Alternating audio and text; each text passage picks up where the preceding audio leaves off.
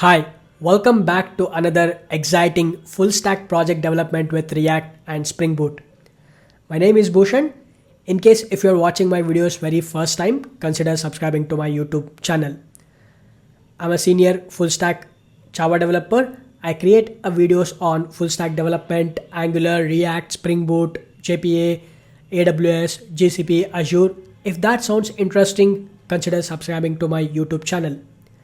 In this project, we are going to create a SaaS-based application, CloudShare, similar to Google Drive. This is a next generation file sharing application. Trust me, this is going to be an interesting and this will be a great portfolio project for your next interview. You will learn tons and tons of things in this project.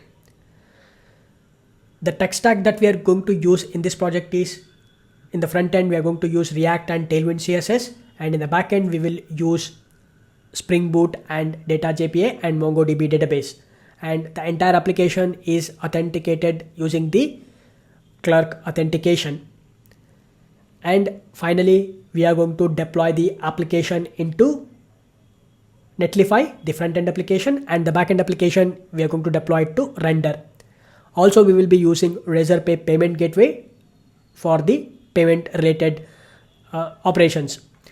Alright, I have already deployed the application into production servers. The front end is deployed into Netlify, the back end is deployed into Render. Okay, this is the landing page. You can see the live URL. On this landing page, at the very first, you can see the hero section with the call to action buttons, get started button and the sign in button. If you scroll down, you will see this project showcase image, and from there, if you scroll down, you will see the application features.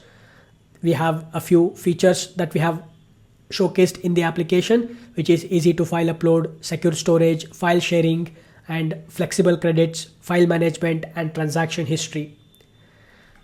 Similarly, if you scroll down, there is one more section, which is a pricing section. We have a free pricing and the premium pricing and the ultimate pricing. In the free pricing, user can upload up to 5 uploads, and in the premium, if the user pay $500, he will get a 500 credits, and each credit holds a 1 file upload. Similarly, for the ultimate, he can buy up to 2500 credits, and if you scroll down, you will see the customer reviews, and from there you can see the at the very end call to action button, and also we have the footer section. This is a beautiful landing page. Okay, now we can see the application demo. Let's go ahead and click on this get started. Of course, we can also log in. I have already created an account, but first let's create a new account. We can also create using the Google account, or we can enter the email address and we can create the user account. Let's enter the first name Bhushan, last name SC, the email address. I will enter my Zoho email address, password, and click continue. It will send us an one-time OTP to our registered email address. Let's go to our Zoho mail inbox. We should able to see a new verification code. Just wait for a few seconds. You can see a new verification code. Just copy this and paste it, and we should able to log into our application. Once the user is logged in the dashboard, you can see the recent files uploaded, and also you can quickly upload the new files. Since we have created a new account, there will be no files at all. We can upload the new files. Just first let me walk you through this dashboard. And also we have this few sections in the left hand side, the upload section, my file section, subscription section, and the transaction section. In the transaction history, we can see all the users purchased transactions. We can also update the user profile. Clicking on this right hand side profile icon, it will open up this drop down, and we can manage the account. We can connect a new account, or we can add a new email address. We can update the profile. Let's update the new profile. Let's upload a new image. I'll just click on this open, and as soon as we open this, we have uploaded this profile, you can see the profile image has been updated. Perfect. Now we can go ahead and user can, at any point of time, user can upload maximum of 5 files. Even though he is having more credits, he can upload maximum of 5 files at a time. And you can see we have currently 5 credits as a once the user is created an account very first time, he will get a 5 credits. He can upload maximum of 5 images or the files. Not only images, he can upload files, mp3 files, audio files, PDF file, XLX files, anything he can upload. Now let's go to the upload and we can upload the new files. I will just open we can drag and drop the images or the files here, or even we can just clicking on this, we can open up the file explorer. What I will do is I'm going to just select all these 4 images, click open. You can see the selected files, it is going to display it in the list view. At any point of time we can delete or we can cancel the files. I'll just cancel one of the files, and now I'm going to click on this upload and you can see the message uploading files.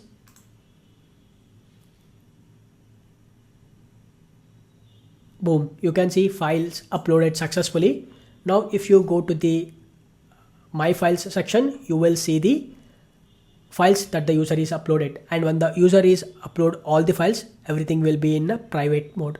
Okay, user can download it and also user can delete it. Okay, next what we need to do is let's go to the upload section. Now let's try to, since we have a single credit is remaining, now let's try to upload a new files. I'm going to first, let's open up the file explorer. Now let's drag and drop the images. Okay, we have these 2 images. I'm going to try to drag these 2 images, and you can see we have added the 2, we have selected the files, but you can see the upload button is disabled. That is because we have a single credit and we're trying to upload 2 files. That is why it is disabled it. So in order to upload this, first we have to cancel any one of the file, and now you can see it is available. On click of this upload, it will be uploaded. Perfect. Now you can also go to the dashboard and you can see the latest 5 images that we have uploaded. From here also we can upload the new files if you want. Okay, let's try to click on this and I'm going to select the JSON file, click open, and now we have this upload file button. Clicking on this, you can see uploading files, and we get the error message, that is error uploading the files, please try again, because we don't have credits and we are trying to upload the files here. That is why we are getting this error. Perfect. In order to upload this file, we have to purchase the credits. Right now we have 0 credits. Okay, next let's go to the subscription and we will try to purchase this 500 credits. I'm going to click on this purchase plan. It is going to open up the Razorpay test mode window.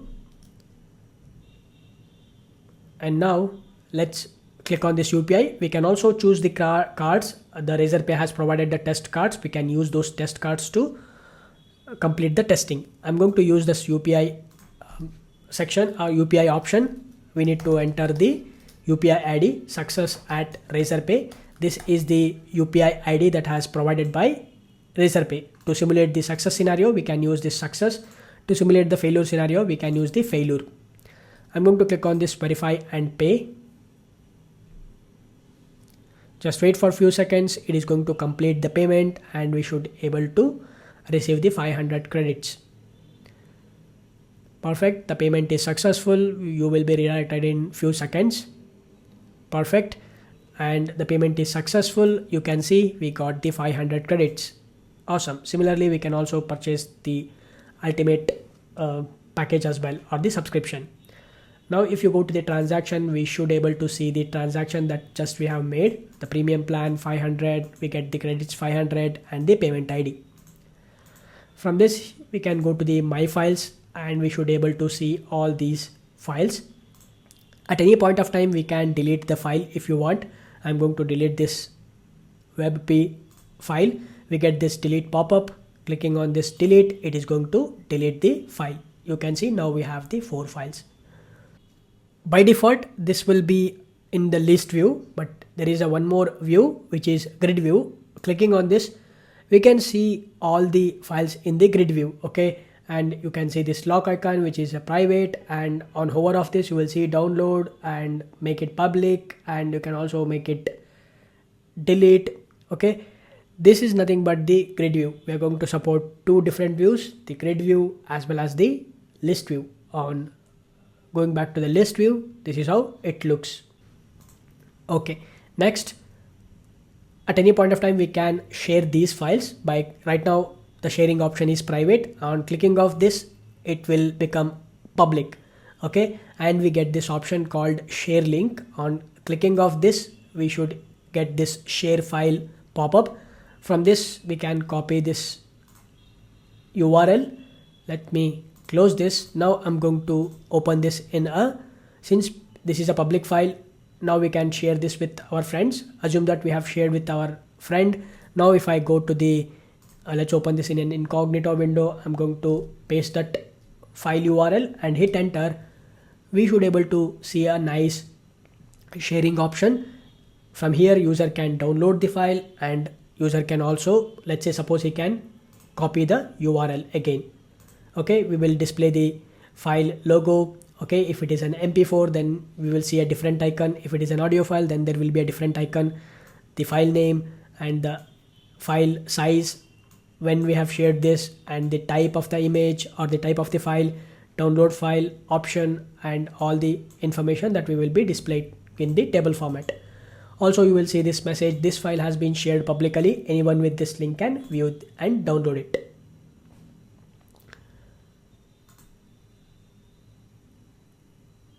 User can also download the file. Once the user click on this download, it is going to open up this pop-up and user can download the file. He can save in his directory.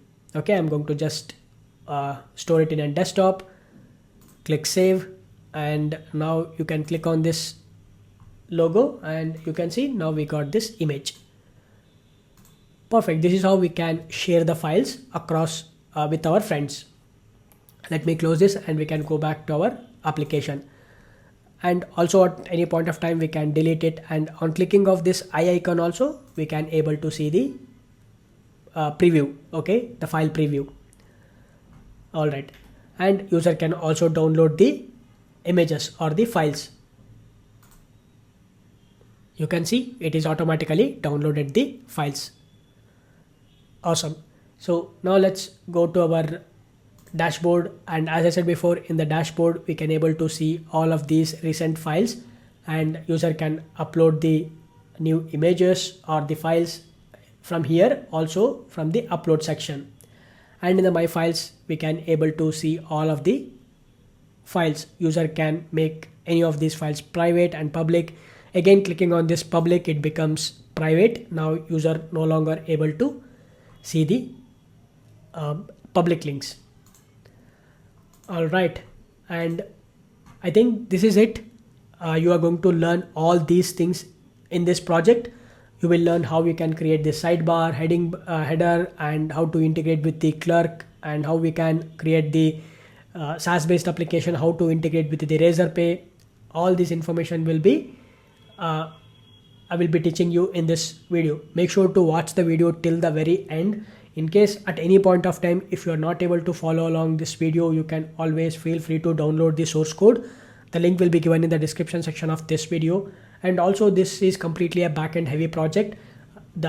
All the files that we will be storing inside the project directory itself.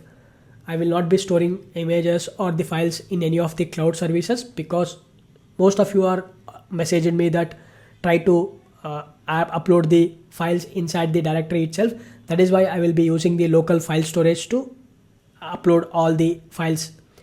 You can also use AWS or any other cloud services to upload the files. And since this is a backend heavy project, I will be concentrating more on the backend part. The front end part you can follow along if possible. Otherwise, feel free to download the source code and try to work on your own. That will be a great helpful for you. Also, I will be sharing with you, all of you, in the source code you will get this complete collection, the Postman collection. You can use it. You can also try it in your computer. We will be using MongoDB Atlas for the production database, and the backend we will be deploying it into Render, and the front end we will be deploying it to Netlify. Okay, this is it. I hope you got an idea what we are trying to build in this project. This is really a fun and interesting project. Watch the video till the very end, and if you have any issues, if you are not unable to run the project, or if you are facing any issues in the development, feel free to reach out to me. I drop a link in the description section of this video. I will try to help your I've tried to resolve your issues. Thank you. Now we can start building this project step by step. First, let's create the React Vite project. Open the terminal. If you're on Windows, you can open the command prompt. Execute the following command. It will ask you to enter the project name. I would call this Cloud Share Web App. I will select the framework React and the variant JavaScript variant. Now we created the project. Now we need to install the dependencies. First, let's go inside the project folder.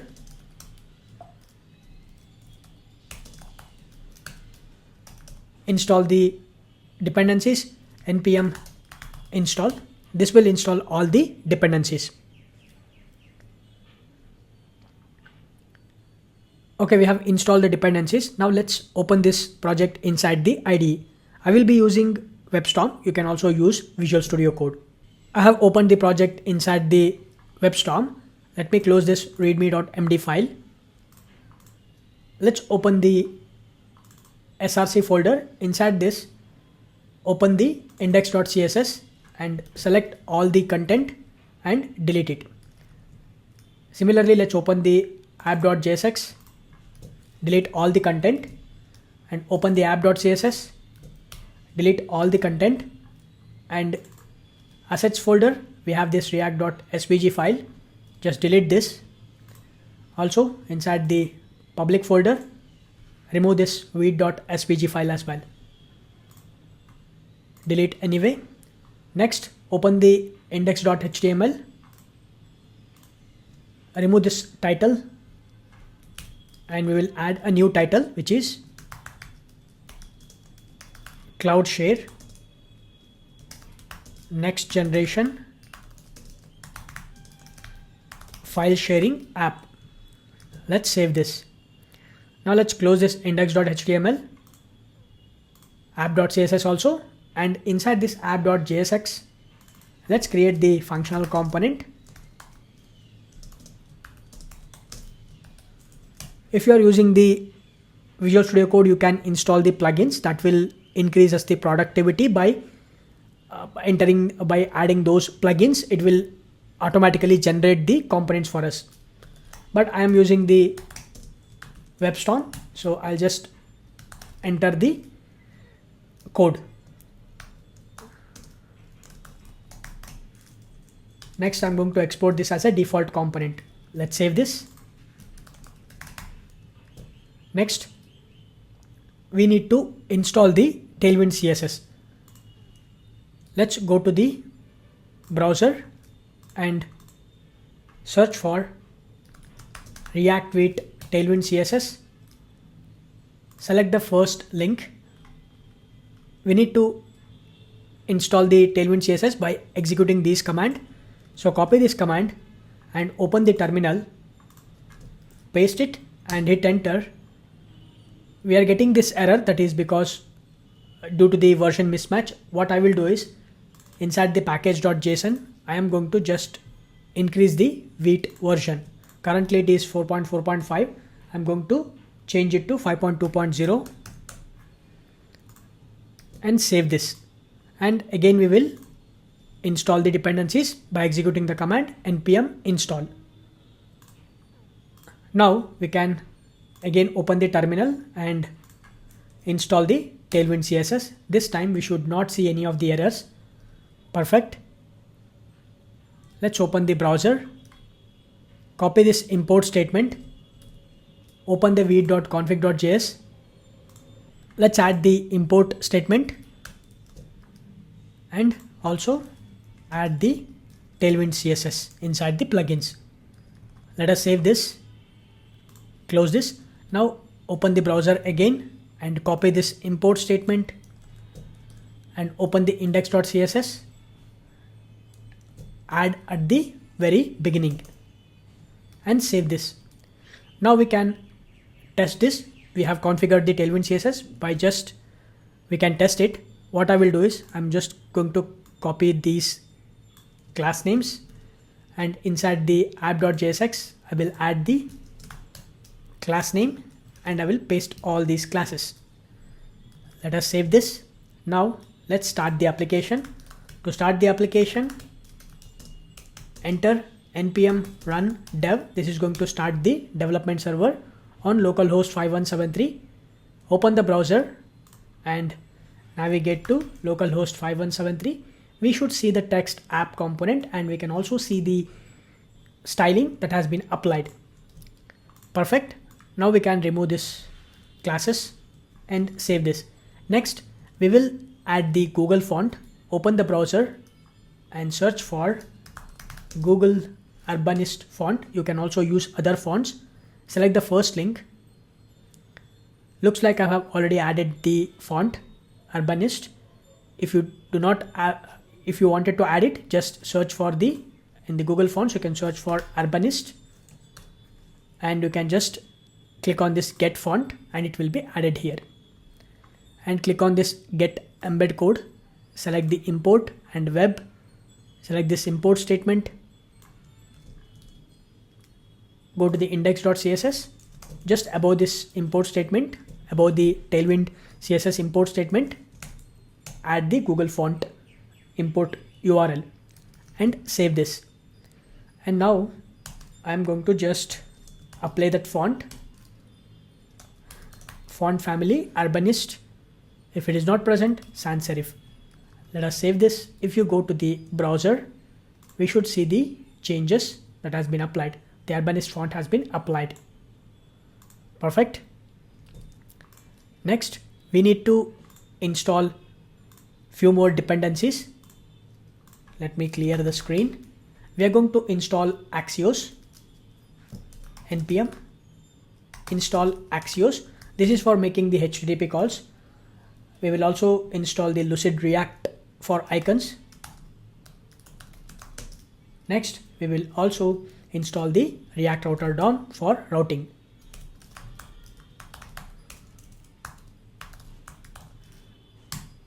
This is going to install all these dependencies. Later, we are going to install one more dependency, which is Clerk dependency. For now, this is enough. Let me clear this. Next, I'm going to add a few basic styling into this index.css file so that we can use those classes throughout our application. Let's save this. You can download the source code. The link will be given in the description section of this video. You will get all the assets and these CSS files as well. Now let's close this index.css file. Also, you can close the app.jsx and the package.json file. Next, we need to add a few images into the assets folder. I'll just copy these two assets and add it inside this assets folder. And I'm going to move this share.png inside the public folder. Now let's reference this share.png inside the index.html. Open the index.html. I'm going to reference the share.png file. Let us save this. Now if you go to the browser, you can see the icon that we have added. Perfect. Now we can close this index.html. Next, inside the assets, I'm going to create a new file which is assets.js. Inside this, I'm going to create an object and export it.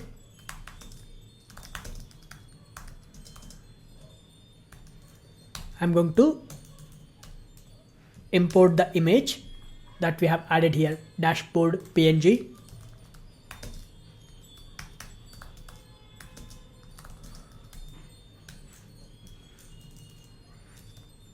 Let's add the dashboard to this assets object and save this so that we can use this image inside our application anywhere using this assets object.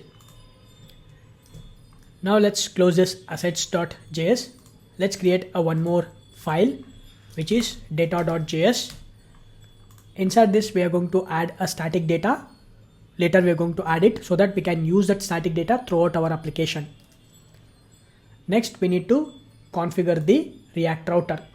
So to do that we need to create first the different components, and also we have to create the folders. Inside the src folder I'm going to create a new folder which is components folder. Similarly, let's create a one more folder which is pages. Let's create a one more folder which is context. Next we can create a one more folder which is layout.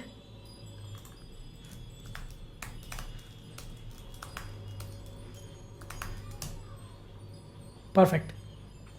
Next we are going to create the components inside the pages. The very first component that we are going to create is dashboard.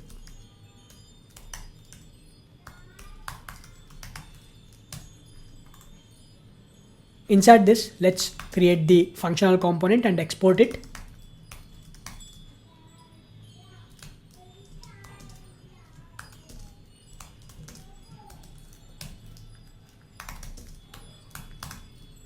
Just add the text dashboard and export it as a default component.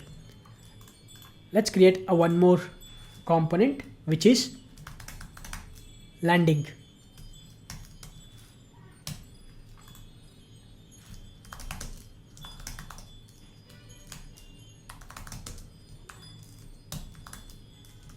Let's add the text landing and export it as a default component and save this. Let's create one more component which is my files. Let's create the functional component.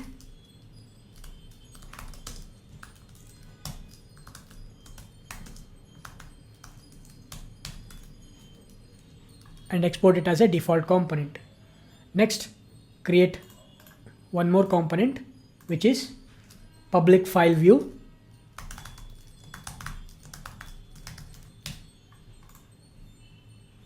Let's create the functional component.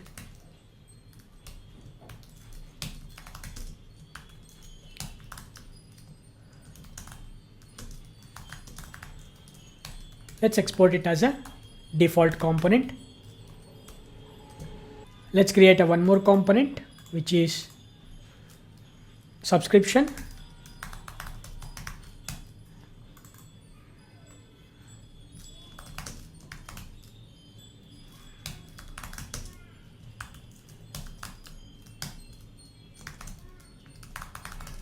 This is going to be subscription. Let's export it. Save this. Next, let's create a one more component which is transactions.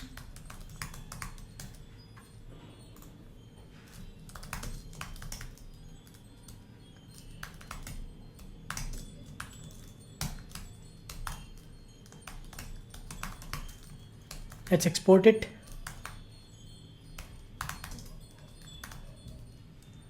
Save this.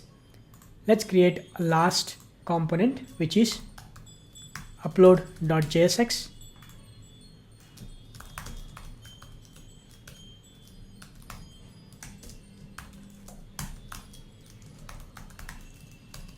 Let's export it as a default component and save this. Remember, all these components are the pages. We have created these components to create the different pages. Okay, now we can, using these components, we can configure the React router. Let's open the app.jsx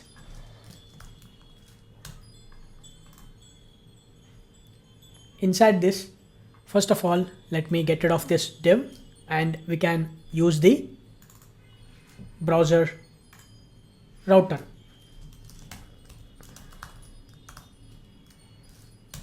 Inside this, we are going to add the routes, and within this routes, we are going to create an individual route. For the, let me import this route from the React Router DOM, and the base path is /, which is nothing but the localhost 5173 in our case. And for the, instead of component, we are going to use element. We are going to render the landing page component. Let's duplicate this. Next, we have the dashboard. We are going to render the dashboard component. Next, upload. We are going to render the upload component. Next, my files. We are going to render the my files component. Next, transactions and subscriptions.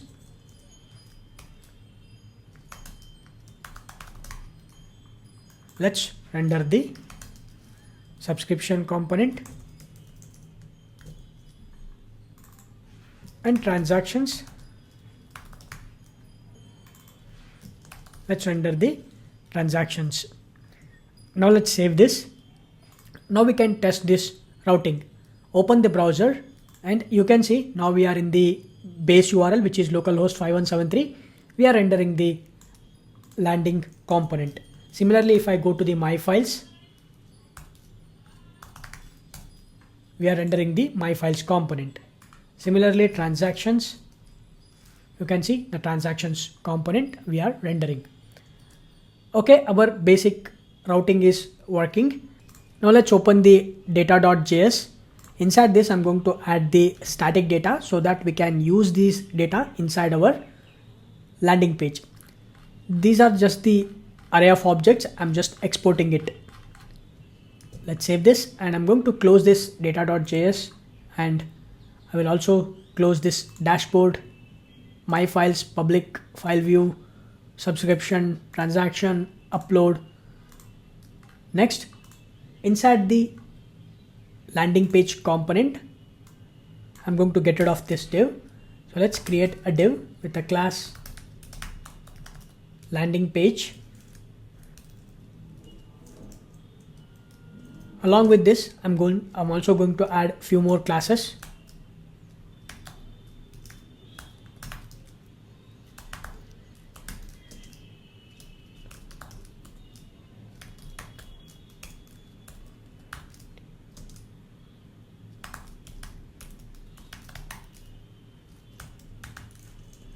Inside this div, I will just add the comments. We need to create a few more components to design the landing page. The very first section that we're going to create is the hero section. Next, we are going to create the features section. Next, we are going to create the pricing section. Next, we are going to create the testimonials section.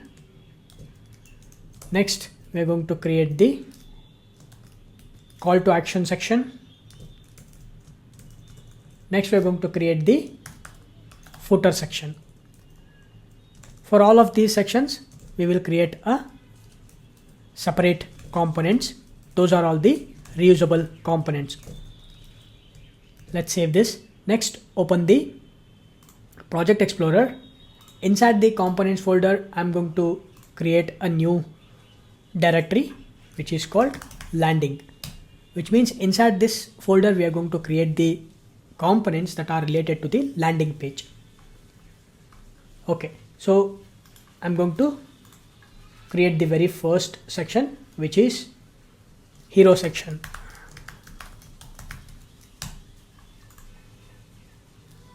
Let's create the arrow function or functional component and render it.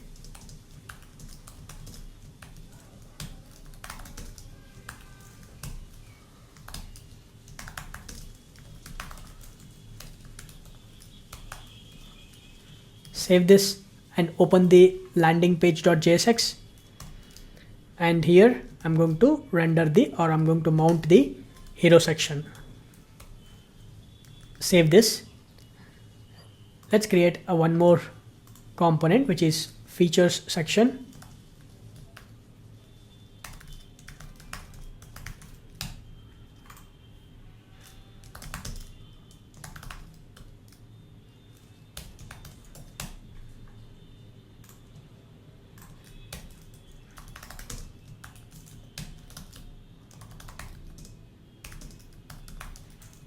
Let's export it and save this.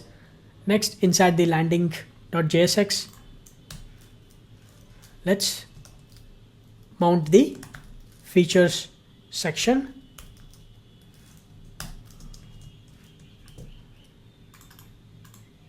Next, create one more section, which is pricing section.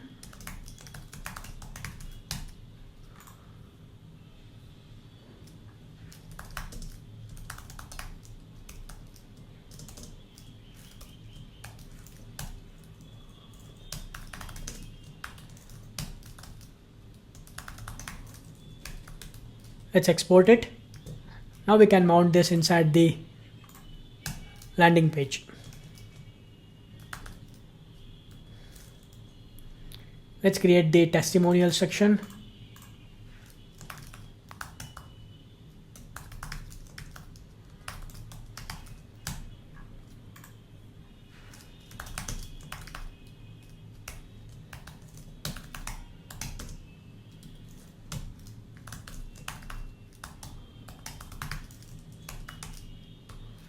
Let's save this.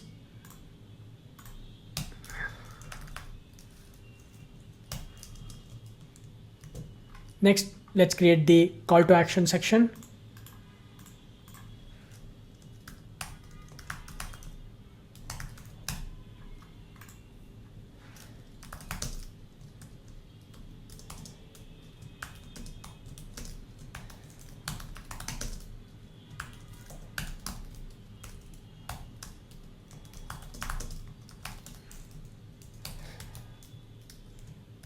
Let's render this inside the landing page.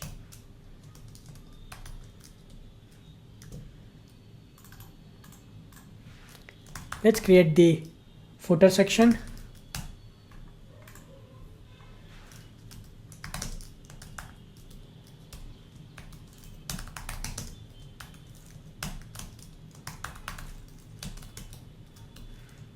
Let's save this inside the landing page.jsx. Let's render the footer. Save this. With all of these changes, now we can verify it inside our browser. Let's go to the browser and let's go to the base URL, and boom, you can see we have the hero section, feature section, pricing, testimonials, call to action, and footer. Now we can start designing these individual sections one by one. Let's open this hero section. Inside this, first of all, I'm going to get rid of this div, and let's create a div with a class landing page content and relative. Inside this, create one more div. Let's add the Tailwind CSS classes.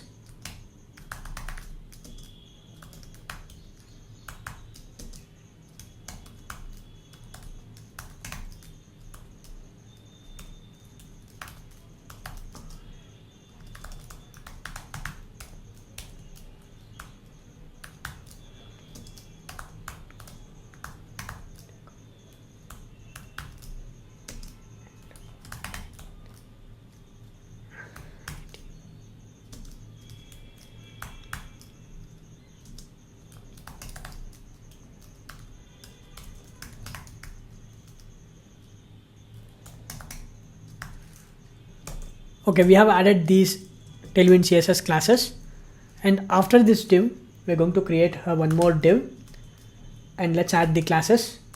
Maximum width 7 extra large, margin auto, padding 4, small devices padding 6, large devices padding 8, relative and z index 10. Inside this div, let's create one more div with a class padding top 20 and also padding bottom 16, small devices padding top 24, small devices padding bottom 20, large devices padding top 32, large devices padding bottom 28. Let's create one more div. I'm going to add the CSS class which is relative. Let's create one more div with a class margin top 8, text center. Inside this very first div, let's create one more div with class text center, and inside this div let's create the h1 tag with a class text 4 extra large, tracking tight, font extra bold, text gray color 900, small devices text 5 extra large,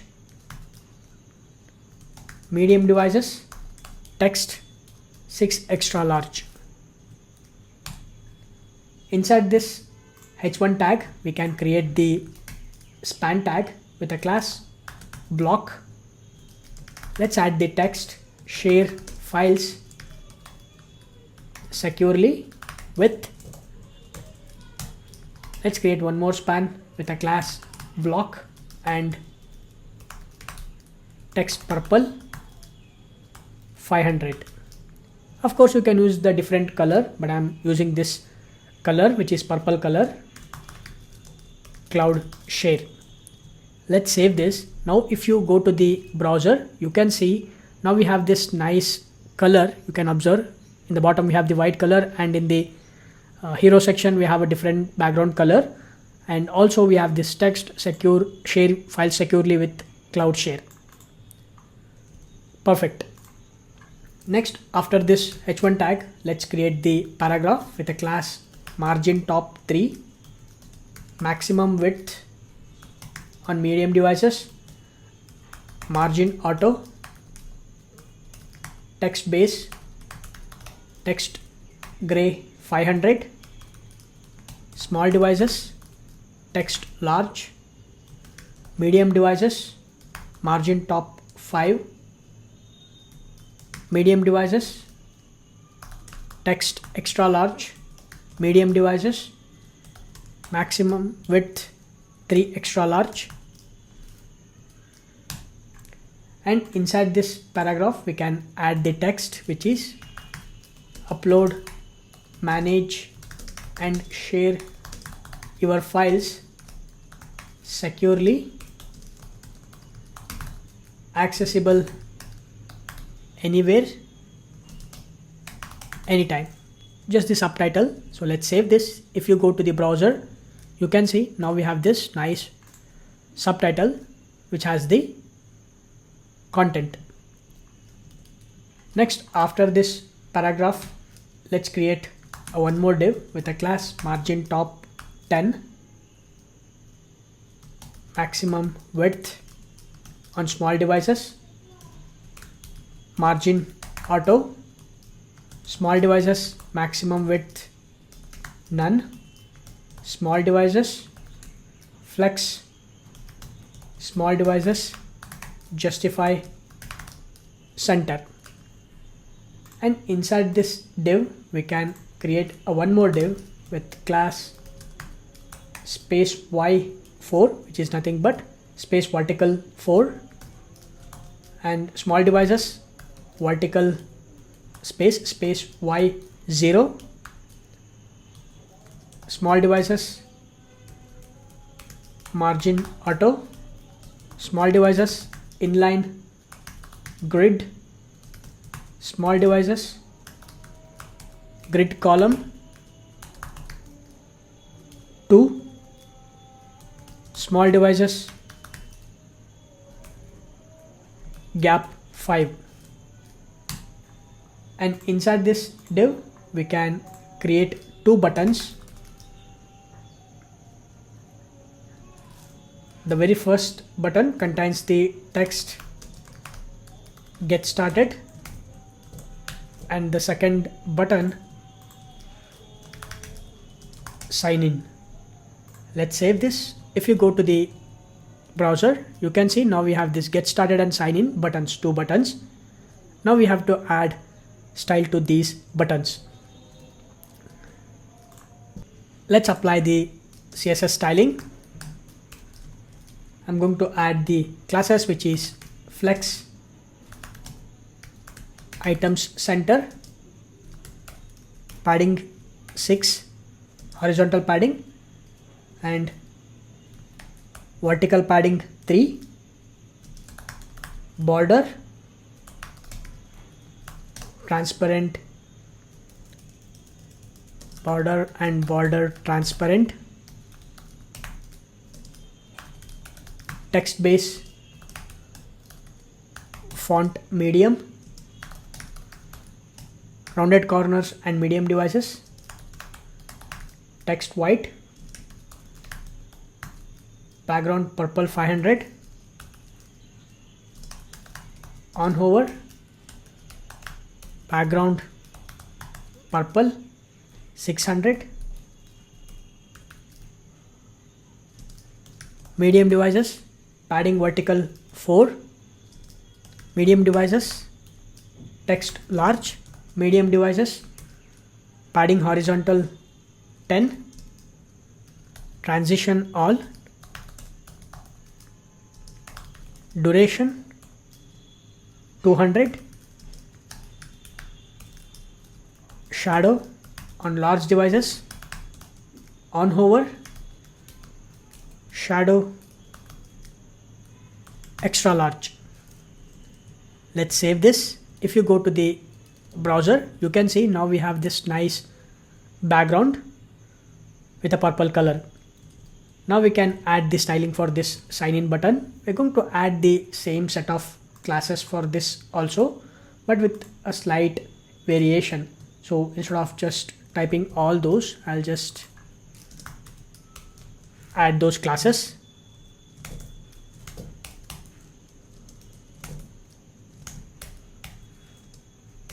Save this.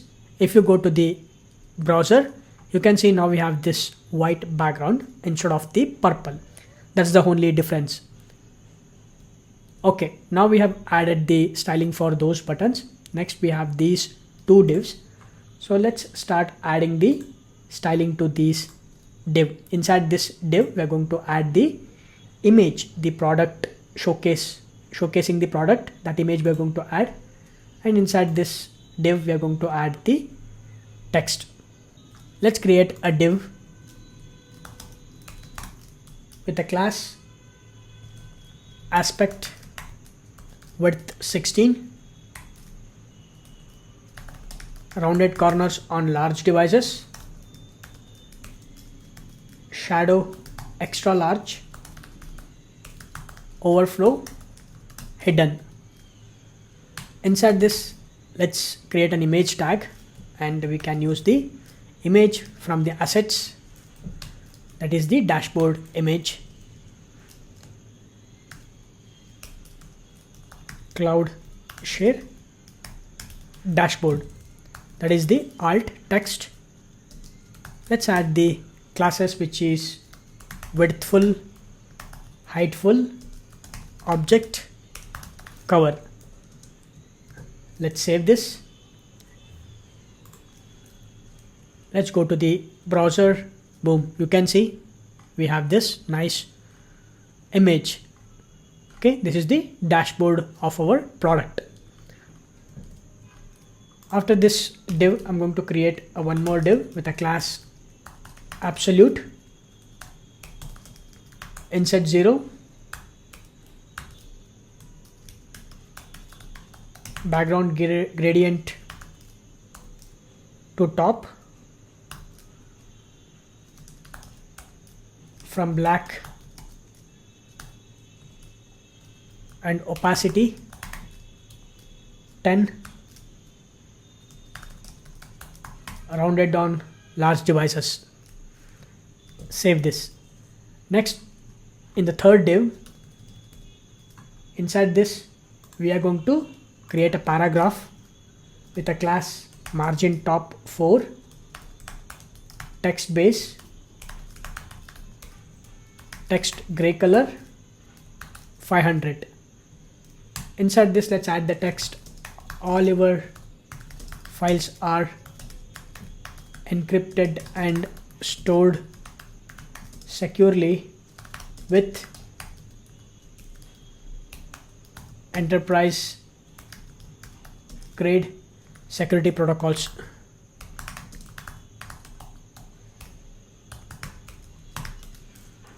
Let's save this. If you go to the browser, boom, you can see now we have this nice text. All your files are encrypted and stored securely with enterprise grade security protocols. Alright, this is all about the hero section. Next, we can start styling the feature section. Let's open the feature section component. I'm going to get rid of this div. Let's create a new div with a class padding vertical 16 and background white. Inside this, let's create a one more div with a class maximum width 7 extra large and margin auto, horizontal padding 4, small devices padding 6, large devices padding 8. Inside this div, let's create a one more div with a class text center. Let's create a one more div with a class margin top 16.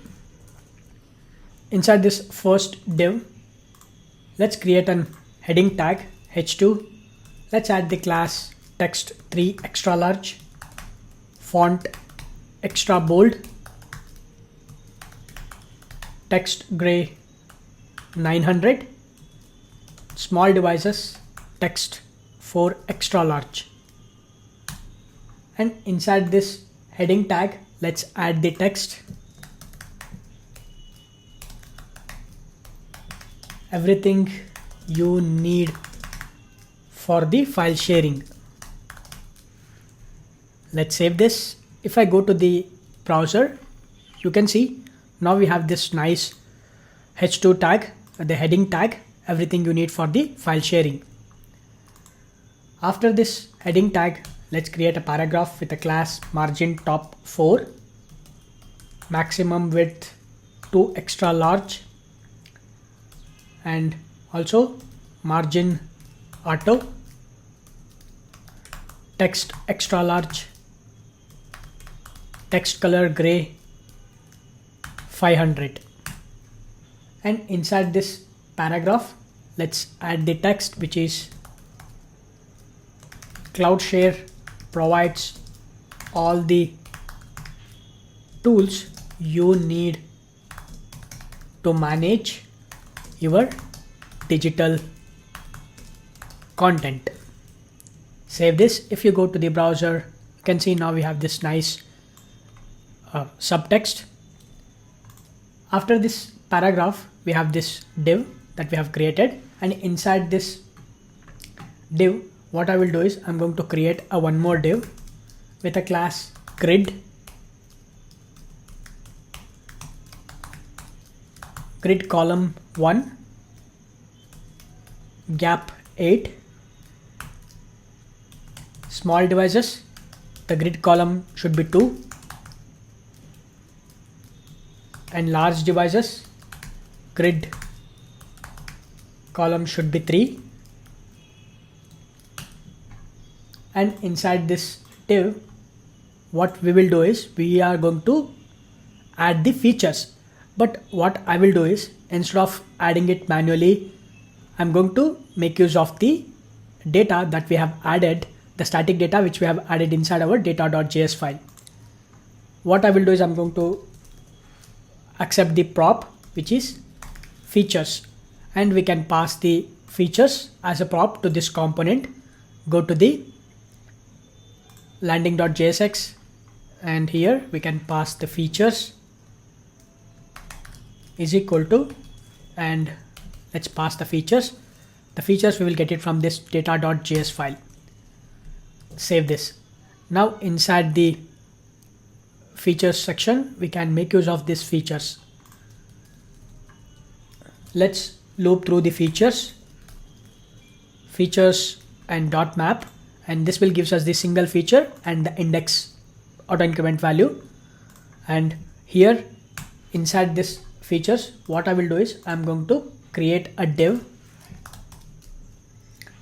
and I'm going to add the classes, and before that let's also add the key prop, and we can use the index. Next we can add the CSS classes. We're going to add padding top 6, border gray 100, rounded corners and large devices, shadow small devices, hover medium shadow,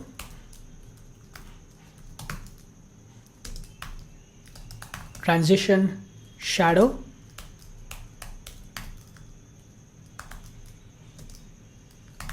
duration 300 milliseconds, background white. And inside this div, let me save this first of all, and inside this div what I will do is I'm going to create a one more div. Let's add the class flow root, background gray 50,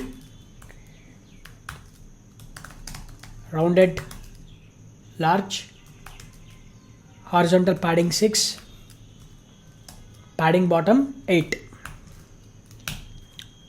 And inside this div I'm going to create a one more div with a class margin top 6.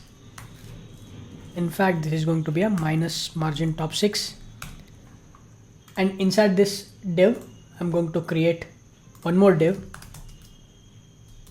Let me create a div, and let's create one more div.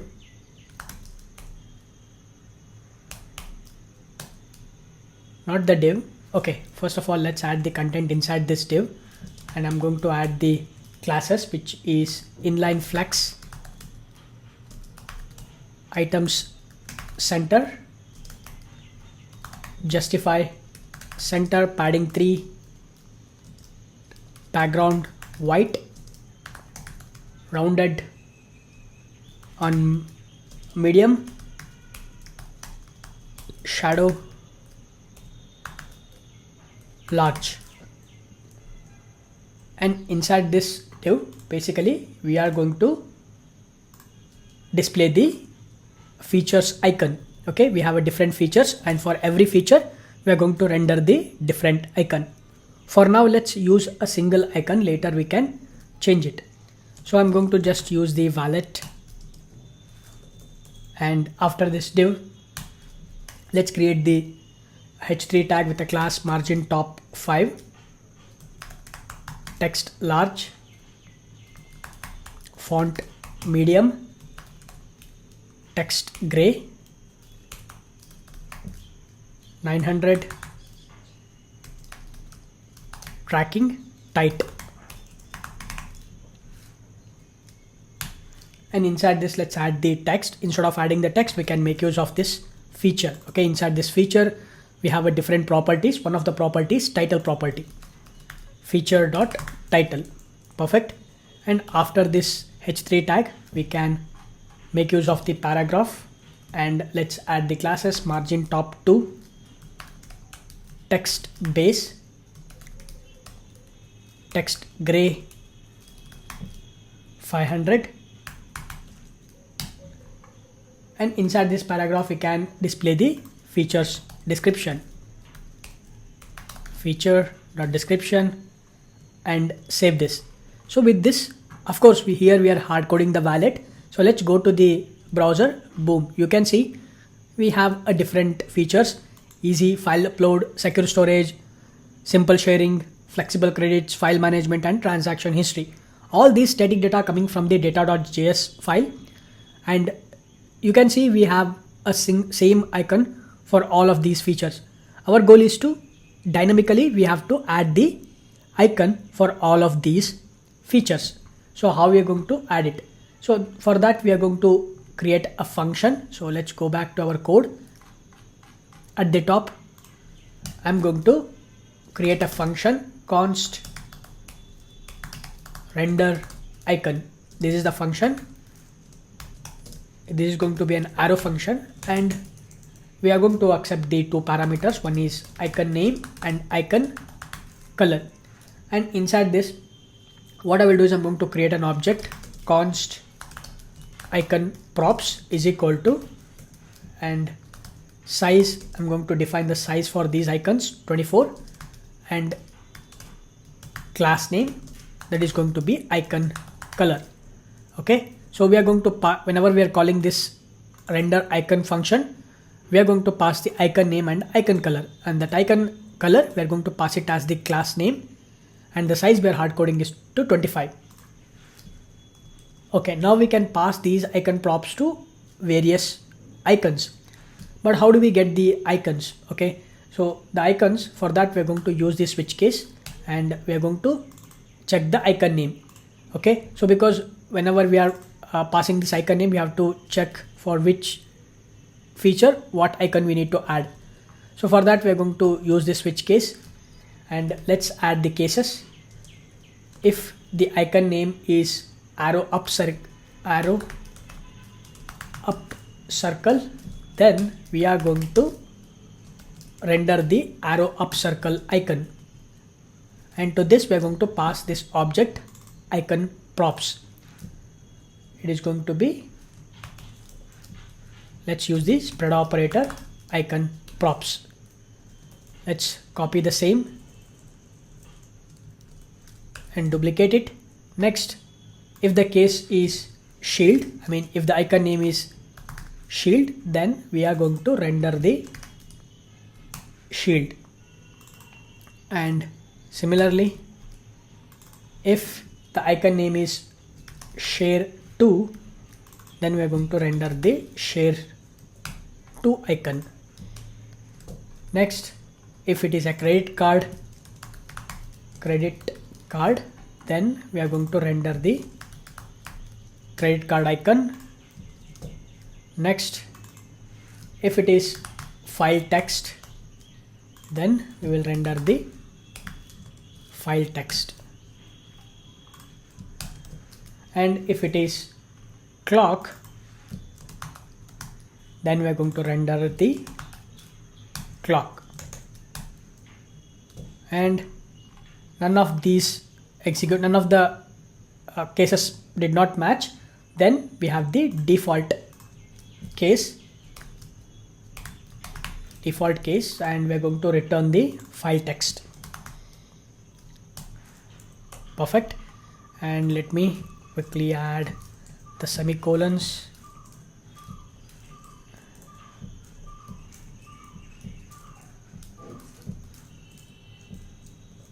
With this, now let's call this function render icon inside this. Let's call this render icon. Now, whenever we are calling this function, we need to pass two parameters, which is icon name and icon color. So let's use the feature object feature.icon name and feature.icon color. That's it. Let's save this. Now if you go to the browser, boom, you can see we have a different icons. Easy file upload for this text, and secure storage we have this shield, simple sharing we have this share icon, and flexible credits we have this credit card, file management we have this text, transaction history, like this. Perfect. So now we have completed this feature section and the hero section. Okay, our landing page is shaping up very well. Next we have this pricing section, testimonials, call to action, footer. Let's add the styling to all these sections as well. Let's open the pricing section component. I'm going to accept the prop, which is pricing plans. Now let's pass this props inside our landing page.jsx. Here let's pass the pricing plans and save this. Next, what we need to do is inside our pricing plan section, I'm going to first get rid of this div. Let's create a new div with a class padding vertical 20, background gray 50. And inside this div, let's create a one more div with a class maximum width 7 extra large, margin auto, padding 4, small devices, padding 6, large devices, padding 8. And inside this div, let's create one more div with a class text center. Let's create one more div with a class margin top 16, space vertical 12,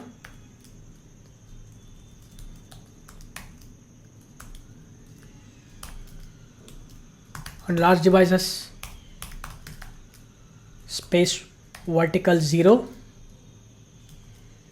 large devices, grid column 3, large devices, gap is 8. So in the very first div, inside that, let's create the h2 tag. We want to add the heading, so let's add the text 3 extra large, font extra bold,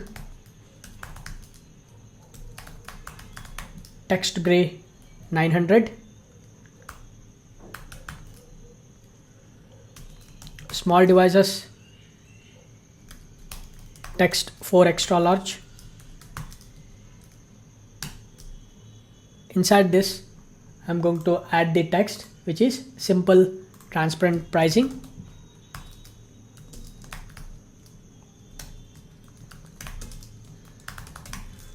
After this heading tag, let's add the paragraph with the text margin top 4, maximum width 2 extra large, margin auto, text extra large, text gray 500.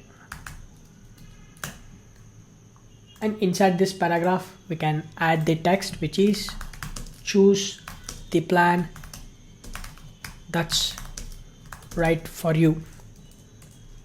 Save this. If I go to the browser, you can see now we have this nice text, simple transparent pricing, choose the plan that's right for you.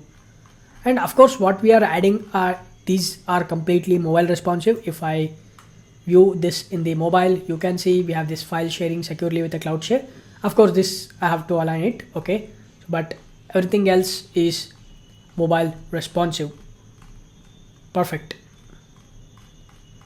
Let's go back and now open the pricing section, and now we have the another div, and inside this div we are going to make use of this pricing plans.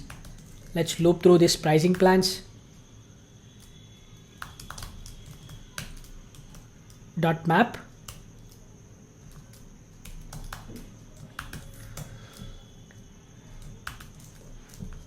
plan and index, and inside this we are going to return the JSX. So let's create a div, and inside this div basically what I will do is I'm going to pass the key prop. It is going to be index, and after this we are also going to add the class name. So let's add the class name. We are going to make use of the template literal. So let's add flex column, rounded large, shadow large, overflow hidden. Also I'm going to add few classes based upon some condition. So what is that condition? The condition is we are going to make use of the plan.highlighted. Inside our pricing plans we have the individual plans, and one of the plan is having the plan highlighted. So we're going to check for that. If the plan is highlighted or the plan contains highlighted, then we are going to, let's use the ternary operator, and we are going to add few more classes, which is border 2, border purple, the purple color we are going to add, which is the border 500, and transform scale 105. If it is not, if the highlighted plan is not present, then we are going to add border, just the border we are going to add border gray 200. Perfect. And inside this div we are going to create a one more div. Let's create another div, and we can add the class names, and here also we are going to make use of the template literal. So padding 6 and vertical padding 8, background white. Let's add the condition, which is plan dot highlighted. If it is highlighted, we can add the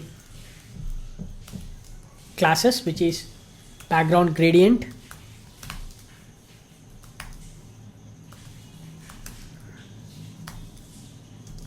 and we will add the purple 50. Let's add the white color. If it is not, then we are going to add the empty string. That's it. And inside this div, basically inside this div, what we will do is we are going to create another div. So let's create another div with a class flex, justify between items center, and inside this div, okay, after this div I'm going to create a paragraph with a class margin top 8, and also after this paragraph let's create a one more paragraph with a class margin top 8. Let's actually make this margin top 4, and let's add few more classes, which is text small, text gray 500, and inside this div basically we are going to add the plan name. So let's add plan name. We will get the plan name from the plan object, plan dot name. Perfect. And actually what I will do is I'm going to just add it inside the h3 tag, h3 dot text to extra large, font medium, text gray 900. Inside this let's add the plan name, save this. If you go to the browser, and you can see now we have this free, premium and ultimate. So let's actually quickly add few other, like plan highlighted, let's add. Okay, so basically what I will do is I'm going to just, after this heading tag, I'm going to make use of the expression plan dot highlighted. If it is highlighted, let's add the AND operator. Then I'm going to return the JSX. So let's create a span tag, and inside this we can add the classes. We are going to add inline flex,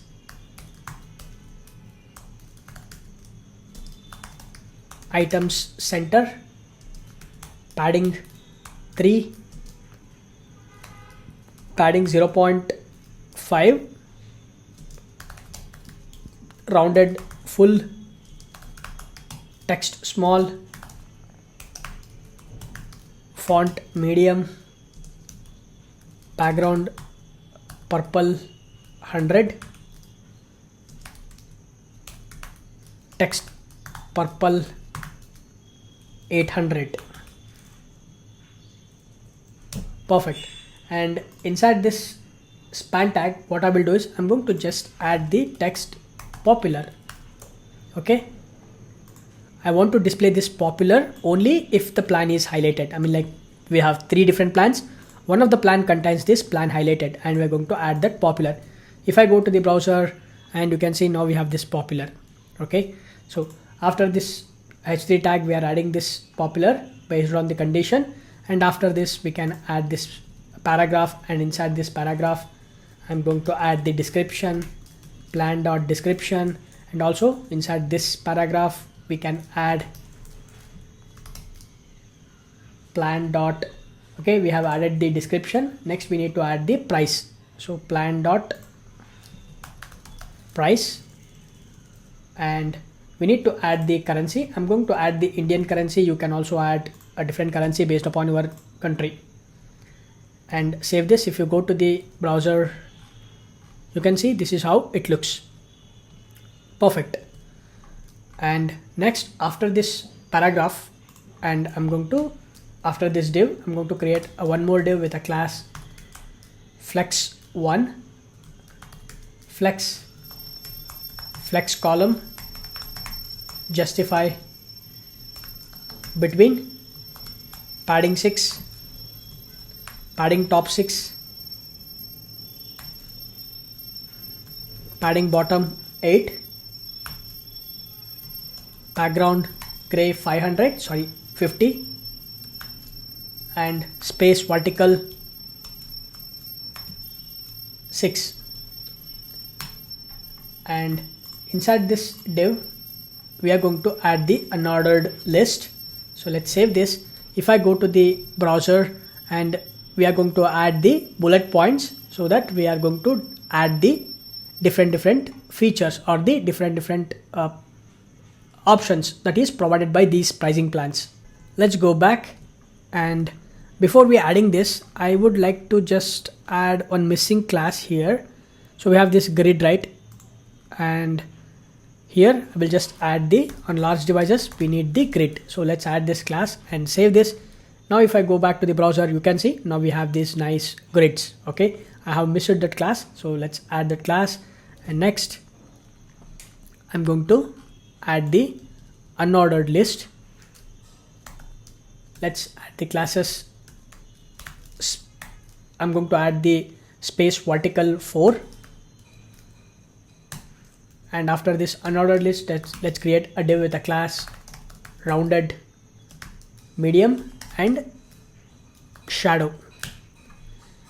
Inside this unordered list, let's make use of the plan dot features dot map, and inside this features we have one more object. So not the array, not the object, it's an array. So let's make use of the feature dot feature index, and we are going to return the JSX. So let's make use of the list. Let's add the key, which is feature index. Let's add the class name flex items start, and inside this list we are going to make use of one more div with a class flex shrink 0, and also let's add the paragraph with the class margin left 3, text base text gray 700,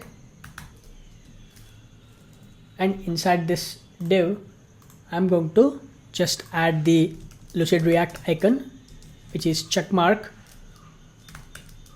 I'm going to add the classes, which is height 5, width 5, text purple 500. Let me import this, and inside this paragraph let's add the feature. Save this. If I go to the browser, boom, you can see now we have this check mark as well as the features. Okay, so 5 file uploads, 500 file uploads, 5000 file uploads, like this. Inside that individual pricing plan we have created a nested array, and all these features we are fetching from that nested array. Perfect. Now after this unordered list, we have this div, and inside this div what I will do is I'm going to create a button, and inside this button basically I'm going to add the on click event, but later we are going to add that on click event. For now I'm going to add the class, which is, let's add the classes.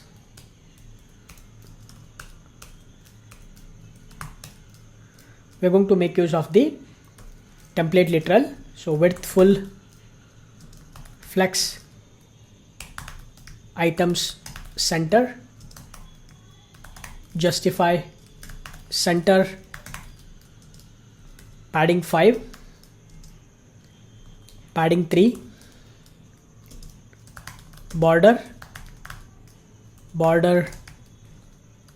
transparent, text base font medium, and rounded medium. And after this we are going to add few more classes based upon some condition. We are going to make use of the same plan highlighted, plan dot highlighted. Let's use the ternary operator, and if the plan highlighted is present, then we are going to add the classes, which is text white, background purple 500, on hover background purple to be 600, else we are going to add the classes, which is text purple 600, background white, on hover background gray 50, border purple 500. And after this we are going to add transition colors, duration 200 milliseconds. Okay, so inside this button we can add the plan.cta, which is call to action. Okay, so now let's save this and let's go to the browser. Boom, you can see now we have this get started button, go premium, go ultimate. Okay, and we have this nice pricing section, free, premium, ultimate, and the pricing. Okay, 500, 2500, all this we are adding. Perfect. Now we have completed this pricing section. Next we have the testimonial section, but I would like to make one small change for this pricing. Let's go back to our code, and we have this. Let's cut this, and inside this paragraph let's create a new span with a class text for extra large and font extra bold, text gray 900. Inside this let's add the price and save this. Now if I go to the browser, you can see now it is looks even better. We have made it bold, extra bold. Okay, 0, 500 and 2500. Perfect. Now let's continue with this testimonials. Let's open the testimonials section. I'm going to accept the prop, which is testimonials. We can pass this prop inside our landing page. Save this. Now inside our testimonials section, let's create a new div with a class padding 20, background white, overflow hidden, and inside this div, let's create a one more div with a class relative, maximum width 7 extra large, margin auto, padding 4, small devices padding 6, large devices padding 8. The regular CSS classes that we have added for all the sections, the same CSS classes here also I'm adding. Inside this, let's create one more div with class relative, and inside this div I will create two div. Let's add the classes. It is text center,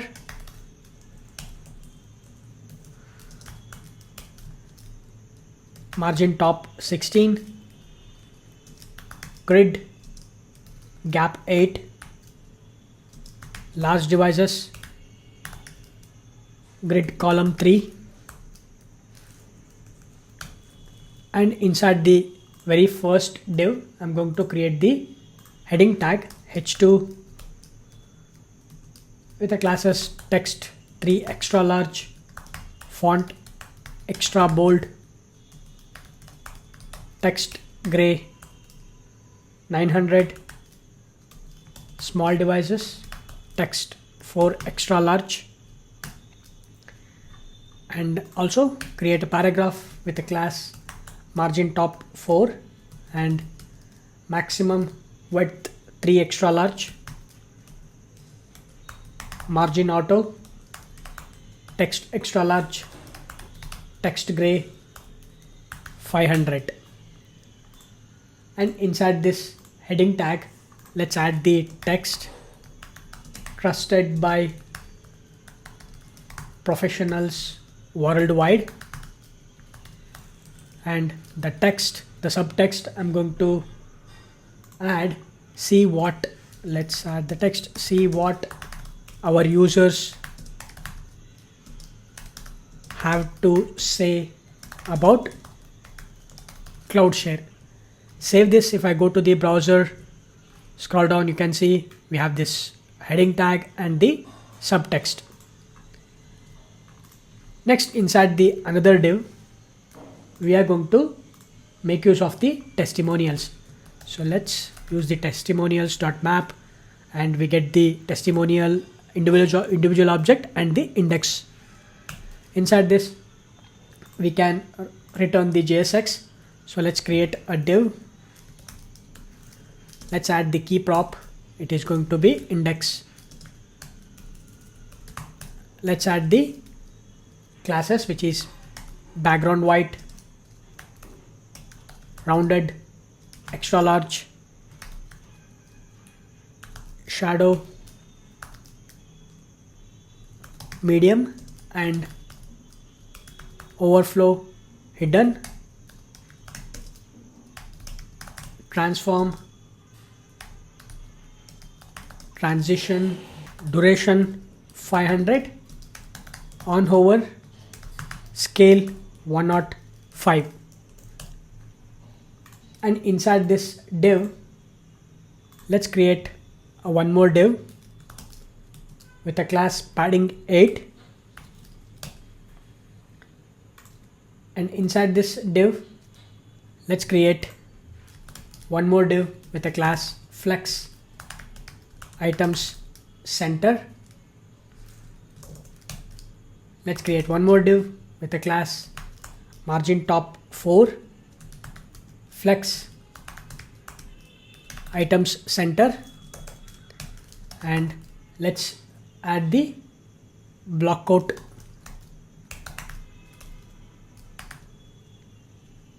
with a class margin top 4.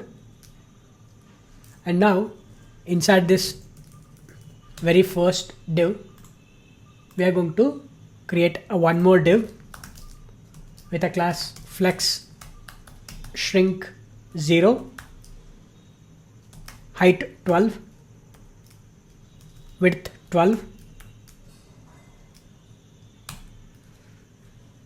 and after this div, let's create a one more div with a class margin left 4.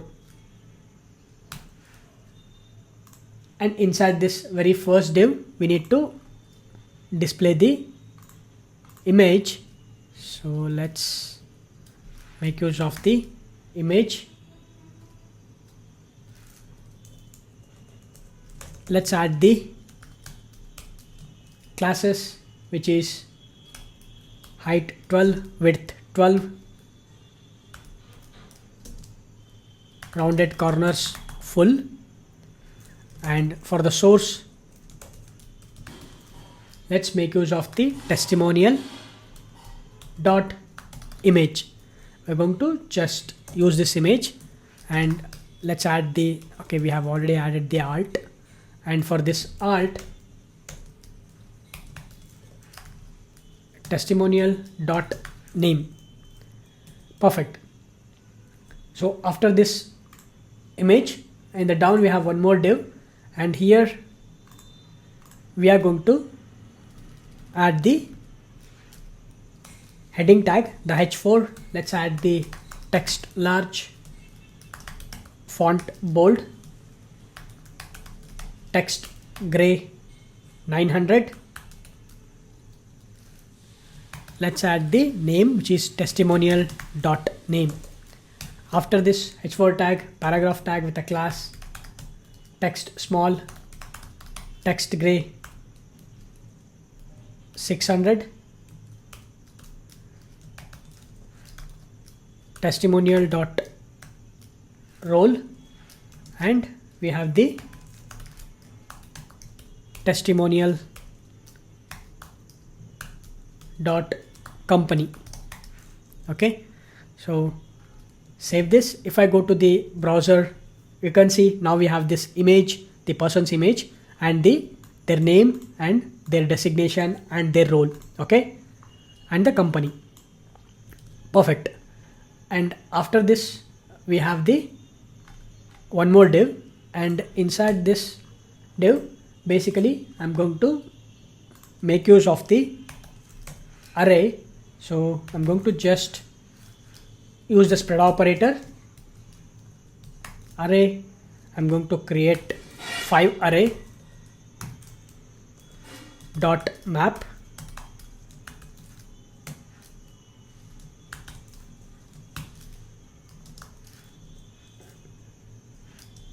let me use the JSX expression. So not the we need to return the JSX. Inside this, what I would like to do is I'm going to, okay, this is going to be array. So let's array dot map, and inside this we need to make use of the star, which is the Lucide React icon. Okay, and basically we wanted to give the rating. For that we are adding this star icon, and let's use the key prop, which is I, which is nothing but the index, and we don't need this index at all, so let's get rid of this. And also we need to add the class names, and for that we are going to use the template literal. Let's make use of the index is less than the testimonial dot rating. Then I'm going to add few classes, which is text hello 400, and if the rating is less than the index, then we are going to add the another class which is text gray 300. Perfect. And also I'll add the one more class which is common fill current. Perfect. And also I'm going to add the one more which is size. So let's add size. It is going to be 16, the icon size, and save this. Now if you go to the browser, you can see now we have these nice ratings. Okay, perfect. And after this we have the block code. Okay, so here inside this block code we are going to create a paragraph with a class text base italic text gray 600. Let's add the testimonial dot quote, and I'll just add the double quote. Save this.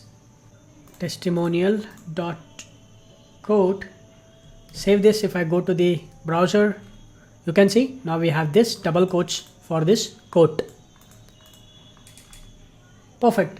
So now we have completed this testimonial section. Next we have the call to action followed by the footer. Let's open the call to action section component. Get rid of this. Create a new div with a class background purple 500,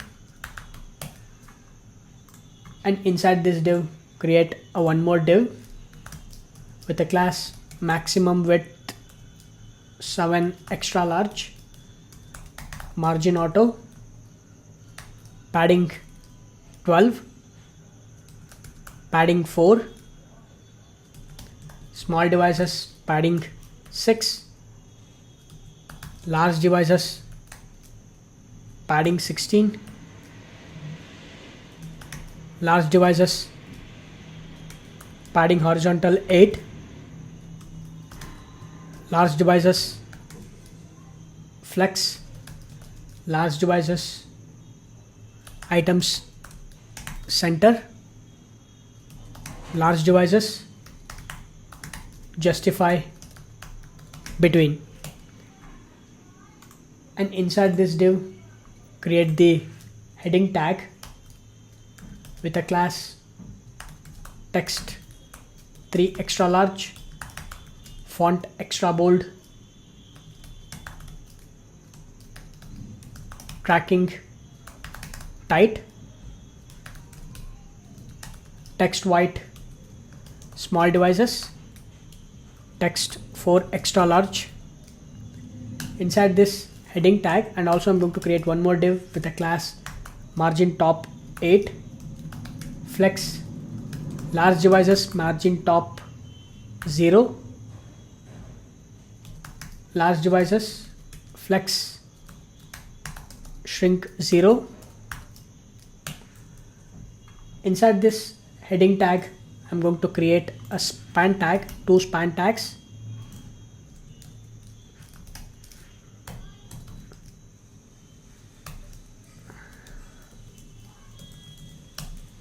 Let's add the classes which is block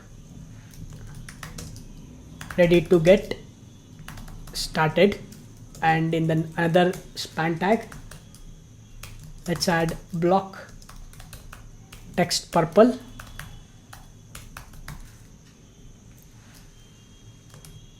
which is 100, text purple 100.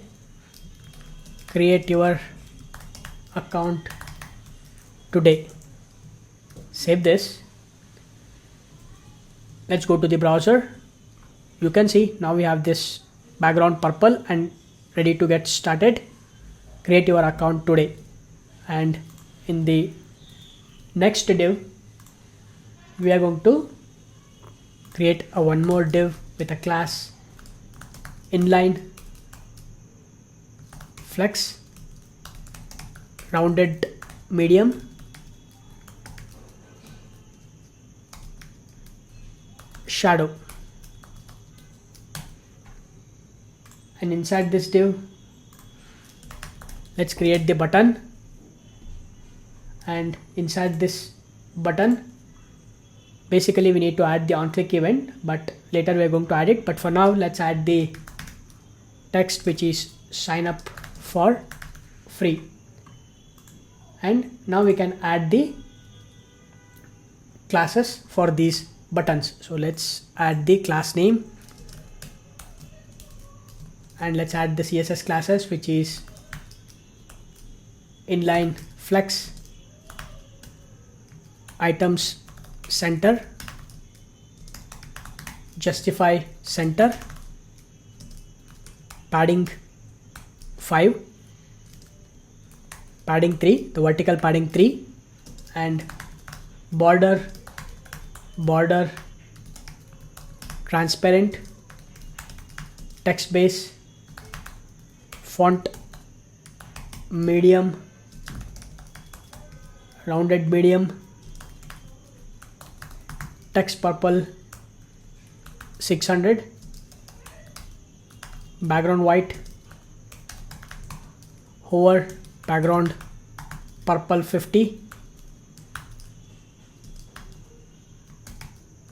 transition colors, duration 200. Perfect. Now let's save this. If I go to the browser, you can see now we have this white background, sign up for free.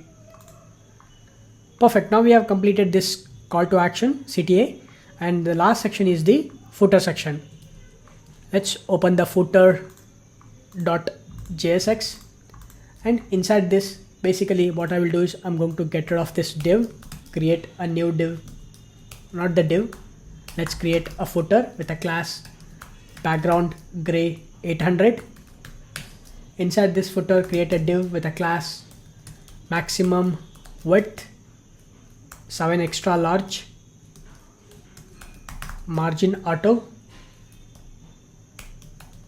padding vertical padding 12, and also horizontal padding 4, small devices vertical horizontal padding 6, large devices horizontal padding 8.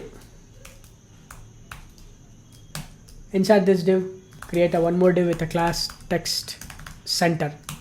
Inside this create a paragraph with a class text space text gray 400. Inside this we need to add the copyright content, so @copy I'm going to use this code 2025 cloudshare dot all rights reserved.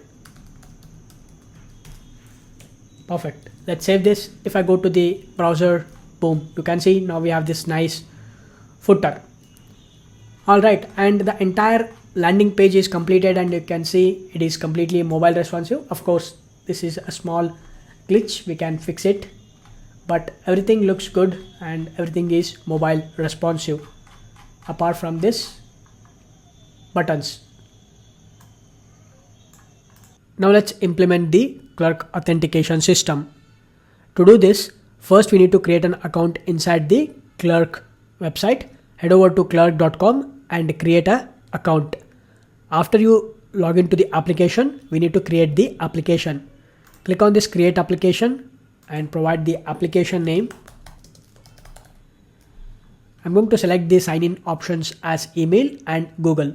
Of course, you can enable the other options as well. I'm just gonna keep it simple, email and Google. Create the application. Next, we need to select the language. I'm going to select React, and we can just follow these steps. So let's use the npm to install the Clerk dependency. I'm going to just copy this npm install Clerk /Clerk React. Copy this and go to the terminal and install the dependency.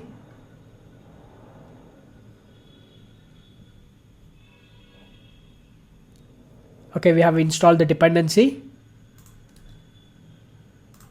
Let's go back. Next, we need to copy this API key into our environment variables. Just copy this. Open the Project Explorer and under the root folder, create a new .env file and paste it.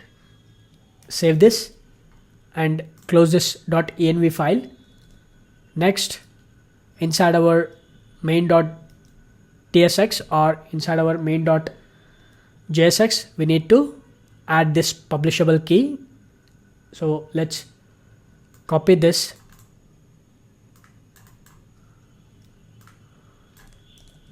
and open the main.jsx. I'm going to get rid of this React strict mode. I'm going to, at the top, I will add the key, which is, I'll just change this to clerk pub key.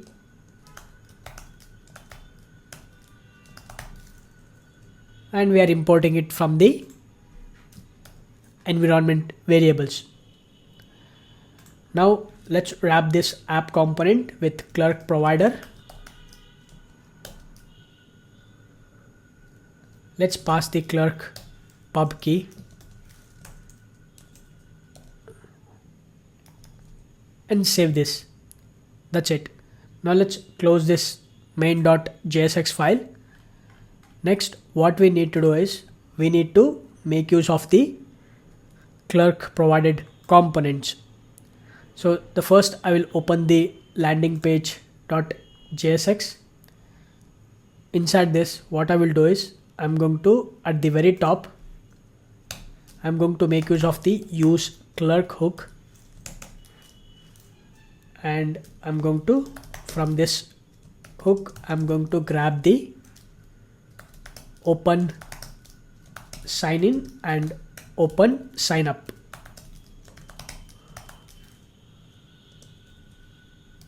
Next, I will also use the use user hook. This will gives us the is signed in.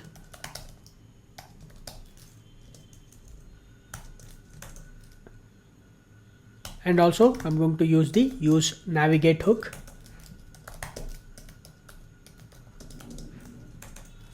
Now we can make use of all these variables. Let's save this, and to this hero section, if I open the hero section, we have the get started button and the sign in button. So I'm going to just pass the prop, which is open sign in, and to this we can pass the open sign in. Also, I'm going to pass the open sign up, open sign up. Save this. Now inside our hero section, we can grab those two. So let's accept the props, which is open sign in and open sign up. We have these two buttons, and for these buttons I'm going to attach the on click events. And for this on click event, the very first button is get started. So I will add the open sign up. I'm going to add the open sign up. This is the method I'm going to call. I'm going to just use an inline function to call this open sign up. Similarly, I'm also going to attach the on click event, and for this sign in, I'm going to you call the function which is open sign in. Save this, and next, if I go to the browser, let's go to the application, and here we have this get started and sign in. Let's click on this sign in. You can see now we got this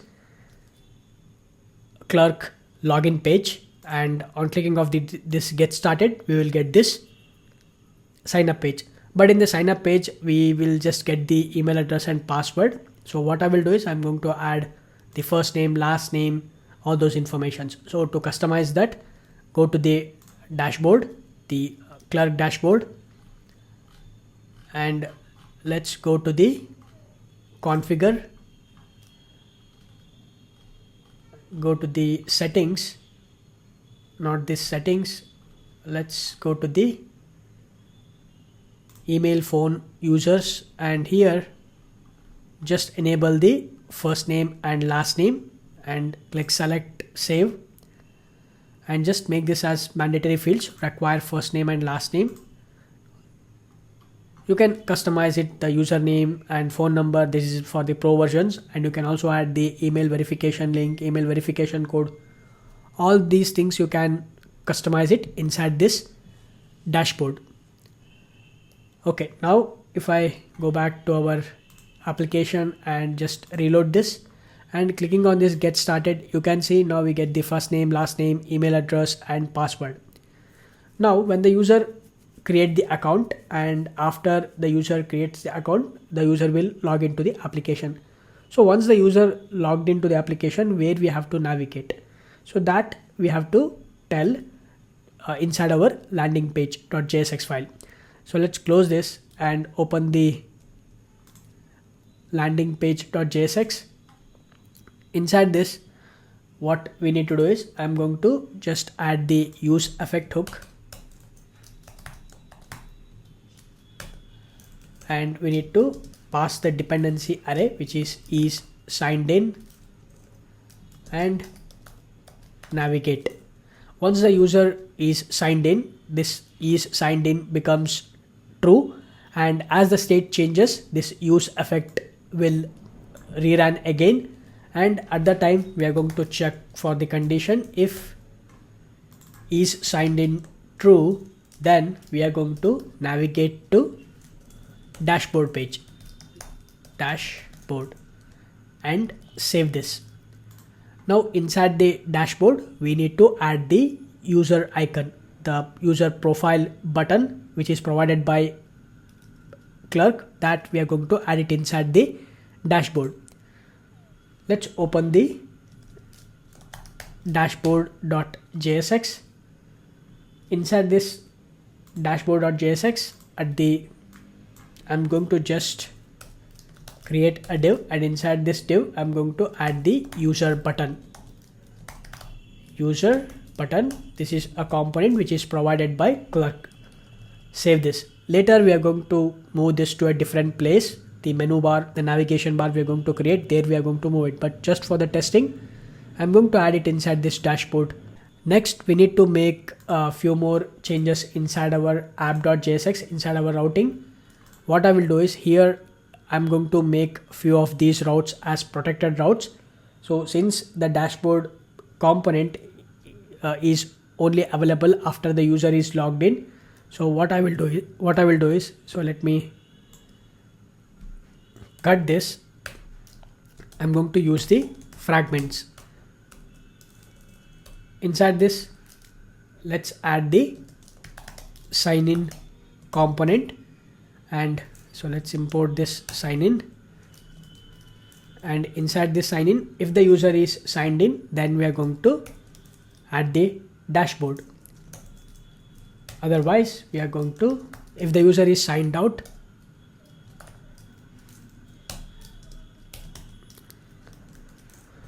then we are going to redirect to the sign in page, redirect to sign in. These are all the Clerk's provided components. So this is going to be signed in, not the sign in.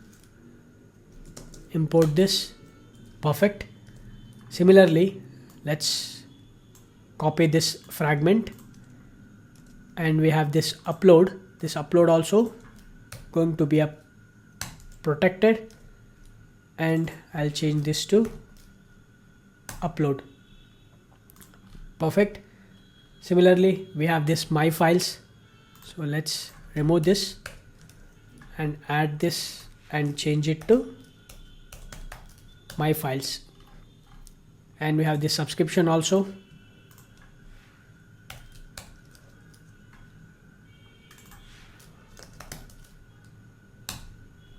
And similarly this transactions, all these are protected routes.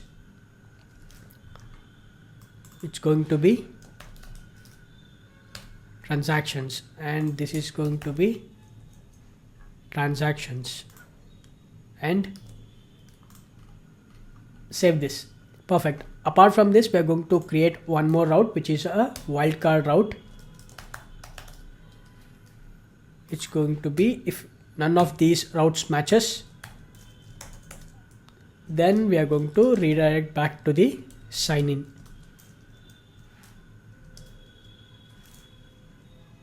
Save this. Okay, now we have configured our app.jsx, so we have modified it and save this. Now we can test our implementation. Of course, we have not done much, because as soon as the user account is created, we have to store the user details in our database also. So we need to make an API call, but before that, let's test the basic functionality.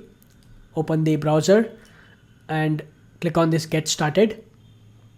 And before that, if the user is trying to navigate directly to dashboard, then he will directly navigate to the Clerk login page. Okay, so perfect.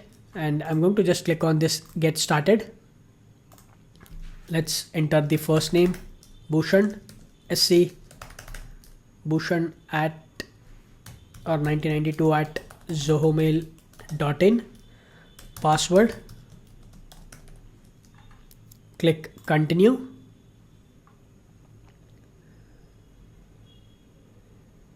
This is going to create the user account, but let's wait for a few more seconds. Verify human. Okay, now we need to enter the OTP. Okay, I have received the OTP. So let's copy this and paste it.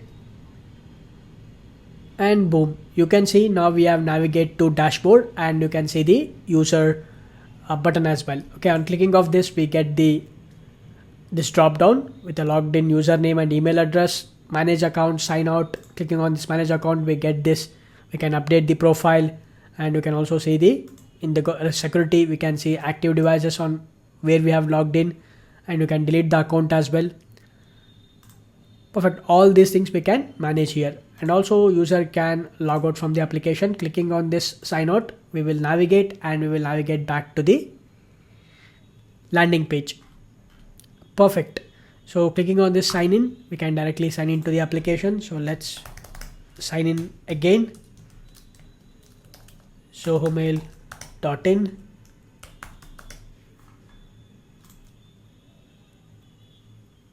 Enter the password. We need to enter the password.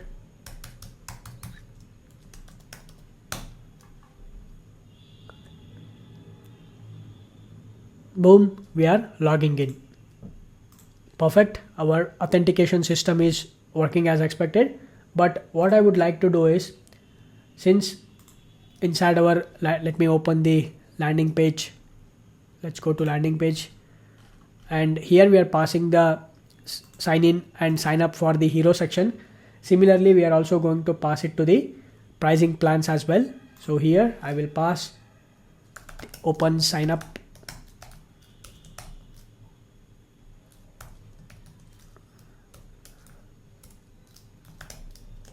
Open sign up. And similarly for the call to action section, let's pass the sign up.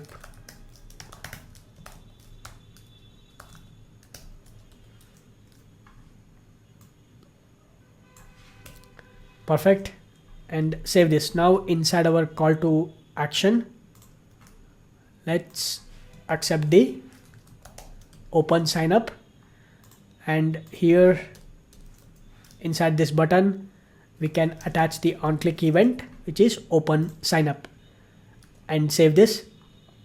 Similarly, let's open the pricing section, and inside this pricing section we are already accepting a prop, which is pricing plans. Along with this, we are also going to accept one more prop, which is open sign up.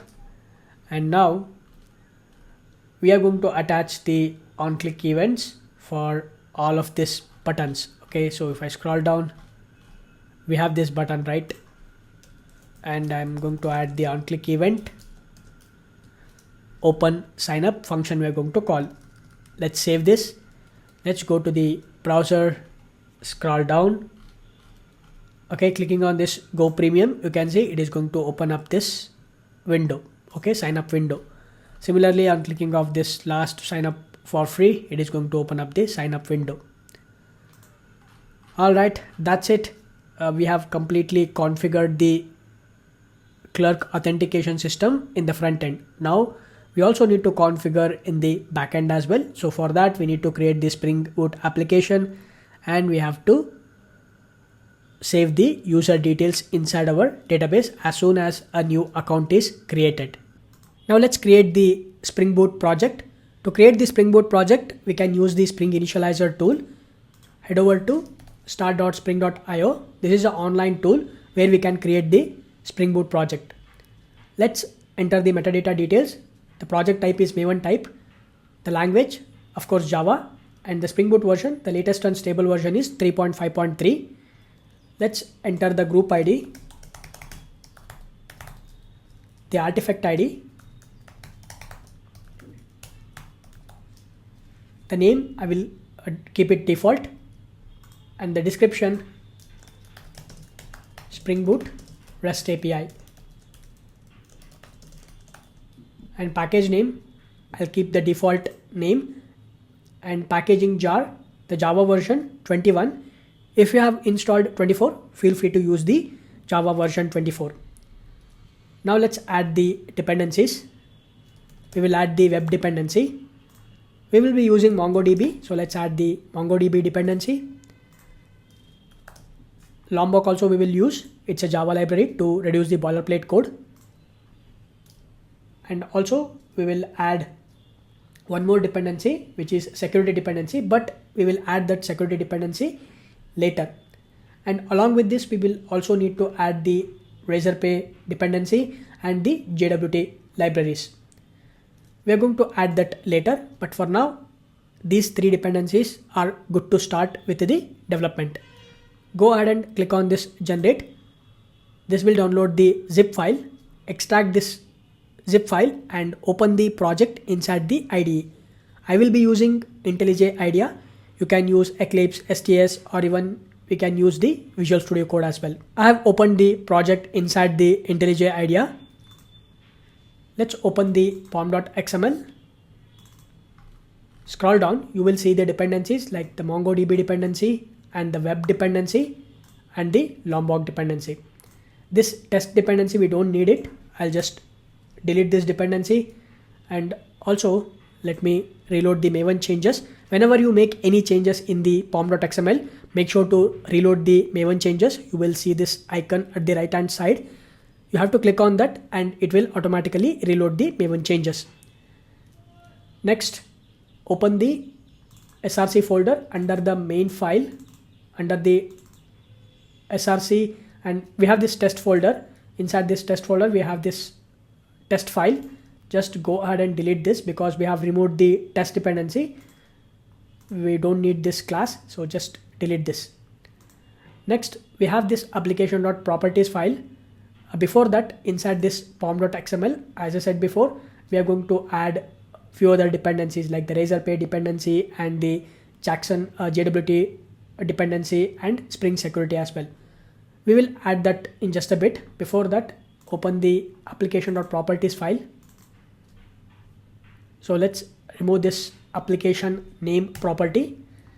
Inside this, we are going to connect to the MongoDB database. I have already started the MongoDB server. So let me open the MongoDB Compass. You can see I have already started the MongoDB server and it is running on the terminal. Let me show you that. You can see the MongoDB server is already started on the port 27017. Okay. So now what we need to do is I am going to create a new database. the database name is CloudShare. And collection name, for now I'll just give test, because we cannot create a database without the collection. So just give a random collection name. I'm just creating the collection name as test, and click on this create database. You can see the database has been created and we have this collection. Of course, we can delete this collection later. Next, open the IntelliJ, and inside the application properties file, we need to connect to the MongoDB server.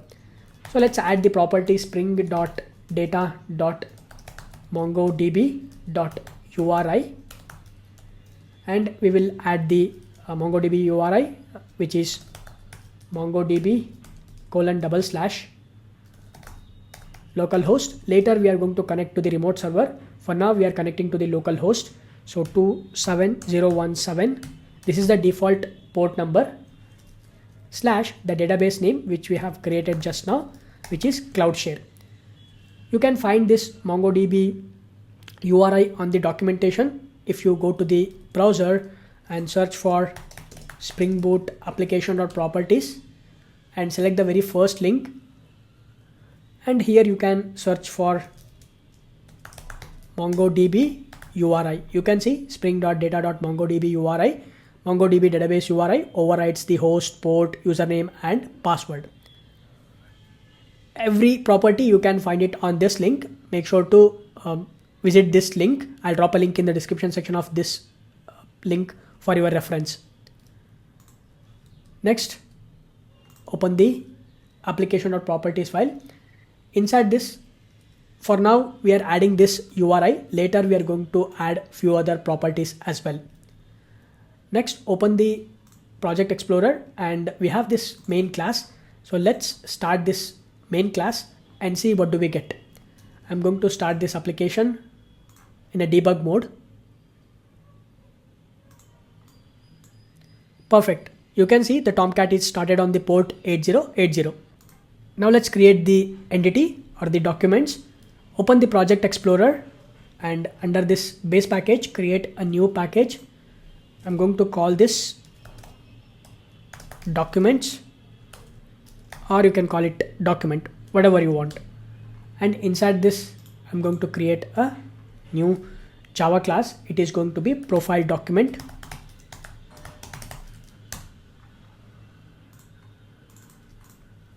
Let's add the necessary annotations. At the top, I'm going to add the all args constructor, no args constructor, and data annotation, builder annotation, and document. Let's add the collection name, profiles. Inside this, let's add the fields: private, string ID, private string clerk ID, private string email, private string first name, private string last name, private integer credits. This is for whenever the user is signed up very first time, he will get a few credits by default. So for that we are going to add this credits, which is of type integer type. Private string photo URL, private instant created at. We wanted to track when the user profile is created. So for that we are adding this automatic created at timestamp, which is of type instant, and I will add the created date. Save this. Also we need to add the ID annotation. Save this. Also I will make this email as unique. So to do that, we will use indexed, and let me use indexed, and we need to add the unique to true. Let's save this. Now we can create a DTO package, and we can create the DTO class as well. Open the project explorer, and under the base package, create a new package which is going to be DTO, and let's create a new class which is profile DTO. Now let's open the profile document and copy all these fields and paste it. We don't need these indexed annotation and this created date annotations. So let's get rid of this. Also remove the import statements. Next, let's add the annotations. We need the data annotation, all args constructor, no args constructor, and builder annotation. Let's save this. Next, we need to create the repository as well. Open the project explorer, create a new package under the base package. Let's call this repository and create a new interface. It is going to be profile repository. It is going to be interface. Let's expand this and we are going to extend this with Mongo repository, and we need to provide the document type which is profile document and the primary key type which is string. Inside this, I'm going to for now I'm going to define a single method which is find by email. Let's pass the email as a parameter. This is going to return optional of type profile document, and save this. Later we are going to add few more finder methods, but for now we are going to add this find by email. Next, we need to create the service. Let's open the project explorer. Under the base package, create a new package. It is going to be service. Inside this, create a new class which is going to be profile service. Let's add the annotation which is service annotation, and also required arg constructor. Inside this, we need to inject the profile repository.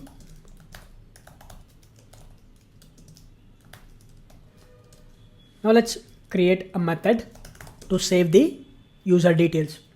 Public, this is going to return profile DTO. Create profile. This is going to accept the profile DTO as a parameter. Inside this, we need to convert this DTO into a document. Profile document dot builder. Let's add the fields which is clerk ID. We will get this clerk ID from the profile DTO dot get clerk ID. Next, email, profile DTO dot get email. First name, profile DTO dot get first name. Last name, profile DTO dot get last name.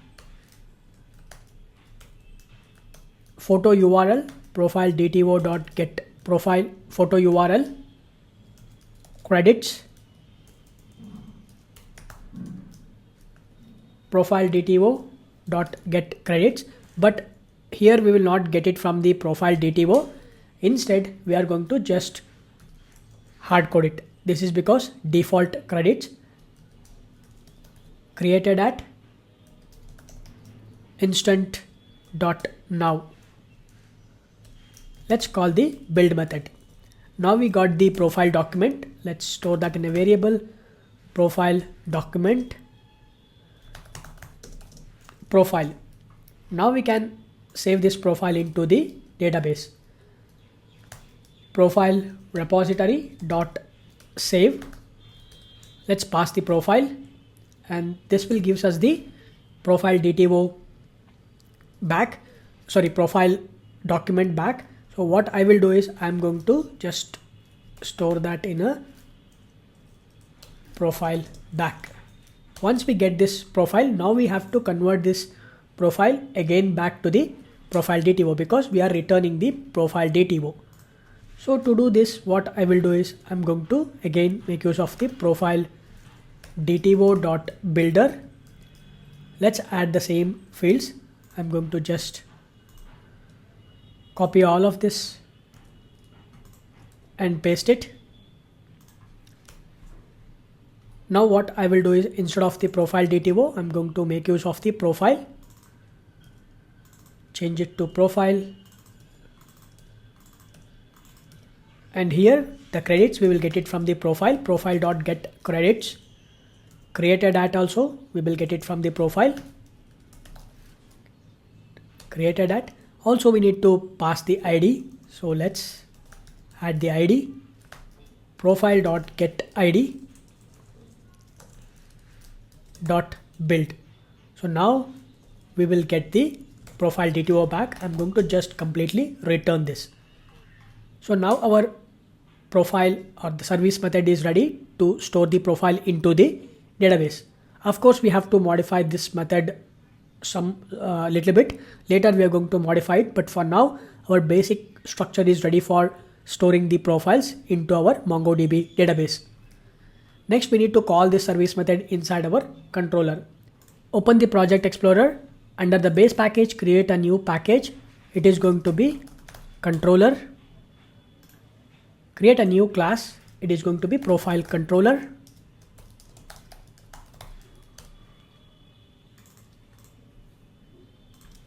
Let's add the annotation. REST controller, required args constructor. Inside this, let's inject the profile service. Now we can create a handler method. This is going to return the response entity.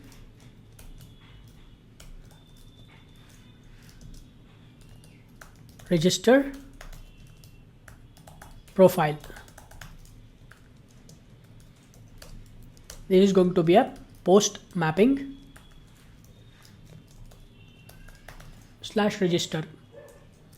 Inside this, okay, we need to also accept the request body. So request body, it is going to be profile DTO. Inside this, we need to call the service method profile service dot create profile. We can pass the profile DTO. This is going to return the saved profile.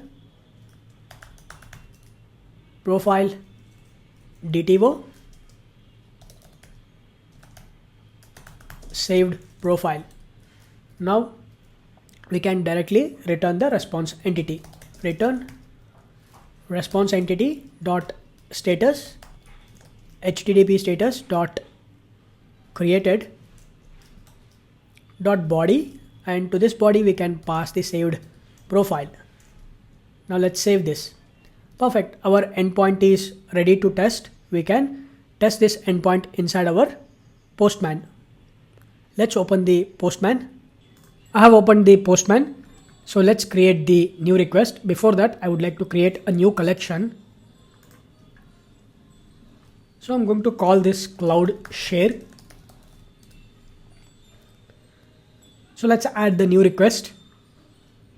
Before that, what I would like to do is I'm going to add the context path inside our Spring Boot application. Let's open the application.properties. Let's add the context path server.servlet.context path. It is going to be hyphen and /API /version 1.0. Let's save this. Now let's start the application. I'm going to start this application and I'm going to enable the annotation processing. All right. The Tomcat is started on the port 8080.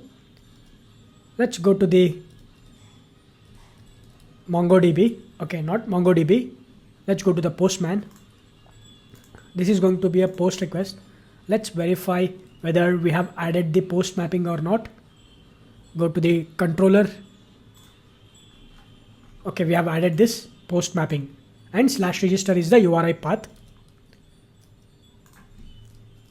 http://localhost 8080 /API /version 1.0 /register, and this is going to be a register endpoint.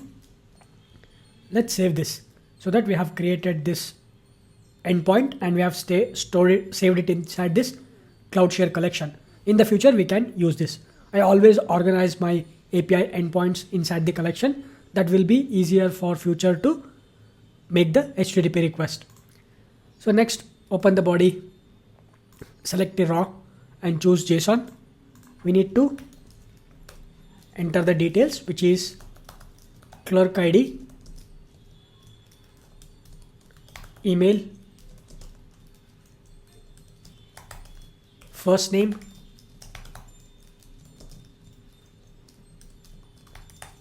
last name. What else? Let's open the profile DTO. We need to add the clerk ID, email, first name, last name, photo URL. Okay, credits and created at will be automatically added. We need to just add the photo URL. So for now, I'll just add the image 1, the last name SC, first name Bhushan, email bhushan@example.com, and clerk ID clerk123. This is just for the testing. Later we are going to create the users from the front-end application. Fine. Let's go ahead and click on this send, and boom, we got the new profile created. The ID, clerk ID, email, first name, last name, credits, photo URL, and created at. Now let's duplicate this. Let's go ahead and save the same user details because we have made the email address as unique. So let's see what will happen. I'll go ahead and click on this send. Okay, the new account is created with a duplicate email address. This shouldn't happen because we have added the unique constraint. So if I go to the profile document, you can see we have added the unique is equal to true, but still we are able to store the duplicate email address. This is because we might have to add one more property inside our application.properties file. So let's go ahead and add that spring.data.mongodb.auto index hyphen creation is equal to true. So by default this will be false. Now we are setting this into true and save this. Let me stop the server. Also go to the MongoDB database. I'll just reload this. You can see profile has been created. Click on this. You can see the 2 documents have been created. I'll just go ahead and delete this. Delete 2 documents. Let's reload this. Okay, we have deleted this. Also, I'm going to drop this collection.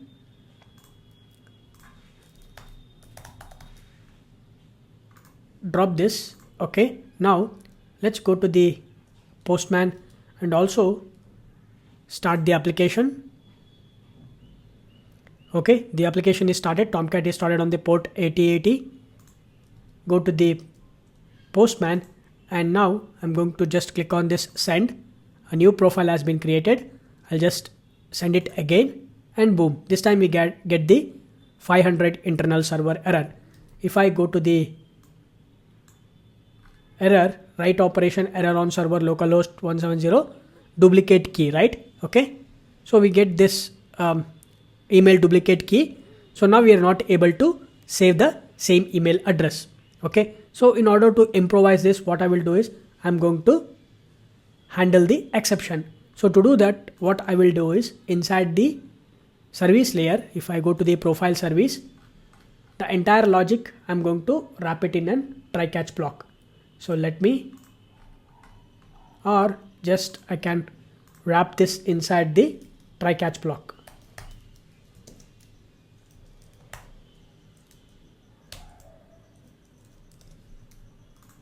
I'm going to change this to duplicate key exception.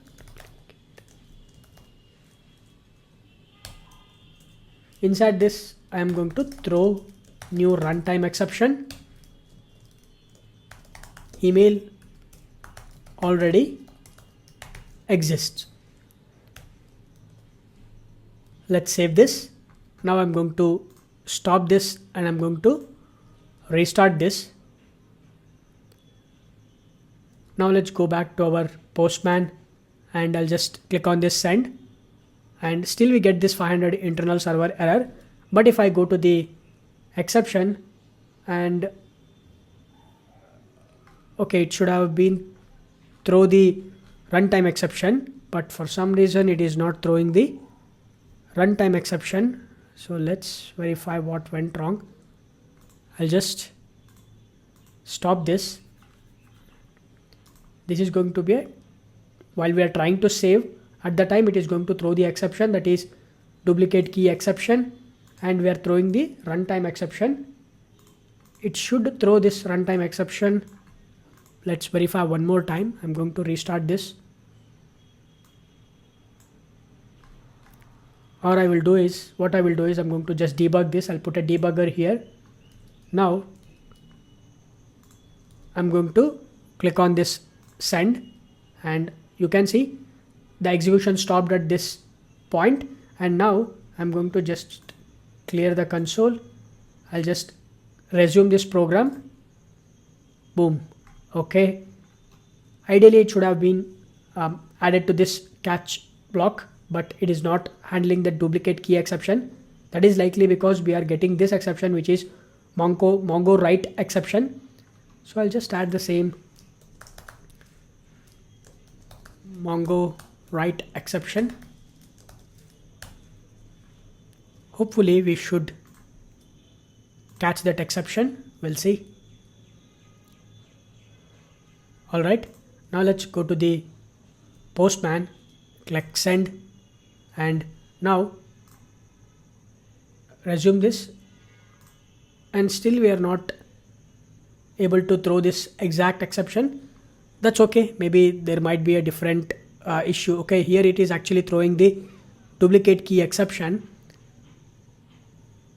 but we are unable to handle this exception at this point of time.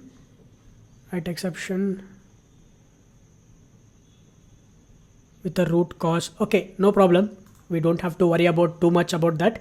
So let me stop this. Anyhow, we are adding the runtime exception. I'll just change this to duplicate key exception. If you really wanted to handle the exception properly, what you can do is you can create the controller advice, and in the controller advice you can handle the exception. Okay, so let me show you that also. Let's go to the base package and create a exceptions. Here I'm going to create a new controller advice, global exception handler. Inside this I'm going to just add the REST controller advice, and inside this I'm going to add public. This is going to be response entity. Let's add the handle duplicate email exception. This is going to be an exception handler because we wanted to handle that exception, and we need to provide that exception, what exception that we are going to handle it here. I'm going to just add the duplicate key exception.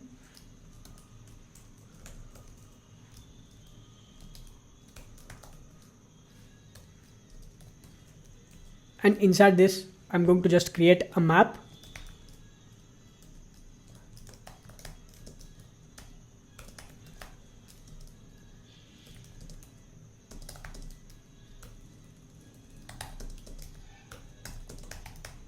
Let's create a hash map. And now I'm going to add the data.put.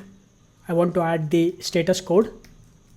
The status, I will add http status.conflict data.put exception message. I want to add exception.get message. Perfect. And now I'm going to just return the response entity. Return response entity dot okay, and not okay, I want to add response entity dot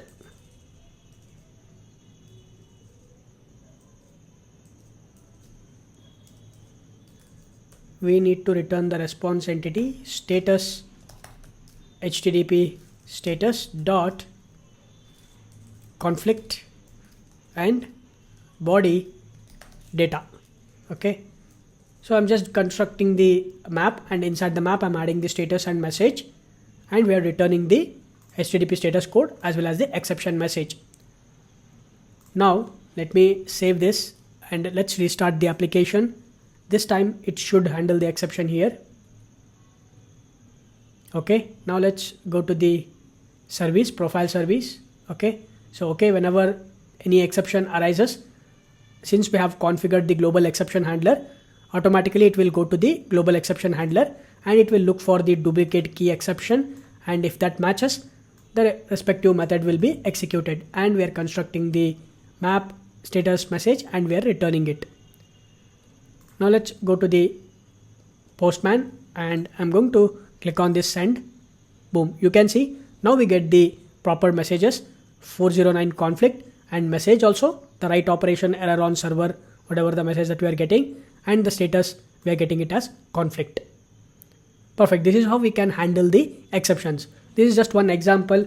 Similarly, you can create a multiple exception handler using the same approach, and you can handle the exceptions in this class. Since we are handling the exceptions globally, inside our service class, we don't need the try catch block. So we can just get rid of this.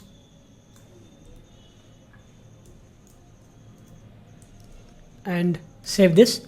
I'm going to restart the server. Perfect. Now we can work on the updating the profile. So inside this profile service, I'm going to create a new service method. It is going to be update profile public. This is going to return profile DTO update profile. This is going to take the profile DTO as a parameter.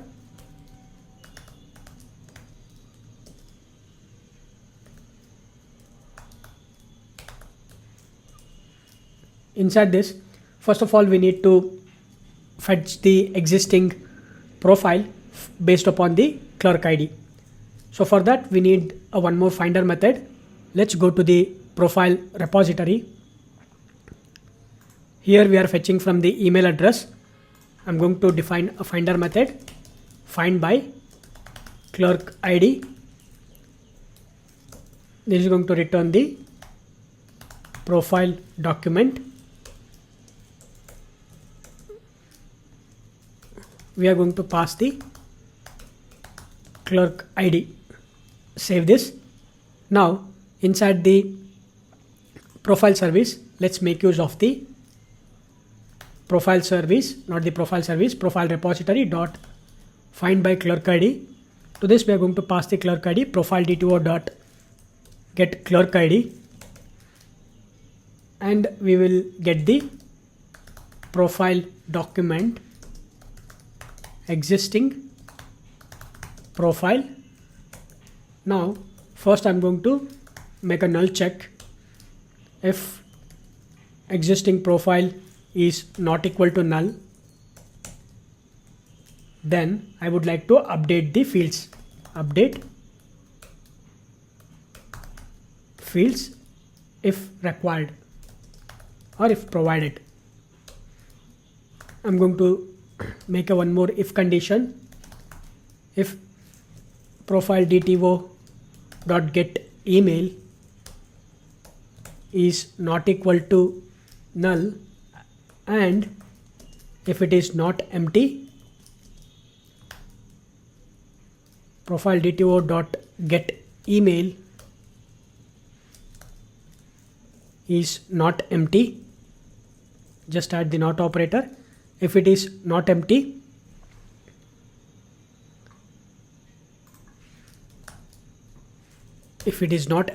then I'm going to use the profile or existing profile dot set email. Make the email address, not the email address, this is going to be profile DTO get email. Similarly, we will add a one more if condition for first name, last name and photo URL. if profile DTO dot get first name, if it is not equal to null, and profile DTO dot get first name dot is empty, I'll make it as not operator so that it becomes, if it is not empty, then I will go ahead and update it. Existing profile dot set first name, profile DTO dot get first name. The same thing I will do it for last name. It is going to be get last name. This is also going to be get last name. I'll change this to set last name, get last name. Now I can make it for image URL. So get photo URL is not equal to null, and get photo URL is not empty. Then I'll update the set photo URL. This is going to be get photo URL. Perfect. After this, now we can save the records into the database. Profile repository dot save existing profile, and we get the existing profile back. In fact, there is no point of returning this, so let's get rid of this. Now we need to, you can see the return type profile DTO. Now we have to convert this existing profile into a DTO. So for that, we are going to make use of the profile DTO dot builder. Now we can add the ID. Okay, the ID existing profile dot get ID, email existing profile dot get email, clerk ID existing profile dot get clerk ID, first name existing profile dot get first name, last name existing profile dot get last name, created at the credits existing profile dot get credits, created at existing profile dot get created at. And we can, okay, we have the photo URL also, existing profile dot get profile photo URL, and I'm going to call the build method. I can directly return this and save this. Perfect. Now our update profile service method is ready. We can call this method inside our controller. We are getting this error, that is, let's verify what error we are getting. Okay, we are getting this error, that is because we have added this if condition, right? Okay, and inside this if condition we are returning this. I would like to just return null so that it will not give any exceptions. Later, once we integrate our Spring security, we are going to use a different approach and we are going to update this method. But for now, let's keep it simple. Now we can call this method inside our controller. In fact, we are not going to create any new handler methods or any API endpoint for updating the profile. What we will do is, the approach what we are going to use is, inside our create profile, we are going to just add an if condition. Inside this, we are going to check for the clerk ID existence. So for that, let's go ahead and add a one more method inside our repository, inside our profile repository. We will create a new method, which is we are going to define a new method, which is existence method, exists by clerk ID. All keywords that starts with exist, that is going to return boolean. So I'm going to pass the clerk ID. This is going to return boolean. Now we can use this boolean to verify whether the clerk ID is already present or not. Now let's go to the profile service, and inside our if condition, we're going to make use of the profile repository dot exist by clerk ID, profile DTO dot get clerk ID. Now if the profile is already exist, then the user is attempting to update the profile. So for that, we are going to call the update method, update profile. profile DTO, and we are going to just return this, right? Perfect. Because this update profile will also return profile DTO, and inside this profile DTO we are going to just first get the existing profile, and then we are going to make the updation operations. We are going to update it into the database, then we are going to convert it back to the profile DTO. Okay, now since we are created an API endpoint for this create profile, now every time this create profile method is called, it is going to return the status code 201. But since now we are in this method only, we are also handling the updation operation, we have to make the status code changes inside our controller. Go to the profile controller. So inside this profile controller, what we will do is, after this, once we get the saved profile, I'm going to make use of the profile service dot, we need to call a method that is exists by clerk ID. For this we are going to pass the clerk ID, profile DTO dot get clerk ID, and this is going to give us the HTTP status. So HTTP status, let's call this status, and of course this method we haven't created inside our profile service, so we need to create this method. So let's go to the profile service. I'll quickly create that method. Public, this is going to return boolean exists by clerk ID, and what I will do is I'm going to pass the clerk ID, and inside this I'm going to just return the, let's make use of the profile repository dot exist by clerk ID, and to this we are going to pass the clerk ID, right? And now we can call this method inside our controller. In fact, we are already calling this method exists by clerk ID, and this is going to, as I said before, this is going to return the boolean. I'll just make one more thing here. I'll just use the ternary operator. If it is true, then it is going to be HTTP status okay, else HTTP status dot created. Okay, I'll just add the ternary operator here, then we get this status. This status we can pass it to the response entity. Perfect. I hope you got the point what we are trying to do here. Okay, this profile service, what it will do, it is going to give us the HTTP status code, and that is why we are calling this here exist by clerk ID. The exist by clerk ID, it is going to say whether that profile is already exist or not based upon the clerk ID, and based upon that we are adding the status code. So let's go to our profile controller, and we are returning the status here. So with this one API endpoint, now we can handle both the operations like creation operation as well as the updation operation. So let me stop this, and I'm going to just restart this. Perfect. Now let's go to the postman. Since we already created this user clerk ID clerk123, what I will do is I'm going to create a one more account, clerk456. This is going to be Bharat at example.com, first name Bharat, and SC image 2. Click send. New profile has been created, but ideally it should be created as,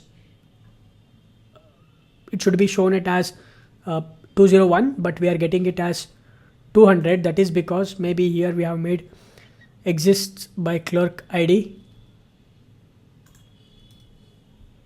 If the clerk ID, this is going to return a boolean, and if this returns true, if it is already exist, then okay, but for some reason it shouldn't be returning 200, it should be returned 201. What went wrong? We'll verify it. Okay, this is because I need to add this at the before calling the service method of create profile, because inside this we are going to already saved it, and this adding it after this line doesn't make any sense at all. So before only we are checking that whether that clerk ID is present or not. If it is present, then we are going to return HTTP status okay. Otherwise we are going to return it created. Okay, with this changes, now we should be able to test our application. We have to verify it. So let me minimize this. Now let's go to the Postman, and here what I will do is I'm going to just change this to clerk 999, and this is going to be test 999. Let's make it test and test. Now let's go ahead and click on this send. Boom, you can see now we got the 201 created. So let's try to update the same record. I'll keep the clerk ID as it is. I'll just update this to 101 and name test update. Click send. Boom, you can see now we got the 200. Okay, so this is how we are going to handle both creating the record as well as updating the record. Perfect. Now let's create a service method to delete the user profile. Let's go to the profile service. We are going to create a new method. It is going to be delete user or delete profile. This will return void delete profile, and inside this basically we are going to delete it based upon the clerk ID. So we will make use of the, and for this method we are going to pass the clerk ID. Now use the profile repository dot find by clerk ID. We are going to pass the clerk ID. This will give us the profile document. I'll call this existing profile. Once we get the existing profile, I'll just check for the null check. Existing profile is not equal to null, then we are going to delete the profile. So profile repository dot delete. Let's pass the existing profile and save this. That's it. Now we can call this function inside our controller. But the thing is, we are not going to create any handler method for this. Later, when we configure the clerk webhook, we are going to use this. We just created this as a placeholder. So now inside our profile, we completed all the basic operations like creating the profile, updating the profile, and deleting the profile. That's it. Next, what we need to do is we need to integrate the Spring security into this, and we have to handle the security as well. Now let us start integrating the Spring security and the clerk. The very first step is we need to add the Spring security dependency, and the JWT related dependencies we need to add it to the pom.xml.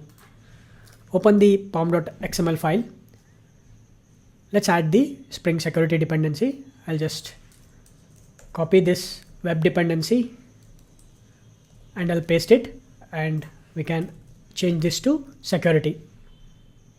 Perfect. We have added this security dependency. Along with this, we will also add the few other dependencies that are related to JWT. So let's add those dependencies. These three dependencies we are going to add it as a part of the JWT processing. I'm going to reload the Maven changes as usual. So this will download all the dependencies for us. Okay. Now let's close this pom.xml file. Next, we need to create the security configuration. So let's open the Project Explorer, and inside this we are going to create a new package. Under the base package, I'm going to call this config. And inside this, we are going to create a new file, which is going to be a security config.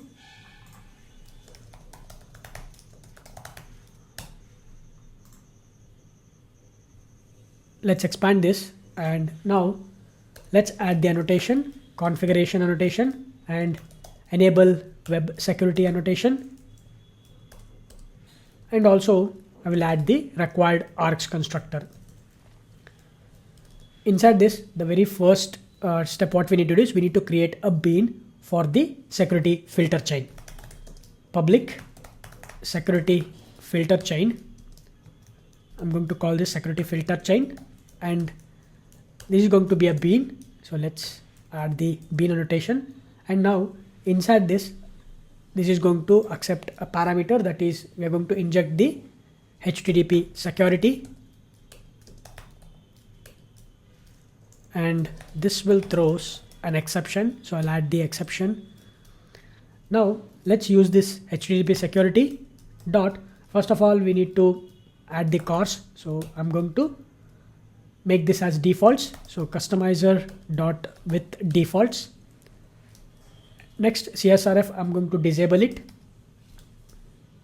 Abstract HTTP configurer, I'm going to disable this.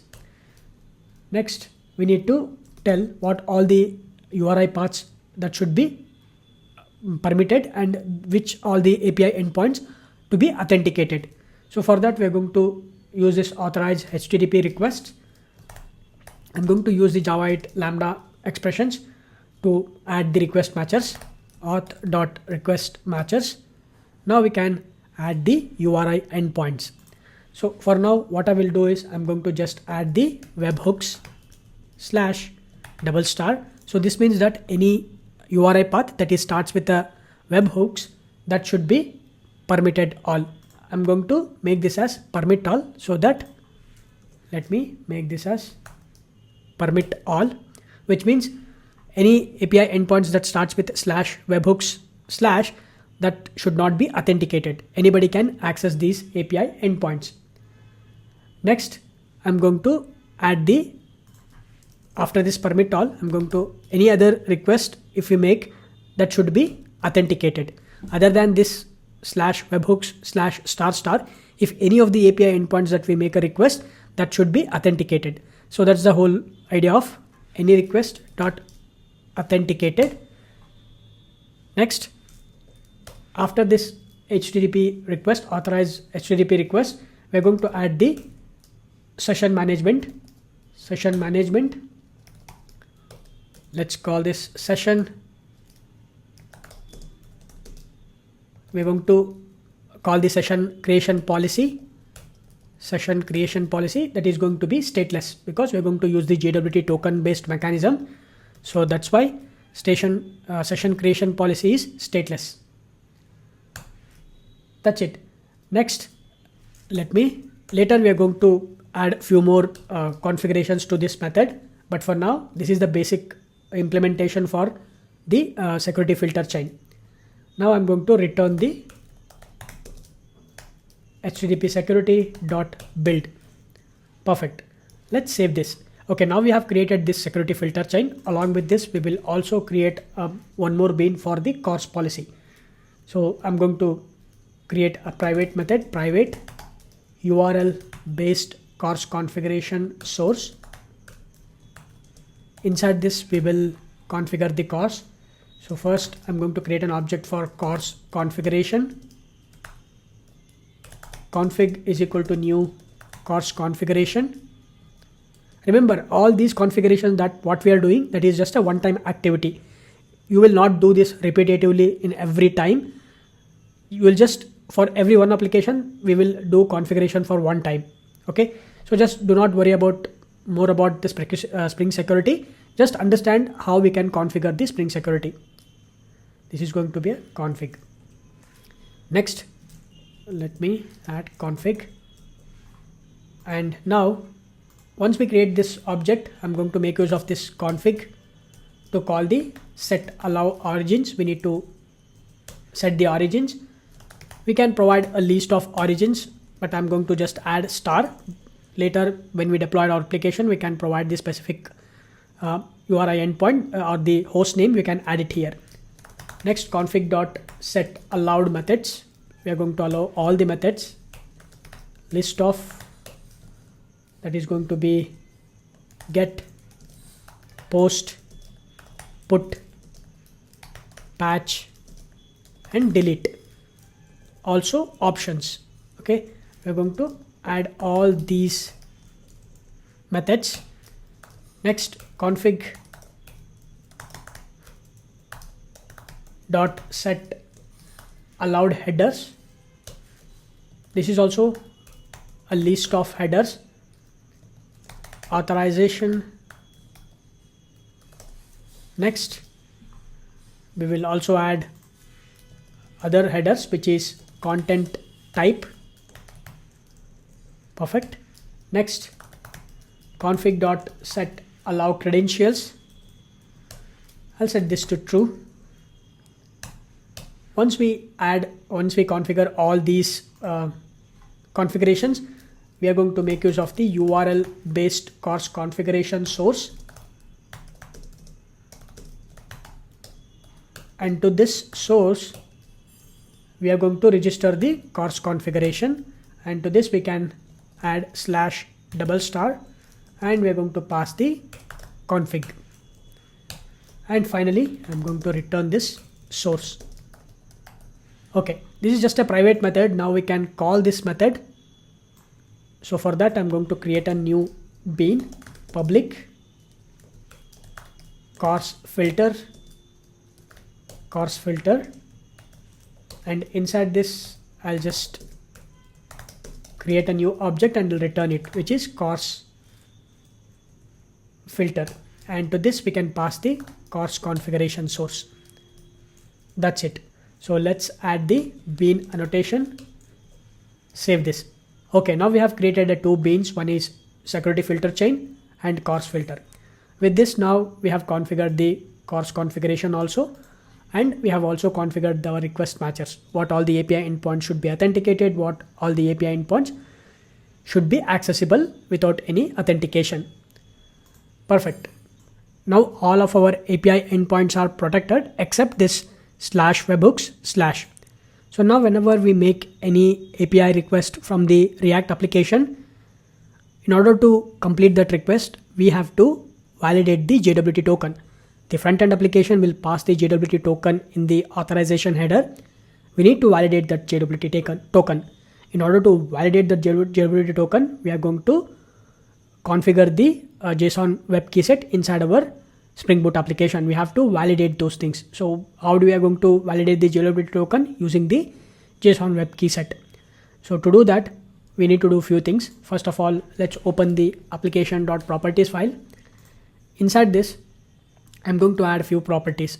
So the very first property I'm going to add is to exclude the user password inside the Spring Boot application. Whenever now we start the application, the auto-generated password will be displayed in the console.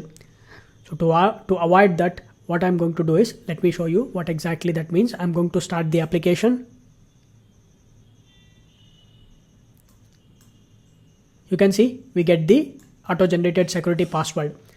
I want to disable this password. So what I will do is, I'm going to add the configuration here, property, which is spring.auto-configure.exclude, and let's set the arg.spring-boot.auto-configure.security.servlet.user details service auto configuration. So I'm going to exclude this. Let's save this. Now if I restart the application, now you can see that the Tomcat is started, but we no longer see the password in the console. Perfect.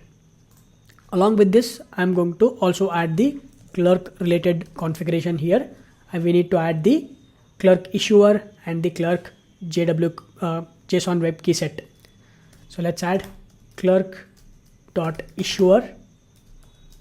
Similarly, clerk.json web key set URL. So these two information we will get it from the clerk dashboard. Open the browser and log into our clerk account.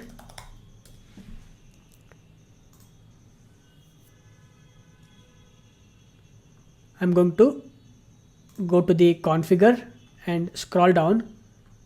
You will see the option called API keys. Just click on this and you will see this front-end API URL. This is the issuer. So copy this issuer and paste it here. Perfect. Next, we need this JSON web keyset URL, that you will get it here. So just copy this URL and paste it. Just save this. Now, after this, what we need to do is we need to make use of this JSON web keyset URL to generate the keyset. So to do that, we are going to create a new class inside our security folder or the security package. I'm going to create a new package under the base package. It is going to be a security package. Under this, we are going to create a new class. It is going to be Clerk JSON web keyset provider.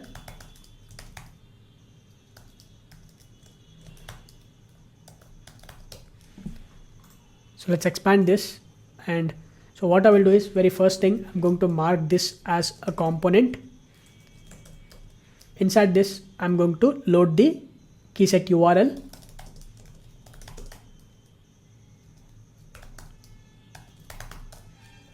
Let's add the value annotation and we will load it from the application.properties file. Clerk.json web keyset URL. The same thing what we have added in our application properties file. So you can just copy it and paste it here. Once we get this JSON web keyset URL, now we can generate the keys. So the public keys we can generate. I'm going to first of all create a few private fields. Private final. Let's add a map which is of type string and public key from the Java security package. I'm also going to import this map. I'm going to call this key cache because we're going to use this cache. New hash map.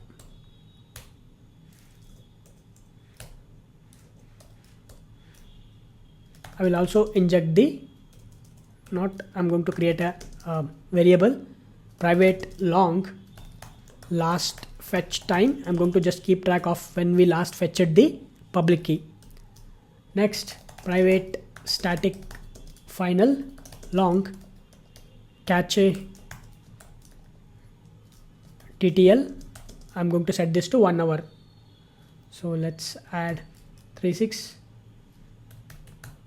Okay, so it's going to be 36 lakh and this is for 1 hour. You can maximize it if you want. I'm just setting it as 1 hour. Okay, and now I'm going to create a method which is public. This is going to return public key, get public key, and inside this, okay, we are going to pass the key ID and obviously this will throw exception.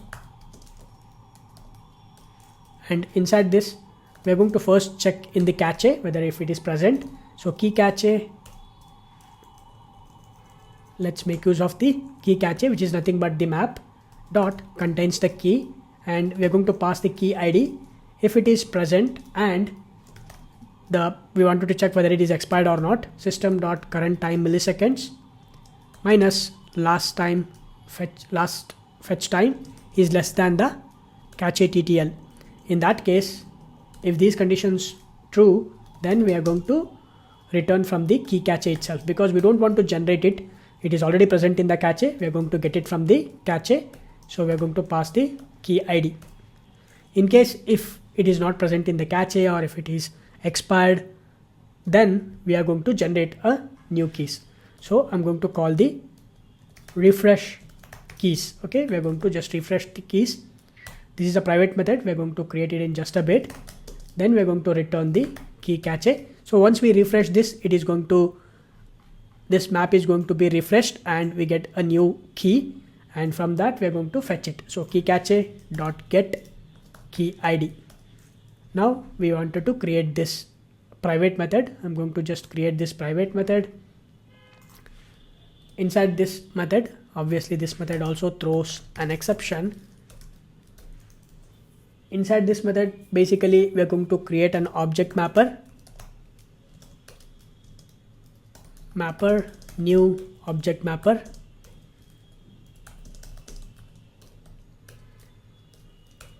Now we will use the JSON node, JSON web key set is equal to mapper.read tree. To this we can pass the new URL, and to this we can pass the JSON web key set URL. If you remember, this is the URL that we have added, JSON web key set URL. This URL we are going to read it and we are going to parse it. So for that we are going to make use of this mapper, and once we have read that URL, this JSON, we get the JSON nodes. So from that we can fetch the whatever we want. Okay, so this is going to be a, okay, let me add this equals. Okay, once we get this JSON web key set, this is of JSON node. Okay, so now we can, from that JSON node keys is equal to JSON web key set dot get. We're going to pass the keys. So in order to understand this better, what I will do is I'll just copy this JSON web key set JSON URL and I'll open the browser and I'll execute this. You can see now this is actually the JSON web key set, right? So it has key ID and algorithm that used and exponential value. All these informations are present. Now, since this is a JSON object, we wanted to convert this into, we want to read this. To read this, first we need to convert this into a Java object. To convert this into a Java object, we are going to use this object mapper. So using this object mapper, we're going to call this read tree method. And for this read tree method, we're going to pass the URL, which is nothing but the JSON web key set URL. This is the URL. And once we pass this URL, it is going to convert that into a JSON node. Okay, now we get the JSON node. From that JSON node, we are going to get this particular node, which is the keys. Okay, that's exactly what we are doing here. Okay, we are using the get keys method, and this is going to give us the JSON node. So now we have this entire object in the Java format, Java object format. Okay, so next what I will do is I'm going to loop through this. Okay, so let's add the for loop. Inside this, I'm going to make use of the JSON node, key node, and this is going to be keys. Okay, so now we have a different keys and we get the key node. Okay, this is of type JSON node, and here what I will do is I'm going to make use of this key node dot get. I want to get the key ID, algorithm, exponential value, and all this information I want to get it. So for that I'm going to make use of this single key JSON node object. This JSON single node object is nothing but the individual properties. Okay, individual key value pairs. Okay, so for that we're going to call the get method, and to this get method we're going to pass these keys. Okay, so I'm going to pass the key ID and I'm going to convert this into a text, and I can store it in a variable called key ID.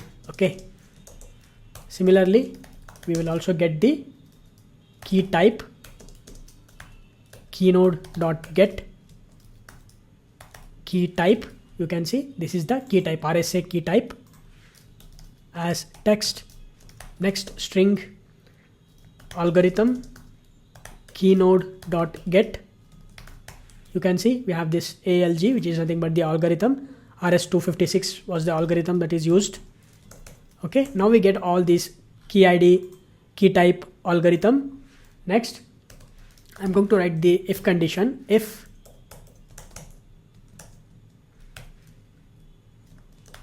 RSA dot equals key type, if the key type is RSA type and algorithm is 256, RS256 equals algorithm, then if these two conditions are true, then we are going to get the exponential value okay, and the modulus. So string n is equal to, this is nothing but the modulus, keynode dot get n, which is nothing but this value, this is the modulus. So as text, next string e is equal to keynode dot get exponential value as a text. Now we get the modulus and exponential value. We can create a one more private method, which is create public key. Okay, this is going to generate the public key for us. To this we can pass the modulus and exponential value. This is going to give us the public key. Okay, I'm going to call this public key, and once we get this public key, we can add it to the cache, which is nothing but the map. Okay, key cache, if you remember, we have created this map, right? Okay, to this cache we are going to add the public key. Put key ID and public key, we are going to add this, and I'm going to just update the last fetch time when we have generated the public key. So I'm going to update it, system dot current time milliseconds. Perfect. Next we need to create this private method, which is create public key. Okay, inside this, obviously this method also throws an exception.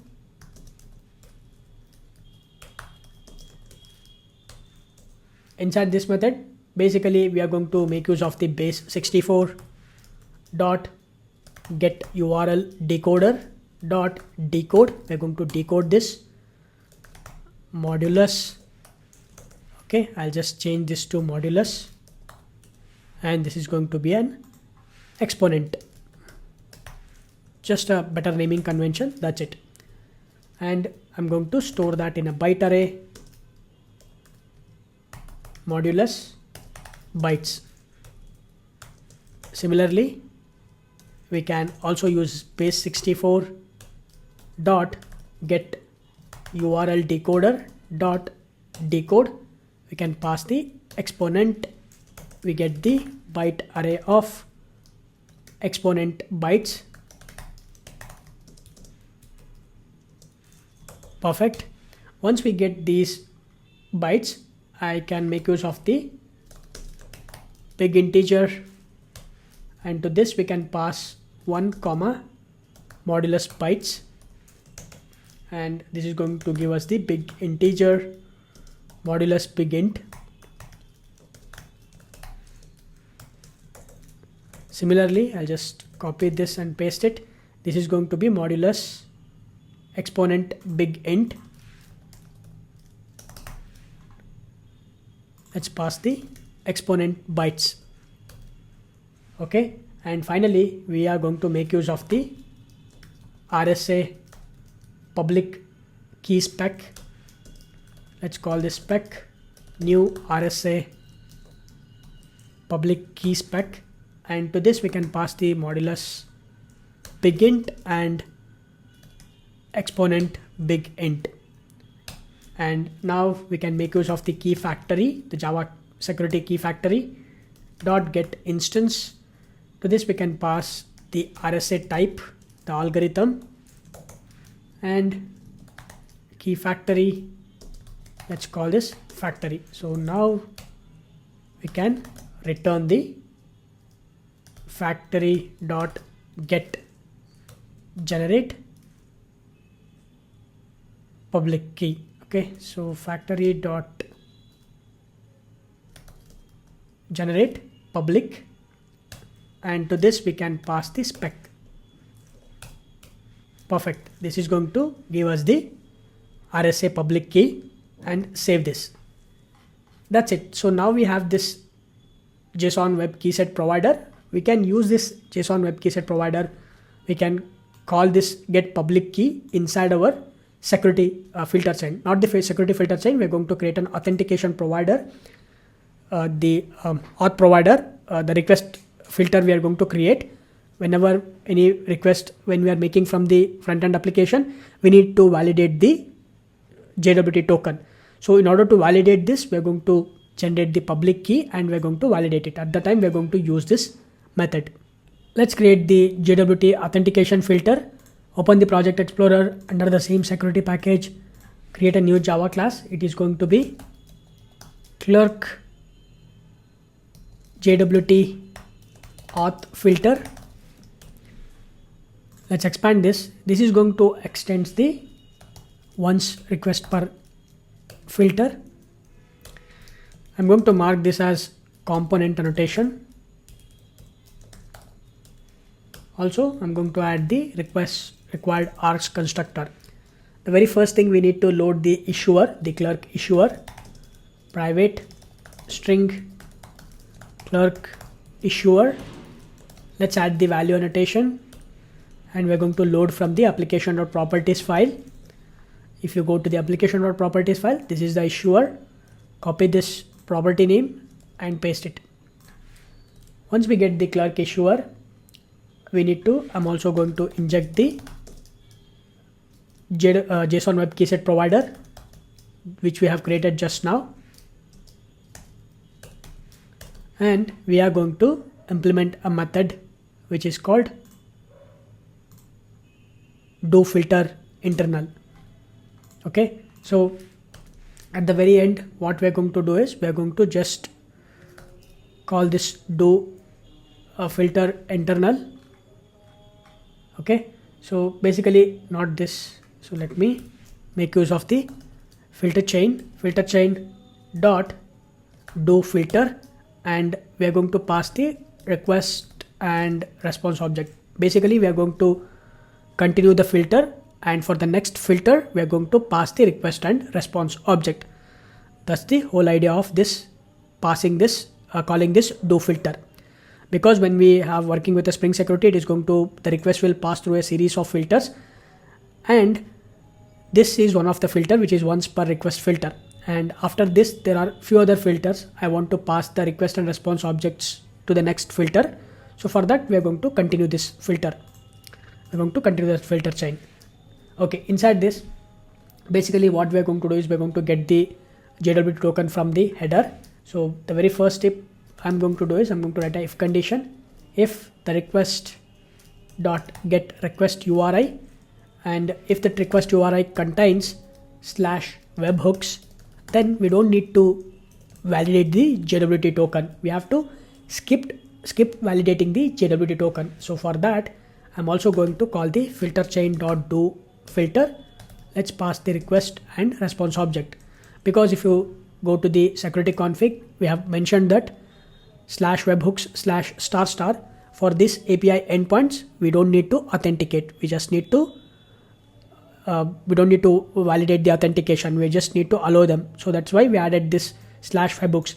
Similarly, inside our authentication filter, we don't need to validate the JWT token for this /webhooks. Basically, whatever we are going to add it inside this permit all those things we need to include it inside this condition also.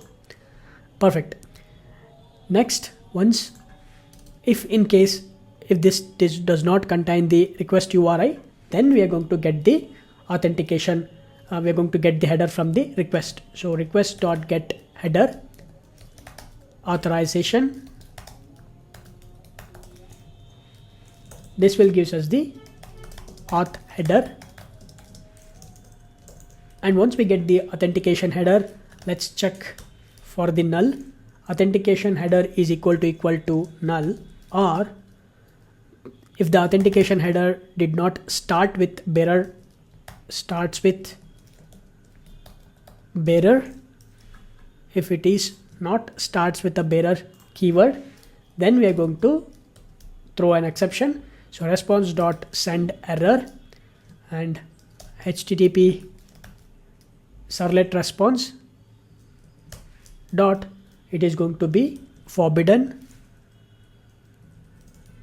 403 forbidden, and we can pass the message authorization header missing or invalid. Just a meaningful message we are going to add. In case if the authentication header is present, and also I'm going to just return this. I'm going to stop the execution. In case if the authentication header is present, if the authentication header starts with bearer, Then we need to do a couple of things. So let's add the try catch block. Inside the try block, we are going to get the basically authentication header dot substring. We are going to get the JWT token. I'm going to pass the index 7. From the index 7, we are going to get the token. So this will gives us just the token. Okay. Once we get the token, we need to split the token to extract the key ID. So for that, let's use the token dot split. We're going to use the split method. I'm going to pass a regular expression to split the token, and this will gives us the array. I'm going to call this chunks, and we're going to add the condition if the chunks length, if it is less than 3, chunks length is less than 3, then we know that it's an invalid JWT token. So I'm going to again make use of the response dot send error, and I'll just use the HTTP servlet response dot forbidden, and I can pass the message invalid JWT token format. Okay, so the format is wrong because it is the length is less than 3, because the JWT token format should be exactly 3 length. Okay, so the length should be 3. Okay, there will be 3 parts inside the JWT token, and I'm going to just return this. I'm going to stop the execution. If everything goes well, if the length is greater than 3, then what I'll do is I'm going to make use of the new string, and to this I'm going to pass the base 64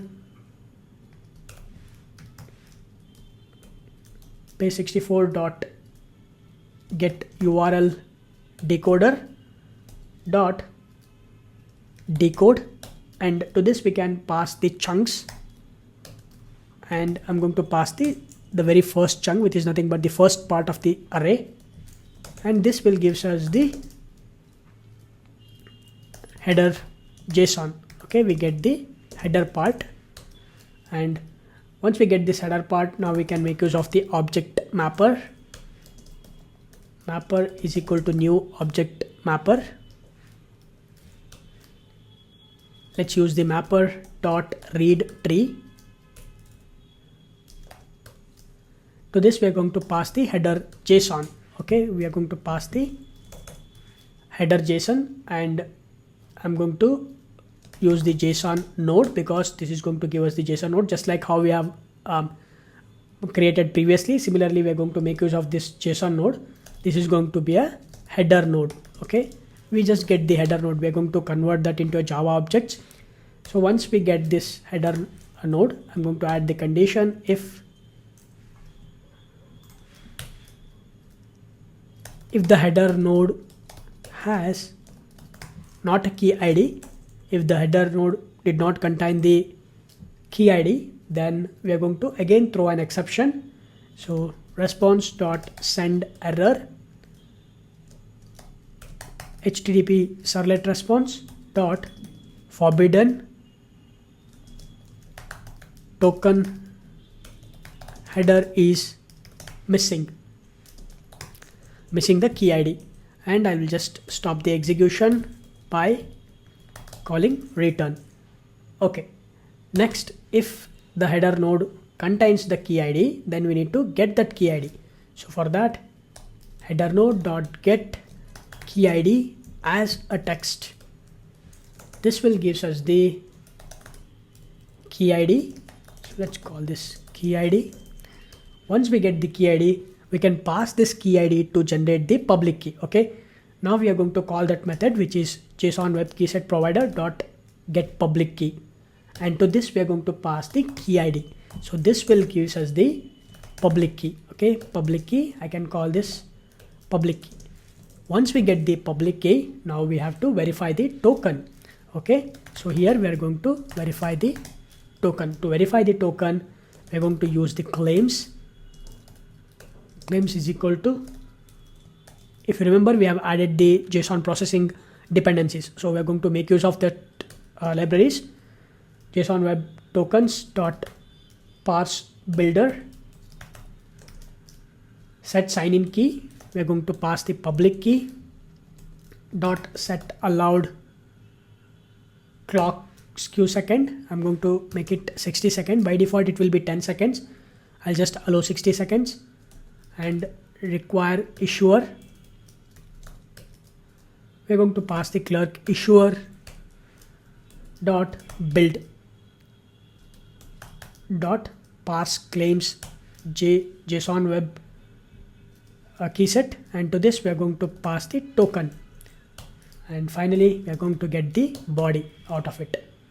And now we get this claims, right? Once we get this claims, from this claims we can get the subject, claims dot get subject. Okay, we have a different issuer, audience, expiration, issuer issued at, all information present. We're going to get the subject. This subject will gives us the clerk ID. That is very important, clerk ID. Once we get the clerk ID, we are going to make use of the username password authentication token, and authentication token is equal to new username password authentication token, and to this we are going to pass the clerk user ID, the second parameter which is null, and the second parameter is, since we are not dealing with any of the roles, collections dot singleton list, and to this we are going to pass the new simple granted authority. We can pass the role which is role underscore admin. That's it. And next we are going to set the context holder, security context holder dot get context dot set authentication. To this we are going to pass the authentication token. And finally, if you remember, we are passing this, right? So I'm going to pass it to the next filter. We're going to pass the request and response object to the next filter. And inside this catch block, basically I'm going to use the response.send error, http servlet response dot forbidden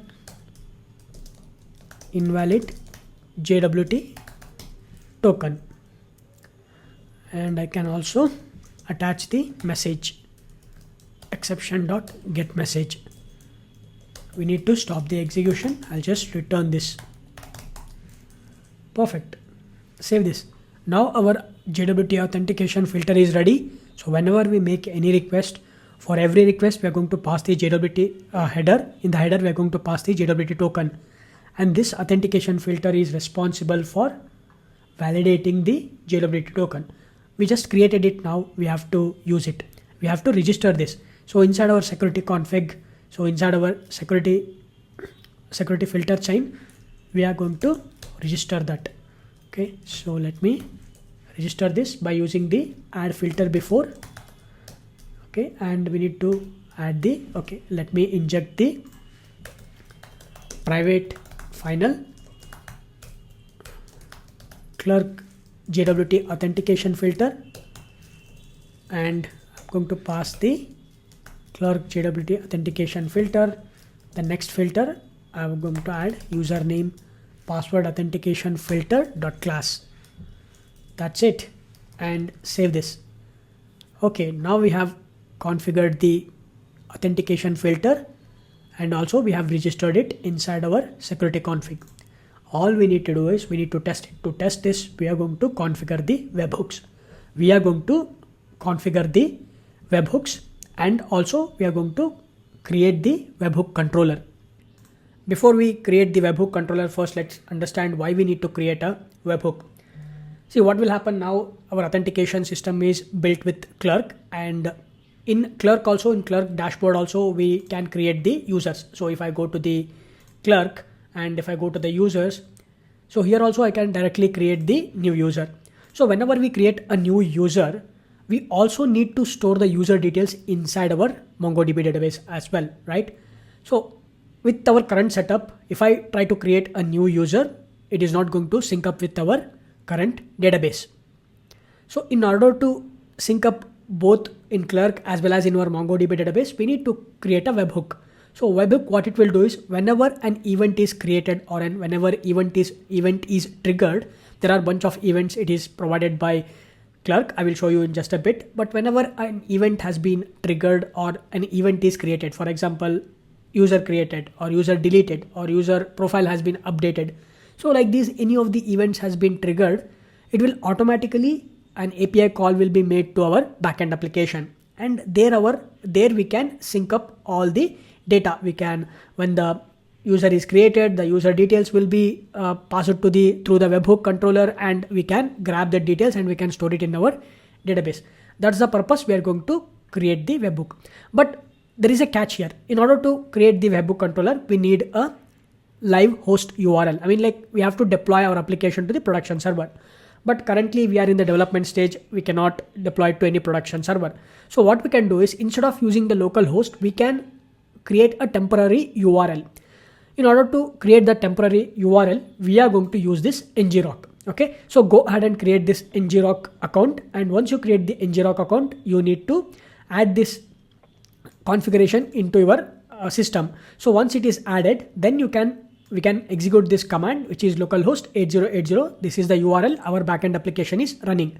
And once we run this execute command, we are going to get a live URL, which is like this. Okay, so HTTPS, this random alphanumerical characters followed by .ngrok free app. So this we can add it to the Clerk. So now whenever any event is triggered and the entire event, I mean, like, the data will be passed to this URL, and this URL is nothing but our localhost 8080. So that's the whole idea of using the webhook and using the ngrok. I hope you are clear on this. Okay, I have already executed this localhost 8080 and I got this live URL. I'm going to copy this, and now let's go to our Clerk dashboard and go to the configure, and inside this, what we need to do is we need to scroll down. Here you will see an option called webhooks. Just click on this and we have to create the webhook. So let me show you. You can see add an endpoint. Just click on this and we need to provide the endpoint URL. So the endpoint is, this is the base URL, /API/version 1.0, followed by, we need to add the URL, the URI path, which is Clerk/webhook. Sorry, this is going to be webhooks/Clerk. Okay, so this is the URI endpoint. So whenever any event has been created, this URI endpoint is going to be triggered, and we have to create /webhook/Clerk controller inside our Spring Boot application. We are going to create in just a bit, but I will show you the events also. You can see we have a bunch of events. Whenever an email is created, whenever organization is created, deleted, updated, organization domain has been created. Okay, there are a bunch of events available. Okay, role created, deleted, updated. Similarly, we have one more event which is very popular. You can see user related events, which is user created, deleted, updated. I'm going to subscribe to these events. Okay, whenever you want to subscribe this, anytime anything happens with your Clerk dashboard, user is created, deleted, updated through the Clerk dashboard, an event will be triggered, and the event will be triggered to this URL. Okay, inside this URL, we are going to accept the data from the Clerk and we are going to use it, and we can store it in our database. Okay, I will show you how the data looks like, but make sure to subscribe to these events. I have just subscribed to these events. After this, go ahead and click on this create. Okay, now you can see that event has been created. Okay, and this is the event type. Next time whenever we make that, we can see the success events, failed events, all the information will be available here, and these are the subscribe events. Okay, and we need this sign in secret. Okay, since we are using this webhook, this will provide us the secret key. We need to add this secret key inside our application.properties file. Before that, let's go to the testing, and inside this testing, you can trigger an events. Okay, I'm going to just click on this user created event, and as soon as do this, we get this example data. Okay, now inside this example data, you can grab all these informations like first name and last name and also primary email address. Okay, so if I go to the email addresses, so let me show you, we have email addresses, primary email address. So all these informations we are going to grab it. Okay, in this, if you find it, you will see this. Okay, primary phone number, primary email address, okay, and profile image URL, all these information we are going to grab it and we are going to store it in our database. All these informations we does not require. What all the informations we need? We need the clerk ID and we need the image URL, we need the first name, last name. Okay, all these informations we need. Okay, those informations we are going to grab it and we are going to store it in our MongoDB database. Alright, so now let's go ahead and copy this sign in secret key. I'm going to just copy this. Perfect. Now let's open the application.properties file. Inside the application.properties file, I'm going to create a new property. It is going to be clerk.webhook.secret, and I'm going to add the secret key. Make sure to remove this first WHSEC underscore. This we don't need it. After that, whatever it is present, that is actually the webhook secret key. Okay, now let's save this. Okay, now we have added the webhook secret key. Next, what we need to do is we need to create a controller. As I said before, we need to create that controller with a URI endpoint. The URI endpoint is, if I go to the clerk, this is the URI endpoint /webhook/clerk. I'm going to open the Project Explorer. Under the controller, create a new Java class. It is going to be clerk webhook controller.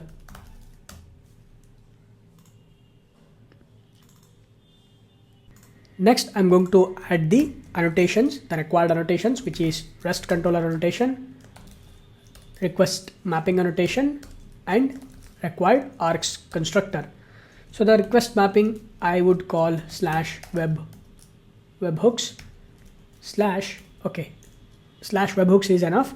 And now inside this, first of all, I'm going to load the secret key, the webhook secret key from the application.properties file, private string webhook secret. Let's add the value annotation. Now open the application.properties file. I'll just copy the property and paste it. Do not type it, just copy paste it, because if you miss something, it will not work. Okay, now let's create a method public. This is going to return response entity handle clerk webhook. I'm going to add the post mapping /clerk. Okay, if I go to the security config, you can see we have added this /webhooks, right? And the same name you have to provide it in the request mapping, which is /webhooks. Also in your /webhooks, the clerk, it should be /webhooks. Okay, perfect. And inside this, whenever an event is triggered, we are going to get few things from the header. So let's accept those headers. So request header, which is SPIX ID. This is the ID that we are going to get. I'm going to call this SPIX ID. Next, request header. Another header, what we are going to get is SPIX timestamp. String SPIX timestamp. Request header. Another header, what we are going to get is SPIX signature. With all this information, we have to validate it. Okay, we should not directly save this into the database. We have to validate whether that event or whether that request is valid or not. Just like how we are going to validate the JWT token, right? Here we are not passing any JWT token. Okay, we are going to get this SPIX details. Using these details, we are going to validate it, signature. Okay, and also we will get the payload. The payload is very important. This is going to be a request body and it is a payload. Okay, and inside this I'm going to just add the try catch block. Inside the try block, first what we need to do is we are going to verify the signature. Whatever the signature that we are going to get, we are going to verify it. So for now, time being, I'm not going to go in detail about verifying the signature. I'll just create a private method, verify webhook signature. To this we need to pass the SVIX ID, SVIX timestamp, SVIX signature, also payload, and this is going to return a boolean is valid. Okay, so now we need to create this private method. I'm going to create this method, and inside this actually we need to, in real time, we need to validate the signature, but for time being I'm going to directly return true, which means the signature is validated and it is a valid signature. I'm assuming that and I'm returning true. But in real-time projects or when you're working with a large-scale application, make sure that you should be properly validate the signature. There are different approaches you can use. You can read the documentation and you can validate the signature. Once we get the true and once the signature is validated, next what we need to do is I'm going to just check if it is not valid. I'm going to throw an exception, or I'm going to just return a response entity dot status, HTTP status unauthorized body. I can add the text that is invalid webhook signature.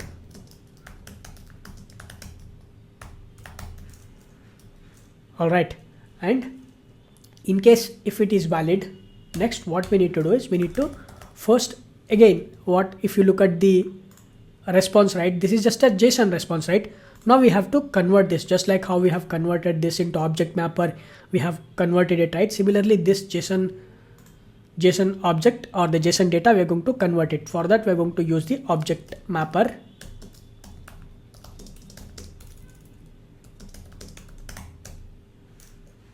Once we create the object mapper, we can use this mapper to read tree. Okay, and to this we can pass the payload. Okay, and this is going to give us the JSON node. I can call this root node. Okay, we get this root node. Okay, the data, all this information, this entire part we are going to get this. That's why we are going to call it as a root node. Next, I am going to, once we get this root node, using that I'm going to get the type. Okay, if you scroll down, we have this type. I'll just search for type.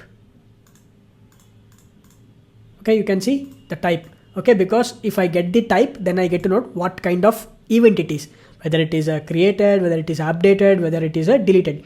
Based upon this type, I can perform a different operations. If it is a created, I can store it. If it is an update, I can update the existing record. If it is a deleted, I can remove the records from the database. So that is why I'm going to read this type. So let's use the root node dot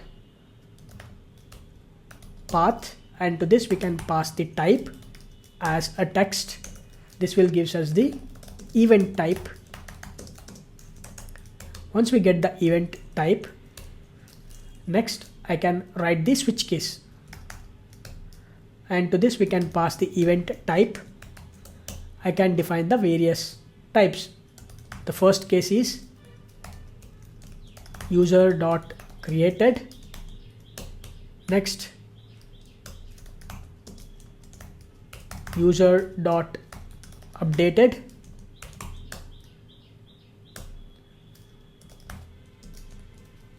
User dot deleted.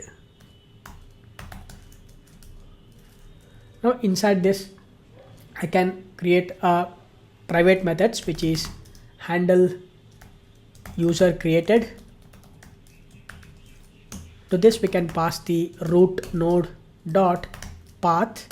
The entire data we can pass. Which data? This entire data I can pass. Okay. Alright. So this is the user created, and I'll just add the break. Next, similarly, handle user updated. To this also we can pass root node dot path data,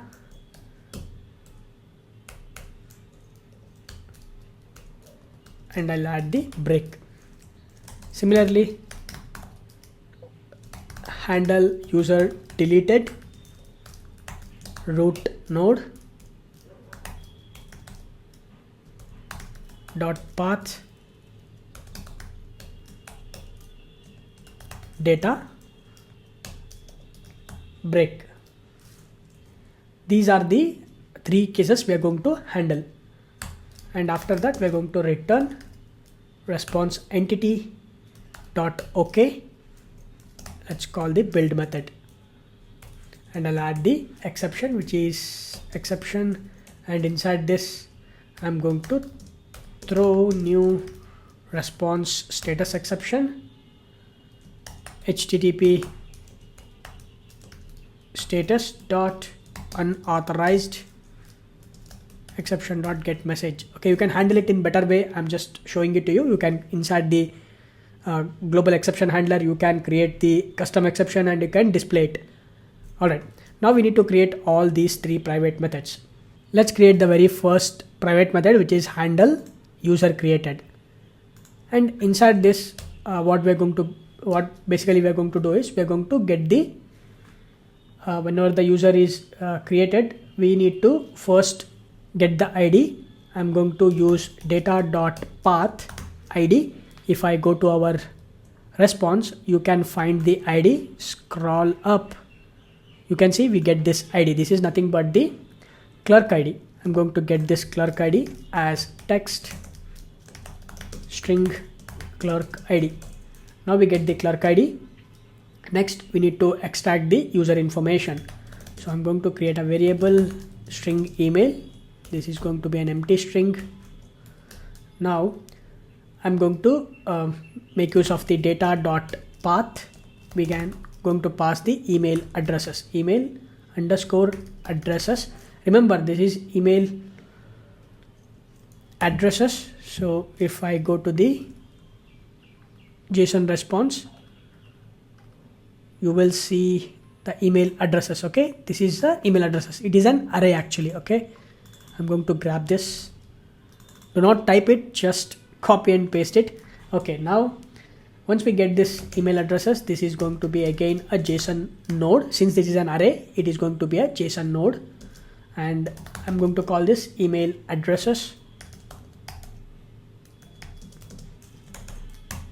Next, I can write a condition if email addresses is an array. If it is an array and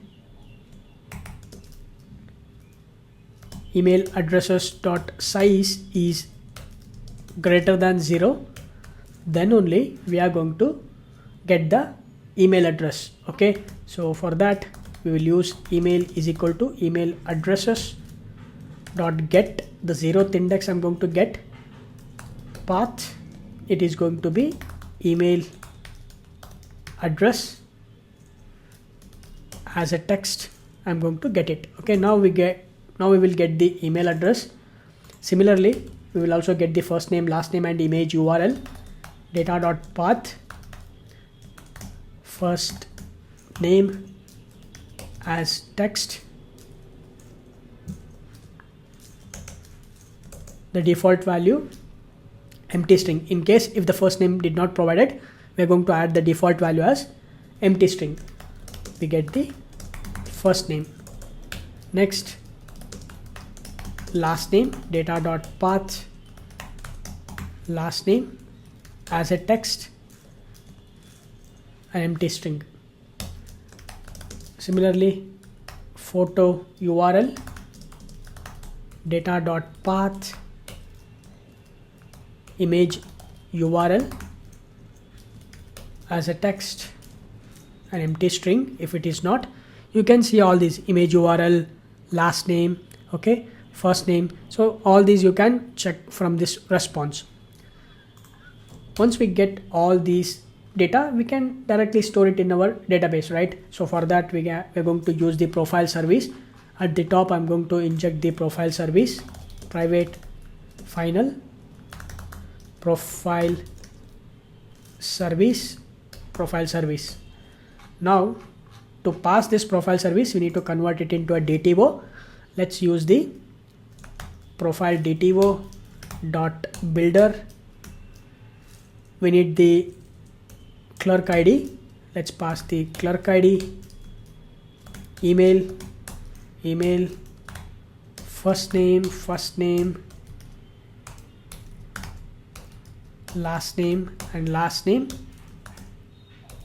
photo URL, and to this we can pass the photo URL, call the build method, and this will give us the profile DTO, new profile I would call. Now we can make use of the profile service to call the create profile. To this we can pass the new profile, and once we stored into the database, what I will do is we need to initialize the credits, right? We have to initialize the user credits. So for that, what I would like to do is I'm going to make use of the one more service, which is user credits service. I need to create that one more service, but we will create it in just a bit. Let's create other private methods, which is update and delete. So let's go ahead and user updated. I'm going to create this private method. Okay, so what I will do is inside this, basically I'm going to update the record. First, the same thing we are going to do, data.path ID as a text. It is going to give us the clerk ID, string clerk ID. Once we get the clerk ID, we can extract the user information, string email. It is going to be an empty string. If I'm going to write email, not the email, I'm going to make use of the JSON node, email addresses is equal to data.path email underscore addresses. Then I'm going to use this email addresses is an array, and email addresses dot size is greater than 0. I'm going to get the first email address. Email is equal to email addresses dot get 0th index as a text. Sorry, not a text. It is going to be email address dot as a text. Once we get the email address, similarly we're going to get the first name, last name, and photo URL. I'll just copy paste this. Okay, next we need to make use of the profile service to pass to the update profile, and to this we need to pass the profile DTO. I'll use the same thing, profile DTO. Okay, so we get all this clerk ID, email, first name, last name, photo URL, and build. And to this update we can pass the new profile. This is not a new profile, this is going to be an updated profile. Let's pass the updated profile, and this is going to give us the updated profile back.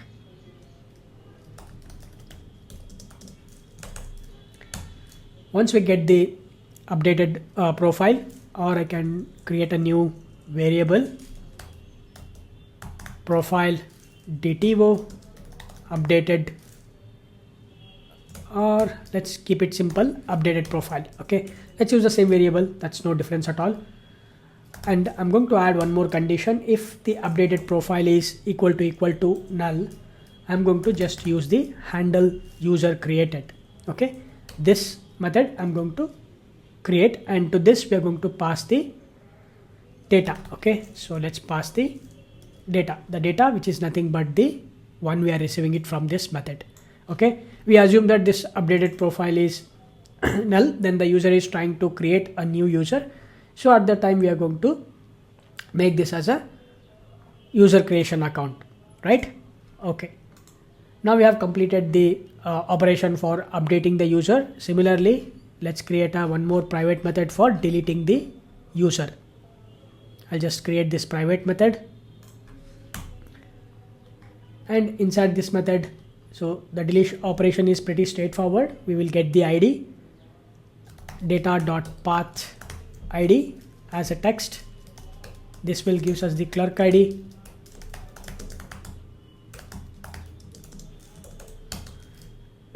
Then we can call the method profile service dot delete profile. To this we are going to pass the clerk ID. That's it, pretty straightforward. Alright, now we have completed all these operations. The only thing is when the user's account is created, we need to initialize the credits.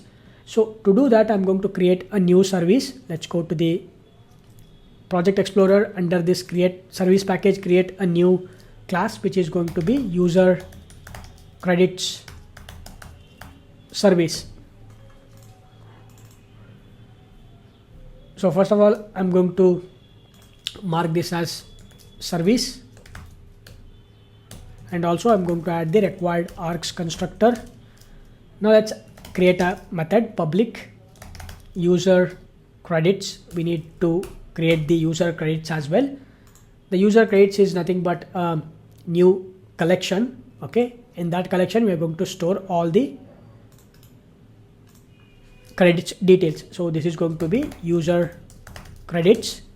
It's just a pretty small document. So first of all, let's add the document annotation. Collection name, I'm going to call this user underscore credits. We can add the necessary annotations, data, all args constructor, no args constructor, builder, and now we can add the necessary fields: private string ID, private string clerk ID, private integer credits, private string plan. Okay, we have a different plans. For example, basic plan is there, premium plan is there, and ultimate plan is there. The basic plan is whenever the user's account is created, that will be the basic plan. By default, the user will get a 5 credits. I will mark this an ID annotation. Next, inside our user credit service, I'm going to just create the I'm going to return the user credits, create initial credits,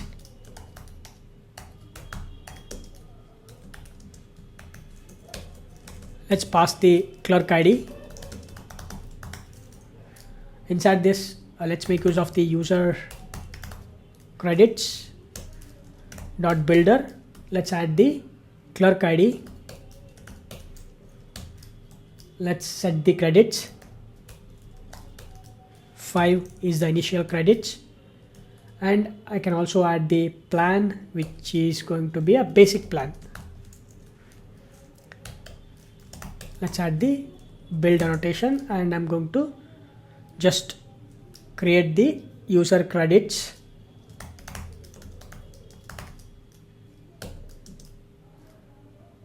I'm going to call this user credits. Now we can save this. So let's make use of the user credits repository. We need to create the repository also. Let's go to the repository package. We have this repository.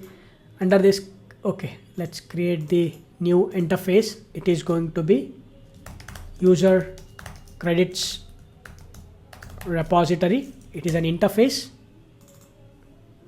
This is going to extend Mongo repository, which is of type user credits, which is the primary key type string. Inside this, we don't need to add any of the finder methods as of now. Later, as we progress in the video or in the project, we can add it. But inside this user credit service, let's inject the repository private final user credits repository. Let's use this.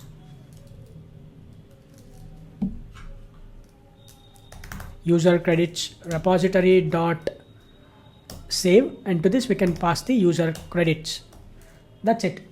Now we have completed this service method. This is a pretty straightforward, nothing much. I'll just return this and save this.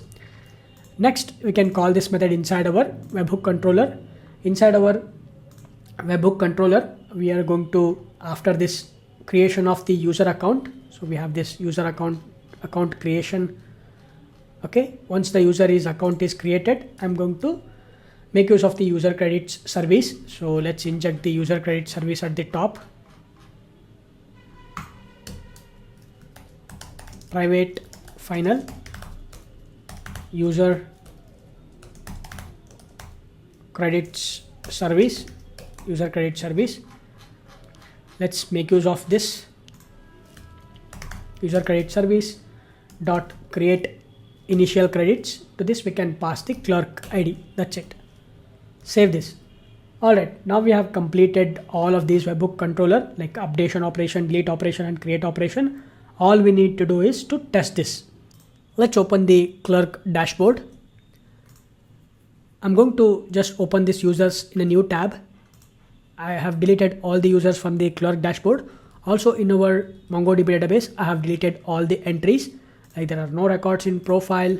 Okay, of course, the user credits collection has been created. There are no entries, and we have this test collection. I'm going to just drop this collection. Perfect. Right now we are in a clean slate. There are no entries. Now let's test this. Let's go to the browser. I'm going to create a new user. The first name Bhushan, last name SC, email address bhushan@example.com, password 123456. Just uncheck this ignore password policies. Okay, now on click of this create user, let's see what will happen. Okay, the new user has been created in the clerk dashboard.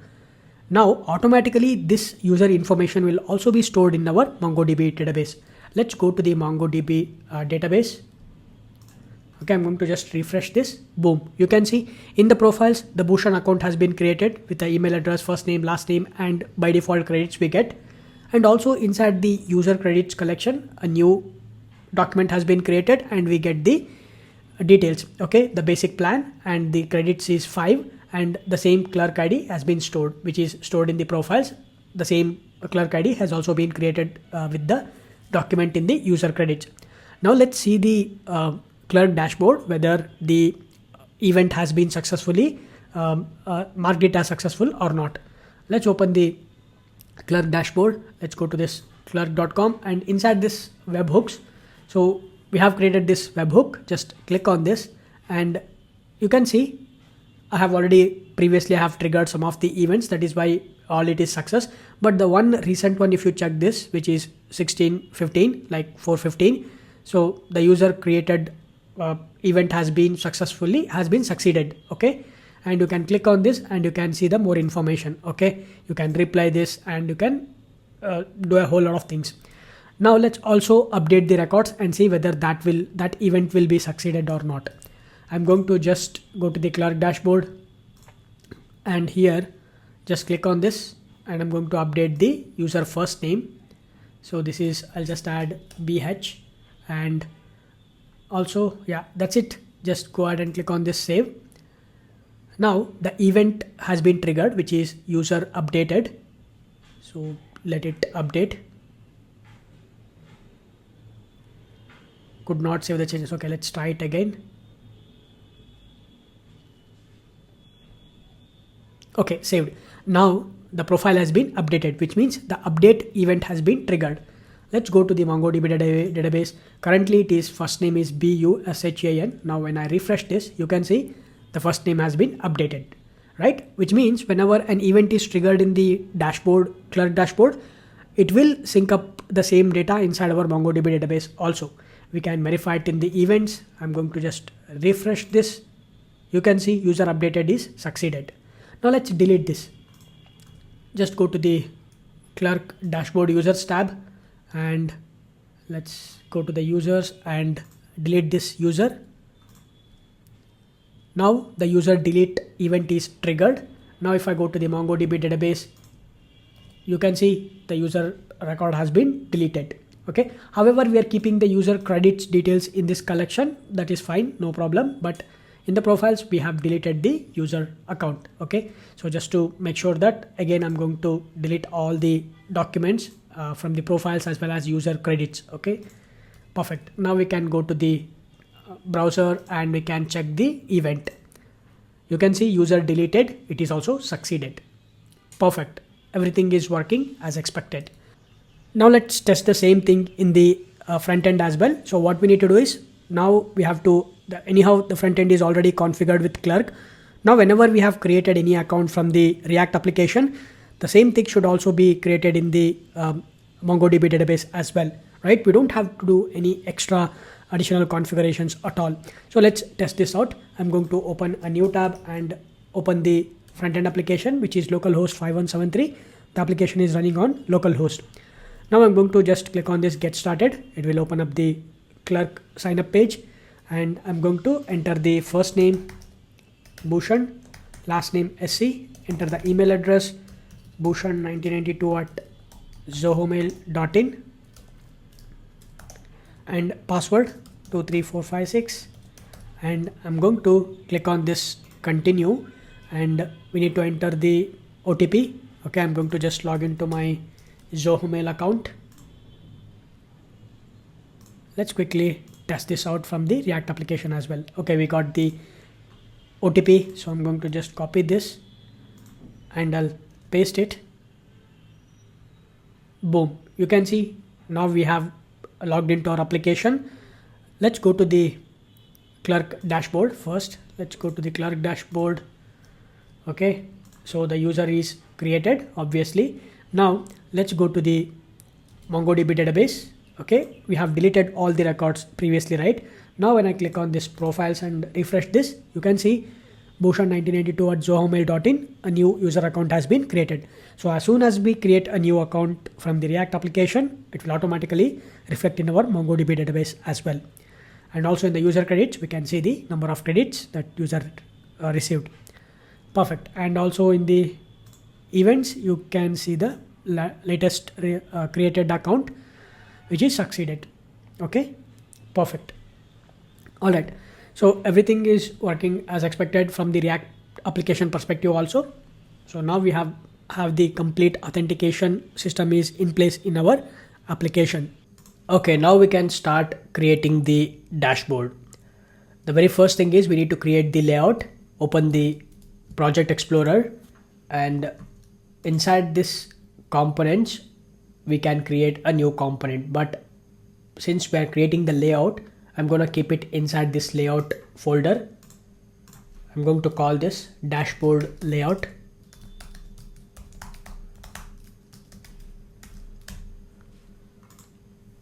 Now let's create the functional component.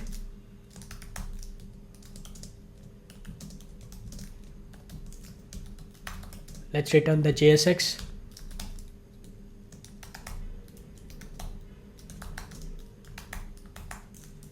And I'll export it as a default component. Let's save this. Now this dashboard layout is going to accept the prop, which is a children. Okay, now let's save this. So what we need to do is inside this dashboard layout, I'm going to make use of the use user hook from the Clerk. So this will give us the user object. I'm going to grab that user. Okay, now we get the user object. Next, what we will do is we are going to modify this JSX. So I'm going to first create a div, and inside this div, what we will do is we are going to first display the menu bar or the navigation bar. Of course, we haven't created any of the components. I'll just write down the comments. Navbar component goes here, right? Inside this, after this navigational bar, we are going to display the sidebar. To display the sidebar, what we're going to do is first we're going to check if the user object is present. If the user object is present, then only we are going to display the sidebar. So for that, what I will do is, of course, we haven't created the sidebar. We will just add the comments. Later we will fill it up. Now I'm going to create a div with a class flex. And inside this, we're going to create one more div with a class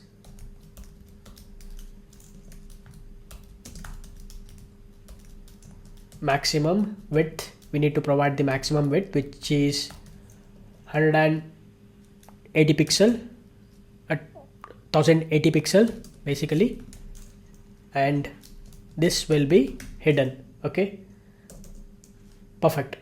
This will be hidden in the by default. This will be hidden. Later we are going to enable it by clicking off the toggles or anything. Okay, perfect.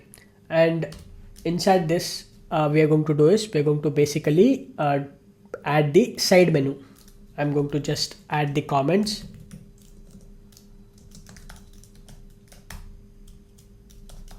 Side menu goes here. Perfect. And after this div, I'm going to create a div with a class grow and margin 5. And inside this, we are going to display the children's. Okay, we are going to add the children. Perfect. And let's save this. Okay, now what we have to do is we need to create the navigation bar and the side menu.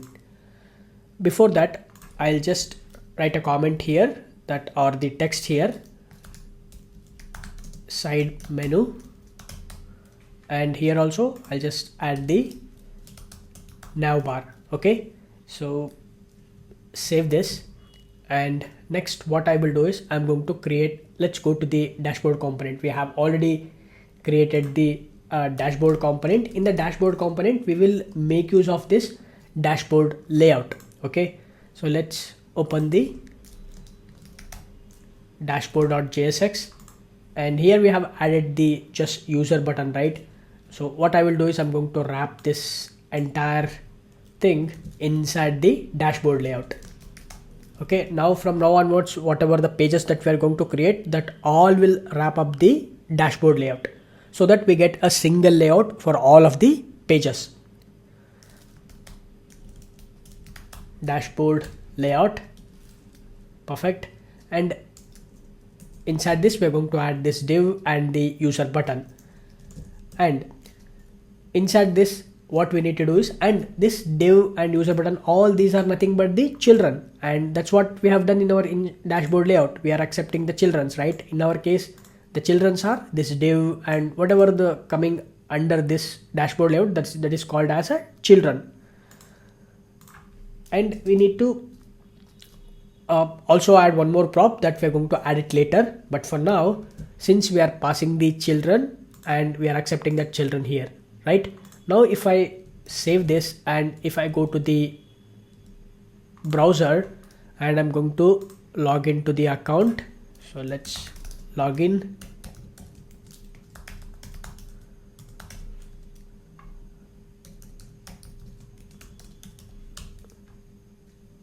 Boom, you can see now we have this navbar and side menu, and under this we have this user button, right? Of course, we haven't created the layout for the navigation bar and side menu. That is how it looks.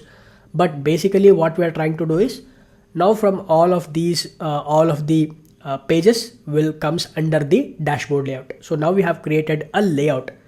Now from here we will take further, we will design the navigational bar and we will design the menu bar. Let's open the project explorer, and inside the components folder, create a new component. It is going to be navbar.jsx. Let's create the functional component.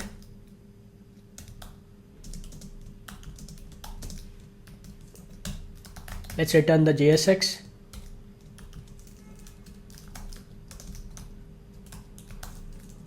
And export this as a default component.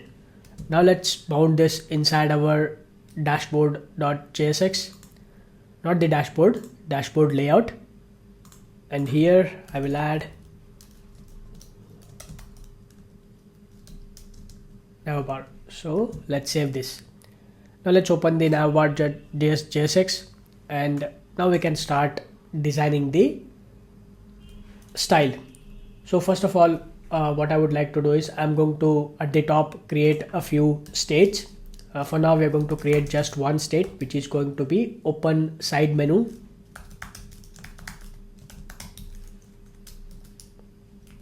Set open side menu. This will be of use state, and initially this is going to be false. Next, inside this return, we are going to return the JSX. So for that, basically first we are going to create a div. Now we can add the classes. Let's start with flex items center, justify between, gap 5, background I want the white color, border bottom, border gray 200 by 50, backdrop blur 2 pixel, vertical padding 4, horizontal padding 4. In small devices, I want the padding to be 7, and I also want the sticky bar. Top I'll set this to 0 and Z index 30. Perfect. Now let's save this. And now let's go to the browser. You can see now we have this nice bar, right? We have this border bottom and backdrop. Okay, everything looks great. Perfect. Now inside this div, I'm going to first let's comment it out so that we can align with the comments. This is going to be left side with a menu button and title. Next, we need to create the right side content, right? So what all the contents do we have in the right side? This is going to be right side, and it should be credits and avatar drop down, or the user button. And next, after this, we have the mobile side menu.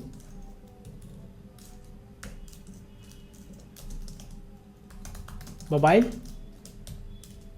side menu. These things we have to create. Let's start with the left side menu bar. I'm going to create a div with a class flex items center, gap 5. This is going to be menu button and the title. Inside this, basically we are going to create a button, and to this button we need to add the few classes. I will add block, and in large devices this is going to be hidden, and text black.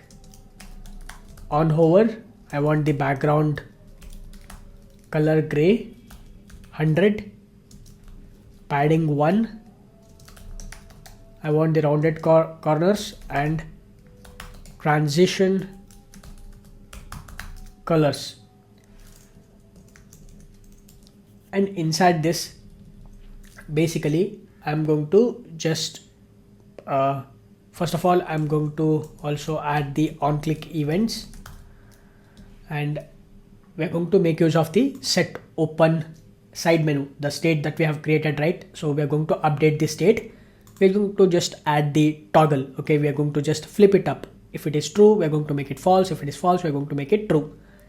Okay, we're going to just turn the boolean value. We're going to flip the boolean value.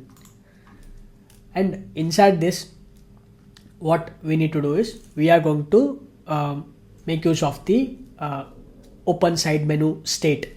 So let's add the expression open side menu. If it is true, what we need to do is we have to render the JSX. Basically, we want to render the Lucide React icon. If it is false, we are going to again render one more Lucide React icon. Okay, so if it is true, then what we need to do render? We need to render the menu icon. Okay, so the menu icon we are going to render. For this, we are going to add the class name, which is text to extra large. Similarly, in case if it is false, if it is false, we wanted to render the one more icon, which is, okay, sorry, I think I have just made a mistake. This goes to the else, because I wanted to, in case if it is a false, we wanted to display the menu.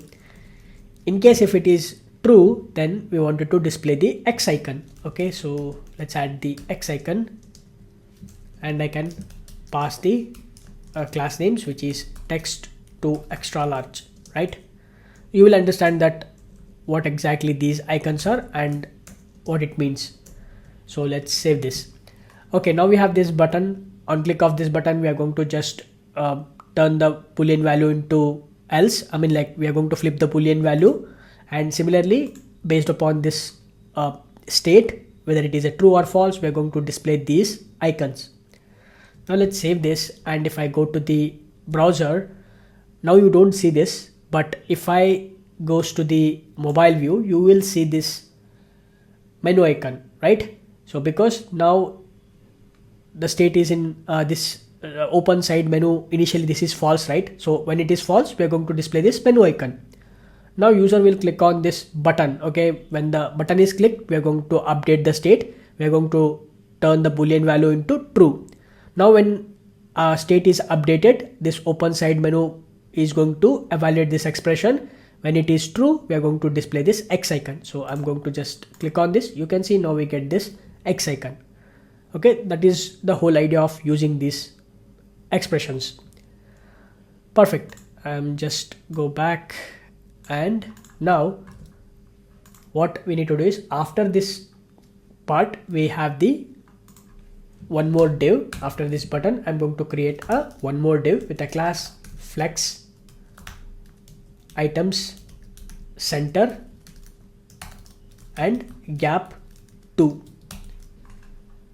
Inside this div, we are going to just add the logo or of our application logo, which is, we are going to use the Lucide React icon, which is share 2. Okay, this is the icon that we are going to use as a part of the application logo.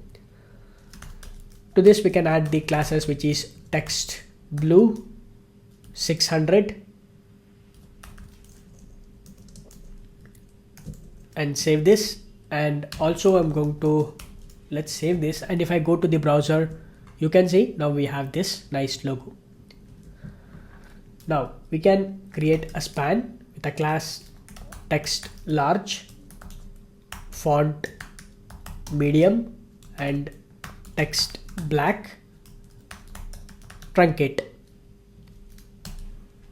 Now inside this span, I'm going to just add the title, our application name, which is cloud share. Now let's save this. If I go to the browser, boom, you can see now we have this nice icon or the logo, and we have this cloud share, the application name. Perfect. Now we have completed this left side part. Now we can concentrate on this right side part.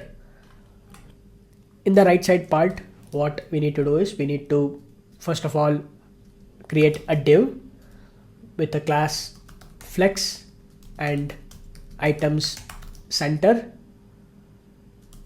gap 4.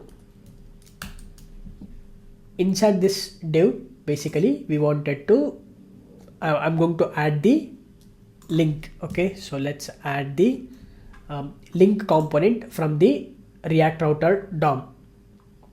So basically I'm going to add this link. This is from the React Router DOM.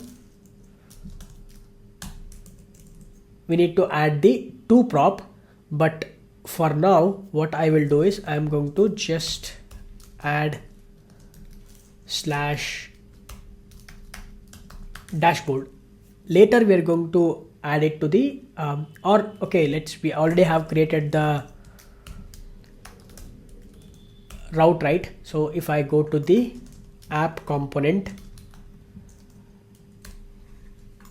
I have already created the subscriptions. Okay, so let's go to the subscriptions.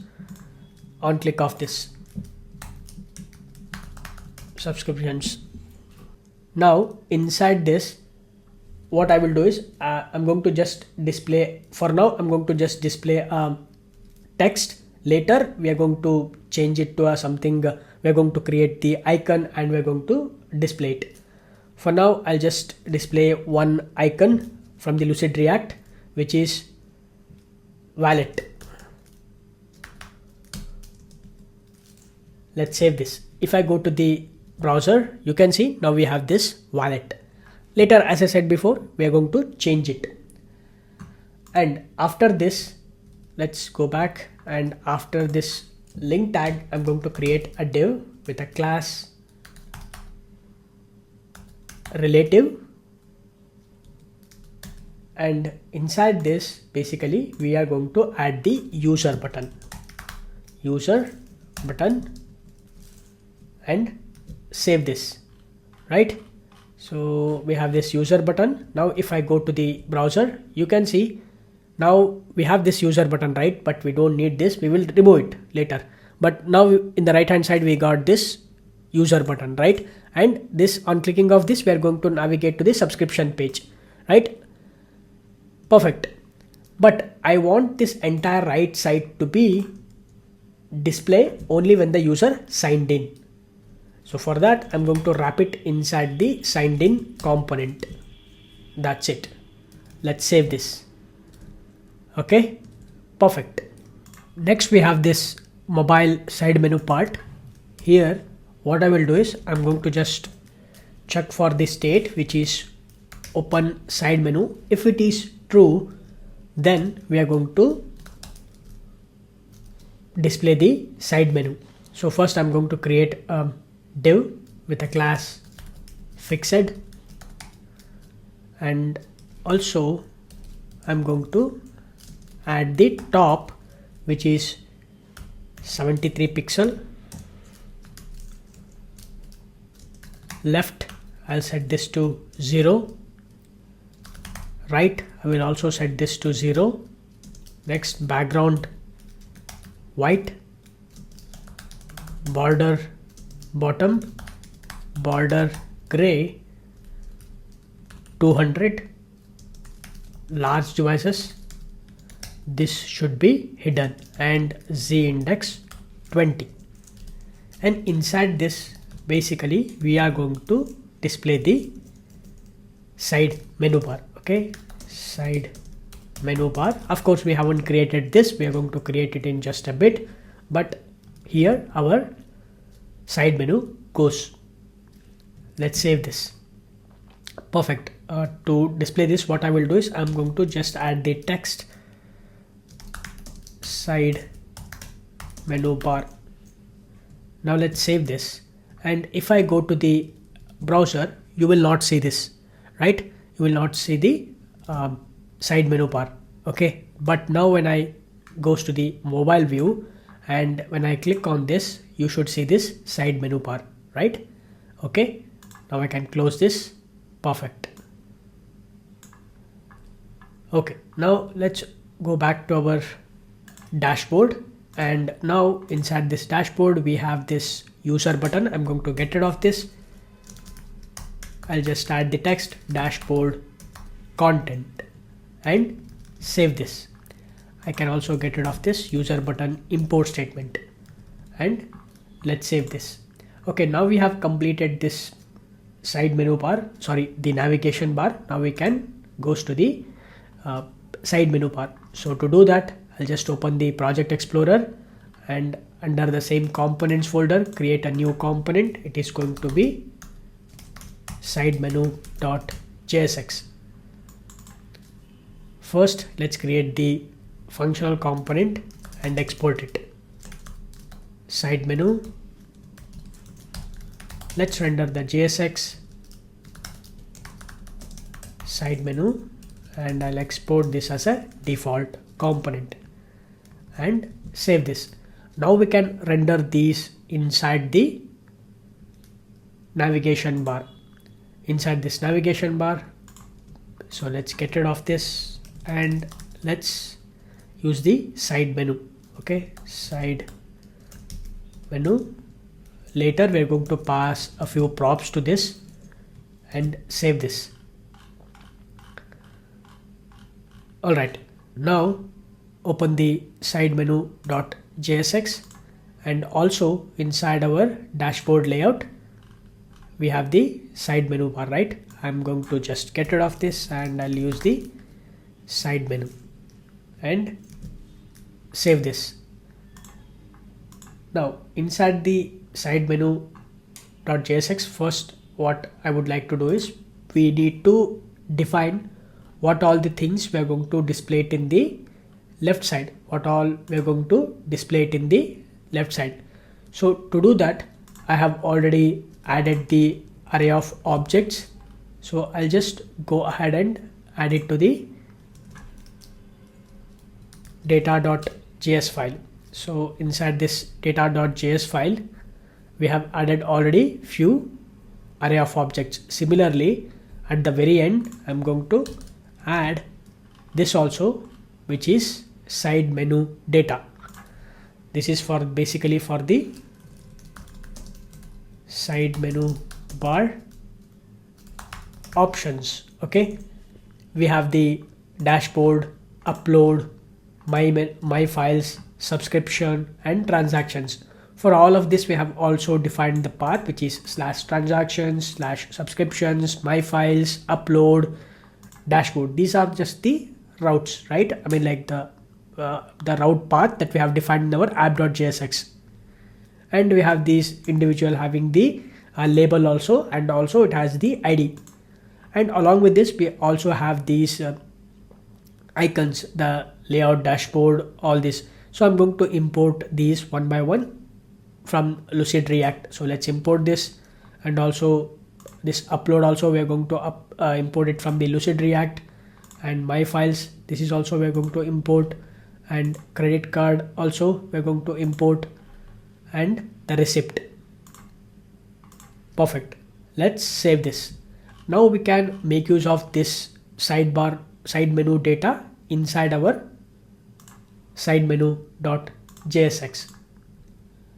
Okay, so first of all, I'm going to get rid of this, and I'm going to create a div. Let's add the classes, which is width 64. I'm going to provide the width 64, and height, I'm going to basically calculate the height. So let's use the calc function, and 100 vertical height minus 61 pixel. This is the height I'm going to calculate. Of course, you can change it as per your requirements. And background white, border B, the border right. I want the border to be in the right side, so that is why border right. Border gray color 200 by 50, padding 5. I want this to be sticky. Top, I want this to be 61 pixel. I want the Z index to be 20. Good. Now inside this I'm going to create a one more div with a class flex column items center,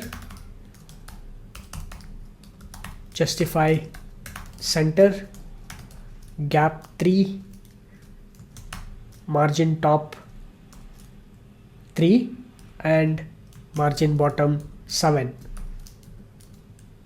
And inside this div basically I'm going to make use of the user account. So to get the user account we can make use of the use user hook from the clerk, and I'm going to grab the user object. We get the user object, and from that user object I'm going to check if the user object is present. If the user object is present, I'm going to make use of this image URL.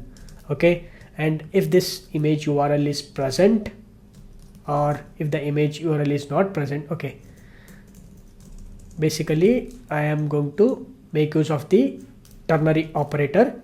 Okay, so if the image is present, I'm going to return some JSX. If the image is not present, I'm going to return something else. Okay, so if the image URL is present, I'm going to make use of the image tag, and the source, let's use the user dot image URL, and if it is not present, just display an empty string. And also for the alt, I'm going to make use of the profile image. The text I'm going to add, and I will add the classes, which is width 20, height 20, and background slate 400, rounded full. Okay, these are the classes that I'm going to add. This is if the image URL is present. We wanted to display that by default the image URL. If it is not present, if the user did not add the images, or if the image URL is empty, then what we are going to do is we're going to display a default Lucide React icon, which is user.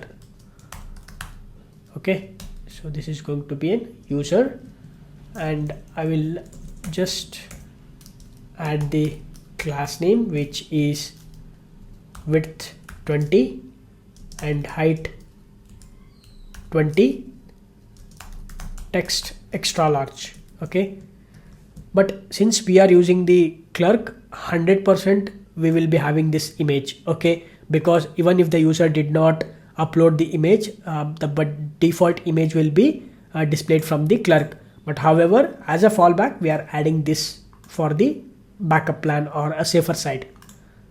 Okay, now let's save this, and if I go to the browser, you can see now we have this sidebar. Okay, and in the sidebar we have this border right, and also we are displaying this user image, right? Perfect. Now after this div, I'm going to make use of the h5 tag with a class text gray 950 and font medium, leading 6. Inside this we can make use of the user full name or an empty string. Okay, I'll just add if the user object is present. Save this. If I go to the browser, you can see now we have this user. Okay, the username. But looks like we have missed something, which is items center, justify center, items center, flex column, and font medium, leading 6. Looks like these are not centered, the names. Okay, so for that, justify center and items center. I think we have missed some of the classes. Okay, never mind, we can fix that later. Okay, we will not waste any more time. Fine. After this hy tag, after this div, basically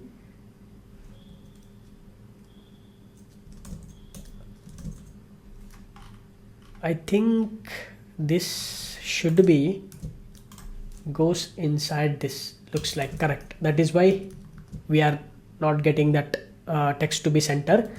Okay, now you can see after this image we have this full name which is in the center. Perfect. Now after this div, what I will do is I'm going to make use of the static data which we have added inside our data.js, which is side menu data, and we can loop through this. So let's add the map. We get the item and the index. Now we can return the JSX.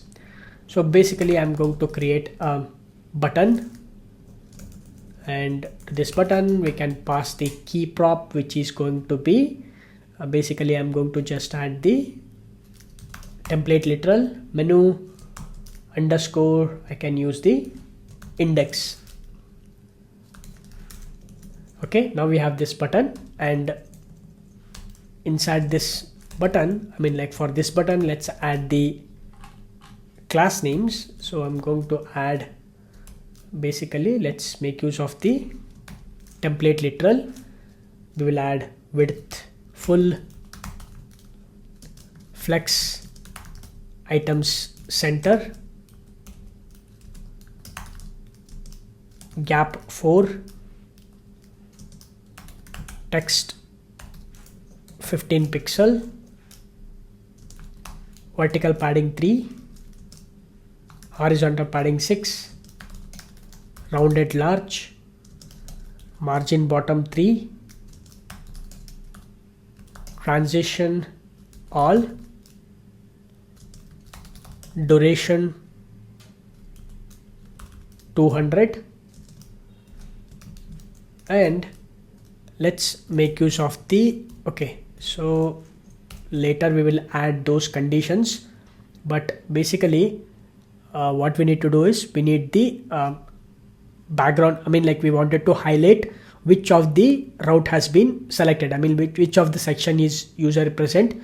So we need to add that, but for now let's keep it these many classes. Later we are going to add those classes conditionally. Okay, perfect.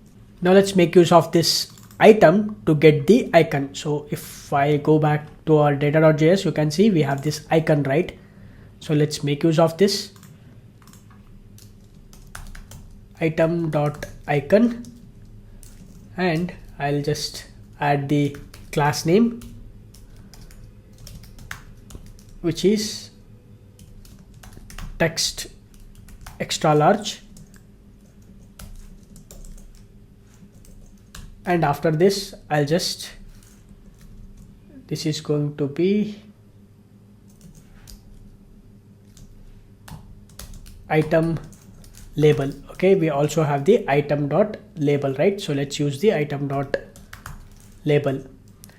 Let's save this. Now if I go to the browser, you can see now all of these items like dashboard, upload, my file, subscription, transactions, okay, and along with their icons which we have added in our data.js.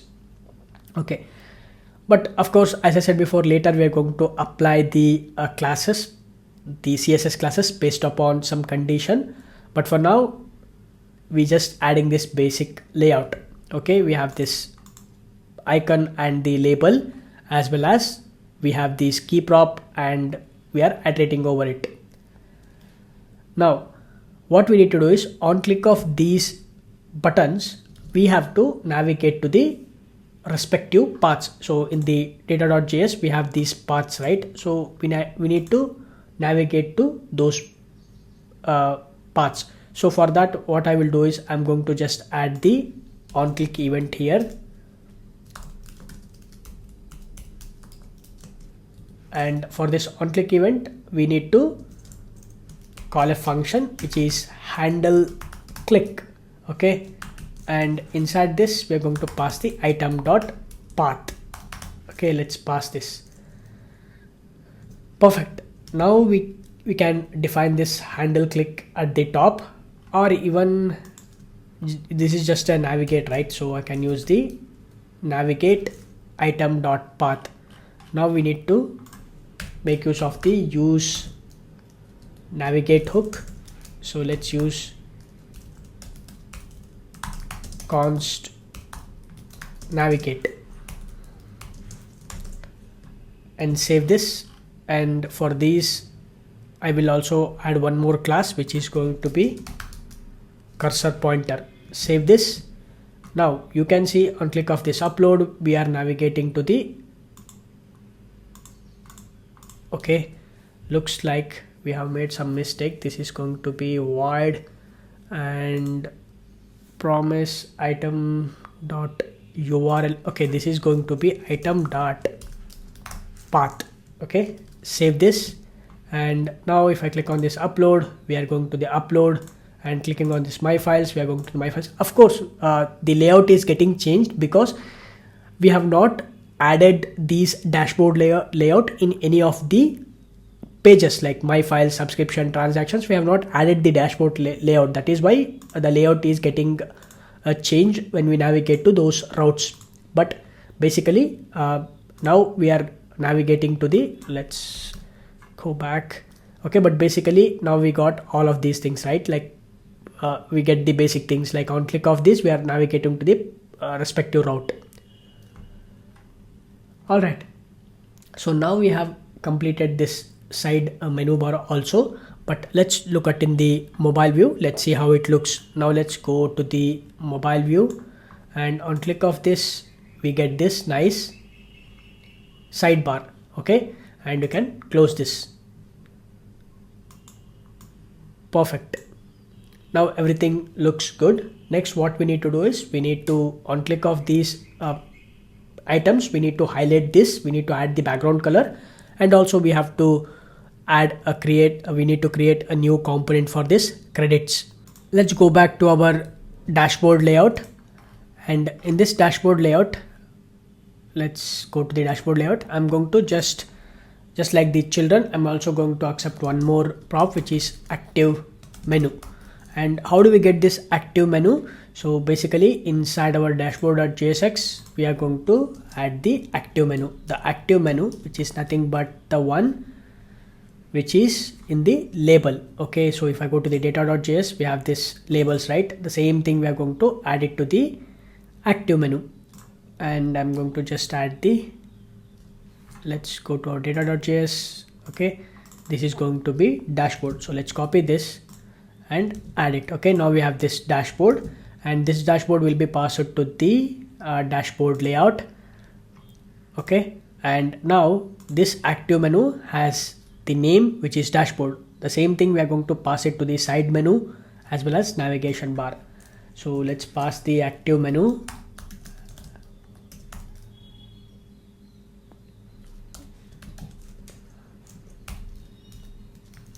Active menu, and similarly for the side menu, active menu, I'm going to just add the active menu. Okay, let's save this. Now inside the side menu and navigation bar we need to accept the prop. So let's go to the navigation bar, and I'm going to accept the active menu. Okay, and this same active menu we are going to pass it to the side menu. Okay, I'll just pass it to the active menu is equal to active menu. Save this. Now let's go back, and here inside the side menu also we need to accept the active menu. And now once we get the active menu inside our side menu, now we can make use of it here to add few other classes. So basically what I'll do is I'm going to just use the expression which is active menu is equal to item dot label, right? If it is same item dot label, then I'm going to add few special classes which is background purple 500 and also text white, font medium, shadow medium, and on hover I will add background purple 600. So these are the classes that we are going to add if it is the condition is matches. Otherwise we will just add on hover background gray 100. This we are going to add. Let's save this, and if I go to the browser, you can see now we are in the dashboard. We get this dashboard. On upload, of course it will be highlighted to the upload, but we haven't created that layout, that is why. Next, or I can just directly go to the upload, and we can do that also. Go to the upload.jsx, and here we can get rid of this, create a dashboard layout. This is going to be dashboard layout, and let's add the active menu. This is going to be upload. Okay, inside this we can add this upload, and let's get rid of this dashboard.jsx. Now you can see, if you go to the upload, you can see the upload is highlighted, and you can see this upload. Now let's go to the my files. Let's do the same thing in my files also.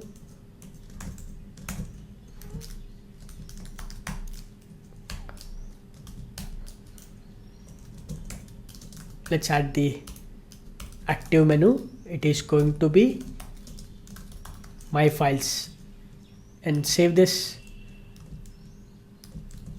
If I go to the my files, you can see it is highlighted. Let's go to the subscription.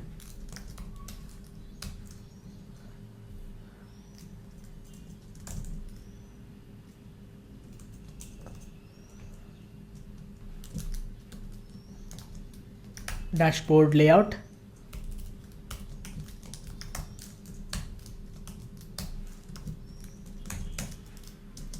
Active menu, subscription.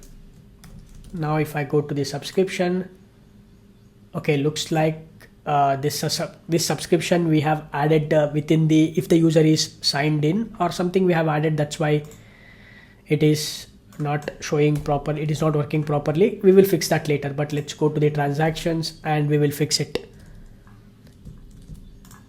Let's go back and open the transaction, and here let's cut this, add the dashboard layout, active menu,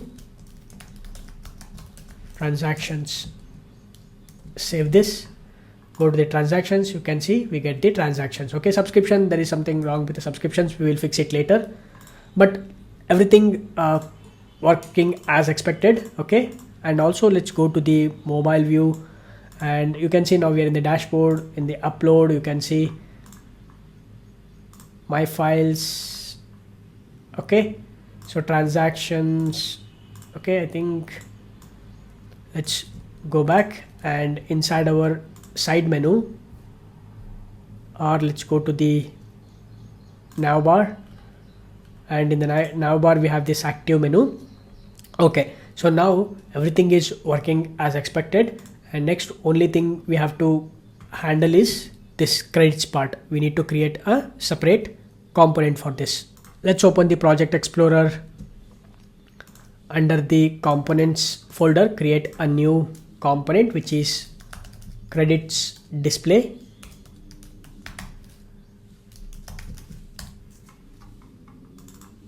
I'm going to just create the functional component. Let's return the JSX,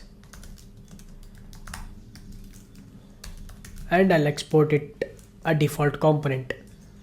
Now we can render this inside our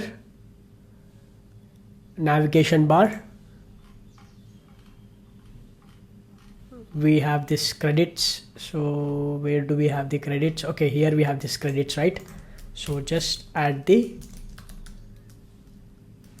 credits display, and to this credits display we need to pass the credits. Okay, so I'm going to just pass the credits. It is going to be, for now I'll just hard code it, later we will change it. Okay, let's save this. Now inside our credits display, accept the credits. Now inside this, I'm going to create a div with a class flex items center, gap 1, background blue 50, padding, horizontal padding 3 and vertical padding 1.5, rounded full, text blue 700. Inside this div, I'm going to make use of the credit card icon from Lucide React. Size, I'll set this to 16. After this, I'm going to create a span with a class font medium, and we will display the credits. Okay, the credits I'll display. Let's create one more span with a class text extra small. I will add the text credits. Let's save this. If I go back to the browser, you can see now we have this 5 credits. This is going to be, we have missed something. This is going to be text blue. Okay, text blue. Save this, and boom, you can see now we have this 5 credits. Okay, later, as I said before, we are going to fetch it from the database, but for now we are just hard coding it and we get this credit. And also if I go to the any other page, we have this credits remains as it is because it is present inside this navigation bar. All right, looks like we have completed all the functionalities related to dashboard, navigation bar and side menu bar. We are in a good shape. Let's continue with the next section. Now let's create the backend APIs for uploading the files. I have opened the IntelliJ IDEA. First, let's open the Project Explorer and we need to create the document. So inside this document package, let's create the Java class. I'm going to call this file metadata document.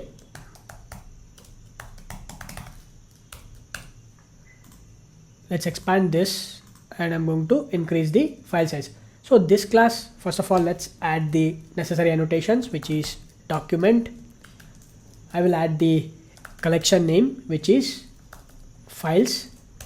Let's add the all args constructor, no args constructor, and builder annotation and data annotation. Let's add the necessary fields, which is private string ID, private string name, private string the file type, private long size, the file size, private string clerk ID, private boolean is public,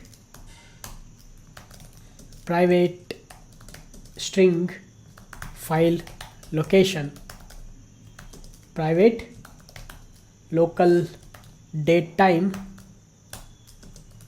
uploaded at.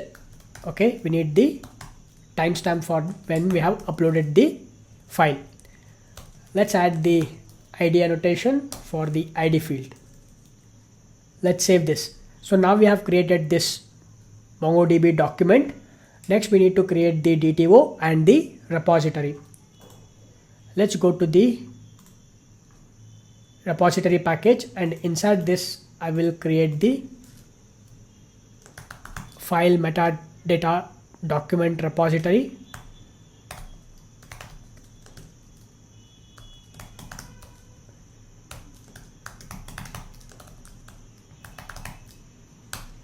this is going to be an interface. So let's expand this, and I'm going to change this to interface.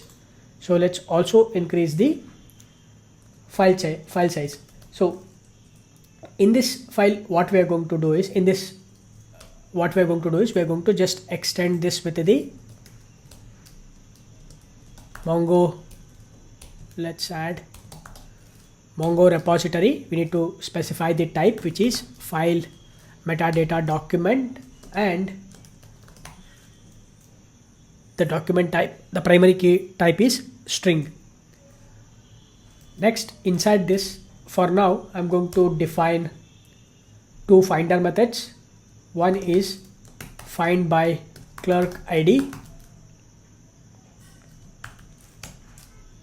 Let's pass the clerk ID as a parameter, and when we pass the clerk ID, and this method is going to return the list of files.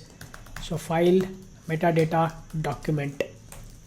Okay, it is going to return a list. Similarly, we are going to create count by clerk ID. I wanted to find how many files have been uploaded for the particular user. So let's pass the clerk ID. This is going to return long. Let's save this. So now our repository is ready. Next, we can create the DTO. So inside the DTO package, create the new DTO for file metadata DTO. So let's expand this, and I'm going to increase the font. Basically, this DTO also contains the same fields which we have created inside the document. So copy this and paste it.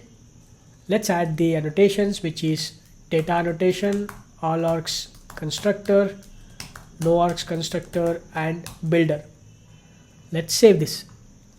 Alright, now we have created the document and the repository and the DTO. Next, we need to create the service.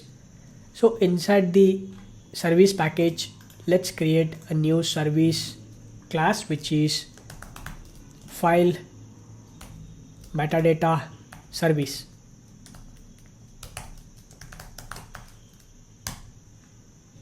Let's expand this, and I'm going to increase the font. Let's add the service annotation. Also, I'm going to add the required args constructor. Before we create the different service methods, what we are going to do is we're going to upload all the files into the project folder itself. In the main project, we are going to store all of the files and images with a new folder called uploads. So for that, we need to configure it to upload the files into the same directory. For that, we're going to create a new configuration file. So let's create the configuration file with the name static resource config. Let me increase the font. Now we need to implement this class with web MVC configurer. I'm going to mark this class with a configuration annotation, and inside this I'm going to override one of the method, which is add resource handlers. And inside this method, basically what I will do is I'm going to make use of the paths.get, and I'm going to provide the folder name, which is uploads, and I'm going to get the absolute path. I'll convert it into a string, and I'm going to store that in a variable called upload directory. Next, let's make use of this registry dot add resource handler. We need to provide the folder name, the path, basically slash uploads slash **, and I'm going to also add the add resource locations. Let's pass file : and I'm going to append the upload directory plus slash. So we're just telling Spring Framework to allow this to upload the files inside this directory. So we are just configuring this as a resource. Okay, so let's save this. So now the configuration is done. Next we can create the different service methods inside this service class. Before, let's create one more service method which is related to profile service. So let's go to the profile service, and inside this, let me expand this and increase the file size. So inside this we are going to create a new method which is, we are going to get the current profile. So get current profile, and to this we don't need to pass anything. We are going to get the profile from the Spring context. This is going to give us the profile document. Okay, inside this we are going to write the condition if security context holder dot get context dot get authentication. If it is equal to null, we are going to throw the exception, which is throw new username not found exception, user not authenticated. So we will just throw this exception.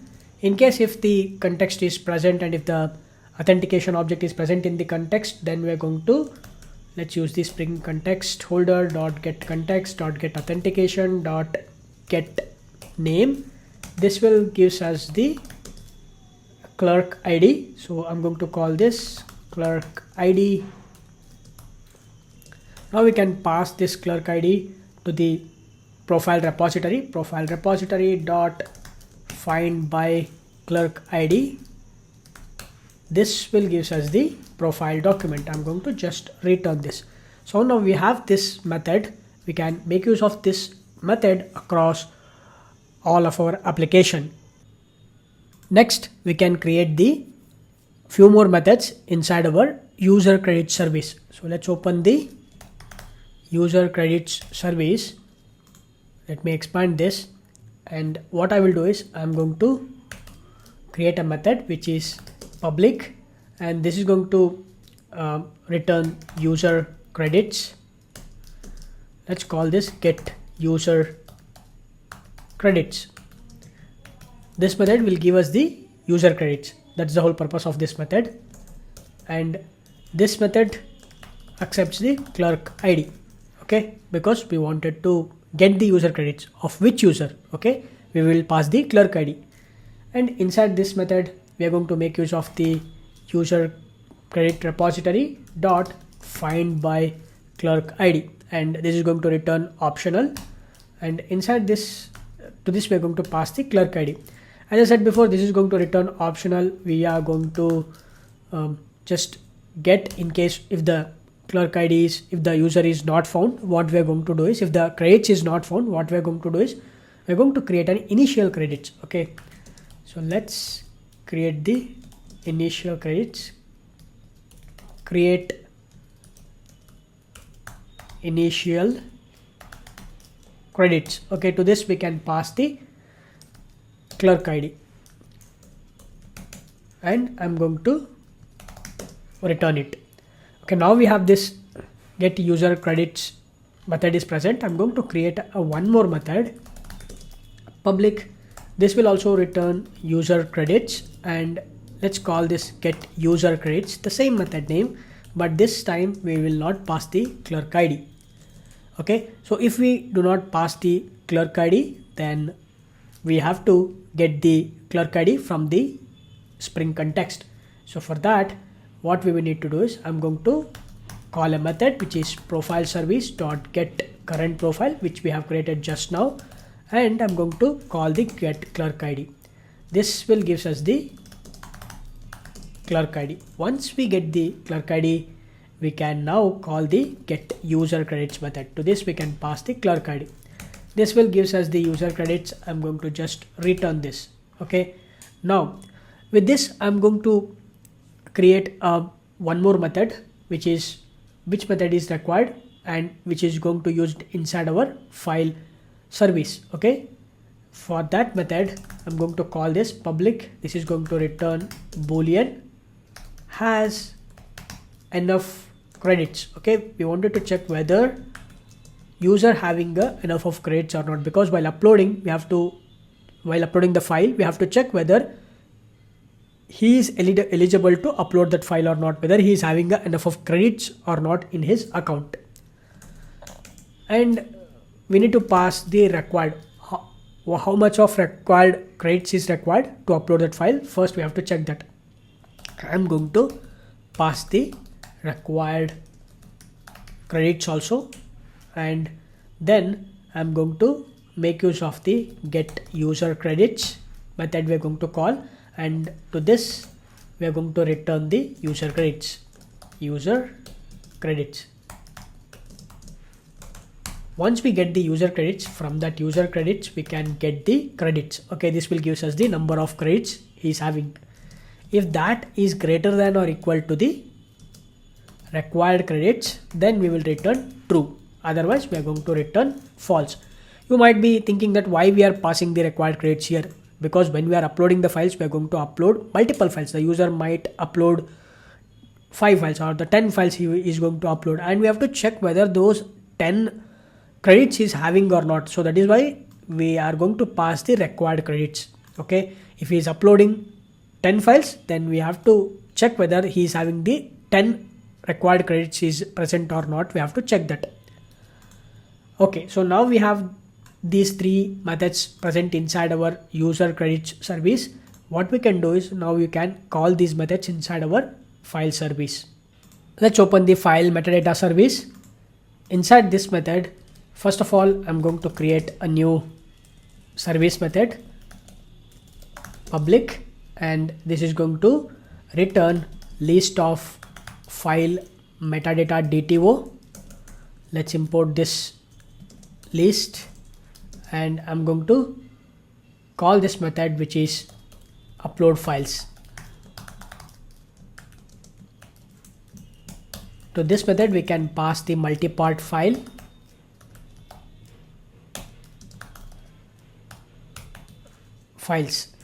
and inside this method, first of all, I'm going to get the current profile. So we need the profile service, private final profile service.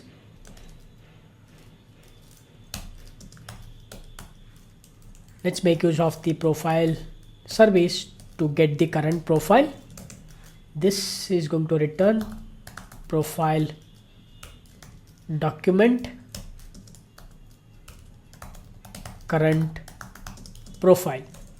Once we get the current profile, before uploading it, first we have to check whether user is having enough of credits or not. So for that we need the user credit service also, private final user credits service, user credit service. Inside this, first let's check user credit service dot get user has enough credits. We have to check whether user is having the credits or not, and to this we need to how many credits that the user is required. We have to check the length of these files. Okay, because if the user is uploading 100 files, we have to check whether the user is having 100 credits or not. So for that we're going to pass the files dot length. If this is not present, if the enough of credits is not available in the user account, then we are going to return, or we are going to throw an exception, throw new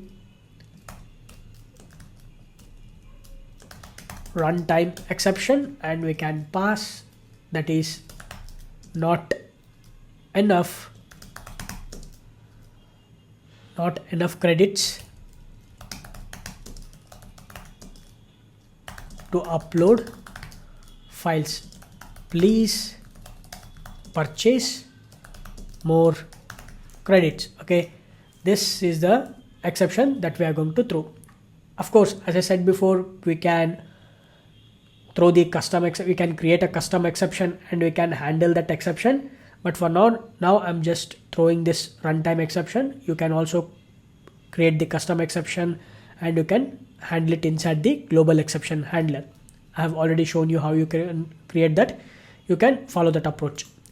Okay, in case if the user is having enough of credits, then what we have to do is I'm going to first create a list, file metadata document, and I'm going to call this saved files new array list. I'm going to create this array list. In fact, I'm going to move this to the top so that all the declarations will be at the top. Okay, and next, once I created this list, now I'm going to first get the paths. So paths.get, we can pass the folder which is upload dot to absolute path, and I'm going to call this normalize, and this is going to give us the path which is upload path. So let's import this path. Once we get the upload path, now we can make use of the files.create directories. To this we can pass the upload path. Perfect. As I said before, this is going to return through. We can handle that exception at the signature level, that is IO exception. Next, now we have to iterate over this list, the multi-part files, and we need to store it in our database. So let's add the for loop. We are going to make use of the for each loop. So let's use multi-part file. So let's call this file. We have the files. Inside this, first we are going to add the file name. So let's make use of the UUID dot random UUID. Let's get the string utils dot get file name extension, and to this we can pass the file. Okay, file dot get original file name. So this will gives us the extension of that particular file, and to that file we are going to generate the random UUID as a file name. Okay, next I'm going to first of all I'm going to store that in a variable called file name. Okay, now we get the file name. Next, what we need is we need the target location. So let's make use of the upload path dot resolve. To this we can pass the file name. I'm going to store that in a variable called target location,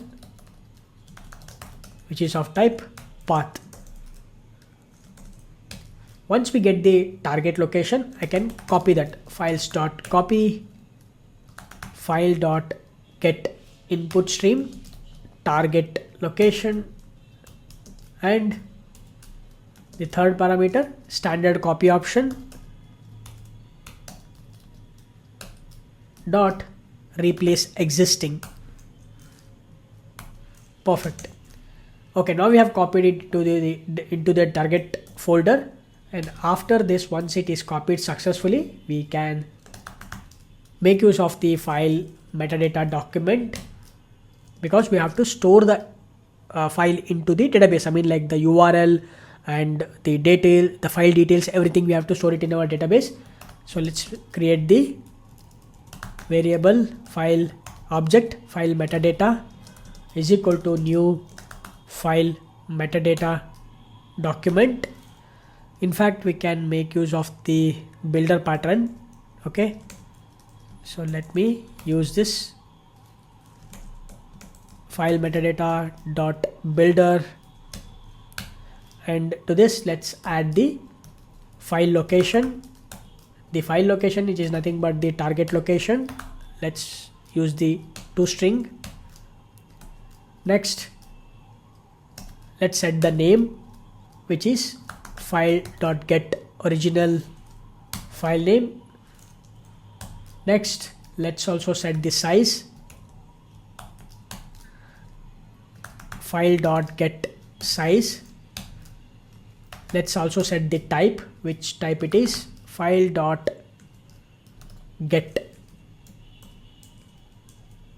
content type. Next, we need to set the clerk ID. The clerk ID, we are going to get it from the current profile.get clerk ID. Perfect. Next, we need to set the public is public. We will set this to false. By default, the uploaded files will be private, so we're going to set this to false. Next, uploaded at, okay, when we have uploaded, that time we have to add. So local date time dot now, and I'm going to make use of the build method to create the object. So now we get this file metadata object which has all the information about the file. Next, here I'm going to just add the to do. Later, once we have uploaded the file, we have to reduce the credits, right? So for that, what I will do is I'm going to make use of the to do consume 1 credit for each file upload. Okay, so we need to consume that credit for each and every upload. So let's do that. Okay, and after this I'm going to just make use of the file repository, not the file repository, this is going to be file metadata repository. Okay, let's inject that private final file metadata repository.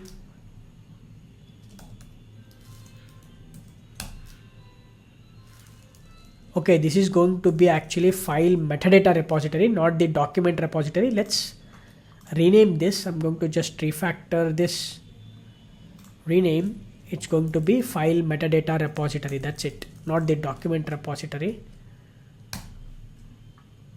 Perfect. And now inside our service, so let me make use of the file metadata. Okay, do we have that or not? So okay, let's complete this file metadata repository. So now let's use this file metadata repository dot save. To this we can pass the file metadata that we have created, which is file metadata. After we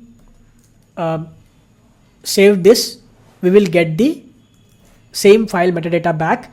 So for that we are going to add it in our list.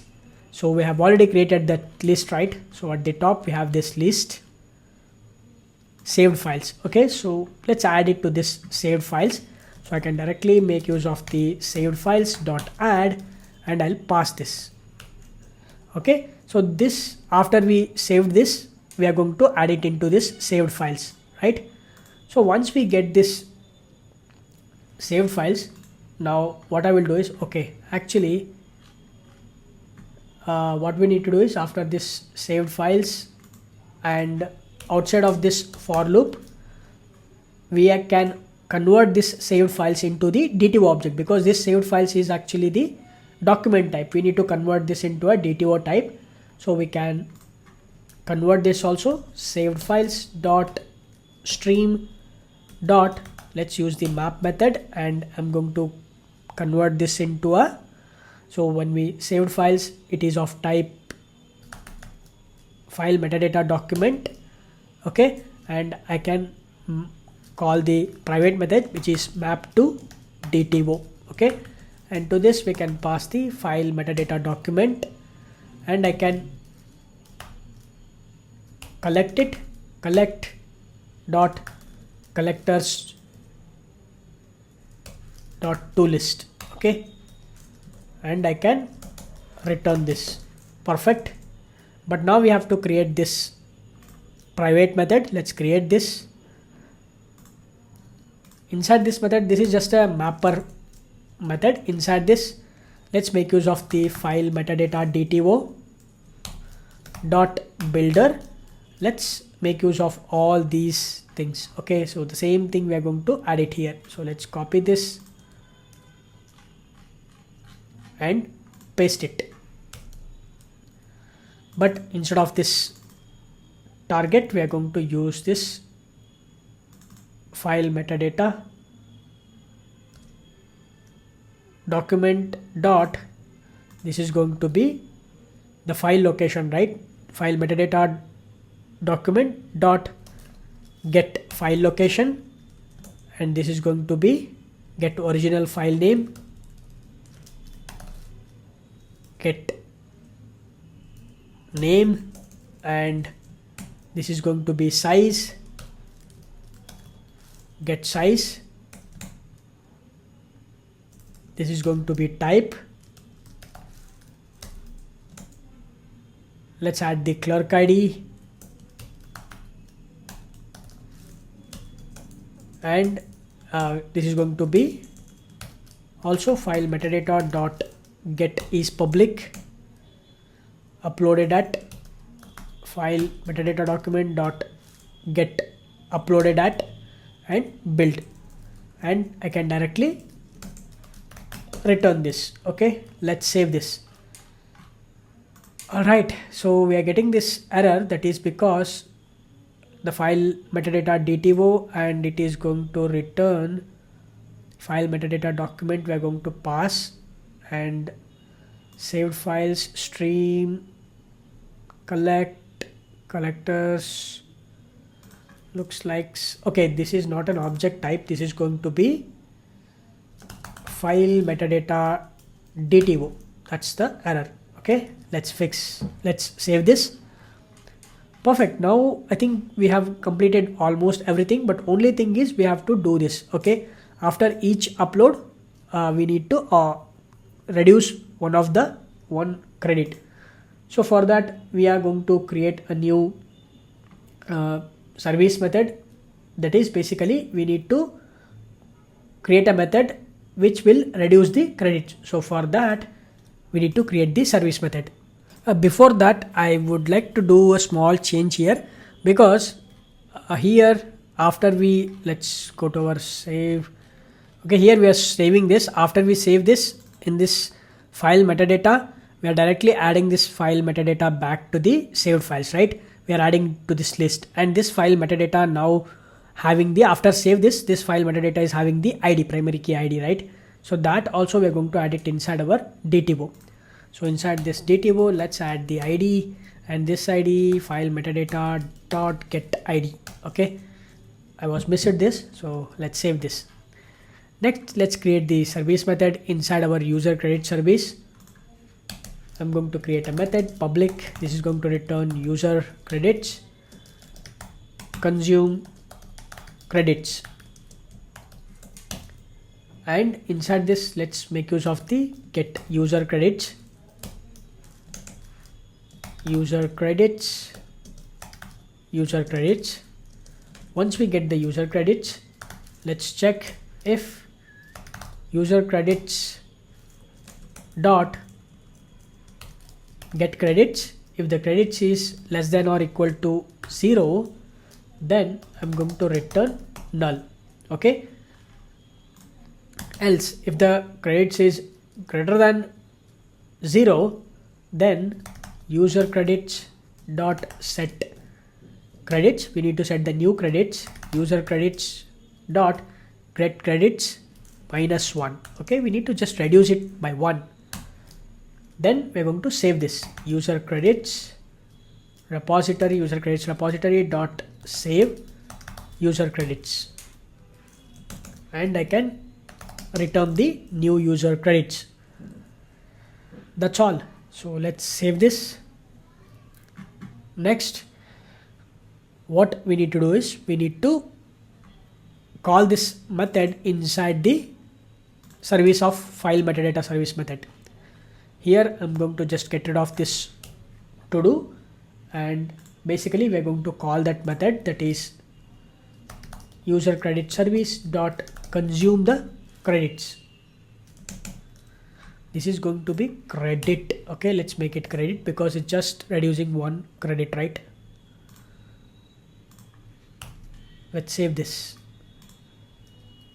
Okay, and this will gives us the user credits back, but we will not do anything. We are going to just ignore this return type. Okay, we don't have to store that. Or even what we can do is, anyhow, if something credit is, if the user does not have enough of credits, or if the, okay, anyhow, let's fine. We will not go with a complicated. Okay, let's keep it simple. I'm just consuming this. I'm just calling this service method. This is going to consume the credits. Okay, that's the whole purpose of it. So let's save this. Now let's create the controller. Open the project explorer. Inside this controller package, create a new controller. It is going to be file controller. Let's expand this and increase the font, and I'll just first add the necessary annotation, which is REST controller and also required args constructor, and also I'm going to add the request mapping annotation. So let's add this. This is going to be /files. Inside this, first of all, I'm going to inject the file service, file metadata service, and I'll just mark this as final. Now let's create the method, the handler method, public. This is going to return response entity. I'm going to call this upload files. Let's make this as post mapping. /upload is the URI endpoint. Let's pass the request part.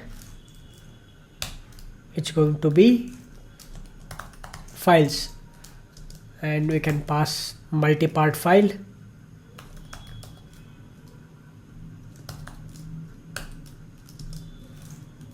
I'm going to call this files. It is going to be an array,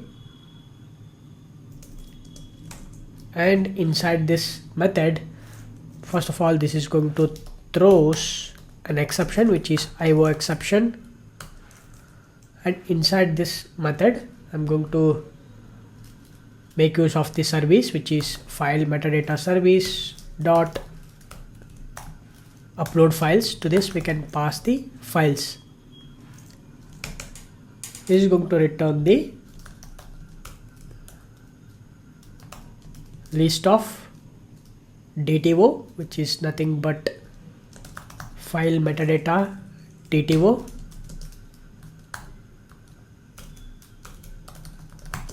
response,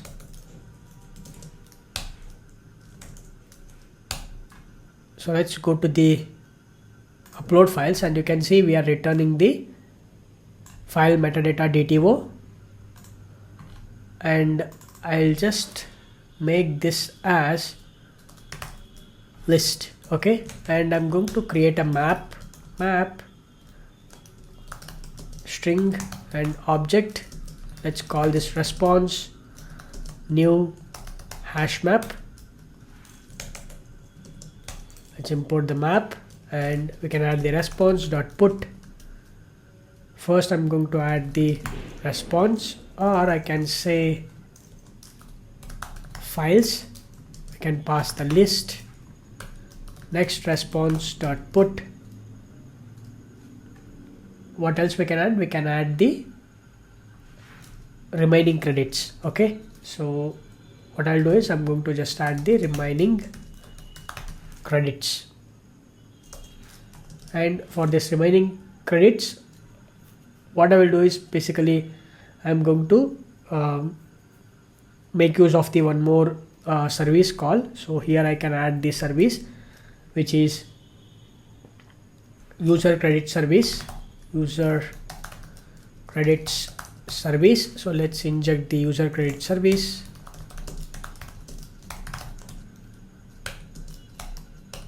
Okay, so let's make use of this user credit service to call the method which is get user credits. This will gives us the user credits. I can call this final credits, and this final credits we can pass it here, final credits dot get credits. Perfect. And we need to return the response entity, return response entity dot OK, and we can pass the response. Let us save this. Alright, now our controller method is ready. All we need to do is we need to test this. In order to test this API endpoint, basically what we need is we need the JWT token. So how do we get the JWT token? So for that, what I will do is let's go to the frontend application, and inside our frontend application we have this dashboard.jsx. So at the beginning, what I will do is I'm going to make use of the use auth hook from the clerk. This will give us the get token method. So let's make use of this, and now we can call this get token method to get the JWT token. I'm going to make use of the use effect hook, and inside this I'm going to basically this get token is going to return promise. So what I'll do is I'm going to create a function const display token. This is going to be an asynchronous function, async, and inside this let's call this get token method.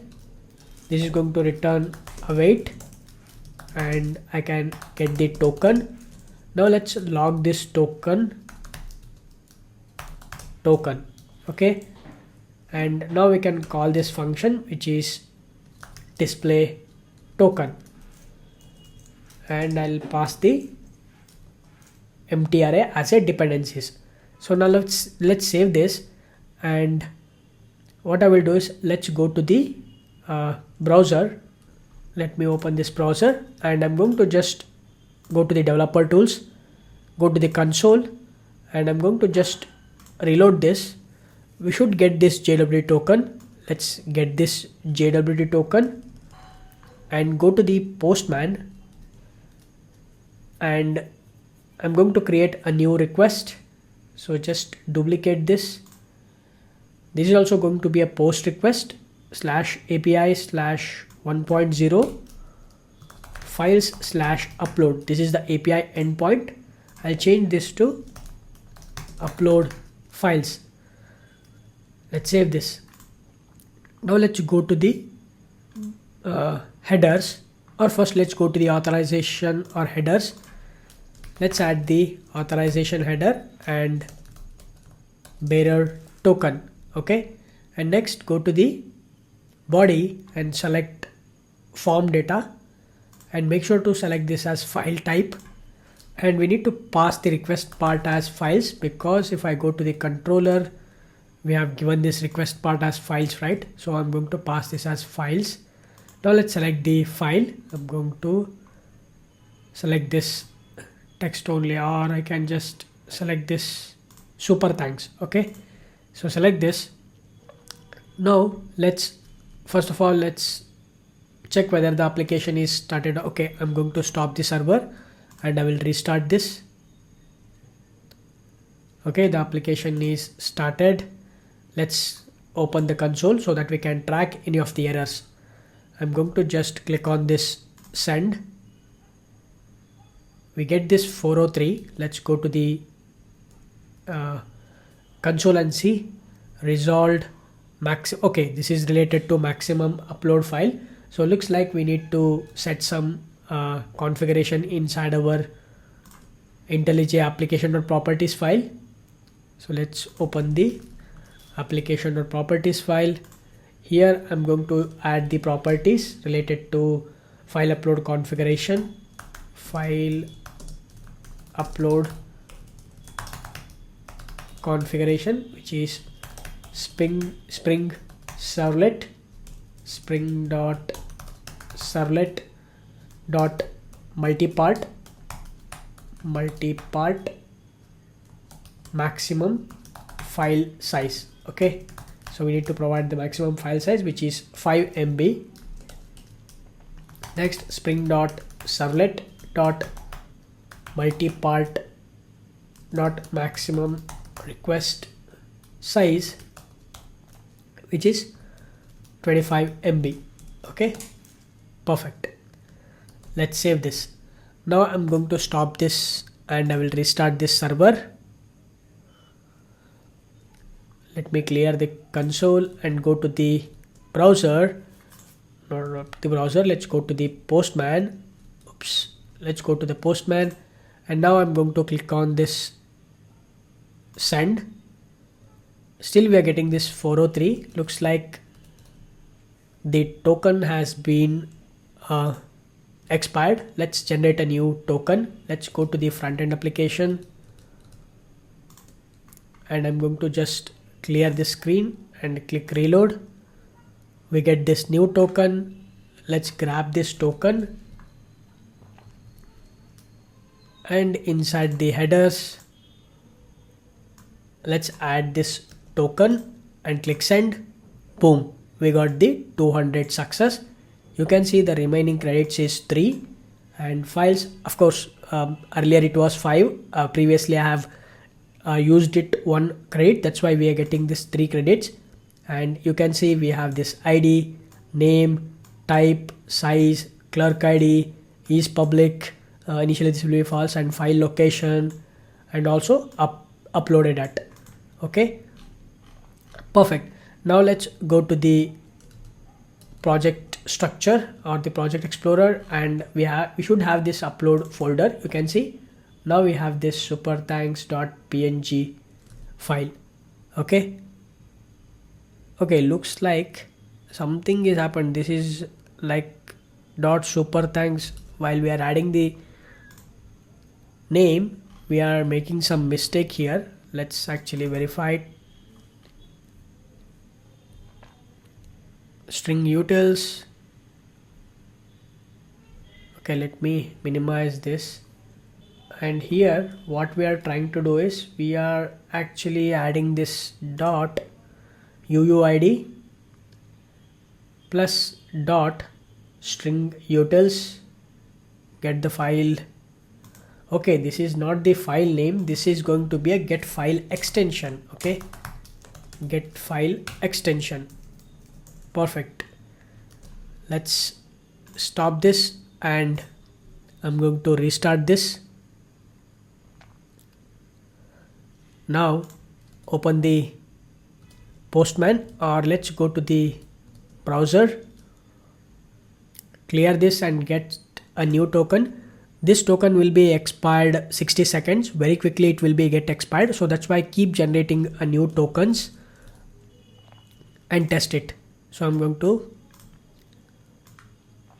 make use of this new token, and now let's upload the same file and see what do we get. I'm going to click on this send. Boom. Okay, now the remaining credits is 2, and now you can see we get the proper file name.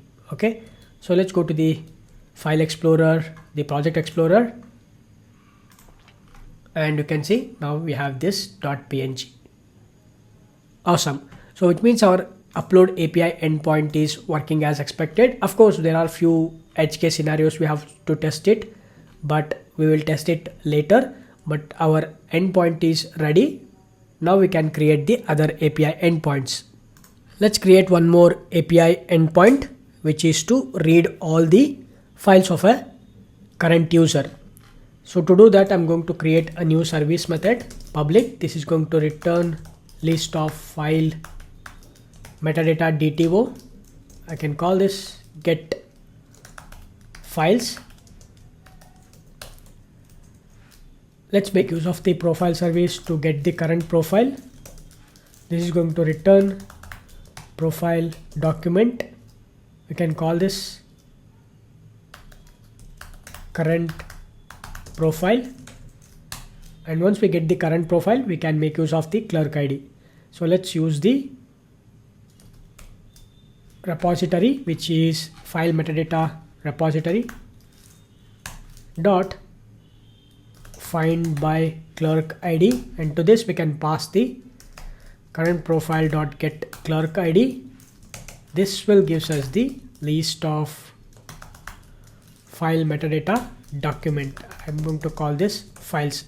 Now we need to convert this into a DTO, files dot stream dot map to DTO, collectors dot to list. Okay, we're going to convert this into a list, and I'm going to return this.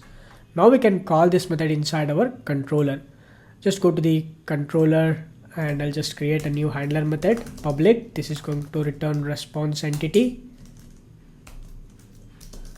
get files for current user, okay, or a logged in user.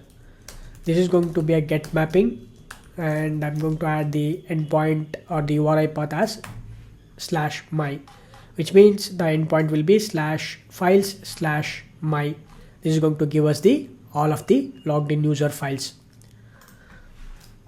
and we don't need to accept anything, but inside this we will make use of the service, which is file metadata service dot get files, and we can directly return this, but we need to return the response entity. So let's make use of the list of file metadata DTO. Let's call this files. Now let's use the return response entity dot okay, and to this we can pass the files. Perfect. Let's save this. Now we can test this endpoint. I'm going to stop this server and I will just restart it. Okay, let's go to the Postman. I will just duplicate this. This is going to be read files. I'll just change this to /files/my.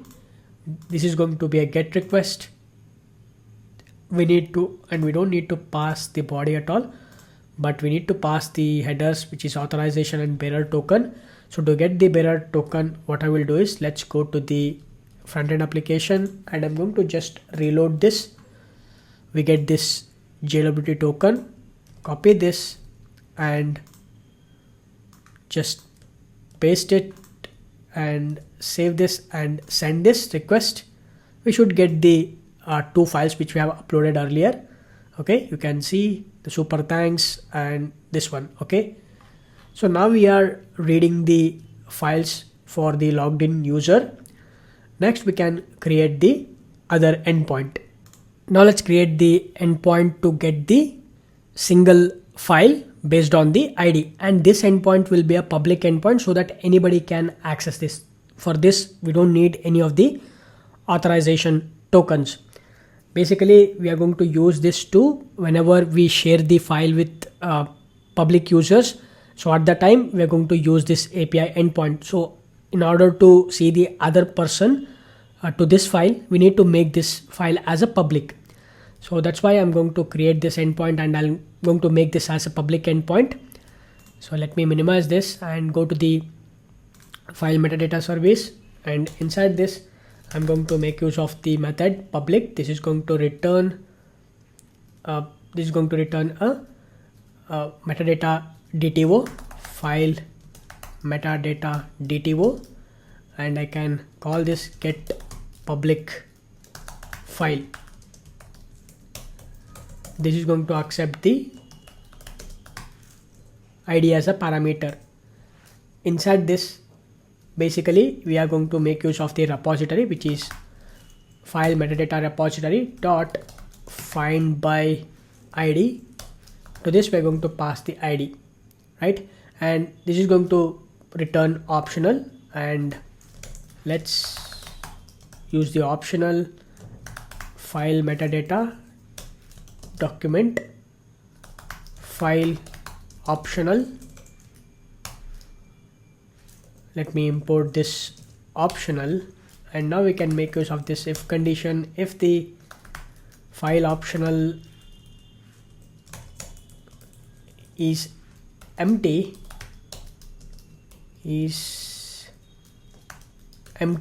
or if the optional file is not a public, okay, if this is not a public file, we should throw a forbidden exception. Okay, so let's use the file optional dot get dot public is public. We have this get is public, right? So I'm going to make this as not is public. Just add the not operator, which means that if the file is not a public file, then we are going to, if this is a private file, what we need to do is we need to return the, not the return, I'm going to throw an exception, throw new response status exception, or I can just throw runtime exception. I'll just pass the message that is unable to get the file. Else, if the file is present or if the file is public, then we are going to just what we are going to do is we need to get the file. So file optional dot get. Okay, we're going to call this get method, and this is going to return the, what it is going to return, it is going to return the document. We need to convert this into a map, so let's call the map method, or first I'll get the file metadata document. This is going to be a document. Now we can call the method which is map to DTO, and to this we can pass the document. This is going to return as the DTO. I'm going to return this. Perfect. Now let's save this. Now we can call this get public file in our controller. Let's go to the file controller, public. This is also a get mapping, and this is going to return response entity get public file. Let's add the get mapping annotation slash public slash, let's pass the ID. Let's use the path variable annotation string ID, and now we can use the service method which is file metadata service dot get the public file. We can pass the ID. This will gives us the DTO, so which is nothing but file metadata DTO file, and we can use the return response entity dot OK, and to this we can pass the file. Of course we need to properly handle the exception as well, but we just gonna keep it simple. Let's save this. Now one thing what we need to do is inside our security config, let's go to the security config. If I look at this right now, the webhooks we are making it as permit all. Along with this I will also make this slash files slash public slash star star. I'll make this public part also to be permit all. Let's save this, and one more place we need to make slight changes, which is in the authentication filter. So let's go to the Clerk JWT authentication filter. If I look at this, you can see we are just telling that for webhook endpoints we are just skipping the JWT validation. Similarly, we also need to skip it for the slash public as well. Okay, so to do that, what I will do is I'm going to just make use of the OR operator, and I will add the one more condition request dot get request URI. If the URI contains slash files slash public,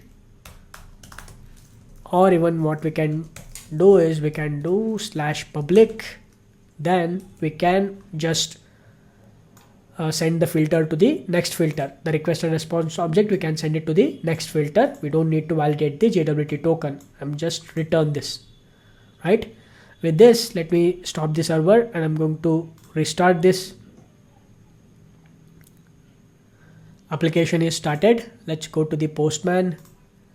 I will just duplicate this and I can make this as read file /files/ public, and we need to pass the ID. So let's make this as read file. We need to pass the ID. Let's go to the MongoDB and let's go to the files. Let's refresh this. We have 2 files. I'm going to get the first one ID and I'll pass it. As I said before, we don't need to pass the authorization token or the bearer token since this is a public endpoint. So now, since the application is already started, I'm going to just click on this send. Okay, we are getting this 403 forbidden. Looks like localhost 8080/version 1. Files public.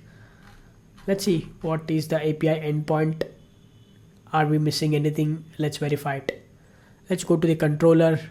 Where is the controller? Okay, we have this controller /files /public and ID /files /public and the ID, which is nothing but the file ID. And let's go to the, okay, we are getting this unable to get the file. Looks like there is a slight mistake in this. Okay, this is not a public file. That is why we are getting this, okay, unable to get the file, because if you look at this in the MongoDB, we have make this is public as false, right? So I'm going to just update this to true so that we will get to know that. I mean, like we can test the endpoint properly. So I'm going to just click on this so that we can edit. We can go to the edit mode and I can change this to true. I will update this also. I will update this also. Edit, change this to true and click on this update. Now if I go to the Postman and click on this send, boom, you can see we get the file. Okay, similarly I'll just take this one and I'll change it and send it. We get this another file. Awesome. So now our endpoint is working as expected. Next we can create a one more endpoint to download the file. Let's open the service, which is file metadata service. Let's create a new method, public. This is going to return the DTO, file metadata DTO, and I'm going to call this download, or not the download, I can call this get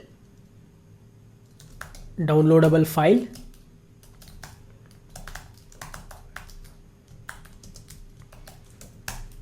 This is going to accept the ID as a parameter, string ID, and inside this I'm going to make use of the repository, which is file metadata repository dot find by ID, and to this we can pass the ID, and this is going to return optional. I'll just call the method or else throw.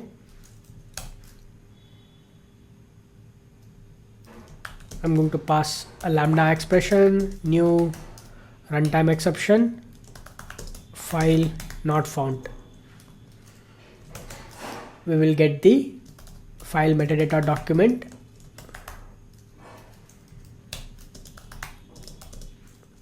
Once we get the file, what we need to do is we need to return the DTO. Okay, the DTO object we need to return. For this we will make use of the same approach, which is this, and return this. Here I'm going to pass the file. This will give us the DTO object. Now we can call this get downloadable file inside our controller. Open the file controller and I'm going to create a new endpoint, public. This is going to return response entity of type resource. Okay, and this is going to be, this resource is nothing but the Spring Apache framework.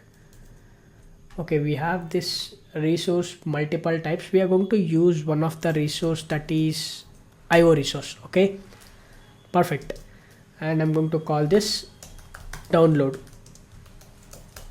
This is going to be again a get mapping slash download slash, we will add the ID. Okay, next I'm going to use the path variable annotation. Let's pass the ID, and inside this we are going to call the service method, which is file metadata service dot get downloadable file. We can pass the file ID. This will gives us the file metadata DTO. Okay, can call this downloadable file.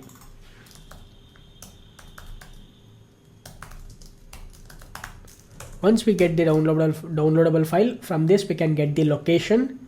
So let's use the paths dot get, and let's use the downloadable file dot to URI. Sorry, we need to get the location, file location. This will give us the file location. I'm going to call this path.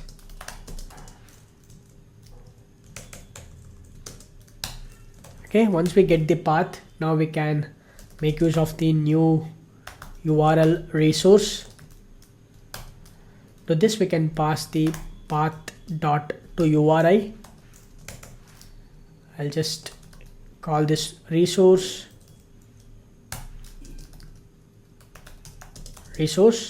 and of course this is going to throw us an exception. We will add the exception to the method signature.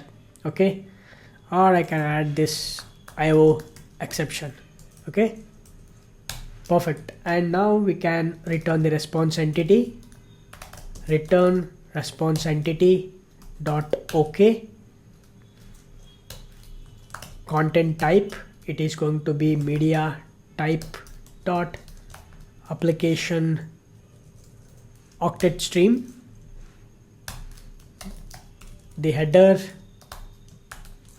it's going to be HTTP headers dot content disposition.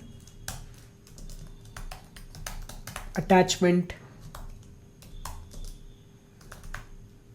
file name is equal to, we will add the file name, which is slash within the double quotes. Let's add the file dot, or the downloadable file dot get name. We get the file name.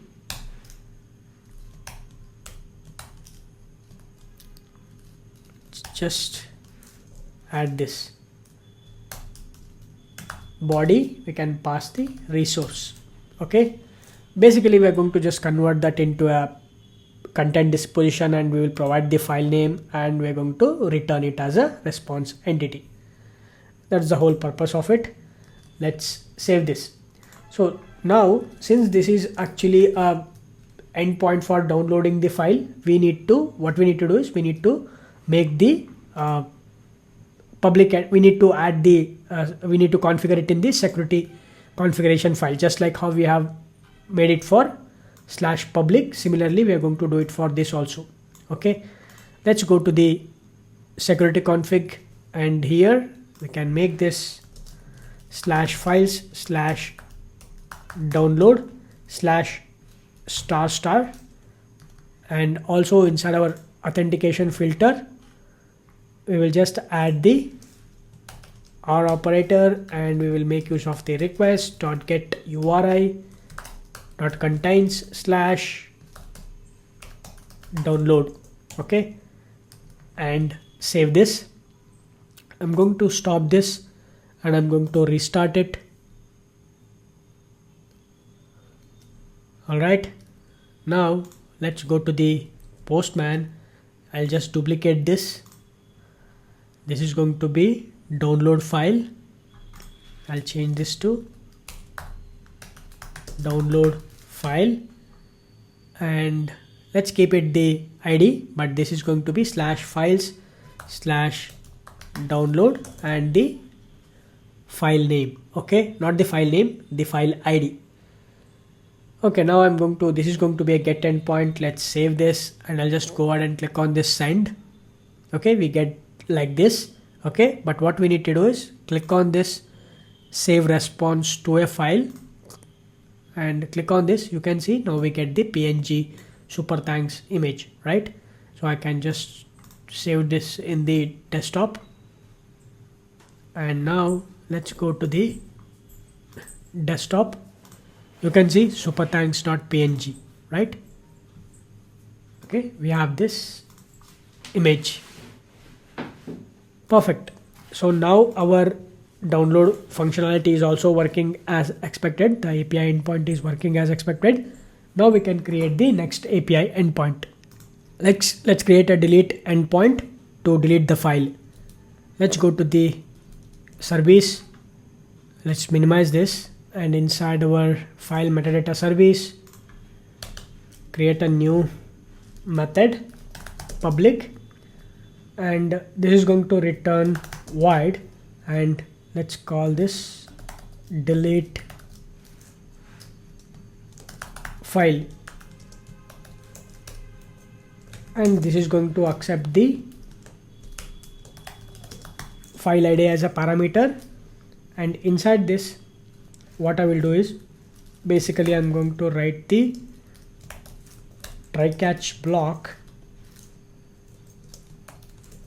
inside the try block. First, let's get the current profile service dot get current profile. This will gives us the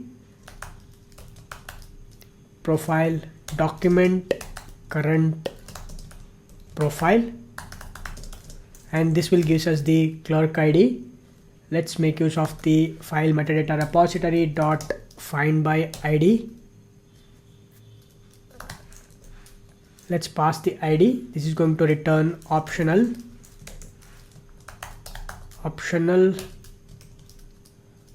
of file metadata document.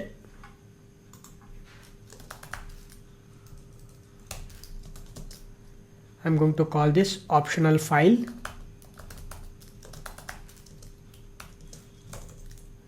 Once we get this optional file, now we can check for the empty. If file optional file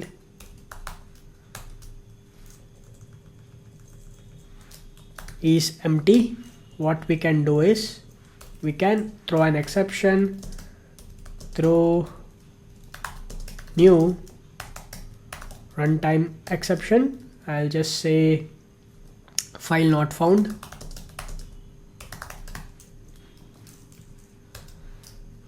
If the optional file is present, let's get the file, optional file dot get, and we will get the file metadata document file. Okay, in fact what I will do is I'll just simply use the, or else throw, we can use the lambda expression to throw new runtime exception. It's going to be file not found. We don't need to add this if condition at all. This is going to give us the file itself, right? Let's make this file metadata document file, right? Once we get the file, next what we need to do is we need to also delete once we need to delete this, and before that we also need to delete the file from the location, like where we have stored our file. We have to delete from the storage as well. So before that, what I would like to do is I'm going to add one more check, that is an if check, if condition, that is file dot get clerk ID. Okay, I'm going to check the clerk ID. If it is not the if the clerk ID is equals with the current profile dot get clerk ID. If it is not equal, then we need to throw an exception, throw new runtime exception. We need to say that its file is not belong to current user, right? This is the exception that we are going to throw. And if this becomes false, then we know that this is the current user's file itself. He is the owner of it. Then we are going to delete it from the storage. So for that we will use the paths dot get. Let's call this file dot get file location. We will get the file location, path dot file path. Once we get the file path, we can use the files dot delete if exists, and to this we can pass the file path, right? And this is going to throw an exception. Let's add the throws block, or okay, we have this catch block here. I'll just add the exception. Okay, then we need to, now we have to delete it from the repository. So for that, file metadata repository dot delete by ID. To this we can pass the ID, right? This will delete it. And next here I'm going to just throw an exception, throw new runtime exception, error deleting the file. Now we can call this method inside our controller. Open the file controller, public. This is going to return response entity. It is going to return a void. So delete file. Let's make use of the path variable. Also this is going to be a delete mapping slash ID. Okay, slash files slash ID is the API endpoint. Let's use the path variable and get the ID. And once we get the ID, so basically I'm going to call the service method, which is file metadata service dot delete file. Let's pass the ID. That's it. And next what we need to do is we have to test this. Okay, but before that we need to return the response entity. Return response entity. We can just add the no content dot build. Save this. Let's stop this and restart the server. Okay, the application is restarted. Let's go to the Postman. I'll just duplicate this. Let's change this to delete file. It is going to be a delete mapping, and I'll just change this to slash files and the file ID. Since we have this file and we need to, once we delete this file, we also need to delete it from the database as well as from the file storage, right? So currently we have the storage here inside our upload directory. Right now we have two files. As soon as we delete that, it should be deleted from this upload directory as well. Okay, before that we need to also pass the authorization token, because this is a protected URI endpoint. I'm going to just go to the headers. Okay, we need to pass the bearer token. Go to the front-end application and just reload this and grab the JWT token. I'll just pass this token and now click on this send. Boom, you can see 204 no content. Let's go to the MongoDB and we have this files. I'm going to refresh this. You can see one of the document has been deleted Now if I go to the project explorer, you can see earlier we have 2 files, now it is 1. So we are also deleting it from the storage. Perfect. Alright, our API endpoint is working as expected. Next we can create a one more endpoint to toggle the file. We have to make, if the file is public, we have to make it private. If the file is private, we have to make it public. Okay, so let's create that API endpoint also. Let's go to the file service, which is metadata file service, and I'm going to create a method which is public. This is going to return the file metadata DTO toggle public. I'm going to, okay, since this is a service, so let's not add any annotations. Let's pass the ID. Inside this, basically we're going to make use of the repository to call the method find by ID, and to this we can pass the ID, and this is going to return optional, or else throw we can pass the supplier new runtime exception file not found.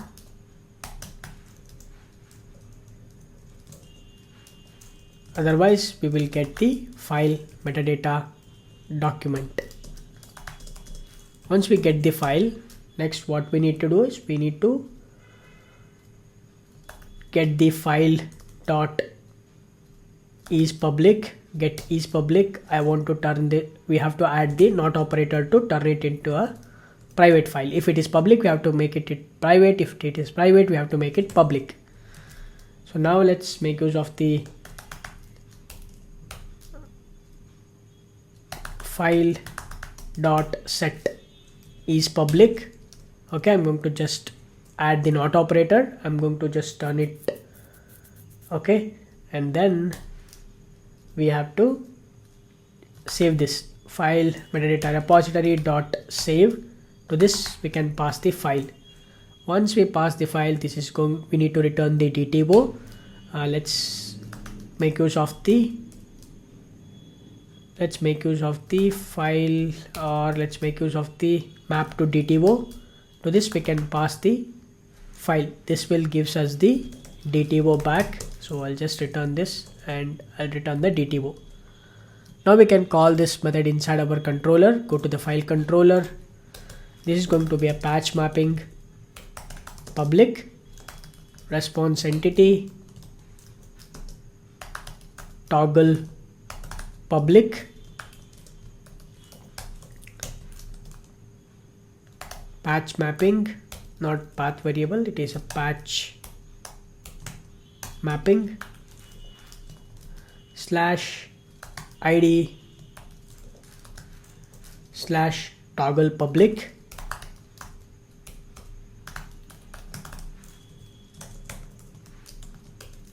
Path variable, and we get it into ID.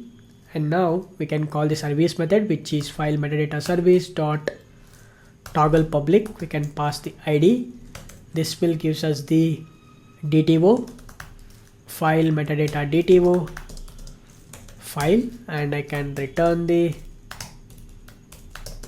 response entity dot OK file.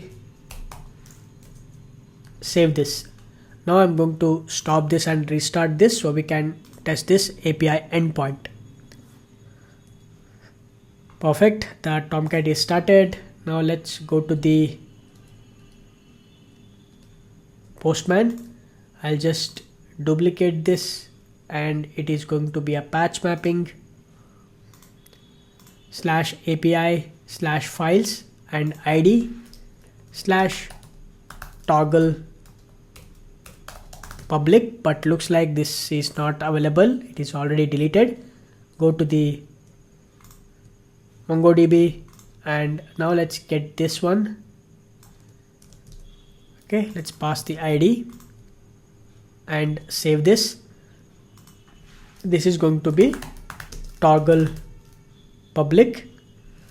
Okay, let's save this, and we need to pass the authorization token, go to the front-end application, and I'll just reload this. Now we get this token. Let's pass this. Okay, save this. Inside our MongoDB right now the file is true. We can make it false by making it as private. I'm going to just click on this send. Okay, looks like we got 200, and you can see is public is false. Let me reload this. You can see it is false now, right? Alright, our application is the API endpoint is working as expected.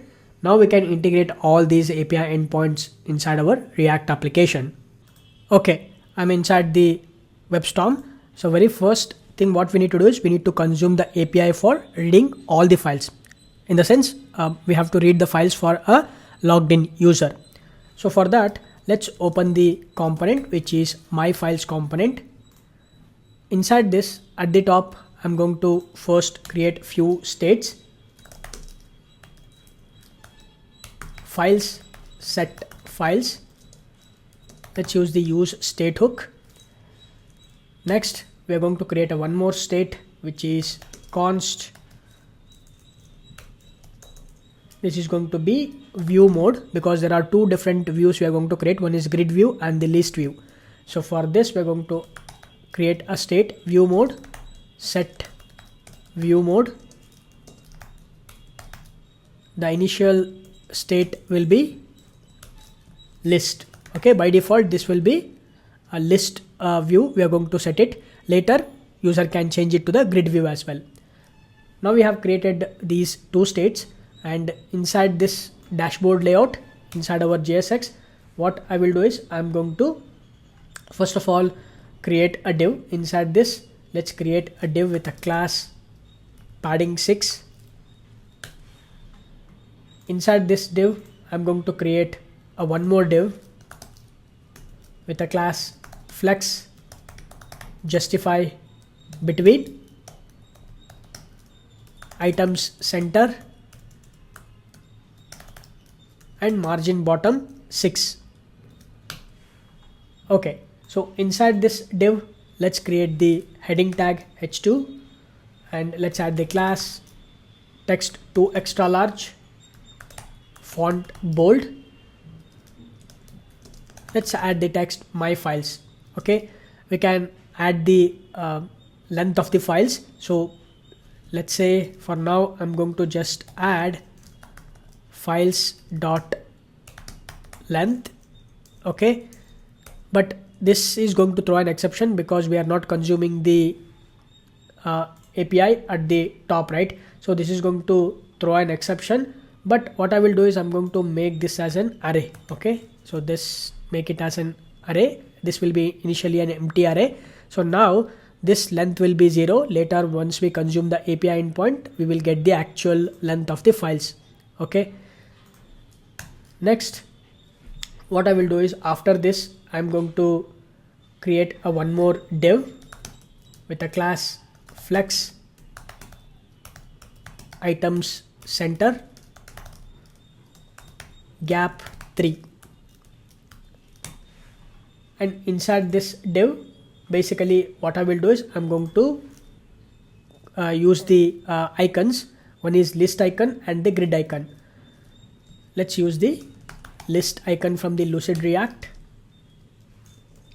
To this we can pass few classes. I'm going to make use of the template literal, cursor pointer, transition colors, and along with this we need to add, based upon some condition we need to add. So for that we will use the expression which is view mode. If the view mode is equal to list, then I'm going to add the classes which is text blue 600, else I will add the class text gray 400, right? And also on hover I'm going to add the text gray 600. Perfect. and now we have this list. Also I'm going to add the one more prop, which is size prop. Size, it is going to be 24. Later we are going to also add the on click event, but we can add it now itself. I'm going to just add the on click event. We are going to update the state, set view mode. I will update this to list. Okay, similarly now I will create a one more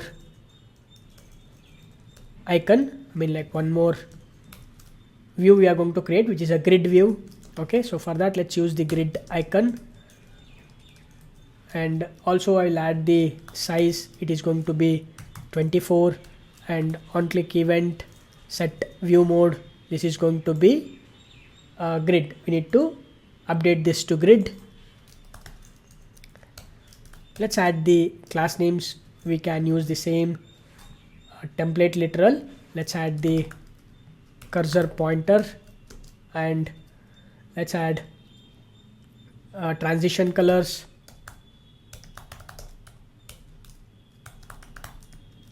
We can make use of the expression to check the view mode.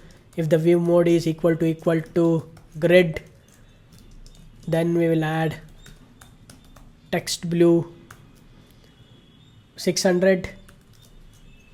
Otherwise we are going to add text gray 400, and on hover we can add text gray 600. Perfect. Now we have added the on click event also. On the size also we have added. Perfect. Next I'm going to just move this to the same line.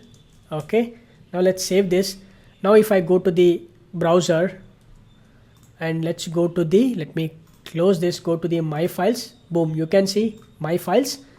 Currently it is 0, and you can see now we have two different icons. One is list view. By default it is selected to list view. I can select it on grid view. You can see now we are highlighting that grid view as well.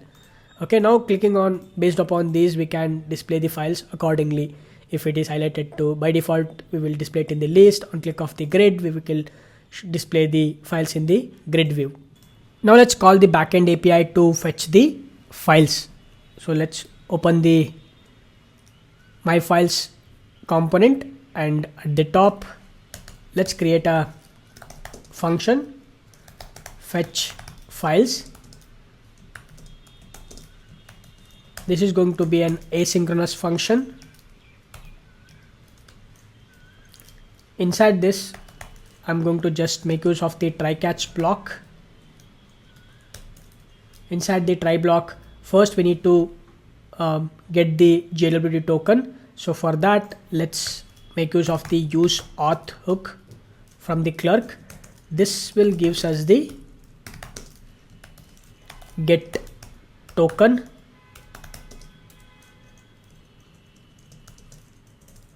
Inside this let's make use of the get token method.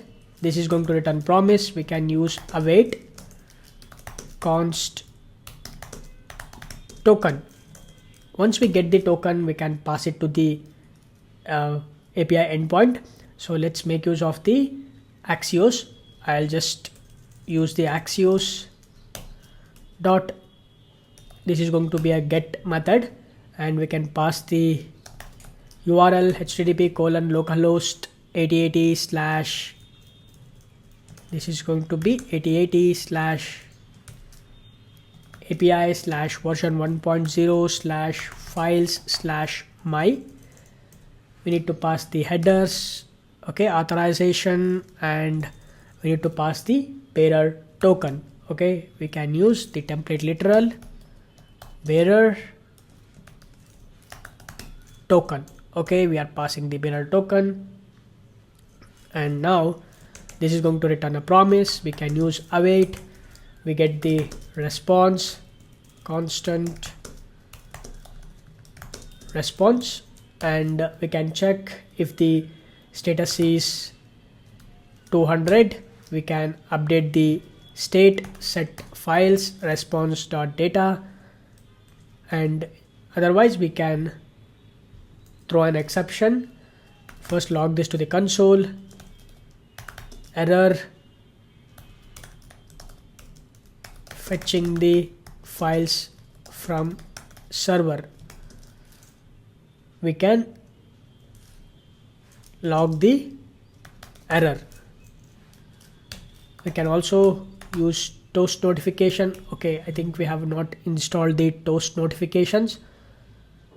Let's install this. Let's go to the console, npm install first. Let's verify whether we have installed it or not. Let's go to the package.json and okay, we have not installed that, so let's install that also. Npm install react hot toast.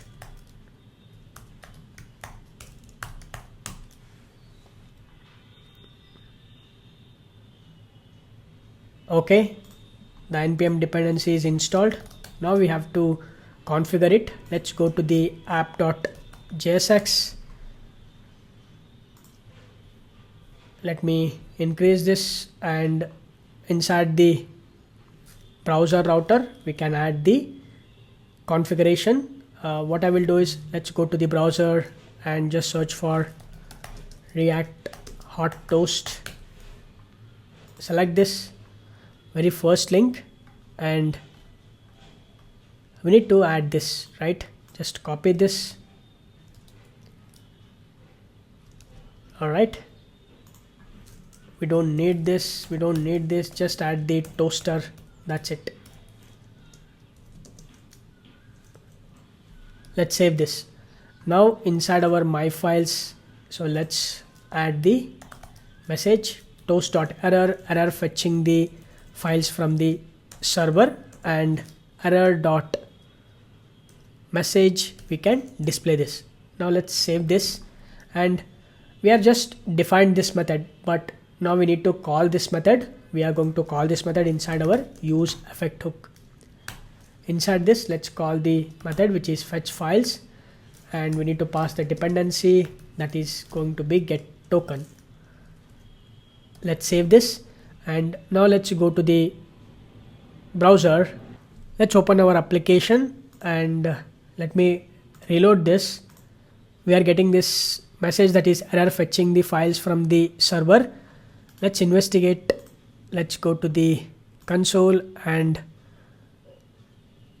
CORS has been blocked by CORS policy response to. Okay, looks like something went wrong.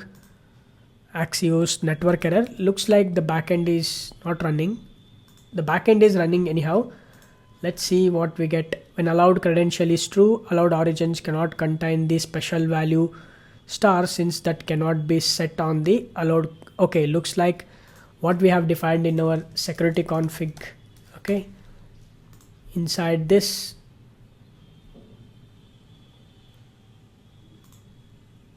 here we have made some mistake. So instead of star, what I will do is I'm going to just specify the host name, which is localhost 5173. So let me stop this and let's add http:// localhost 5173 and save this. Right now I'm going to restart this. Perfect. Now let me open the browser again, and now let me reload this, and now looks like we are not getting any errors. But okay, you can see my files, it is updated to 1, because in the backend if you look at the, there are one file is available inside this files for this currently logged in user, and we are getting this 1. Okay, which means our API is working and we are getting the list of files as well. Just to confirm that I can log this to the console, let's go to the my files, or here I'll just log this to the console, response.data, save this. In the browser you can see we are getting the files, right? There are only one file available. Perfect. I'll just go ahead and get rid of this console.log, save this, and now with this, now we have fetching the files. Now what we can do is we can display the files inside our JSX. Now what I will do is I'm going to create the I'm going to first check the file's length.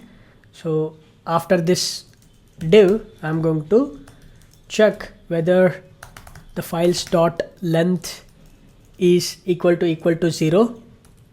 Then we need to display a friendly meaningful message that there are no files available. Start uploading the files. So this is going to be we are going to use the ternary operator. So if it is true, we are going to display a JSX, otherwise we are going to display something else. Okay, so inside this, what I will do is I'm going to first create a div with a class background white, rounded large, shadow and padding 12, flex column, items center, justify center, and also here I'll just display one more div. Inside the div, I'm going to make use of the Lucide React icon to display the file icon.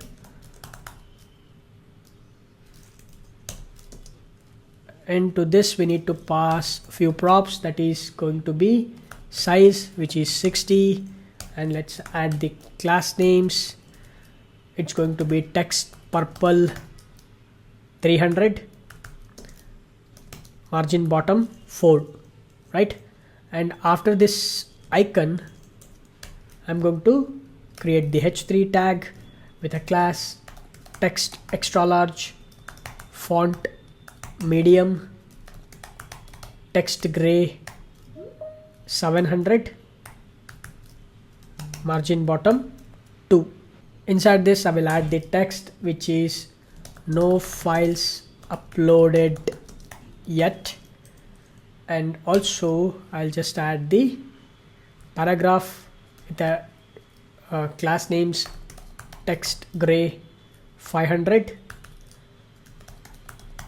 text center, maximum width on medium devices, and margin bottom 6.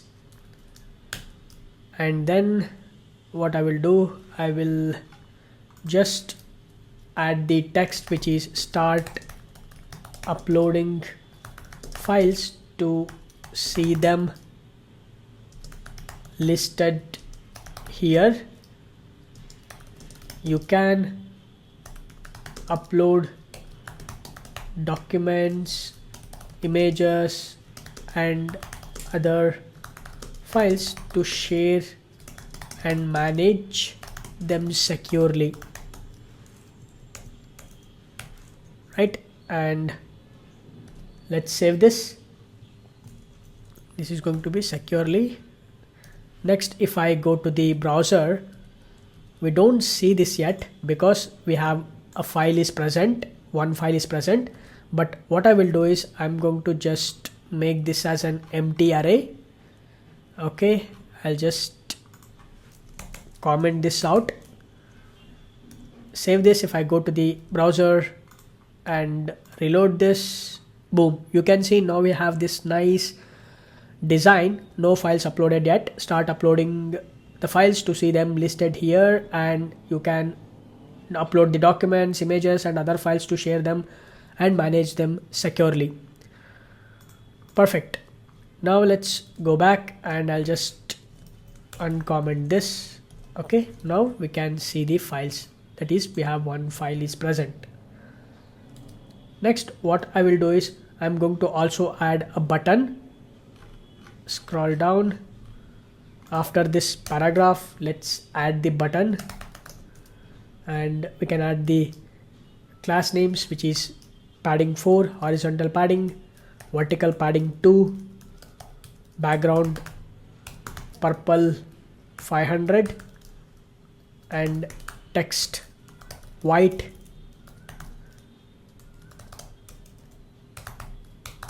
rounded on medium, like medium rounded, on hover, background purple 600, transition colors. Now we have added this button. I will also add the text, go to upload. I can just use the navigate function from use navigate hook. At the top, let's use the use navigate hook. Const, I will just make this as navigate, right? All right, now we got the navigate function. We can use that navigate function to attach the on-click event. Here I will use inline function to navigate to /upload. Let's save this. If I go to the, okay, before that, let's update this state to an empty array so that we can verify that. Let's save this. If I go to the browser, reload this, we should get this button, go to upload. On click of this button, we are navigating to the upload component or the upload route, right? Perfect. I'll just go ahead and uncomment that. Scroll down. Here we have this else condition, but what I will do is I'm not going to use this directly like this. We are going to add one more condition. Okay, we are going to use a ternary operator again, which is view mode. Okay, we have this state. If the view mode is list view or the grid view, okay, let's make this as grid view. If it is a grid view, we are going to display a JSX, that is div grid view. Else we are going to make use of the another JSX, which is to display the content for list view. Let's save this. If I go to the browser, you can see now we are in the list view, right? Okay, because by default we are displaying it in the list view, but on click of this we are navigating to the grid view, right? Perfect. Next, what we need to do is we need to update the grid view as well as the list view. So for the grid view, we are going to create a separate component for displaying the individual files. We are going to use the reusable component, which is a card view or the file card. But for now, let's update the list view. So basically for the list view, what we are going to do is we are going to make use of the table. Okay, so let's get rid of this div.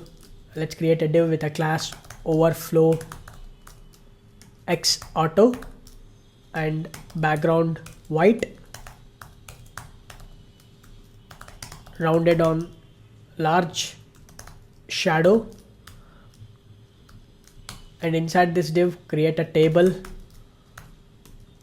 with a class minimum width full, and I will also add the table head t head with a class background gray 50, border b, which is border bottom, and border gray 200,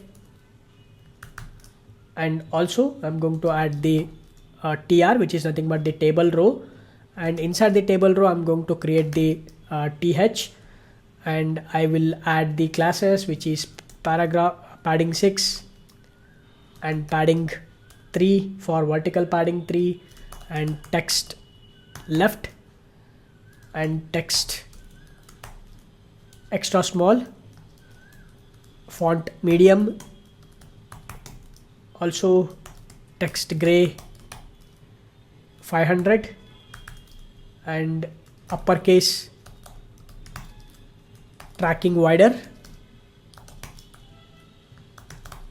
And I want this to be created as how many columns I want to decide it. And inside the table row, I want basically 5 columns. So I will add *5 and press tab, boom. You can see now we got this nice table. Okay. Now inside this we can start adding the content. Okay, inside this very first table header or the th, we'll add the name. Next we have the size. Next we have modified date or the uploaded date. Let's add uploaded date, and sharing option we can add. Next we have the actions. Okay, perfect.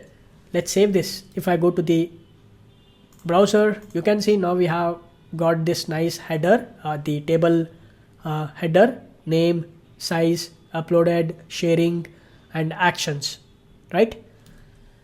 Next, inside this, after this t head, we have the t body. Inside the t body, basically I'm going to just add few classes, which is divide y, which is vertical divide, and divide gray 200. Save this. Next, now we can make use of the files dot map, and we get the single file each time when we loop through that, and inside this we can update the table body. Inside this map, what I will do is I'm going to first create the table row. We need to add the key prop. Let's add the key prop. For this key prop, I'm going to make use of the file.id, and also I'm going to add few class names, which is on hover effect. I want the background color to be gray 50, and transition colors. And inside this tr, we need to create the td. So I'll add the classes with padding 6, vertical padding 4, white space, no wrap, text small, font medium, text gray 800.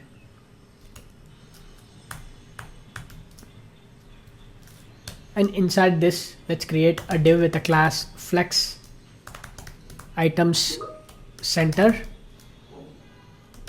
gap 2, and inside this div, first let's add the icon, the file icon from the Lucide React. Let's add the size. I'll just set this to 20, and class name I will add text blue 600. Okay, and after this we need to add the file name. So for this file dot name, I'm going to add it. And after this td, let's create a one more td with a class padding 6, padding 4, the same classes which we have added for the first td.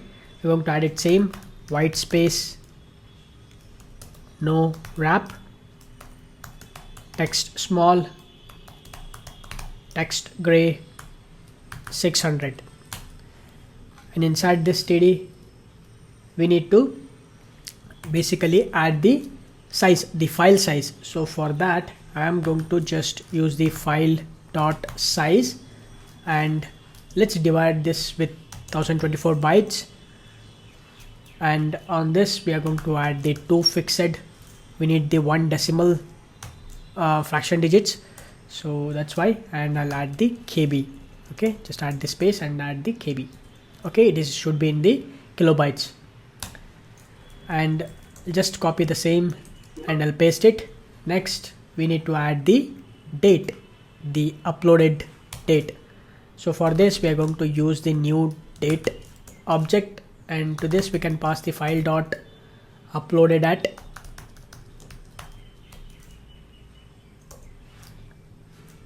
Now we can convert this into a local date string, to local date string.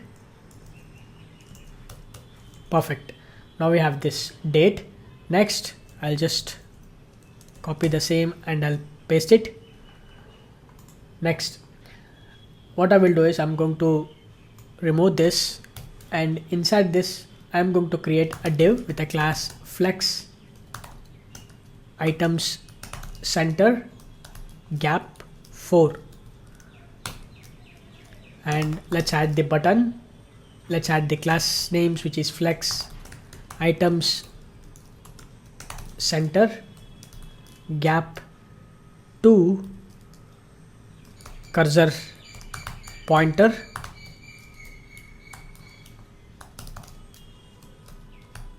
group. Okay, we're going to group it. Inside this button, of course, we need to add the on-click event, but we're going to add that in a just bit.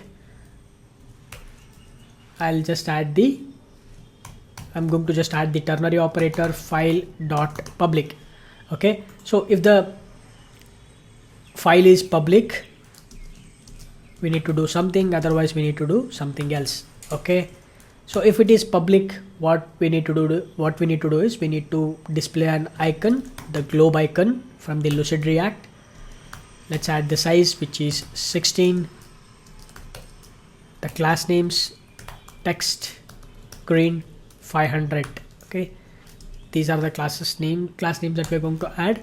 Let's add the span tag with the class group hover. I want this to be underline, and inside this span tag I will add the text, which is public, right? Perfect. And we are getting this error, that is because I'm going to just put it inside the fragments. Perfect.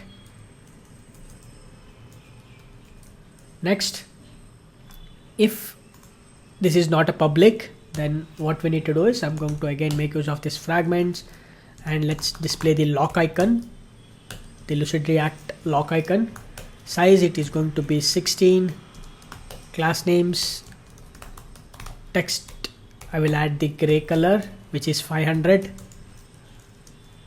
and also I'll add the span tag with the class group hover. It should be underline, right? Perfect. Actually, this is going to be group hyphen hover colon. Okay, so inside this, let's add the text private, right? So now we have added this. Next, I'm going to, after this button, what I will do is I'm going to add the one more expression, that is if the file dot public. If it is public, I'll just add the AND operator, and I'm going to return a JSX. I want to display something similar to button. Okay, so button, I'll add the classes, which is flex items center gap 2 and cursor pointer group text blue 600. And we can also attach the on-click event. We will attach the on-click event, but before that we will just add the, not the coins, copy icon we need to add. We wanted to add the size, which is 16. Next, I will add the span with the class group hover underline. Let's add the share link text, and that's it.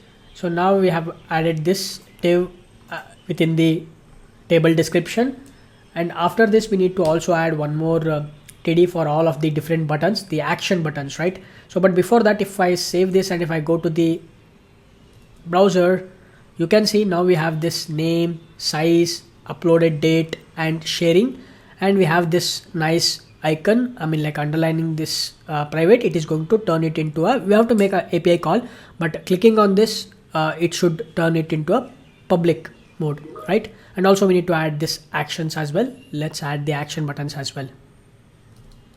Let's go back, and after this TD we need to create a one more TD,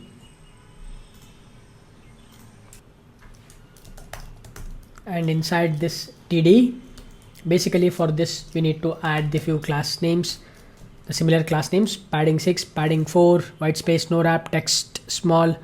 And also we don't need this gray color, so instead of the gray color we are going to add the font medium. Okay, and inside this td, create a div with a class grid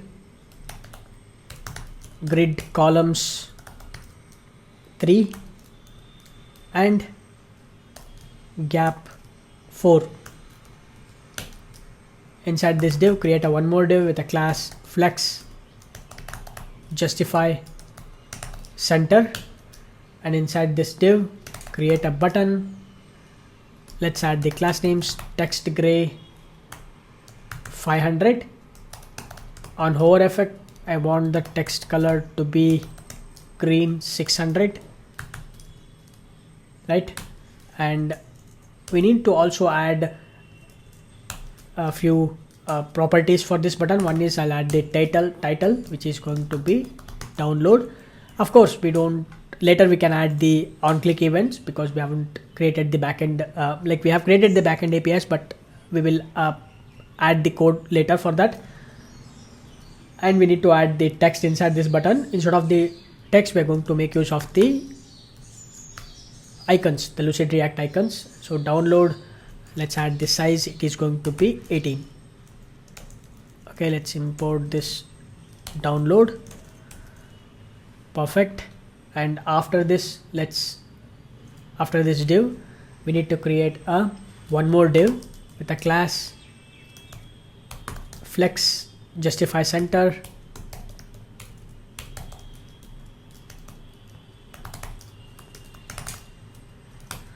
and inside this div create a button with a class text gray 500.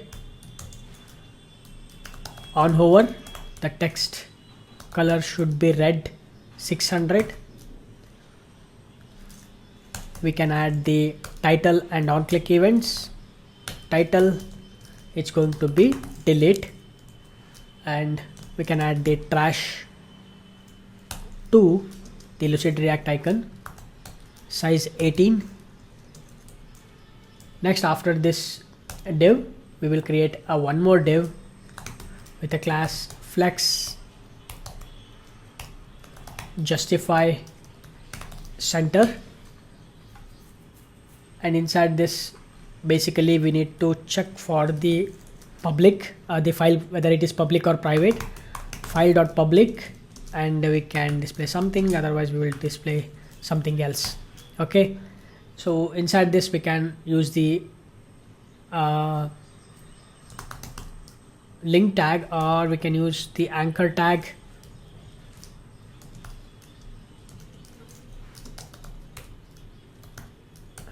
And we will make use of the, I think we need to add the link, okay, from the React Router DOM, and this is going to be a to prop. Okay, we need to add the, we're going to make use of the template literal /file / the file ID file.id. Okay, and after this we need to add the class names, which is going to be text gray 500.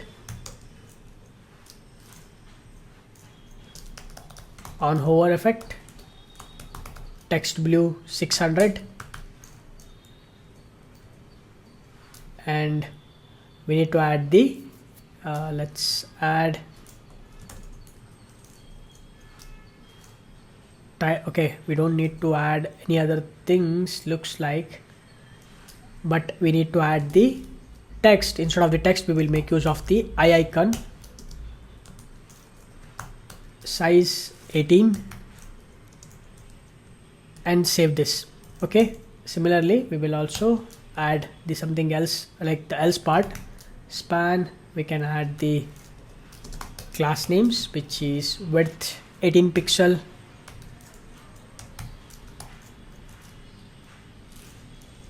and save this. Perfect. And let's save all of these things. And now if you go to the browser, boom, okay, this should have been added in a different way. Okay, let's actually, we have this div and we have this button, and after this div we are creating a one more div. We have these two buttons like grid. Okay, this is going to be grid. Okay, so let's save this. And now you can see, now we have this. On hover of this, it is going to be showing it as green, and this is going to be red. Okay, let's make this as blue instead of the green. Save this, and on hover of this, this will be highlighted and the color will be turned out, and we can see the title as well, and you can see delete. Okay, also we have one more, that is whenever it is public, the eye icon will be available. Okay, but since the file is private now, that's why. So we can verify that also. Let's go to the MongoDB, and here I'll just edit this, and I'll edit this to true. Update this. Now if you go back and reload this, we should see the eye icon. Okay, let me reload this. Okay, is public is true, and if it is true, okay, if the public is true, we are displaying this link and eye icon, but for some reason we are not able to see. Let's close this. We should see the eye icon, but file.public,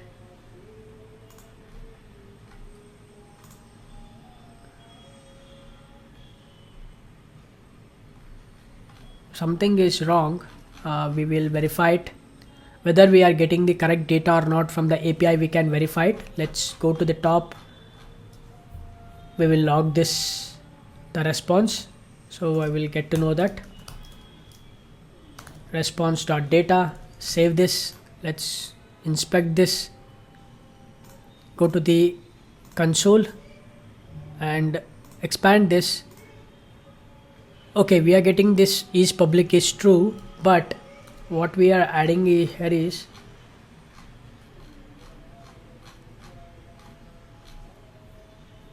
file.public. Okay, this is actually not a public, this is going to be is public, right? This is going to be is public, not a public. I'm going to make this is public. Save this. Boom, now you can see we got this. Okay, wherever we have added this as public, we have to make this as is public. And also here I need to change this to is public. Save this. And do we have anywhere else? No, right? Let's save this. If I go to the browser, now you can see we have this globe and this public icon, and also the share link as well, right? Because we have made the file as public. Okay, let me close this. You can see now we have this share link. We can share the link and we can copy this, and okay, you can also make this into private. Now let's make this as private in the backend. Let's see how it looks. This is going to be false. Update. Let's reload this, and if you go back to the browser, reload this, boom, you can see now it is like private, and the lock icon, actions. Okay, yes, that's all. Okay, now we have completed the list part. Now we have to concentrate on this grid part. Okay, on clicking off this grid, we have to show it in the grid view. Let's open the Project Explorer and create a new component, the reusable component. Under the components folders, it's going to be file card. I'm going to create the component and export it as a default component. It is going to be file card. let's return the JSX.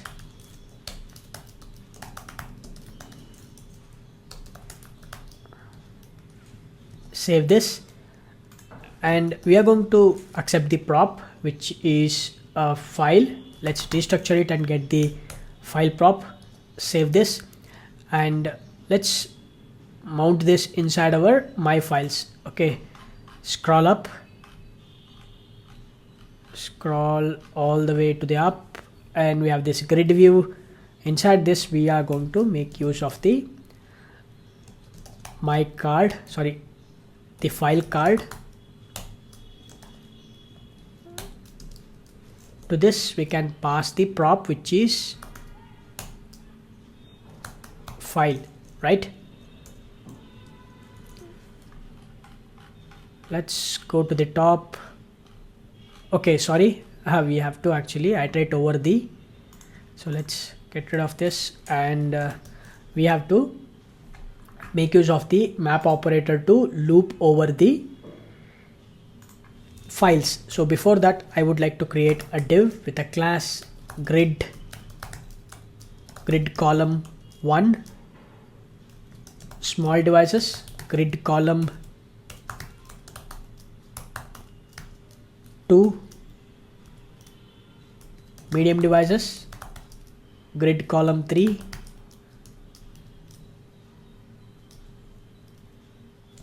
large devices, grid column 4,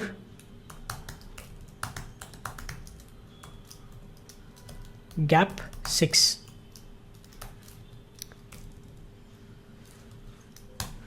And inside this div we will loop through the files.map, and we get a single file object, and now we can mount the file card component, and to this we can pass the file prop. Also we need to pass the key prop,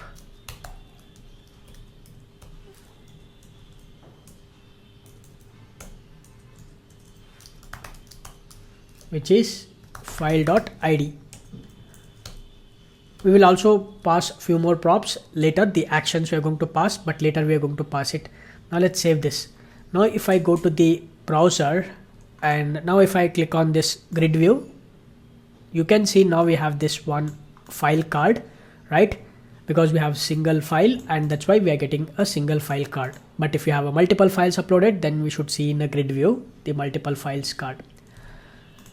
Now what we can do is go inside this file card. Now we can start adding the content to this file card component. So first of all, basically what I'll do is at the top I'm going to create a state. So at the top, const show actions, set show actions. Initially this is going to be a false, and inside this JSX, inside the return, we are going to return the JSX.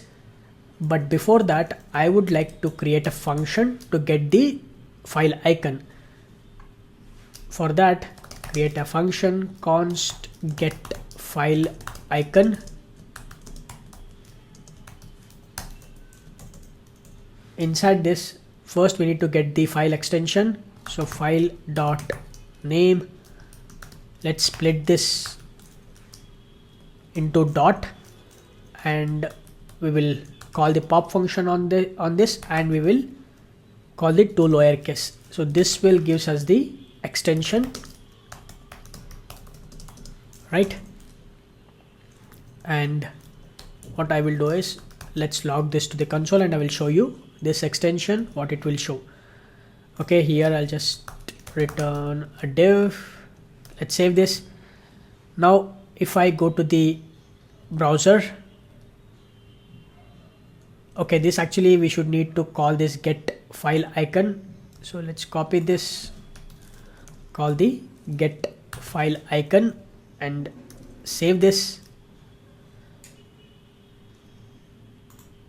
Void function return value is used. Okay, so that's no problem. Let's go to the browser, go to the inspect, and go to the console. you can see now we get the PNG, okay, because we have a file and that extension is PNG, right? So we are getting this PNG. So now using this extension we can decide the icon, okay, so which icon we can display. Okay, so for that we are using this extension. Now once we get the extension, what I would like to do is I'm going to just add the condition if I'm going to pass an array, if it is a JPEG or JPEG or PNG or GIF or SVG. So let's add SVG also, SVG and web picture. If that includes this extension, then what I would like to do is, so let's inside this if condition I am going to, okay, let's me get rid of this one extra bracket, and inside this I would like to return a Lucide React icon which is image, okay, and I can add the size which is 24. Let's add the class names which is text purple 500. Okay, basically we are deciding that which icon we need to display based upon the extensions. Okay, so let's import this image icon. Similarly, next we have a one more if condition. If that is a media file like video files like MP4, or if it is web movie or .mov format, or if it is a AVI format, or if it is a MKV format, then we need to display a video icon. Okay, video icon we are going to display, and we are going to use the, instead of purple we will use the blue color. Perfect. And next let's import this video. Let's add a one more if condition. Let's check for the audio files, if it is an MP3 file, or if it is an WAV format, or if it is OGG format, or if it is a FLAC format, or if it is a M4A format. Then we are going to display the music icon. Okay, music icon. Let's import this, and class name we can give green instead of the blue. Okay, let's add one more if condition. This is for the files. Okay, what all the files we do have. Okay, we have the PDF, next we have the docx, next we have the txt, and we have the rich text format. Okay, if that is the case, then I would like to return file text, and for this I will add the amber color, amber. Next, if none of these happen, we need to return a default file icon,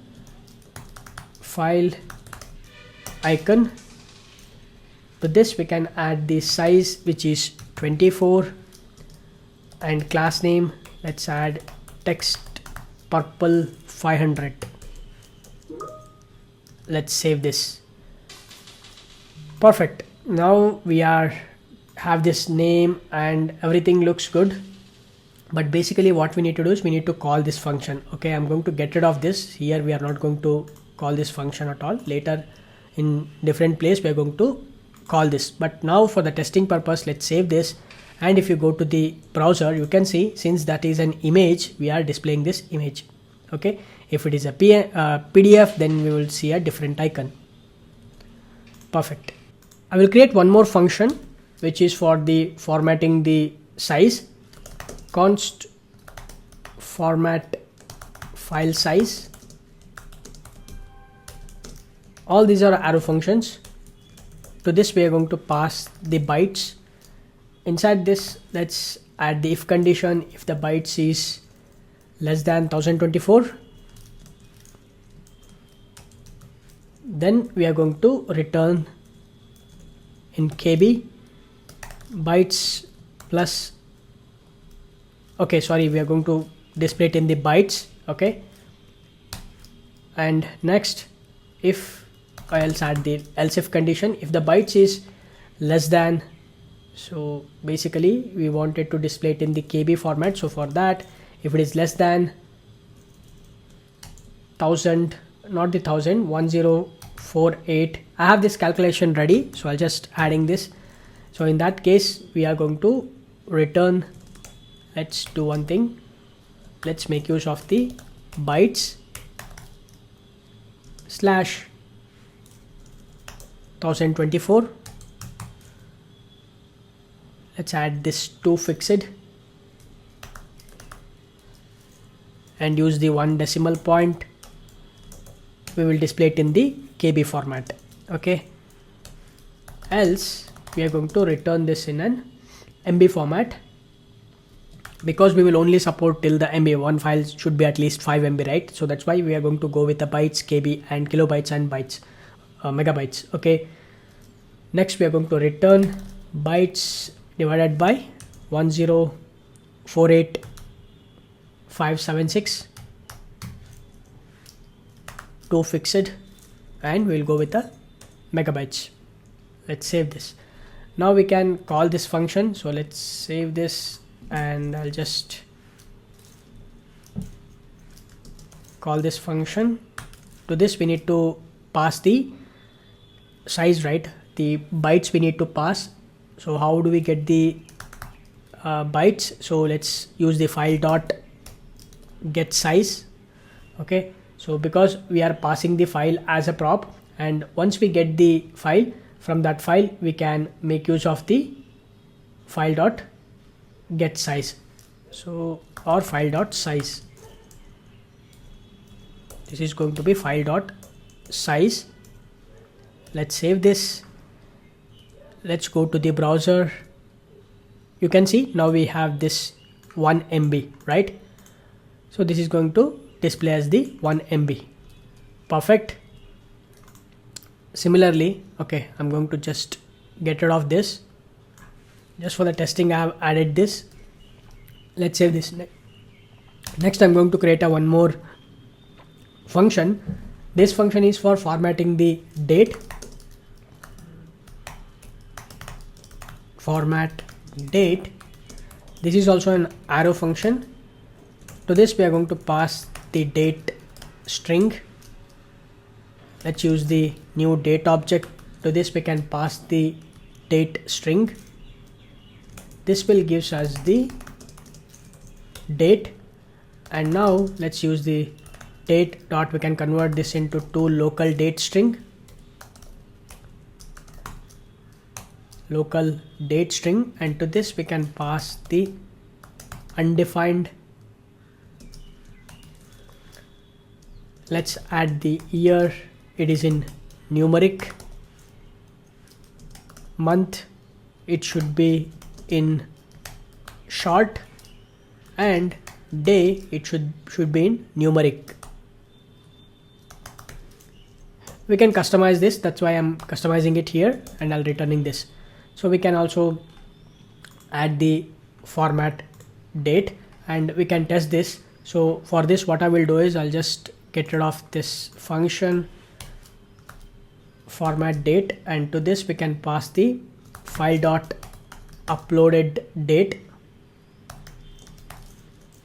So uploaded at, not the date. Let's save this. If I go to the browser, you can see now we get this 28 July 2025 in a human readable format. Alright, now we have created all the necessary functions which are required. Now we can use these functions inside our JSX. That's the whole idea. So basically I'm going to create a div inside this, and let's add the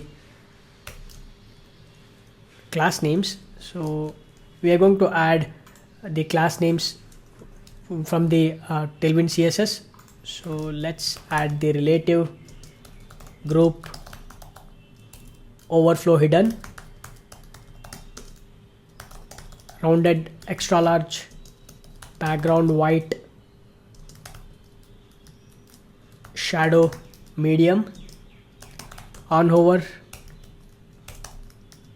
shadow large,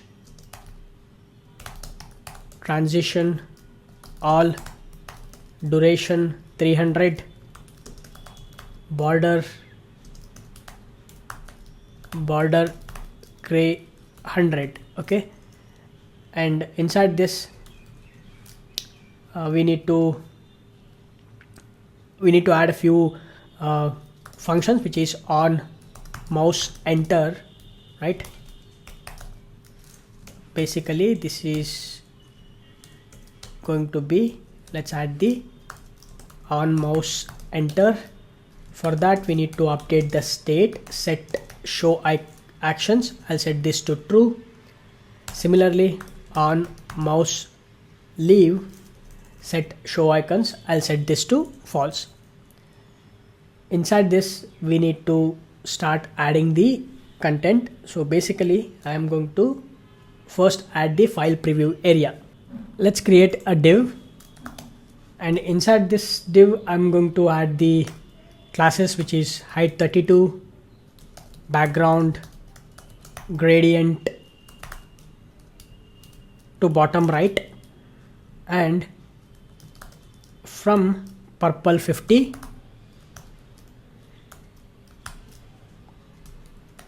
and I will also add the indigo to indigo 50,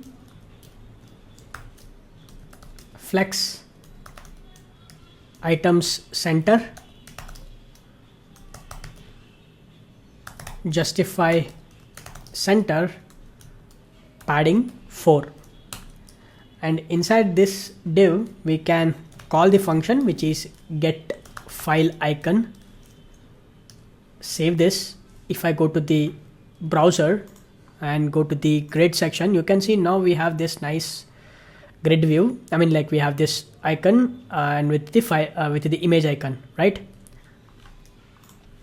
Next, after this div I'm going to create a one more div. Basically I'll just add the comments just for the reference. It will be helpful. This is for the file preview area.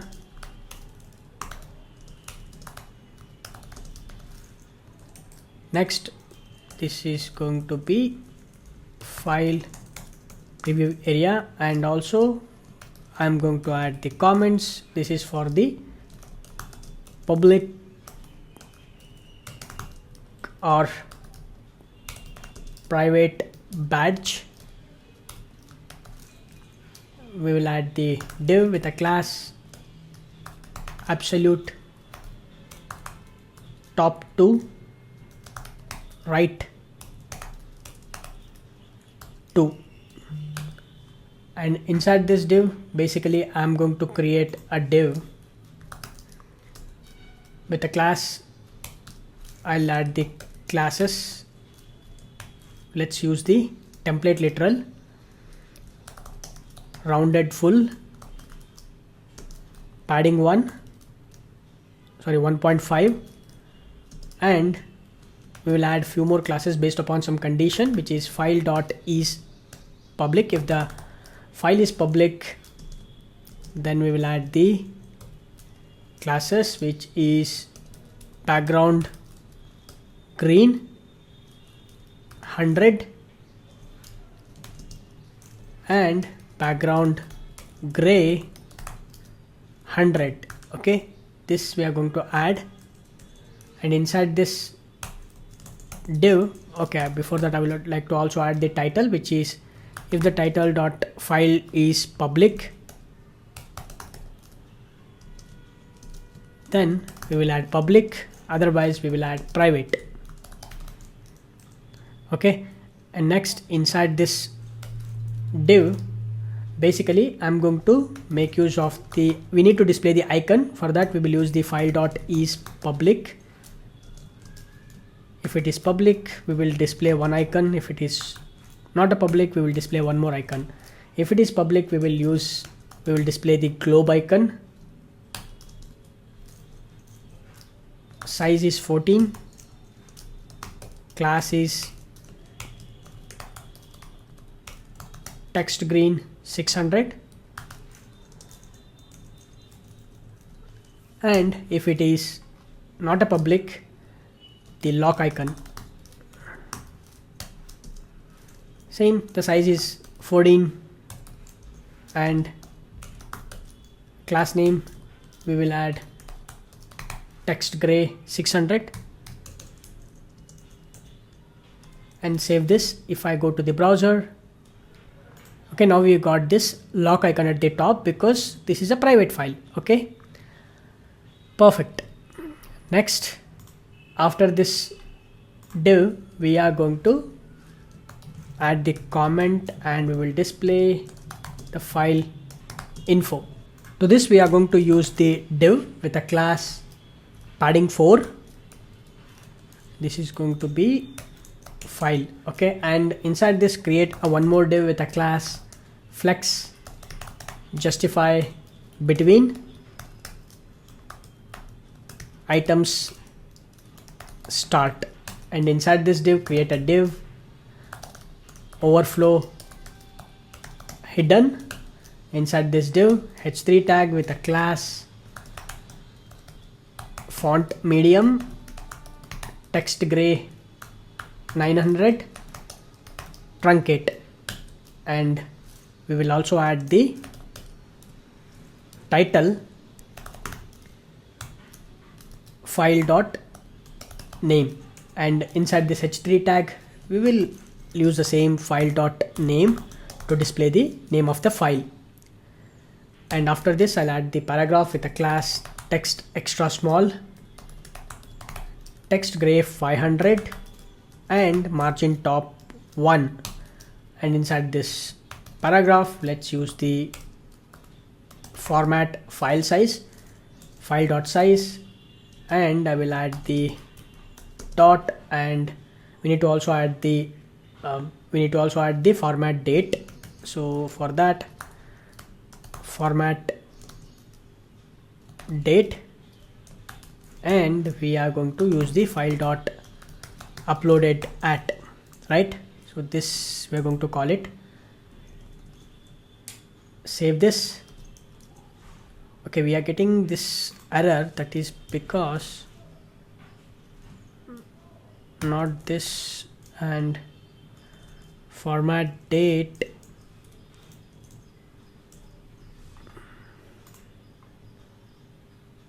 it is going to be, save this. Okay, we are getting this error, but let's see, verify it in the browser. Okay, we are getting this error for this dot. So what I will do is I'll just make use of the, okay, I think I forgot to close this curly braces. Okay, because of that. Okay, let's add the dot and save this. If I go to the browser, now you can see we have a card and the icon, the image and the lock icon, as well as the file name, and 1 MB 28 July 2025. Okay, if you don't want to add the dot, you can also add pipe symbol, but I would like to add this dot. This looks pretty good. Let's save this. Okay, now we have added the paragraph, and after this we will also add one more comment. This is for the action buttons.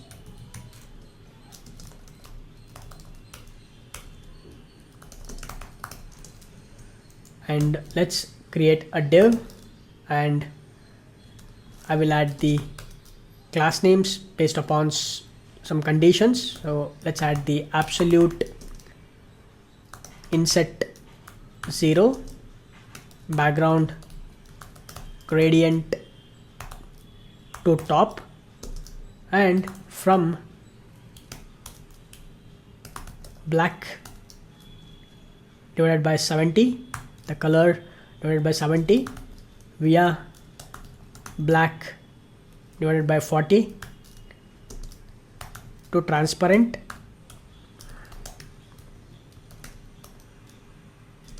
flex items end, justify center, padding 4, and also I'll add transition opacity, duration 300, and I will also add some of the classes based upon some condition, which is if it is a show actions, I would like to add opacity 100, else opacity 0, right? Perfect. And inside this div, okay, so we have this div, and inside this div I'm going to create a one more div with a class flex gap 3, width full, justify center, and inside this div I will make use of the file dot is public. If it is public, then I will return a JSX which is button, and we can add the class padding 2, background white divided by 90, rounded corners I want it fully, on hover I want the background color to be white, transition colors, text purple 500, on hover text purple 600, right? And with this we can add the title as well. Of course we need to add the on click event, we will add it later. This is going to be a share link, okay? This button is for sharing the link. To this we can add the copy icon, size is going to be 18, right? Perfect. And save this. If I go to the browser, on hover of this, you can see now we have this nice gradient, right? Perfect. And as I said before, if it is public, then we can see this copy icon, but since it is not a public right now, the button, the file is a private, that is why we are no longer see this copy icon. Perfect. After this, again we are going to check for the file dot is public. If it is public, then I will return anchor tag, okay? And inside this we need to use the href with, let's use the template literal slash file slash, we are not using the React router link component. Instead we are going to use the anchor tag because we wanted to open it in a new tab, file.id. And next I will add the target. Of course we need to add the title also. Title, it is going to be view file, target, I want this to be underscore blank, no referrer, and we need to add the class names. I will add padding 2, background white divided by 90, rounded full, on hover, background white, transition colors, text gray 700, on hover, text gray 900, right? And inside this anchor tag we need to add the text, but instead of that we are going to use the eye icon. Size, it's going to be 18. Save this. If I go back to the browser, again nothing changes because since the file is private, we don't longer to see that. Next we can create a button. Let's add the classes, which is padding 2, background white by 90, rounded full, On hover, I want the background color to be white. Transition colors, text green 600. On hover, I want the text color green to be 700. For these buttons, we can add the on-click events. Also, we will add the title, which is nothing but the download. Inside this, we can add the download icon with a size 18. Let's import this download. Perfect. And after this button, we need to create one more button, and let's add the class names. Okay, so let's add the same class names which we have added. I'll just copy this and I'll paste it, and now we can change the bits that are required, the transition colors, and I'm going to add the green color to amber color. Oops, it's going to be amber. Next, also we need to add this amber on hover as well. Perfect. Next, inside this button,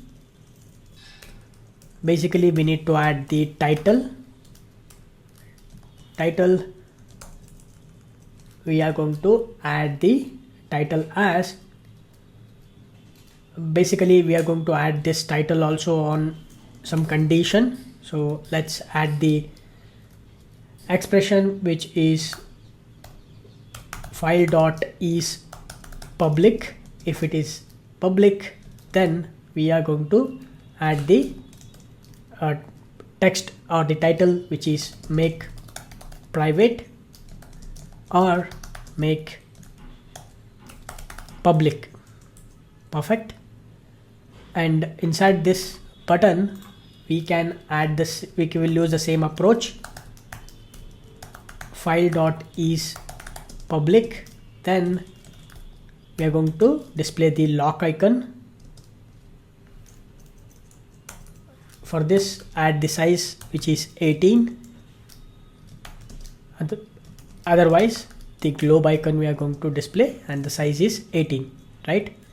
This is for this button. Now let's save this. If I go to the browser and let's go to the grid view section, and you can see now we have this download and this globe icon, but we are getting this errors, that is transition colors, background white, text amber 600, hover, text amber 700.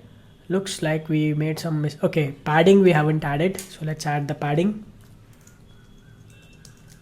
Save this, and you can see now we have this globe icon, right? Perfect. And also we will add one more button with the classes padding 2, background white by 90,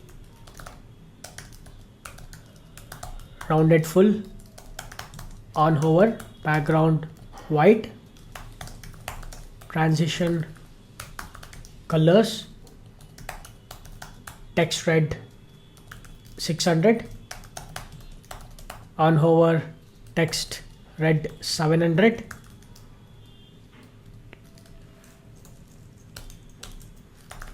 So let's add the title which is delete. Let's make use of the trash, size 18. Save this. Now if I go to the browser, we should see all these icons like download, make it public, and delete. Okay, of course we need to add the transition so cursor pointer. So let's add the cursor pointer.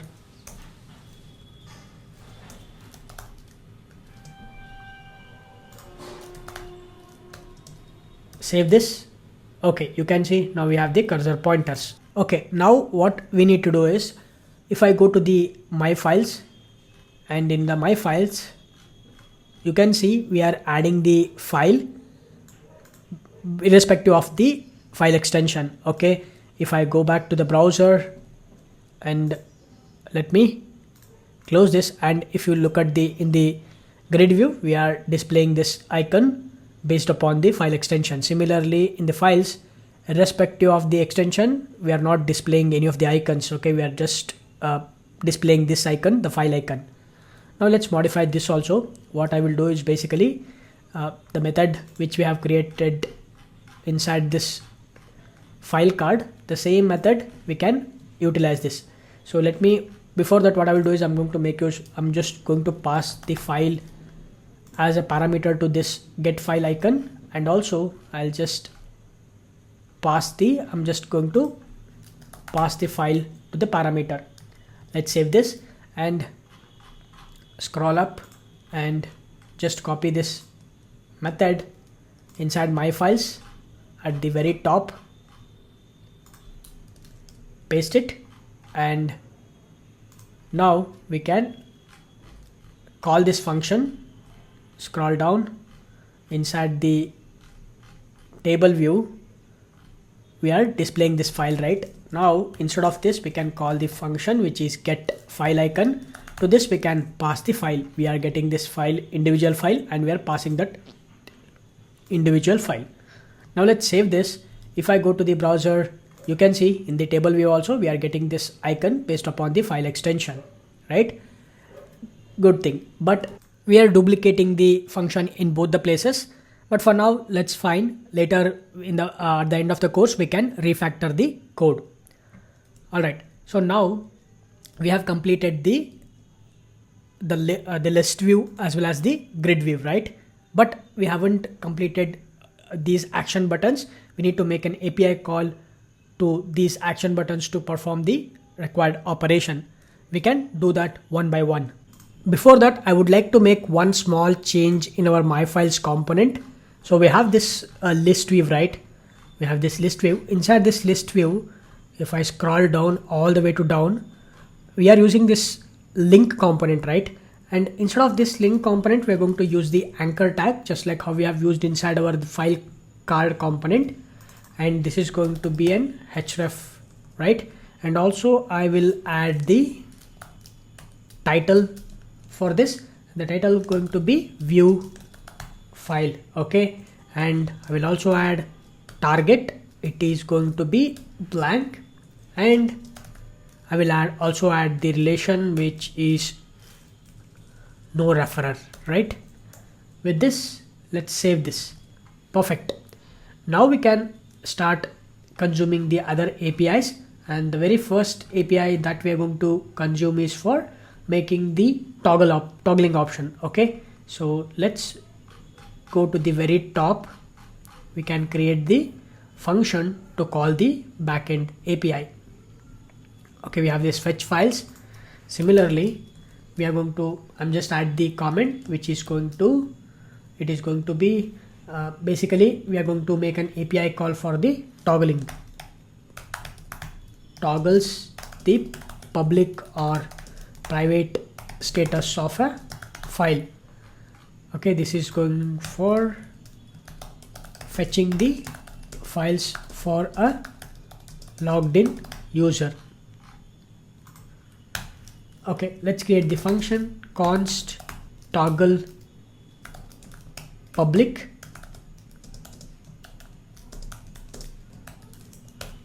and this is going to be an asynchronous function. Also, we will pass the file to update a parameter which is nothing but a file. This is going to be an asynchronous function. Inside this, let's add the try catch block, and inside the try block we need to get the token. So get token, this is a promise, this is going to return promise. Let's make use of the await const token. Once we get the token, we can make use of the patch request axios.patch. If you remember, The patch request, we have made it as a patch method, and the URI, which is http:/localhost 8080/API/version 1.0/files, and we need to pass the file to update .id. We need to pass the id followed by toggle public, right? And we don't need to pass any of the data. I'm going to pass an empty object, but we need to pass the headers authorization bearer token, right? This is also going to return promise, and we can make use of the await keyword to use the promise to fulfill the promise. And inside this catch block, okay, that's it. We don't have to do anything else. We don't have to get the response or anything, but we can catch the error in case of something goes wrong. So let's log this to the console.error. Okay, this is also going to be error. Okay, let's add the text error toggling file status. We can also display the toast error message. Error fetching the, not the fetching, error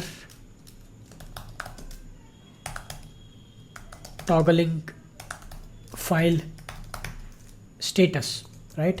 And we can print the error.message. Let's save this. Okay, now we have this. Next, what we can do is we can, okay, but we have to do one more thing. After, as soon as we call this API, we need to update the state. So to update this state, let's make use of the set files method, and this is the updater function to update the state. And we can use the files.map, and we get the file object. And on this file object, I can just write the condition, which is file.id is equal to file to update. Okay, file to update.id. If it is true, if it is same, then we are going to just use the destructure to get the file, and also I'm going to set the public to a file dot is public. Okay, is public, file dot is public. Okay, and we need to add the not operator. Okay, the previous what we have, we are going to just add the not operator to negate that option. Okay, and if this is for the true block, right? Like if we are using the ternary operator, and if both the files are same, we need to make this into a not operator. Okay, we are going to just turn that public into a, either if it is true, we are going to make it false. If it is false, we are going to make it to true. Else, if it is else, we are going to just add the file option itself. Okay, the file object itself, we are going to return it. Okay, now we are updating the state. Let's save this. Now we need to call this function. We need to call this toggle public function inside our JSX. So basically we need to call this into two places. One is in the grid view as well as in the list view. Okay, first let's make it in the list view. Scroll down, and we should have seen the option. Okay, so scroll down. This is the grid view and the list view. Okay, in the list view we should see there is an option called globe. The globe icon we were using. Scroll up. Okay, here, right, we have this globe option, and basically we are going to add the on click event for this button. On click, and we need to add we need to call the function which is toggle public, and to this we need to pass the file. Okay, anyhow we are getting the file here, right? We have this file object. The same file object, we are going to pass it to the toggle public. Let's save this. Now we can verify it in the browser. Let's open the browser. And what I will do is, right now it is private. I'm going to just click on this link or this sharing option, which is private. It should turn it into a public. Okay, I have clicked on it, but it is not turned into a public. Let's reload the web page. Okay, it is converting it into a public, but it is not updating the state. Okay, let me click on this again. Okay, looks like when I reload this, it is updating. Okay, we made some mistake while updating the state. Let's go to the top and okay, we are updating the set files here. Okay, is public. Okay, this is going to be is public. Okay, now let's save this. And now I'm going to just reload this and I'll just click on this. Boom, you can see now it is turned into a public. Okay, it is updating the state properly. Clicking on this again, it is become private, and clicking on this again, it becomes public. It becomes true. The link becomes true. Okay, awesome. So now we have completed the operation for toggling. Next we can work on the sharing this link and also downloading this file and deleting this file, and also clicking on this eye icon. It should open up a new window to share this icon. Okay, let's do that one by one. Before that, what I would like to do is I'm going to move all of these endpoints into a separate file. Okay, let's go to the Project Explorer. Under the src folder, create a new directory. It is going to be util. Under the util, create a new file which is API endpoints.js. Okay, inside this I'm going to create a variable which is const base URL. We can add the URL which is http://localhost:8080/API/version 1.0, right? Now we can create a new function. We are going to create a object which is API endpoints.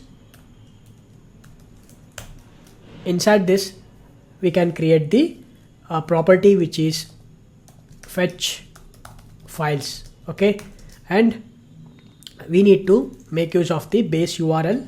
So first let's use the base URL. After the base URL, we are going to add, let's go to the my files, and we are going to add this /files/my, and let's add this. Perfect. Next we can create a one more property which is for this, which is patch request. Okay, so for this patch request, what I would like to do is, let's go to the API endpoints, and I'm going to create a toggle file or toggle option, anything you can call. I'm going to just call this toggle option, and this is going to be a method. I'm going to pass the ID, the file ID. Okay, and we can use the same base URL,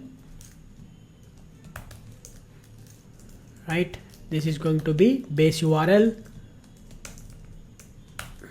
We need to add the, let's go back to our my files, and we can add /files. Let's add the /files/ we can add ID and / what do we have? We have toggle public. So just copy this and paste it. Okay, toggle public. Perfect. Next we need to add this inside the the fetch files, and let's go back to our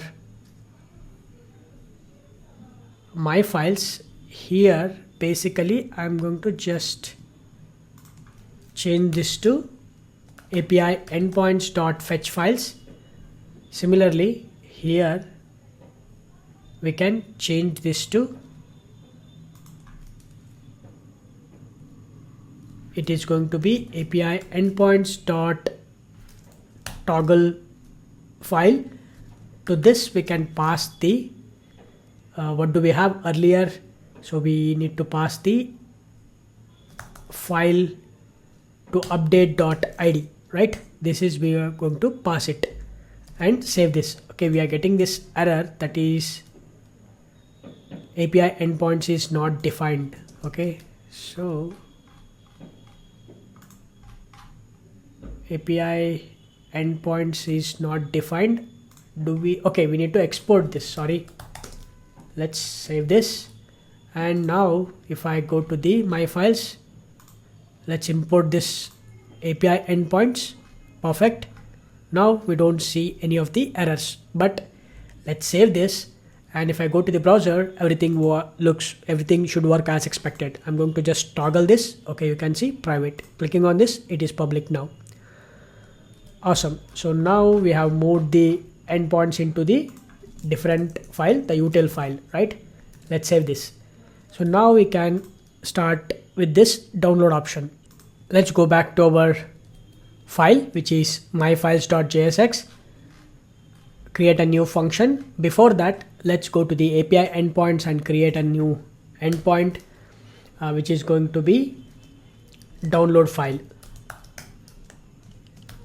And this also takes an ID as a parameter, base URL /files, and this is going to be /download/id. Okay, so let's add the ID. Perfect. And save this. Now we can use this download file inside our myfiles.jsx. First of all, I am going to add the comment here, that is going to be handle file download. Okay, and we can create a function handle download. To this we need to pass the file, and it is a asynchronous function. Inside this, let's add the try catch block. Inside the try block, let's use the get token method. This is going to return promise, and this will give us the token back. Once we get the token, we can make use of the await Axios. This is also a get request, and to this we can add the API endpoints dot download file. We can pass the file ID, file dot ID. Perfect. And we need to also pass the headers, right? We need to pass the headers authorization bearer token. Okay, this is going to be an object. Okay,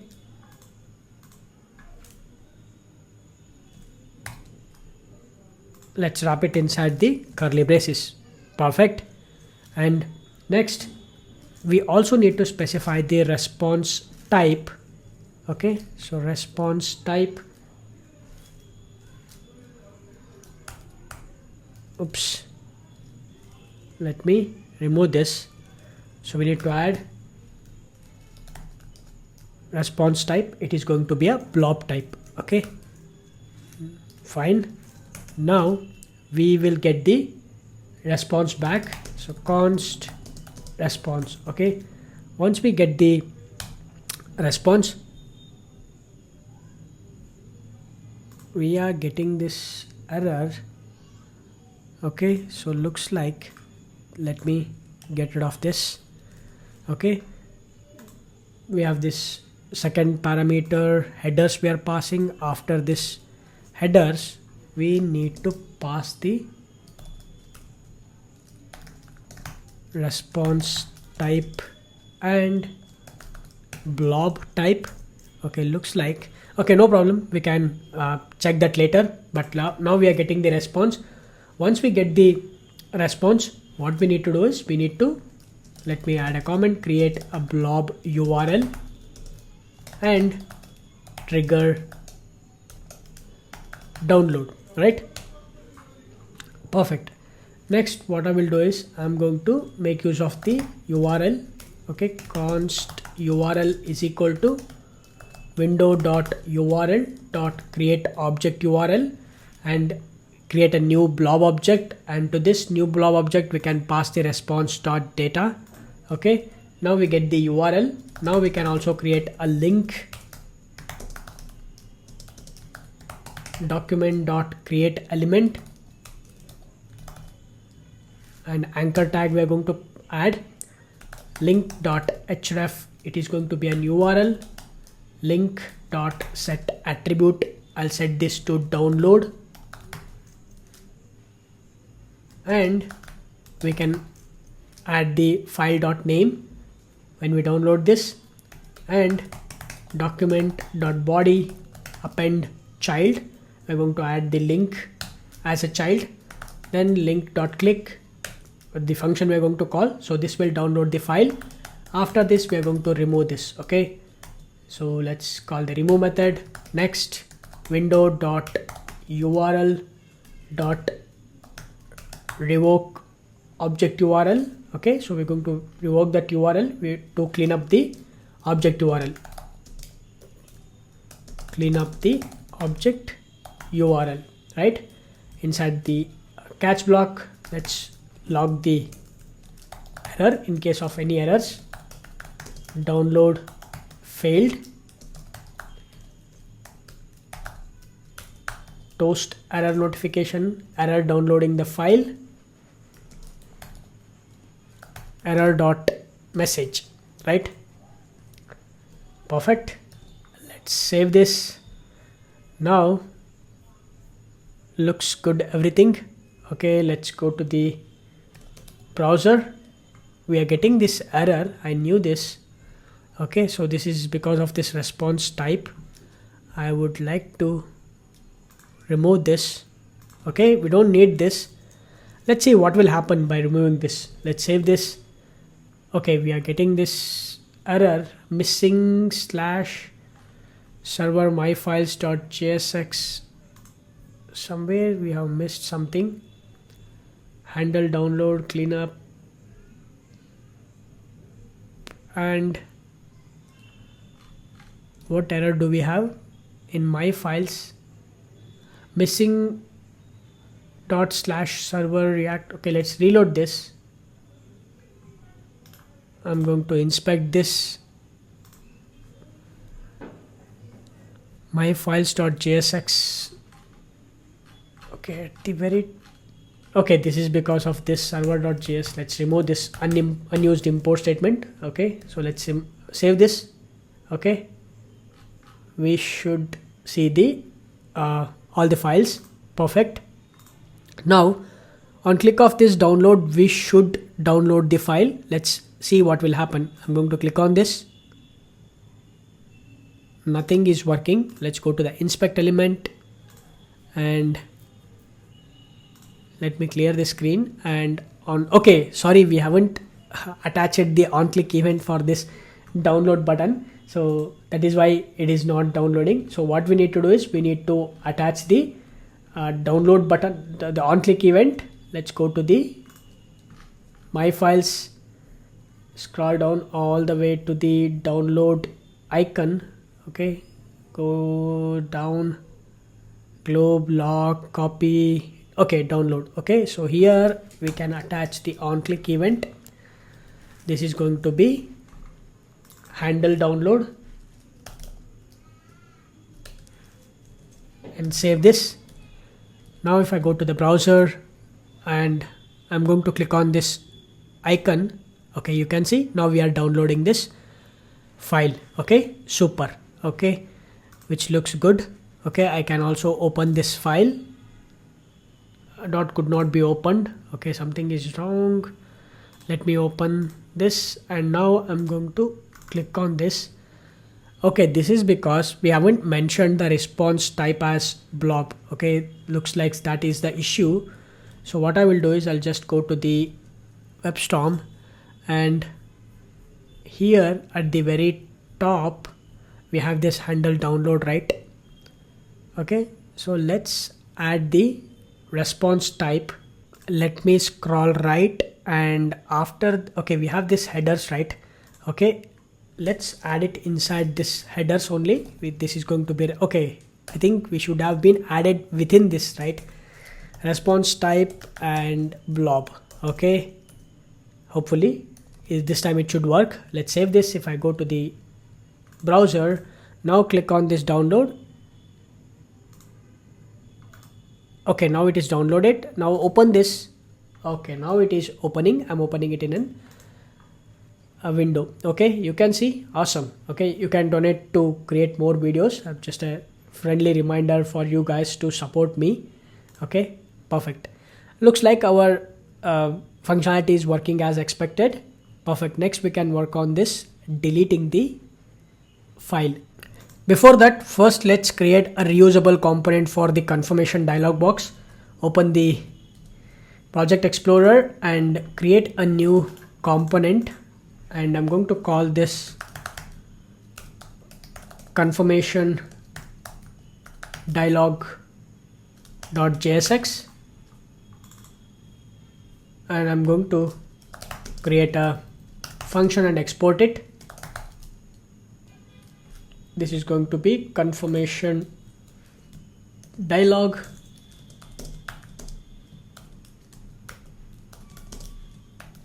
and inside this let's return the JSX. Okay, let's add the confirmation dialog and let's export this as a default component. And first of all, I'm going to accept few props. So let's restructure this and accept the is open. It's a function. On close, it's also a function. Title, the default name for this title is confirm action. And also message. Okay, let me bring all of this to the next lines. Okay, I'll bring this is open, on close, title, right, and message, right. And for this message, the default text, which is are you sure you want to proceed, and a question mark. Next, confirm text, we can add the default text, which is confirm, and cancel text, the default text is cancel. Next, we can add the onConfirm function and confirmation button class, and let's add the classes, which is background red 600, on hover effect background red 700. Perfect. Okay, now we are accepting these props, and now inside this JSX, what I will do is I am going to make use of one more reusable component, which is model. Okay, I have already added this model reusable component, okay, which is from the model.jsx. So if I open the Project Explorer, you can see I have added this model.jsx. This is a reusable component. You can download the source code and you can get this file. Okay, so this is just a long file. I don't want to waste time in typing it. That's why I'm adding it directly. And out of this model, from this model component, I'm going to create a one more component, which is confirm dialog. Similarly, we can create a different dialog box using this one reusable model component. And inside this, we can pass the is open, and to this we can pass the is open, the function. Similarly, on close, let's pass the on close. Title, we can pass the title. Okay, I'll just pass the title. Similarly, confirm text, we can pass the confirm text, and also cancel text. Okay, cancel text, and on confirm, can add on confirm and confirmation button class, and size I'll add the small. Okay, so let's add small. Perfect. And also I'll add the children to this model, which is going to be paragraph. We can add the class name. Okay, so let's add the class names, which is going to be text grace 600, and we can add the message here, and let's save this. Perfect. So now we are actually creating this confirm dialog component. Now we can use this inside our myfiles.jsx. So let's scroll down all the way to the down, and okay, so what I will do is after this just before this div, I'm going to make use of the confirm dialog. So for that, let's add the comment. This is going to be a delete confirmation dialog. Now we can make use of the confirmation dialog. To this we can pass the is open, and for this is open we need to add the we need to pass. What I will do is I'm going to get rid of this. Let's save this. So but what I would like to do is I'm going to add one of the state. Scroll up at the very top. Okay, so at the very top, what I would like to do is I'm going to create a new state. So const, it is going to be delete confirmation,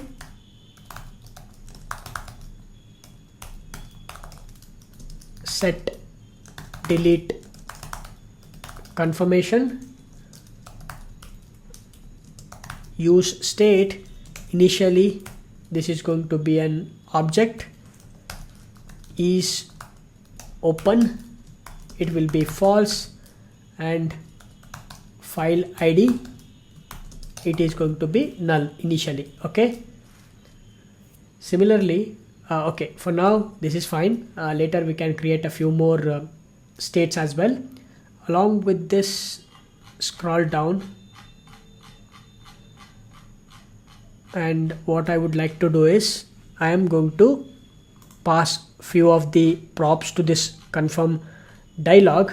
One of the prop is open. To this we are going to add the delete confirmation dot is open. Also on close, we need to create a function. Let's create that in a bit. Title, we can add the text, which is delete file. I will also add the message. It is going to be, are you sure want to delete this file? This action cannot be undone. Okay, this is the message that we are going to add. Next, confirm text, it is going to be delete, and cancel text, it is going to be cancel. On confirm, we are going to add the function which is handle delete. We will add that in just a bit. Also confirm button class, and we can pass the background red 600, hover background red 700. Okay, of course we are adding all the default text here, but in case in the future if we did not pass it, it is going to add the default values here. Okay, that is why we have added. Now we need to add this on close. We need to create a one more function. Also we need to create this handle delete function for this on confirm. So let's create those functions as well. So basically first what I will do is I'm going to create this function which is, let's go to the top.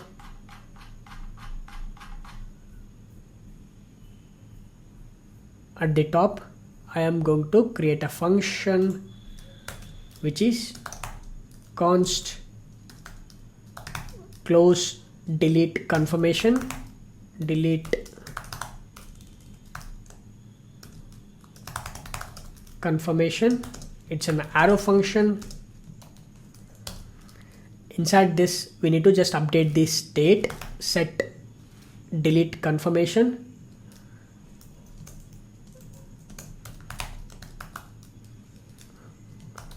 Inside this is open, I'll set this to false. File ID, I'll set this to null. Okay, I'll just add the comment that is closes the delete confirmation. Save this, and we can call this function, or we can attach this function at the on close prop. So let's save this. Similarly, I'm going to attach handle delete. Okay, now we can create this function handle delete at the top. Scroll up,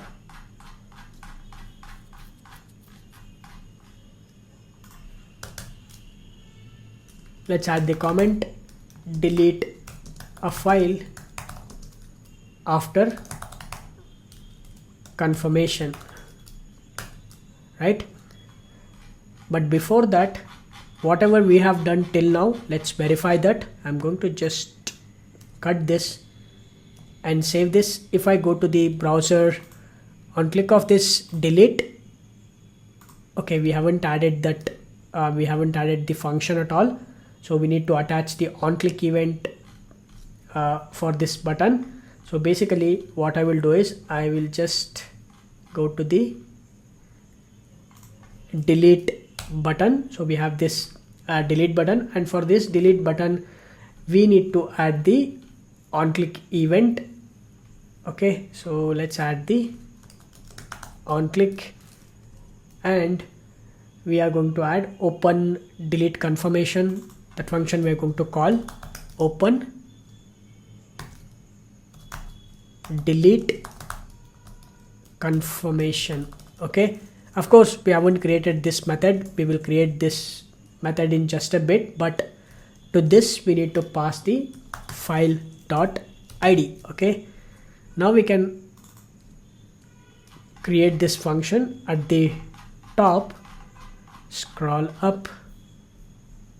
Okay, so just similarly we have to create a function, and we need to just update the state. That's the whole purpose of that function. So that create that function which is const. Okay, first of all I'm going to add the comment which is going to opens the delete confirmation model. Const, it is going to be open delete confirmation.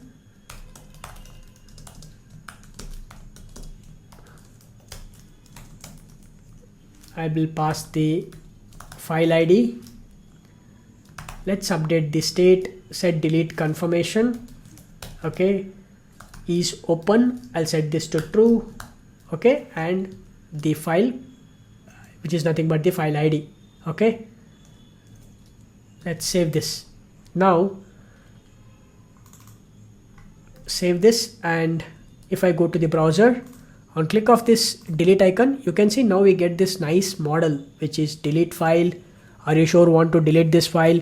This action cannot be undone. Okay, now on click of this delete, we need to call the function. So now for that we will create the function which is const handle delete. This is going to be an asynchronous function. Okay, asynchronous function. Inside this we need to make the API call. First let's create the API endpoint.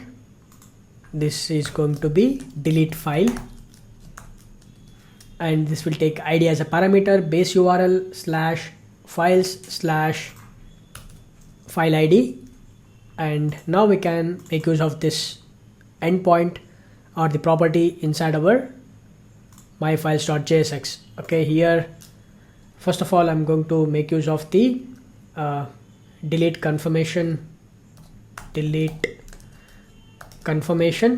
and to this delete confirmation we can use the file ID. Okay, this will give us the file ID. Okay, next, once we get the file ID, if the file ID is not present, we can just return this. Else, let's add the try catch block. Inside the try block, first get the token. We will get the token back.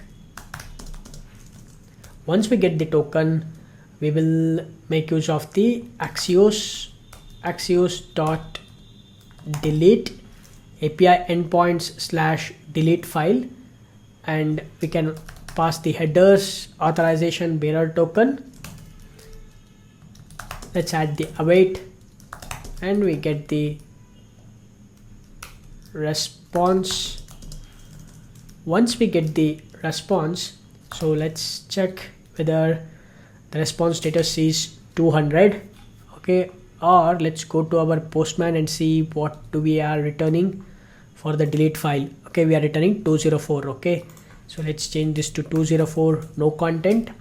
In that case we need to update the state. So for that, let's use the set files and files dot filter.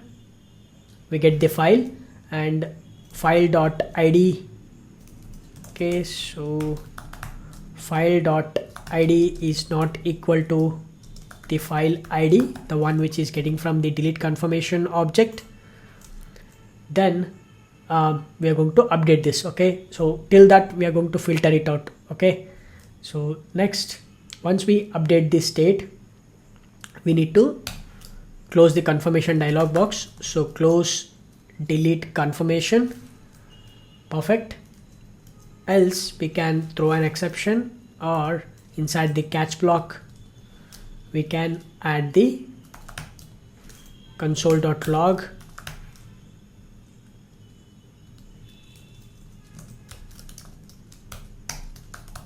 console.error deleting the file. Okay, so error we are displaying toast.error deleting the file, error.message, right? And save this. And also I can add just the else part, toast.error deleting the file, and we don't get the error message here, but we will display that toast.error, which is a error deleting the file if the status is not 204. Let's save this. Now we can add this to a prop. So handle delete, scroll down. Okay, here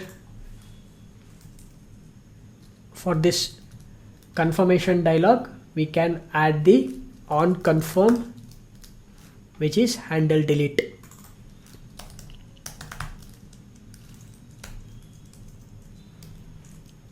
Let's save this. All right, we are almost done. We need to just test our functionality, whether the file is deleting or not. We can test it. So let's save this. Let's open the browser. So in interest of time, I have uploaded a few files. Right now we have 7 files in the my file section. We can also switch to the grid view. You can see nicely it is going to show the grid view. Okay, this is the public and all rest of the files are private, and we have seen these icons for the MP4. We have this video icon. For MP3 we have this audio icon and this file image, Okay, so this is how it is going to look in the grid view, and also in the files you can see in the list view it is going to display. Now let's check this delete operation. Okay, I'm going to delete this the last file. Okay, so let me inspect this and clear the screen. Okay, I'm going to just open the console, the developer console, so that we can identify any of the potential errors. So on click of this delete, it should display this delete icon, which is good. On click of this delete, it should delete, but we are getting this error, delete HTTP. Okay, looks like there is a okay, we have messed up the URL. Okay, so that is because, let's go back to our handle delete function. Okay, this is delete file. We are not passing the file ID, so let's pass the file ID. Let's save this. This was the error. Now if you go back and let's reload this, and now I'm going to click on this delete icon, or let's actually delete a different file, the second file, tax profit loss. Okay, so I'm going to click on this delete. Okay, it will ask the confirmation dialog box. On click cancel this, it should cancel this and the file should not delete. Perfect. Okay, also we can close this dialog box on click of this cross. Now let's delete this. Boom. Okay, you can see we have deleted that file. Perfect. Awesome. All right, so now our delete functionality is working as expected. Now we can add this functionality, which is share link. On click of this, it should open up a model and we should able to copy the public URL.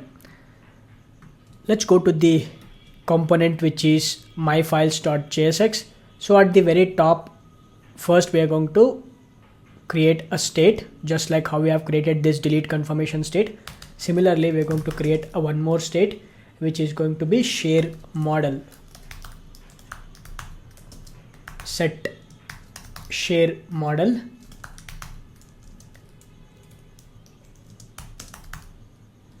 Initial state will be an object. It has is open. This will be initially false, and file ID, initially this will be null, and also the link, initially this will be an empty string, right? All right, so now we have created this state. Next, what we need to do is we need to create a functions, just like how we have created these functions like close delete confirmation and open delete confirmation. Similarly, we are going to create two functions, one for open and one for close. Okay, so let's create the function for opening the share link model. Opens the share link model. I'm going to create a function open share model. To this we are going to pass the file ID. Inside this, basically I'm going to create a link, and for the link we can make use of the window dot. Inside the template literal we will use window dot location dot origin slash file slash, we need to add the file ID. Okay, file ID. This will gives us the link, and this link we are going to add it inside the model. Now we can update the state. Set share model. We'll add the is open. I'll set this to true. File ID and link. Okay, so all this we are going to add it to this. We are going to update this using the set share model. Next, we can create a function to close the share link model. Let's create the function const close share model. Let's update the state. Set share model. We can is open, I'll set this to false. File ID, I'll set this to null. Link, I'll set this to an empty string. That's it. Now what we can do is I'm going to call these functions, not the calling, I'm going to pass these functions as a prop to the reusable component which we have already created. Okay, I have already created this component which is link share model.jsx. This is a reusable component, you can find it easily on the internet. Okay, I'm using this model, okay, and I'm going to use that at the very end. Okay, just like we have added this delete confirmation, right? Similarly, we are going to use that reusable component for the model. Okay, share link model. Now we can make use of the link share model, and we are going to pass the props is open, which is going to be a function which we have created, which is share model dot is open. Similarly, on close, which is going to be close share model, and link, it's going to be share model dot link, and also title, which is going to be share file, right? Let's save this. Now we need to, this is for closing this share model, but on click of this link button we have to open up the model, right? So for that, on click of this share link, we are going to attach the function. We are going to, for that on click event, we are going to attach the function. So let's scroll up. We have this file card, not the file card. If I go to the scroll down, we have file dot is public, we are checking. Okay, so here if you look at this, we have this copy button. Okay, we have this copy button, right? And here we can add the on click event. Perfect. And to this we are going to call the function which is open share model, and to this we are going to pass the file dot id. Let's save this. Now if I go to the browser, on click of this share link, boom, you can see now we got this nice model, and we got this message, share this link with others to give them access to this file. We got this URL and the file ID. Okay, you can copy this, you can see it is copied, link copied successfully, and you can close this, and you can also clicking on this, we can copy this. Pretty much about the share model. Perfect. Now the whole thing is completed only for the list view, right? But now if I go to the grid view, okay, nothing is going to work. Let's say suppose if I click on this download, it is not going to work because we need to add the same on click events to all of these buttons inside the grid view. Let's do it one by one for the grid view also. Let's go to the my files component, and we have this view mode, right? The grid view mode. Scroll down or scroll up. Okay, we have this file card. Currently we are passing the key prop and the file prop. Along with this, we will also pass few more props, which is going to be on delete. For the on delete, open delete confirmation, we are going to pass. This is going to be open delete confirmation. Next, we are going to pass the on toggle public. For this, we are going to pass the toggle public. Next, on download, handle download, this we are going to pass. Similarly, on share link, we are going to pass open share model. Perfect. Let's save this.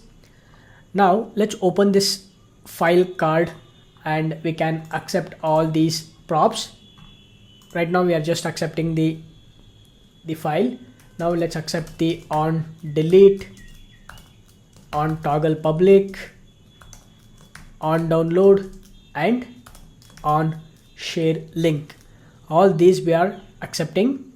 Now we can use these functions one by one. We can start attaching it. Okay, so basically what we are going to do is, first we are going to make use of this on delete. Scroll all the way to the down, we should see the button for the trash, right? And for this we are going to attach the on click event, and let's call the function on delete, and to this we can pass the file.id, right? Similarly, if I scroll up, we have one more button, right? This is the button, that is on click. We will make use of the on toggle public. To this we can pass the file, right? Perfect. Similarly, if I scroll up, we have the download button. For this we can attach the on click event, and this is going to be on download. We need to pass the file and save this. Perfect. Along with this, we also need to add the share link. Okay, so that also we need to add. If I scroll up, we have this button for the share link. I'll just add the on click event, and to this we can attach the, call the function which is on share link. We can pass the file.id, save this. Perfect. Now other than this we don't have anything to wire up, so we are good with this. Now we can test the same thing inside our grid view also, so everything should work as expected. Let's save all of this and go to the browser, and now on click of this we have to make this public. So clicking on this, okay, for now it is not working. I think we have not added the functionality for this. Okay, no problem, but we have to, clicking on this, it should open up this share link, you can see. Okay, but we need to add the cursor events, okay, cursor pointer. Okay, so let's add the cursor pointers. So we have this share link. Okay, so I'll just add the cursor pointer, save this, and you can see, and also for the icon I can also see that. And what else do we have? We have to make this is public. If it is making this as public and private, we are doing it. One more thing we need to do, that is scroll down. Okay, this is going to, okay, I think this is not the one, this is the one we have to do. This globe icon is there, right? So on clicking of this, this should make this as public. Okay, perfect. And similarly, clicking on this lock icon, it should make it as private, right? Clicking on this, it should private. Perfect. I think clicking on this, it should download the video file. Just click on this, you can see it is downloaded. We can open the video, which is a few moments later. Nicely. Okay, so similarly, I think everything is working as expected. Both the views are now completed, the list view as well as the grid view. Alright, this is about the My Files section. Next, we have to do a lot of things with other tabs like dashboard, upload, and subscription and transactions. Let's do these one by one. Before we create the content for dashboard, upload, subscription, and transactions, first let's create the context.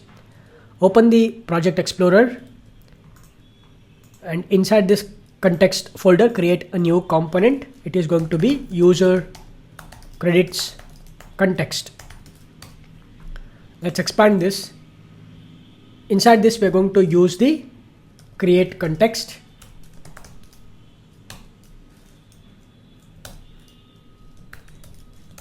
I'm going to export this. I'll just call this user credits context. Next, I'm also going to create a provider for this, user credits provider. Let's destructure this and get the children. I'm also going to export this user credits provider, and now we need to return the JSX, right? So what I will do is, inside this I am going to make use of the user credits context dot provider. Within this we are going to pass the children. Okay, we will render the children's. Perfect. And here we need to pass the value for this. Whatever the value we are going to pass it, throughout our application we are going to use those objects. Okay, in that way we can make the state available throughout our applications. For this I'm going to create a new context, or let's make this as const context value. This is going to be an object, and this we can pass it here. Okay, this context value we can pass it here. Now inside this we can add the whatever the data we wanted to add, we can add it inside this.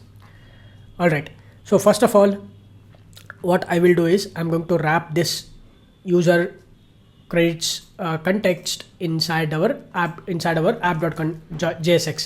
So let's go to the app.jsx. We have this browser router, right?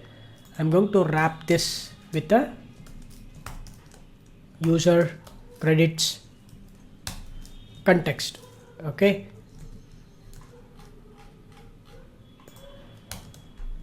oops, actually this is not going to be a context, this is going to be a provider. Okay, so I believe, let me change this to provider. Here also I'll change this to provider. Okay, now let's save this and I'll just format this.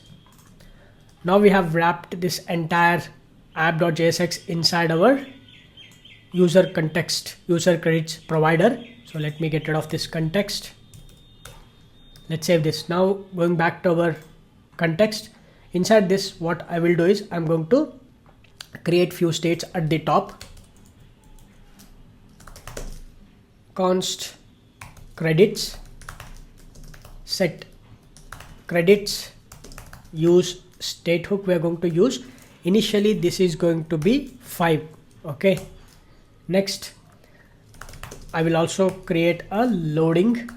Okay, set loading, use state. Initially this is going to be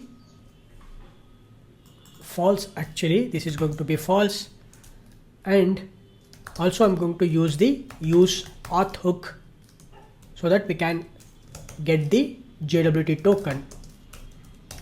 Const, I'm going to get the get token and is signed in. Okay, once we get these things, I'm going to create a function. Okay, I'm going to comment it, function to fetch the user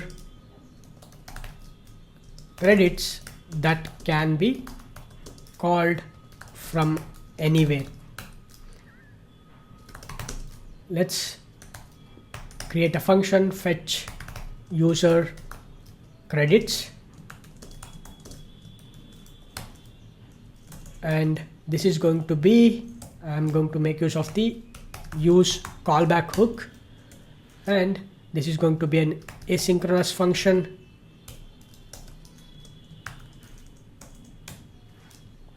And inside this basically, okay, first of all I'm going to get rid of this. Okay, inside this what I will do is I'm going to first check if the user is not signed in. Is not signed in, I'm going to just stop the execution. I'll just return this. If the user is already signed in, I'm going to set the loader to true. Next I will make use of the try catch block. Inside the try block, what I wanted to do is I want to get the token first. Okay, this is going to be an promise. Let's make use of the await. We get the token back, and once we get the token, what I will do is I'm going to make use of the axios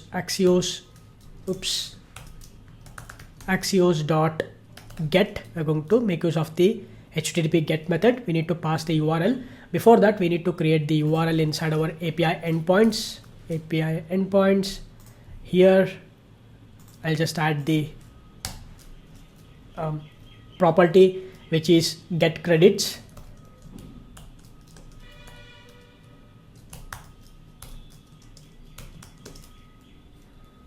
We can pass the URL. It is going to be base URL /users/credits, right? Now we can call this property inside our user credits context. API endpoints dot get credits, and we also need to pass the headers authorization bearer token, right? This will give us the response. I'll also add the await because this returns a promise response. Once we get the response, what I will do is I'm going to just update the state set credits response.data.credits, right? This we are going to pass it. Perfect. If I go to our Postman and we haven't created the credits. Oh, okay. Update files, read files, read file, download file, delete file, toggle public. Okay. We haven't created the API endpoint for getting the credits. We need to create that endpoint. Let's create that in just a bit. But before that, let's complete the catch block also. Basically, inside this, we are going to just log this to the console, which is error fetching the user credits. Okay, I can also log the error to the console, and I'm also going to add the finally block. I'll set the loader to false, and we also need to add the dependency array. Okay, just like how we will pass it to the use effect hook, similarly get token and is signed in, we are going to pass it. Let's save this. Right now we have this fetch user credits function is ready. We need to call this function inside our use effect hook, but in order to call that, first we need to create a backend API endpoint. So first let's go ahead and create the backend API endpoint for getting the user credits. Let's go back to our backend application. Now let me first of all close all of these files and open a controller, user credits controller. Okay, let's create a new controller which is user credits controller, right? Let's expand this and let's add the necessary annotations, which is REST controller annotation and request mapping, and also required args constructor. The request mapping, it is going to be /users/credits. So if I go back to our React application, inside our API endpoints, we have added this /users/credits, right? So similarly, we are going to create this /users/credits as the API endpoint. I'm going to inject the user credit service. We have already created this service method. Public, this is going to return a response entity. Credits, okay, we need to create the DTO object. Before that, I'll just make use of the generic type get user credits. To this we need to pass the actually we don't need to pass anything, but inside this what I will do is we need to call the service method, which is user credit service, user credit service dot get user credits. Okay, if I go to the get user credits, you can see from the current profile we are going to get the clerk ID. Then that clerk ID we are going to pass it to the another get user credits method. This is going to give us the, and this method is going to give us the this method is going to give us the credits. Okay, if the credits is not available, it is going to create an initial credits. Okay, that's the whole purpose of it. Next, what we will do is, this is going to give us the user credits. Let's call this user credits. Once we get the user credits, we can make use of the user credits response object. So for that, let's create the DTO object, user credits DTO. Okay, this is just a Pojo class. It contains the setters and getters method. At the top, let's add the data annotation, all args constructor, no args constructor, builder. Inside this, I'm going to create the private integer credits, private string plan. Okay, let's save this. Inside this controller, let's make use of the, basically we are going to use the builder pattern to create the object user credits DTO. Okay, so our user credits DTO dot builder. To this we can add the credits. The credits, it is going to be user credits dot get credits. Next, plan, user credits dot get plan. Let's call the build method. This will gives us the user credits DTO, user credits DTO response I would call. Now return a response entity dot, we can add the status OK, and we can pass the response. Let's save this. We need to add the get mapping annotation. This is going to be /credits. Let's save this. We need to test this endpoint. I'm going to start the application in debug mode. Okay, the application is started. Since this is a get API endpoint, let's go to our Postman, and I'm going to just duplicate this.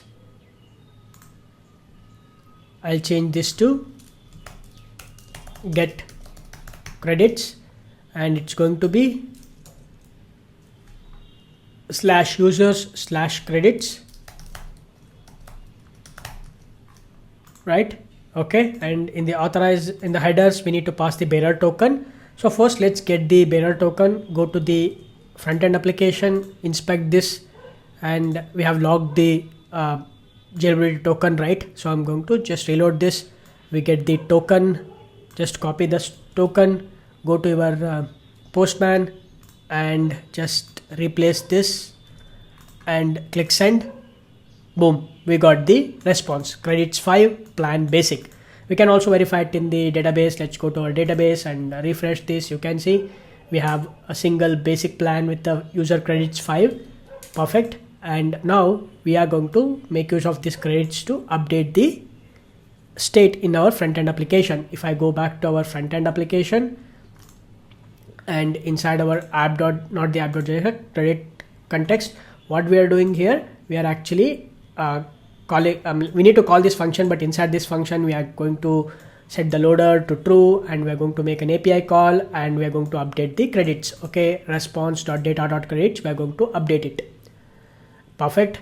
Next, what I will do is I'm going to just add the if condition response.status is 200, then we are going to update the state. Otherwise we are going to just say that toast error. We're going to display a message that is error updating the credits, or unable to get the credits, unable to get the credits. Let's save this. Now let me scroll down, and now we need to make use of the use effect hook.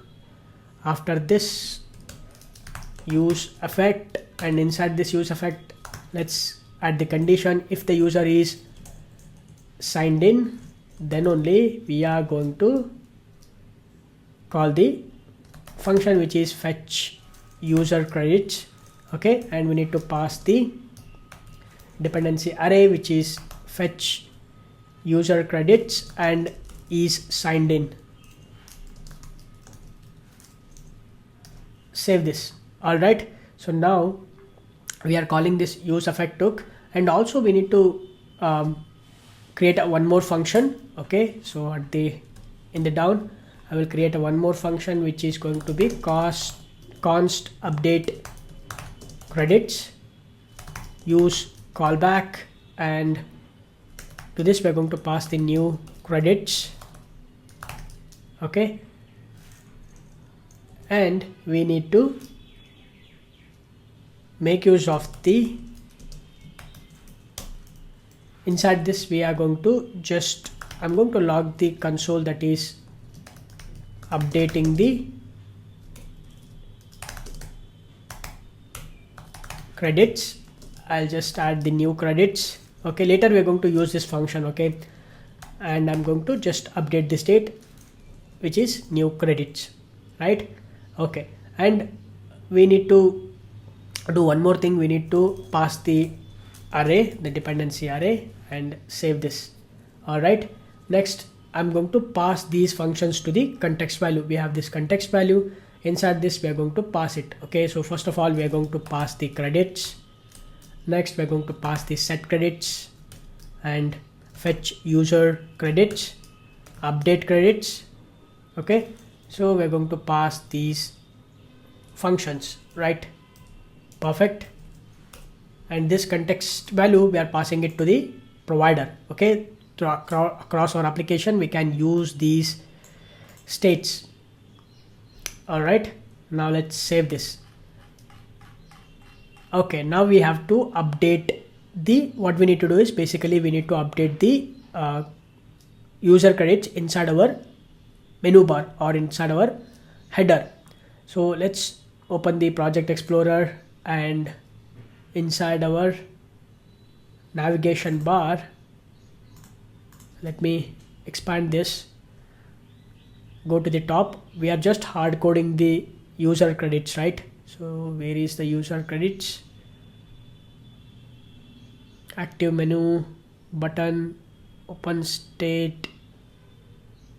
Somewhere we have hard coded the user credits, the right hand side. Okay, here we are hard coding the user credits. So now what we need to do is we need to fetch the user credits from, since the backend API is available, also we have the state is available. We need to make use of the context. From the context we need to fetch the user credits. Okay, so here what I'll do is at the top I am going to make use of the use effect hook. Inside this I'm going to call the function fetch user credits. So to do that, first we need to grab the user credits from the context. So use user credits context, use context, we can grab the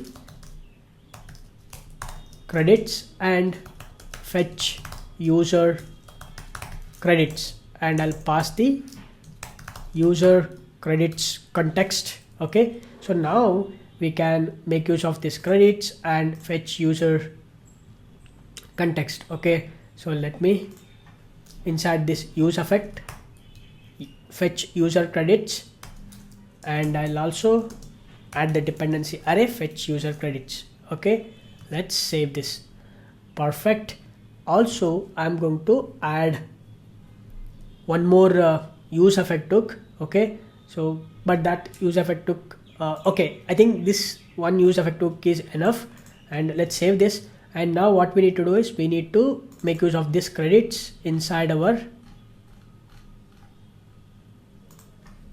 credits display. So to this we're going to pass the credits, and if I go to this credits display, you can see now we are receiving these credits, and this credits we are displaying it here, right? Perfect.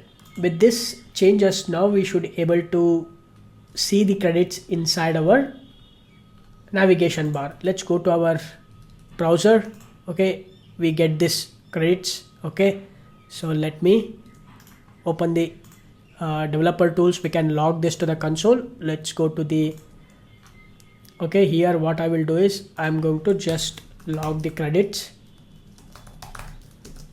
from context credits.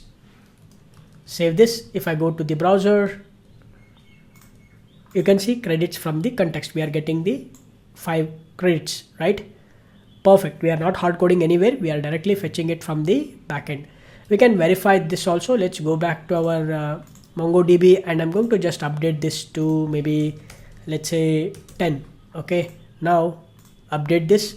Now if I go to our front-end application and I'm going to just reload this, we should see the 10 credits. Okay, perfect. Our credits functionality is working as expected. We have completed the backend API also, and we have front-end functionality also we have completed.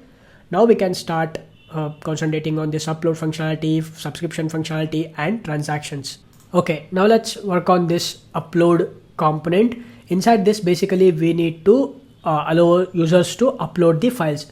So since this upload and download the dashboard contains the same upload functionality, we are going to create a reusable component. Okay, in fact I have already created that reusable component, which is upload box. I have already created this upload box. You can just find it on the internet. You will get this upload box, and we are going to use this upload box inside our upload component. Okay, and also inside our dashboard we are going to use that upload box.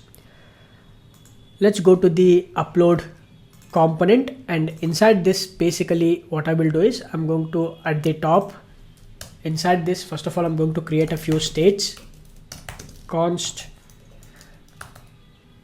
files, set files, use state hook. Initially this is going to be an empty array. Next, let's create a function, not the function, the state, which is uploading. Set uploading.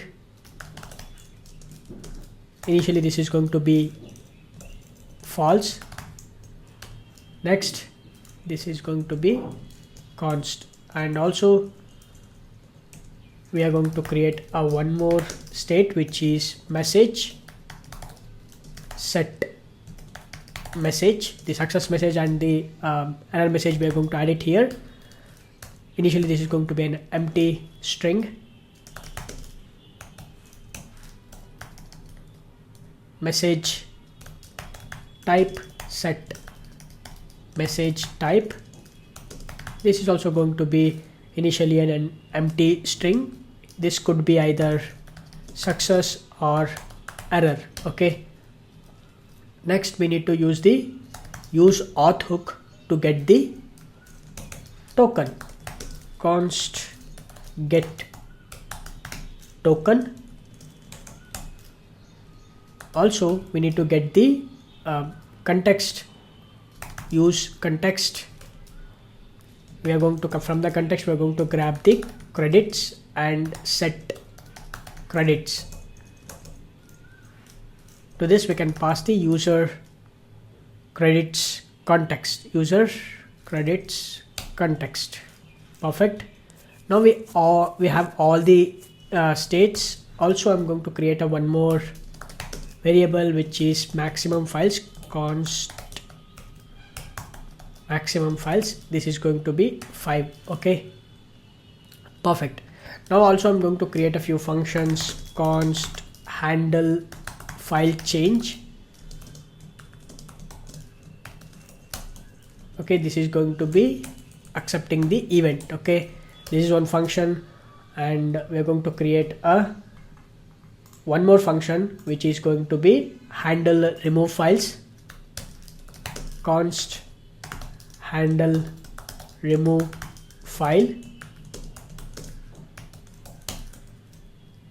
and to this we are going to pass the index, right? Similarly, we are going to create one more function which is const handle upload, and this is going to be an asynchronous function.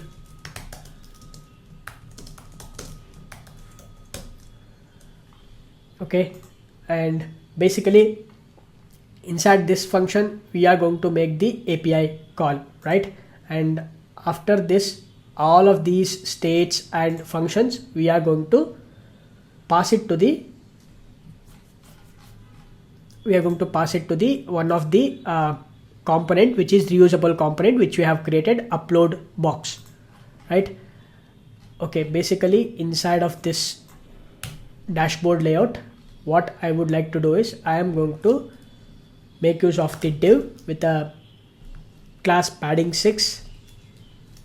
Inside this div I will make use of the state message. If the message is present, we are going to return the JSX div. I'm going to add the classes. Let's use the template literal, margin bottom 6, padding 4, rounded on large devices, rounded large, flex, items center, gap 3, right?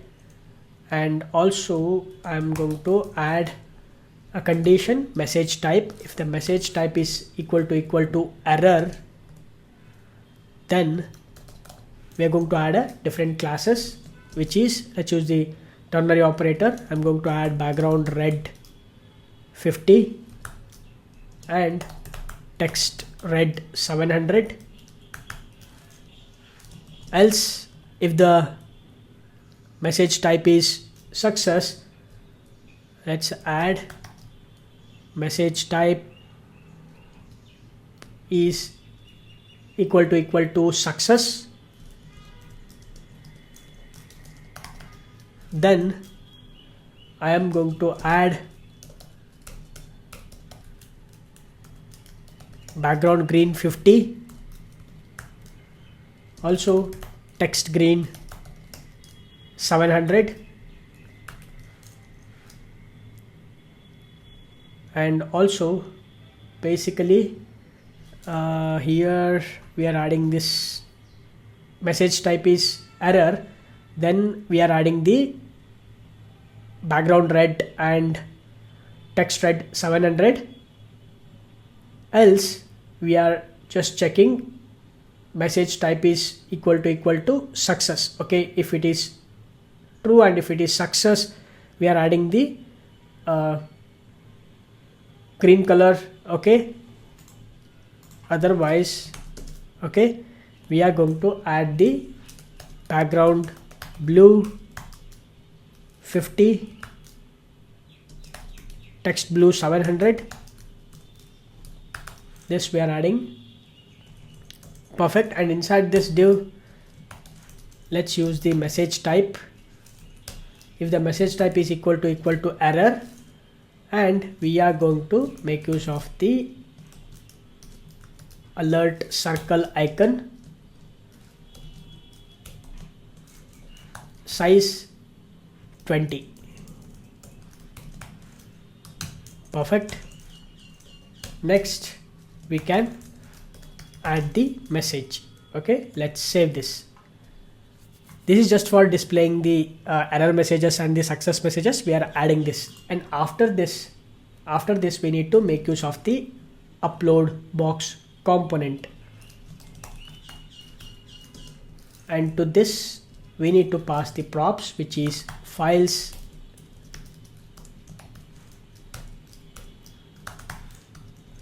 also on file change, handle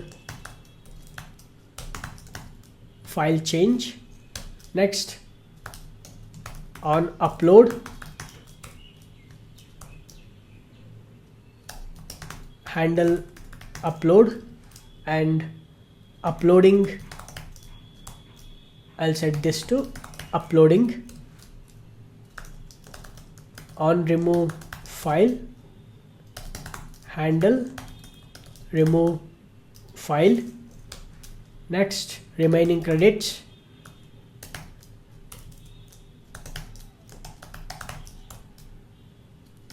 Let's pass the credits.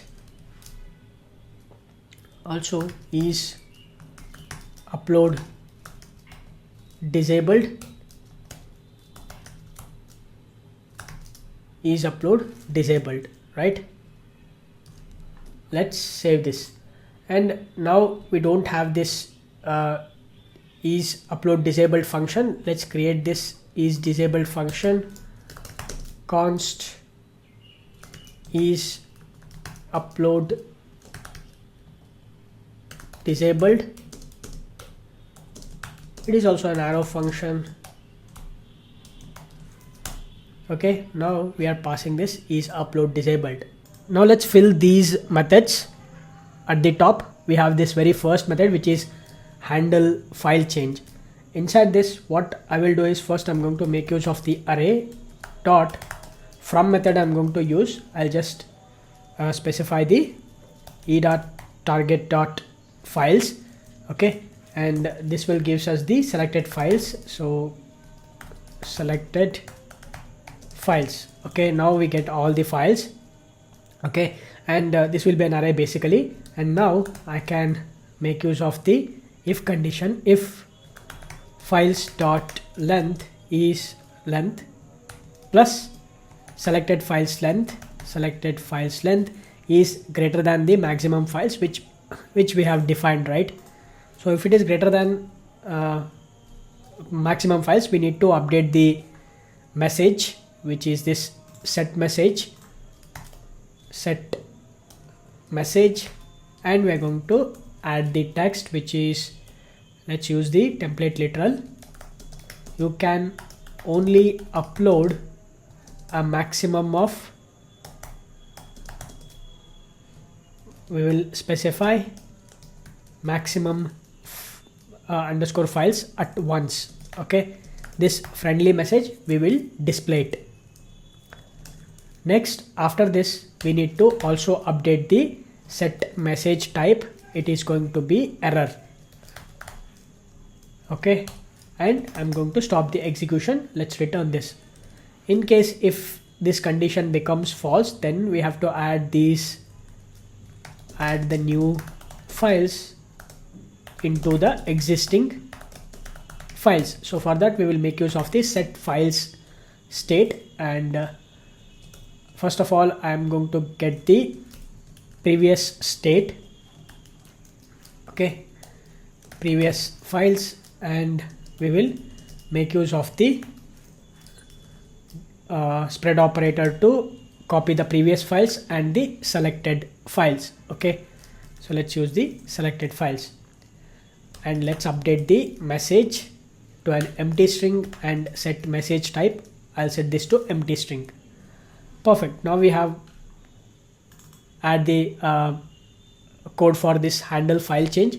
Next we will also add this, we will complete this function, which is handle remove file. Okay, this is pretty straightforward. What we will do is we are going to just update the state, set files, we will get the previous state, previous files, and for this previous state, using this previous files, we are going to filter out the files, previous files dot filter, and we will get the basically we are going to get a file. Okay, let me do one thing. Okay, we need the index and the file. This is going to be an index. Okay, and I'm going to make use of the index is not equal to, sorry, I is not equal to index. Okay, the index which we are coming in the parameter, right? If it is not equal to I, which is nothing but the index which we are looping through this previous files, which is not equal to the index that we are passing, then we are going to add it to this, we are going to update this to the set files. So this will, what we'll do is, it is going to remove the one which does not have the same index, right? Okay, then we are going to also update the set message type and set message also, which is to an empty string. Okay, this will complete the handle remove file function. Next we have this handle upload. Okay, so this we are going to add. Also we have this one more function which is upload disabled, right? First let's fill this. Okay, inside this what we are going to do is basically this is not an arrow function. Okay, so let's get rid of this. I'm going to add conditions files dot length is equal to 0 or files dot length is greater than the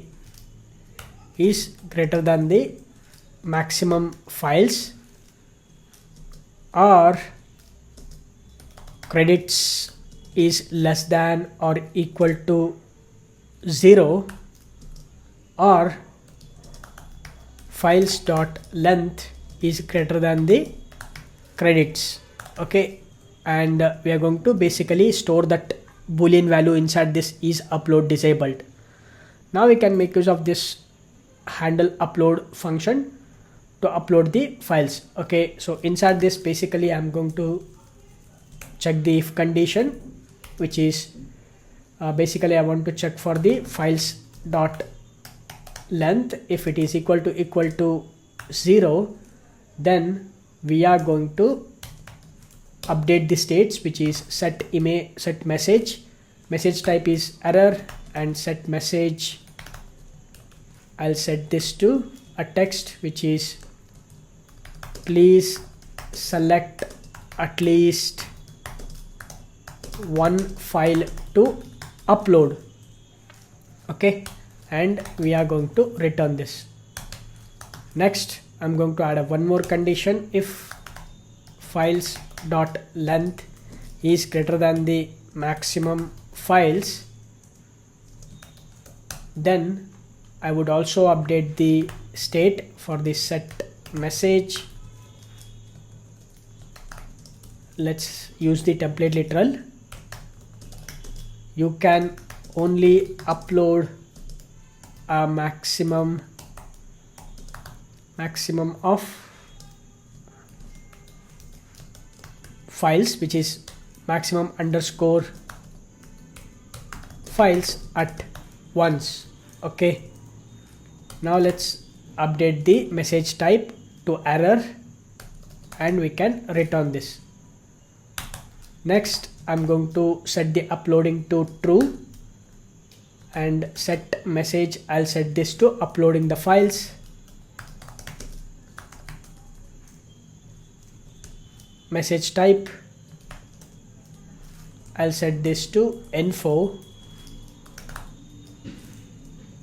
Next, after this I am going to make use of the form data. Const form data is equal to new form data, and inside this let's use the files. For each we will iterate over all the files, we get the individual files. Now let's make use of the form data to append this, and we will append the files with a file. Okay, fine. Next, for this form data we have appended all the files. Next, what we need to do is inside the try catch block we are going to make an API call. Inside the try block, first we need to get the token. Get token, this is going to return promise. Let's make use of the await.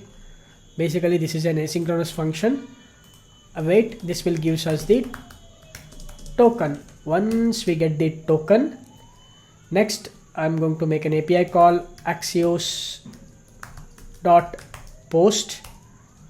To this we can pass the URI path. So for that we need to make use of the API endpoints.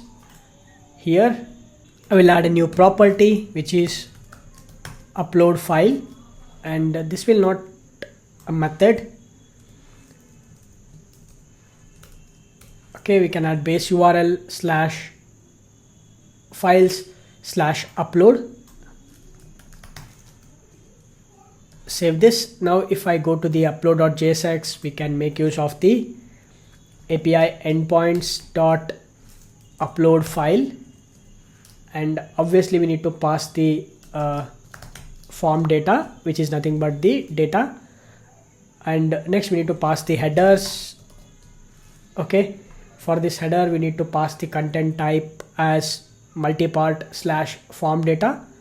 Also we need to pass the we need to pass the authorization, okay, which is nothing but the bearer token. Okay,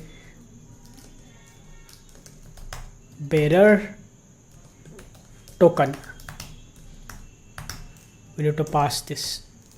Now we will get the response const response. Once we get the response, we need to check the condition, we need to update the credits, right? So for that I'll add the condition if the response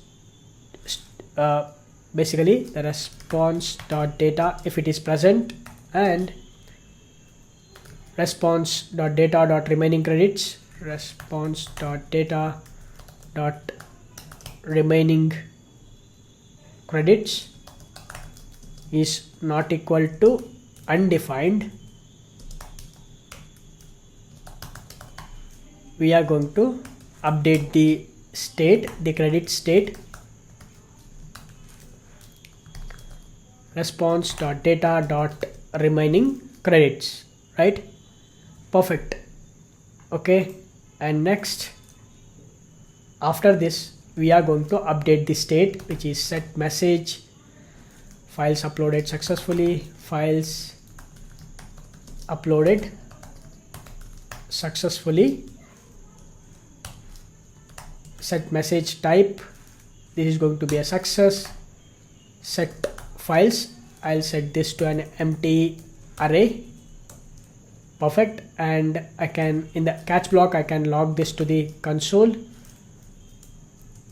Oops, let me remove this. Scroll down inside the catch block. Oops, this is going to be console.log, console.error. We can print the message that is error uploading files.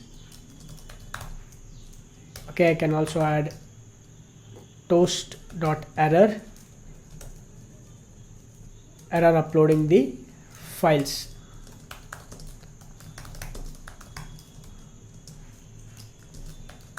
Error dot message, right? And what I can do is I can also add the message, set message.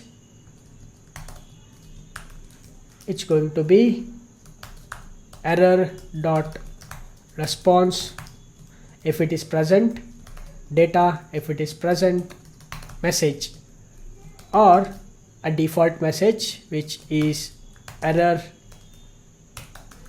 uploading files, please try again, and set message type, this is going to be an error, and in the finally block set uploading to false. We don't need this toast error message, so let's save this.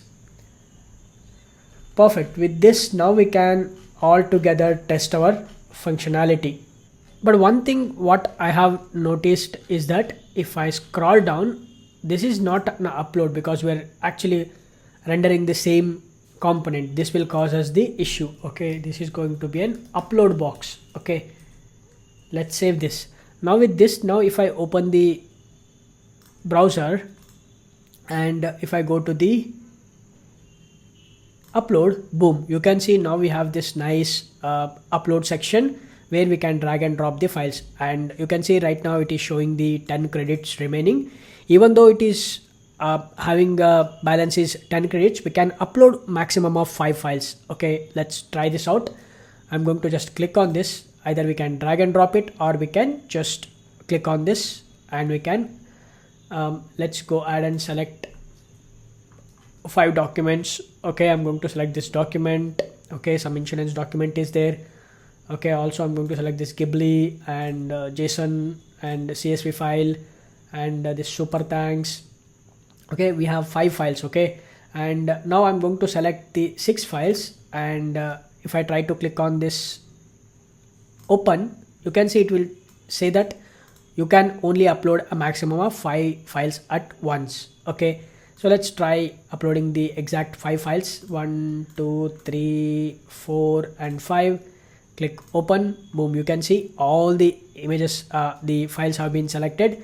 Okay, I can at any point of time I can remove any of these files. Okay, also I can, right now there are 3 files, I can drag and drop 2 more files. Let's open the file explorer. I'm going to just drop this image, you can see now 4. I'll just add the one more file, XLX file. You can see 5 files, I'll add 1 more files, and you can see you can only upload maximum of 5 files at once. Now we have these many files, and I can just go ahead and upload this, right? Or I can, if I don't want, I can just go ahead and delete this also. Anything is fine, right? But what I will do is I'm going to just upload these 4 files as of now. I'm going to click on this upload, boom, you can see files uploaded successfully. Okay, and after soon we upload the files, this credits have been reduced, but it is not updating the state. But if I go to the any other sections, let's say go to the my files, you can see now it is reduced. I mean, like the credits have been updated. Ideally, as soon as we uploaded the files, this should have been updated it. Okay, let's try one more time. Okay, we will fix that in just a bit, but let's try one more time. You can see now we have 6 credits remaining. I'm going to just upload one more, which is this presentation or something, it is there. I'll just go ahead and click on this open, and I'll click on this upload. It is uploaded, but it is not updating the state. In order to update the state, what we need to do is either we need to go to the dashboard or my files or subscription, anywhere. If I go back, then it is going to update. I'll just go to the dashboard. You can see it is updated, and all the files it is present here.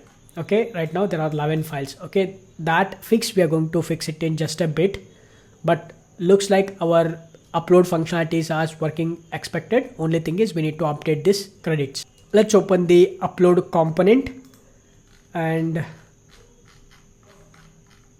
we are updating the state inside this try catch block. Here we are updating this state, remaining credits. Okay, that is fine, but okay, here we have not added the await because this is going to return a promise. We should have been added the await keyword. We have missed it, that's why it was not waiting for the response, it was directly moving to the next line of execution, that's why. So let's save this. Now with this we should be able to see the changes. Let's go to the upload, and we have 5 credits. Click on this, and let's add this open, and right now we have 5 credits. When I click on this upload, boom, you can see 4 credits. The status, the state has been updated immediately. And also in the my files, we should have been seen that file, right?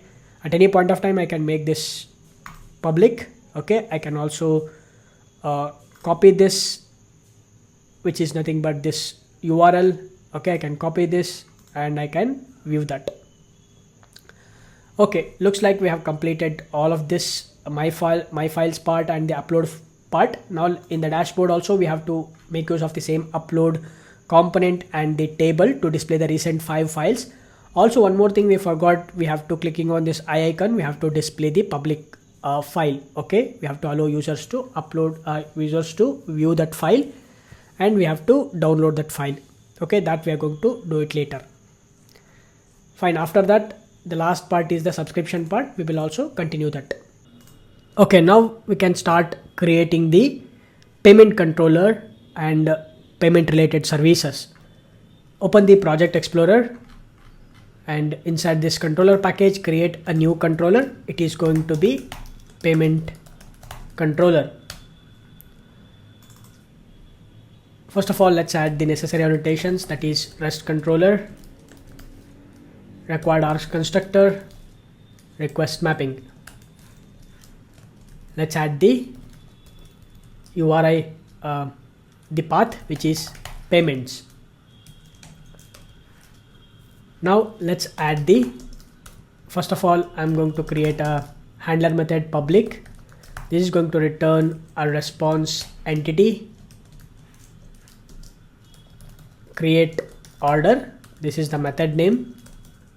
The URI endpoint is post mapping. It is going to be create order. Okay. All right. Next, inside this, we are going to, first of all, we're going to bind the request body to a DTO object or the request object. So request body, we are going to bind it to the payment DTO, or we can call this payment request also, but I'm going to call this payment DTO, and I'm going to call this payment DTO. Of course, we haven't created this. We are going to create it in just a bit. And inside this, first of all, we need to call a service method. Call service method to create the order. Okay, perfect. First, let's go ahead and create this payment DTO. I'll just create this class inside the DTO, right? Click OK. Now we have created this payment DTO. Inside this, basically we are going to add a few properties. Let's add the data annotation, all args constructor, no args constructor, and builder annotation, right? Private string plan ID, private integer amount, private string currency, private integer credits, right? Let's save this. This is nothing but the payment DTO. Now let's go to the payment controller, and we are accepting this. Next, we need to create the payment service. So I'm going to just inject the payment service, payment service. I can create this class, more actions, create a class payment service. We're going to create it inside the service package. Okay, and click OK. Perfect. And basically what we are going to do is, inside this payment service, we are going to first of all add the annotation, which is service annotation, right? And inside this, we are going to load the Razorpay key and Razorpay secret key and test key. I have already added inside the application.properties file. First, I'm going to load those properties. Private string Razorpay key ID, private string Razorpay key secret. Let's add the value annotation from Spring Framework. This is going to be razorpay.key.id.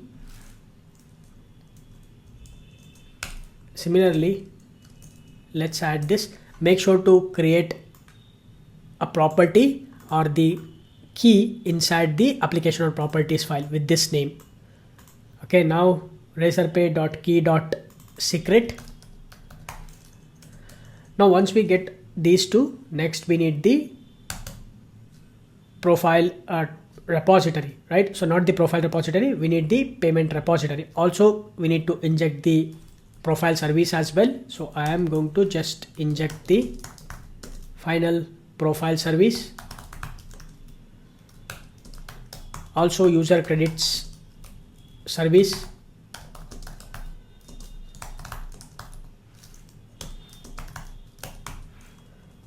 Let's add the required arcs constructor. Let's save this. Next, we need to create the repositories and the entity objects. Okay, let's open the Project Explorer, and inside this document we have the document. Here I'm going to create a new Java class. It is going to be payment transaction.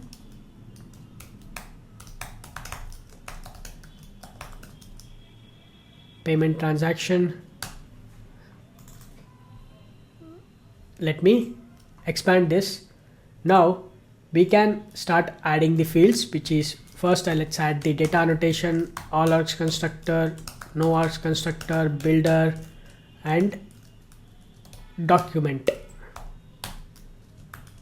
We will add the collection name, which is payment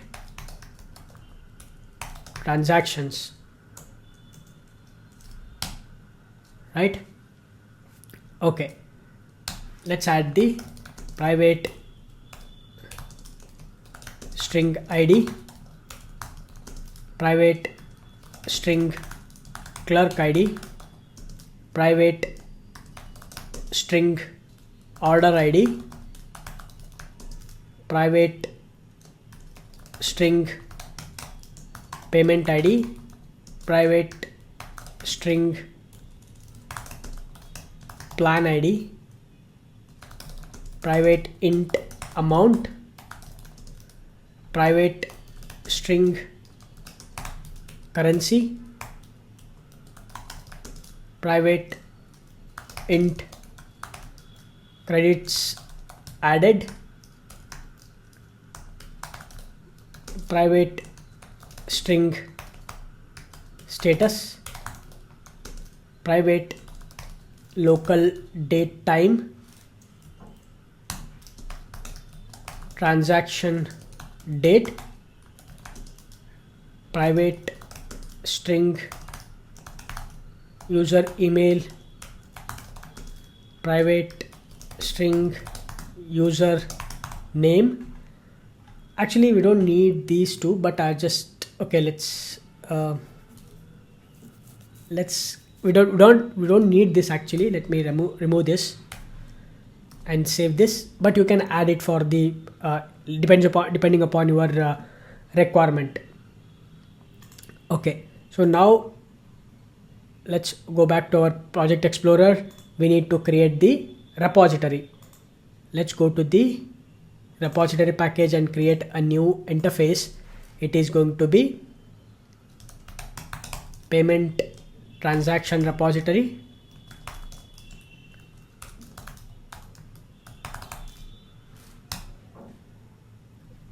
Let me expand this, and this is going to be first of all interface. Let's extend this with Mongo repository. The type is payment transaction. Type, primary key type is string. Inside this I will add the finder methods, find by clerk ID, and to this we can pass the clerk ID. This is going to return list of payment transaction.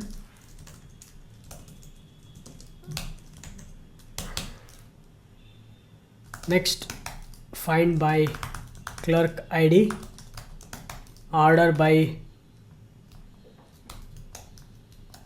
transaction date, DESC. We are going to sort it on the descending order. To this we can pass the clerk ID, list of payment transaction. Next, find by clerk ID and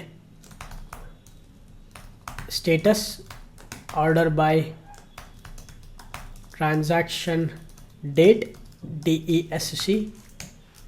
To this we can pass the clerk ID and we also need to pass the status. This is going to also give us the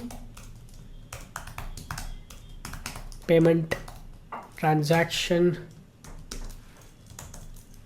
Perfect. And save this. Okay, next we have this repositories in place. Next we can directly create the service method. Okay, inside the service method we are going to make use of these methods to complete our operation. So let's open the project explorer.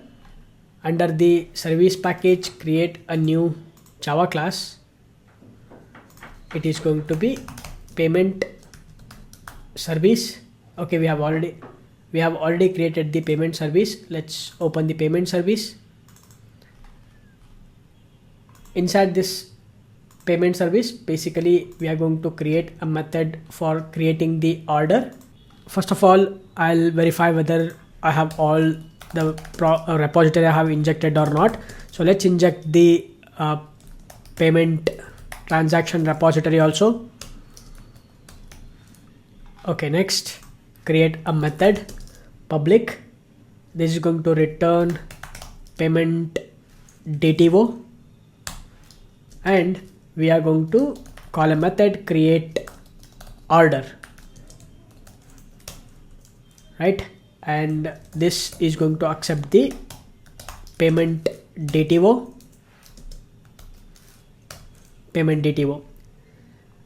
Inside this payment DTO, we are also going to add few more properties, that is private boolean success, private string message, private string order ID,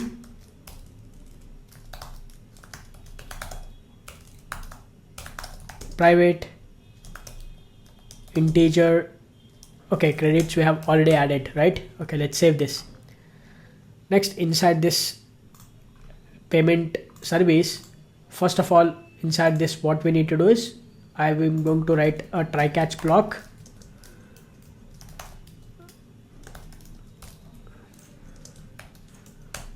Basically we are going to, inside the catch block, I will add the exception,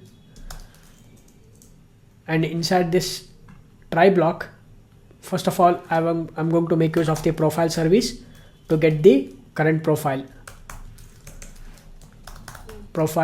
document. Let's call this current profile. Once we get the current profile, we can use the clerk ID current profile dot get clerk ID. This will gives us the clerk ID. Once we get the clerk ID, we can make use of the razor pay. So to do that, first of all, we also need to add the razor pay dependency. Let's open the pom.xml. We have not added the razor pay dependency. Let's add the dependency. I'll just copy this dependency and I'll paste it. Let's change this to com.razorpay. Okay, razorpay, and the artifact ID, it is going to be razorpay-java, and the version 1.4.3. we don't need the scope, so let's get rid of this scope. I'm going to reload the Maven changes.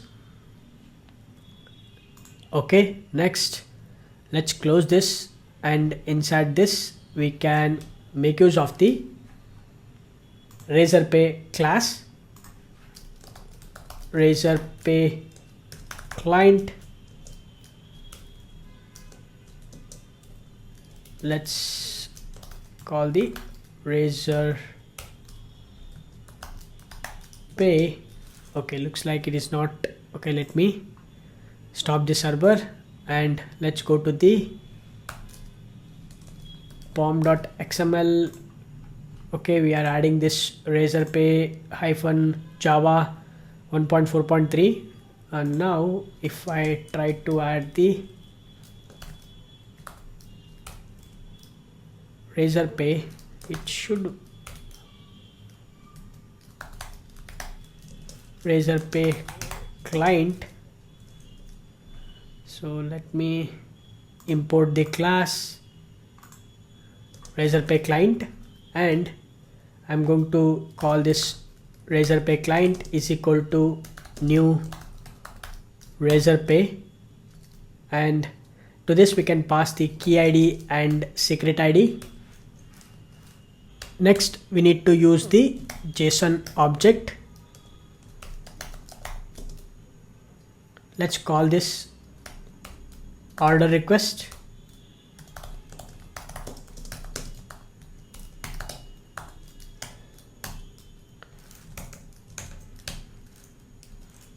Let me just make use of the order request dot put. To this we need to add the amount, which is going to be order, not the order request, we need the payment DTO dot get amount. Next order request dot put currency, it's going to be payment DTO dot get currency. Order request dot put receipt. We can add order underscore system dot current time milliseconds. Okay, next we need to create the order object. This order object is from the let's make use of the razorpay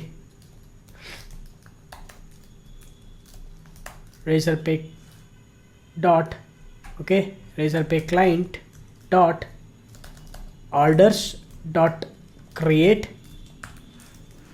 We can pass the order request. This will gives us the order object from the razorpay order. Okay, so this is the razorpay order. Once we get this order, now we can use the order dot get ID. Okay, we need to pass the ID, and this will gives us the order ID. Once we get the order ID, now we can create the transaction, the payment transaction object we can create. Okay, create pending transaction record.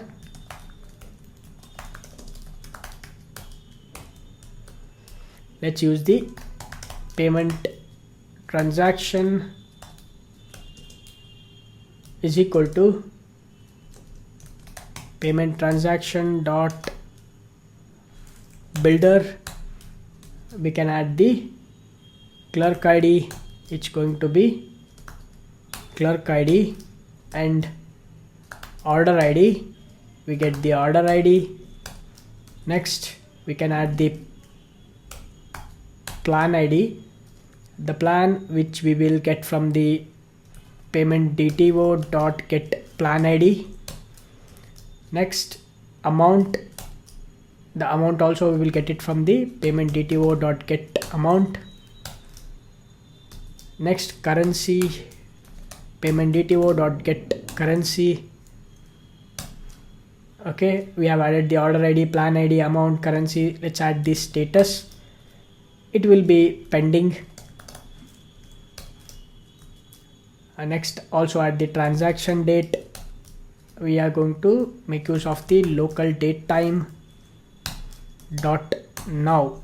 Okay, we get the transaction date. Next we can add the user email. Okay, we haven't added this user email, so let's add the user email to our payment transaction.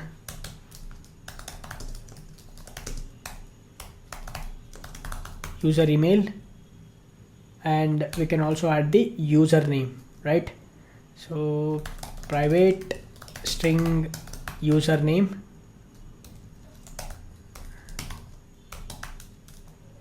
Let's save this. Inside this, let's add the user email. It is going to be current profile dot get email. Username, it's going to be current profile dot get first name. And last name, current profile dot get last name. Let's call the build method. This will gives us the payment transaction, and once we get the payment transaction, we can save this using the payment transaction repository dot save payment. Okay, what do we have here? We have the transaction. Okay, we will save the transaction, and after this we need to create the return payment DTO dot builder. Let's add the order ID. Okay, the order ID, we get order ID. Next, success, we can add the true. Message, I will add order created successfully. Okay, let's call the build. Okay, this will gives us the new payment DTO object. But in case of any of the exception, I am going to first of all return the payment DTO. The same, we're going to use the payment DTO, but success, I'll set this to false. Message, error, creating order. We will add the exception dot get message. Let's call the build method. Okay, but we also need to success, message, and build. Okay, this is enough. Okay, perfect.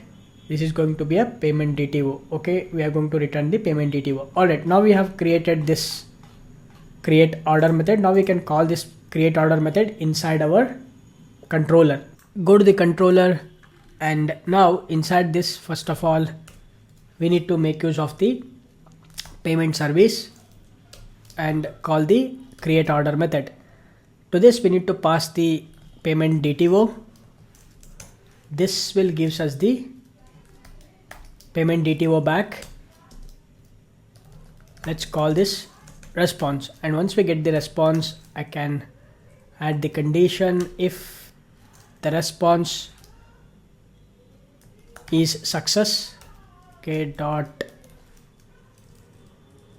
get success. If it is true, then we are going to return the response entity dot OK, and we can pass the response as the body. Else, return response entity dot bad request dot body response, right? And save this.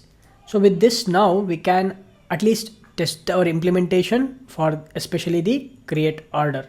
Okay, first let me start the application.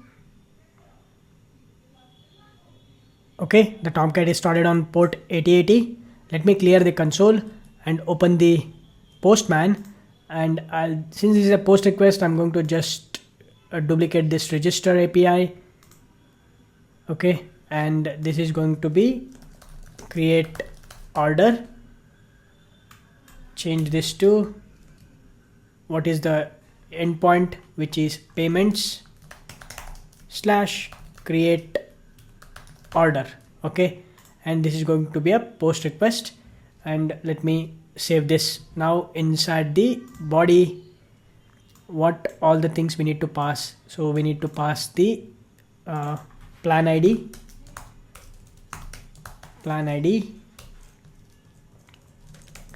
This is going to be premium. Next, we also need to pass the amount. Amount is going to be an integer. Okay, assume that like I'm going to pass 15,000. okay, this is going to be converted into 150. I can make it as like 1500. okay, perfect. And also we need to add the one which is currency. This is going to be an INR. okay, that's all the details we need to pass as a part of this URL or as a request. Let's save this. Of course we need to pass the authorization token, which is going to be a bearer token. Let's go to the front end application and we are in the dashboard. Just click on this inspect and reload this again. We should get the JWT token. Copy that, go to the postman and pass the bearer token, and looks good, everything is perfect. And just go ahead and click on this send. Boom, you can see 200. okay, we get the order created successfully. This is the order ID, success is true, and you can ignore these things. okay, now let's verify this inside our Razorpay dashboard. Go to the browser. I have already logged into my Razorpay dashboard. Make sure you should be in the test mode. And now you can see go to the transaction sections, and here we have the payments, orders, and upload invoices. Click on this orders part. okay, you should see the created status. okay, August 2nd 11:32. we just now created the order. okay, and this is the order ID. You can see 3732. okay, sorry, here is the order ID, which is 2U9D. okay, so this is the order ID. So we just now created the order, but we haven't completed this order. okay, this order will be completed from the when we make a actual payment from our React application. So then it will be completed. okay, just like previously it has been paid, right? Similarly it will become a paid after once we make the payment. So now since the order ID is created, next we have to create one more endpoint, which is to verify the payment, assuming that the React application, from the React application we have completed the payment. Now we have to verify that payment, whether the payment is successful or not. Let's create that endpoint. Open the project explorer. We need to create a new DTO object, which is a payment verification DTO. New class, payment verification DTO. I'm going to expand this.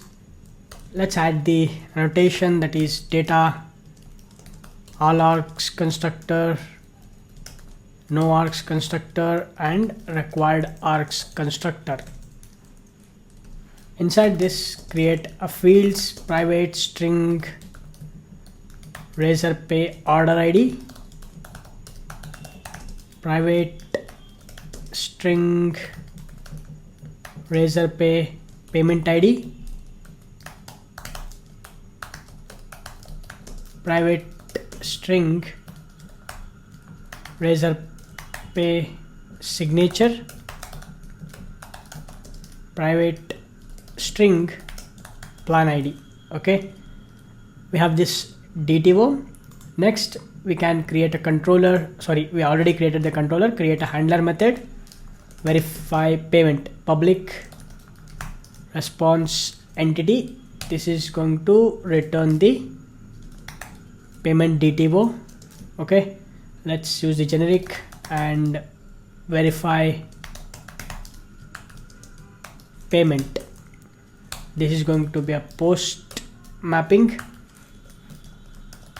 verify payment, and I will add the request body.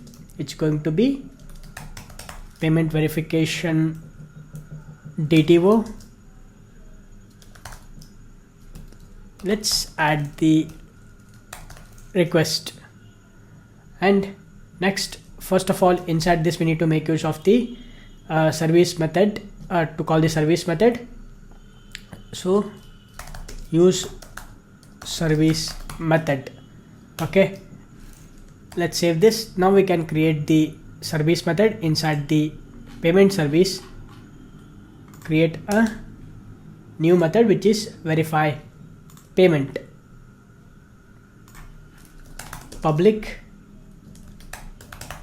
payment DTO verify payment. It's going to be payment verification DTO request. Now inside the try catch block, first of all, inside the try block, first we need to get the clerk ID. So for that, profile service dot get current profile. This will gives us the profile document. Let's call this current profile, and now we get the clerk ID. Get clerk ID. Okay, once we get the clerk ID, we can verify the payment signature. To verify the payment signature, let's use the request dot get razor pay order ID. Okay, and I'm going to use the pipe symbol, plus we're going to concatenate the request dot get razor pay payment ID. Okay,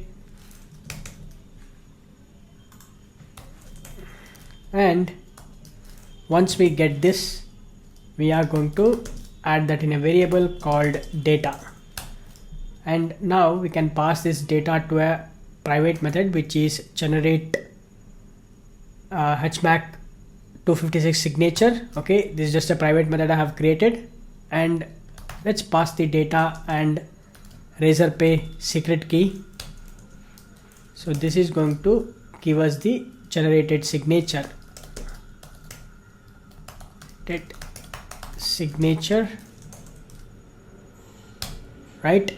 If the generated signature is not, let me add the condition, if the generated signature is not equal to the razor pay signature, generated signature dot equals request dot get razor pay signature. If it is not equal, then we are going to call a method which is update transaction status.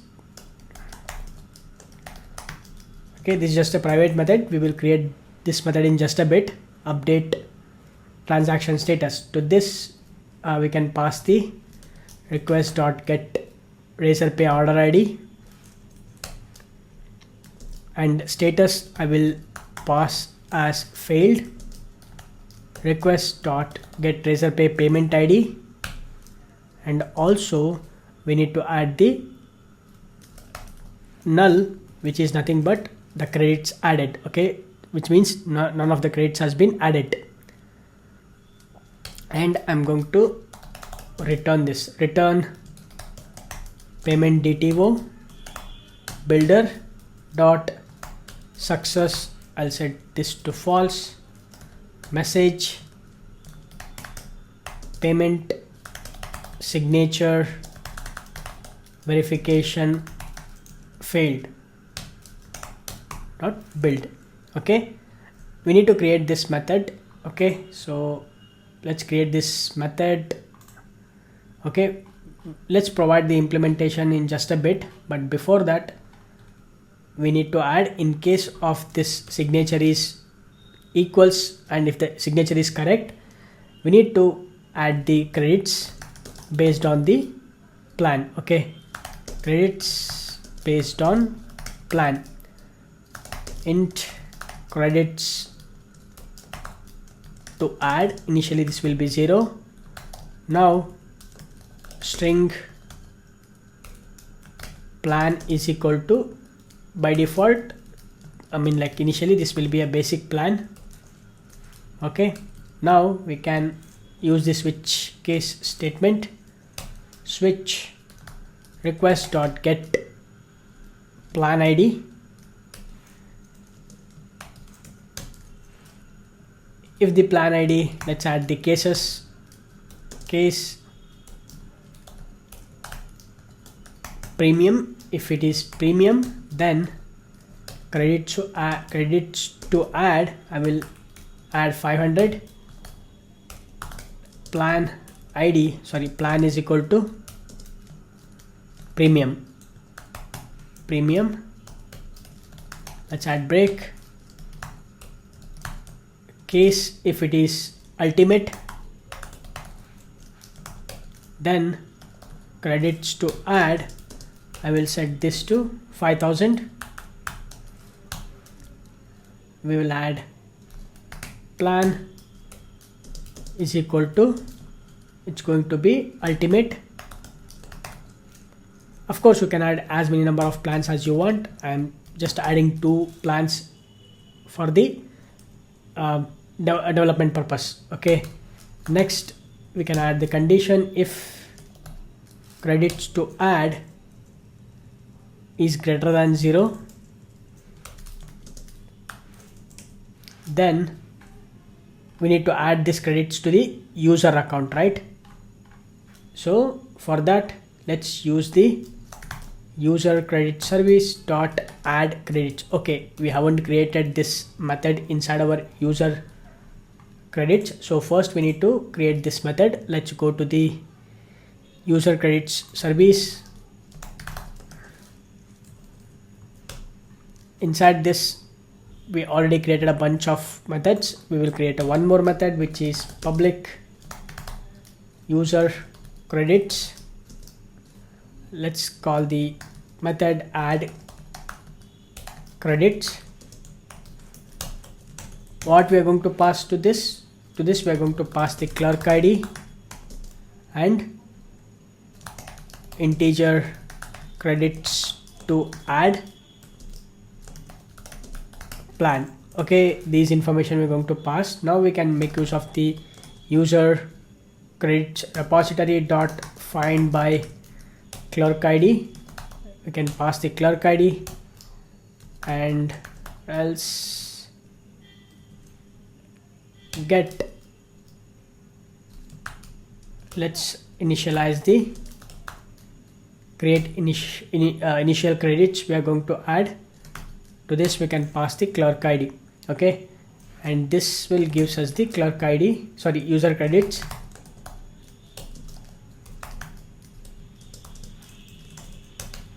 And what we need to do is we will make use of this user credits to set the credits. It's going to be user credits dot get credits plus the new credits. Okay, credits to add. For the existing credits we are going to add the new credits and we will sum it up. Okay, next we need to save this. Okay, before that we need to also add the user credits dot set plan. Okay, this is going to be a plan, new plan we are going to add. Then user credits repository dot save. To this we can pass the user credits, right? And I'll return this and save this. Now we can call this method inside our payment service. So here, if the credits is greater than 0, credits to add is greater than 0, we will make use of the user credit service dot add credits.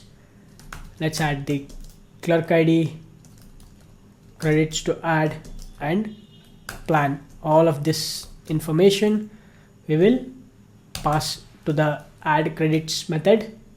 Now we can update the transaction. So we're going to call the method update transaction status. Here we will pass the request dot get razor pay ID, razor pay order ID,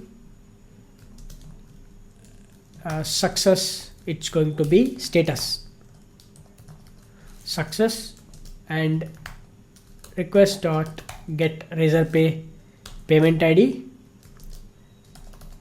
credits to add. Okay, these information we are going to pass it and we are going to return the payment DTO dot builder success. I'll set this to true.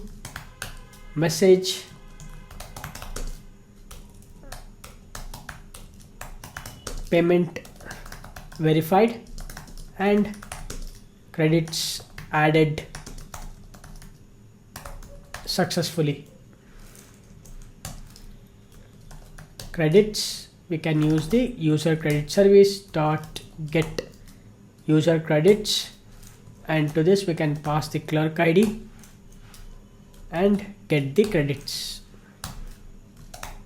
Let's call the build method. Okay, perfect. After this we have this credits is greater than 0, right? In case if the credits is not greater than 0, what we need to do is we need to update the transaction status with request.get razorpay payment ID failed request.get razorpay. Okay, this is going to be razorpay order ID and this is going to be get razorpay payment ID, and also the credits to add the last parameter which will be null, and we are going to return payment dto dot builder success. It is going to be false, and message invalid plan selected build. Okay, perfect. Inside this exception catch block, this is going to exception. Inside the catch block we will add the again try catch block. Within the catch block we're going to add the try catch block. Inside the try block, let's add the update transaction status request.get razorpay order ID. This is going to be error request.get payment ID, and the last parameter will be null, and inside the catch block I'll just throw the runtime exception, and also I'm going to return the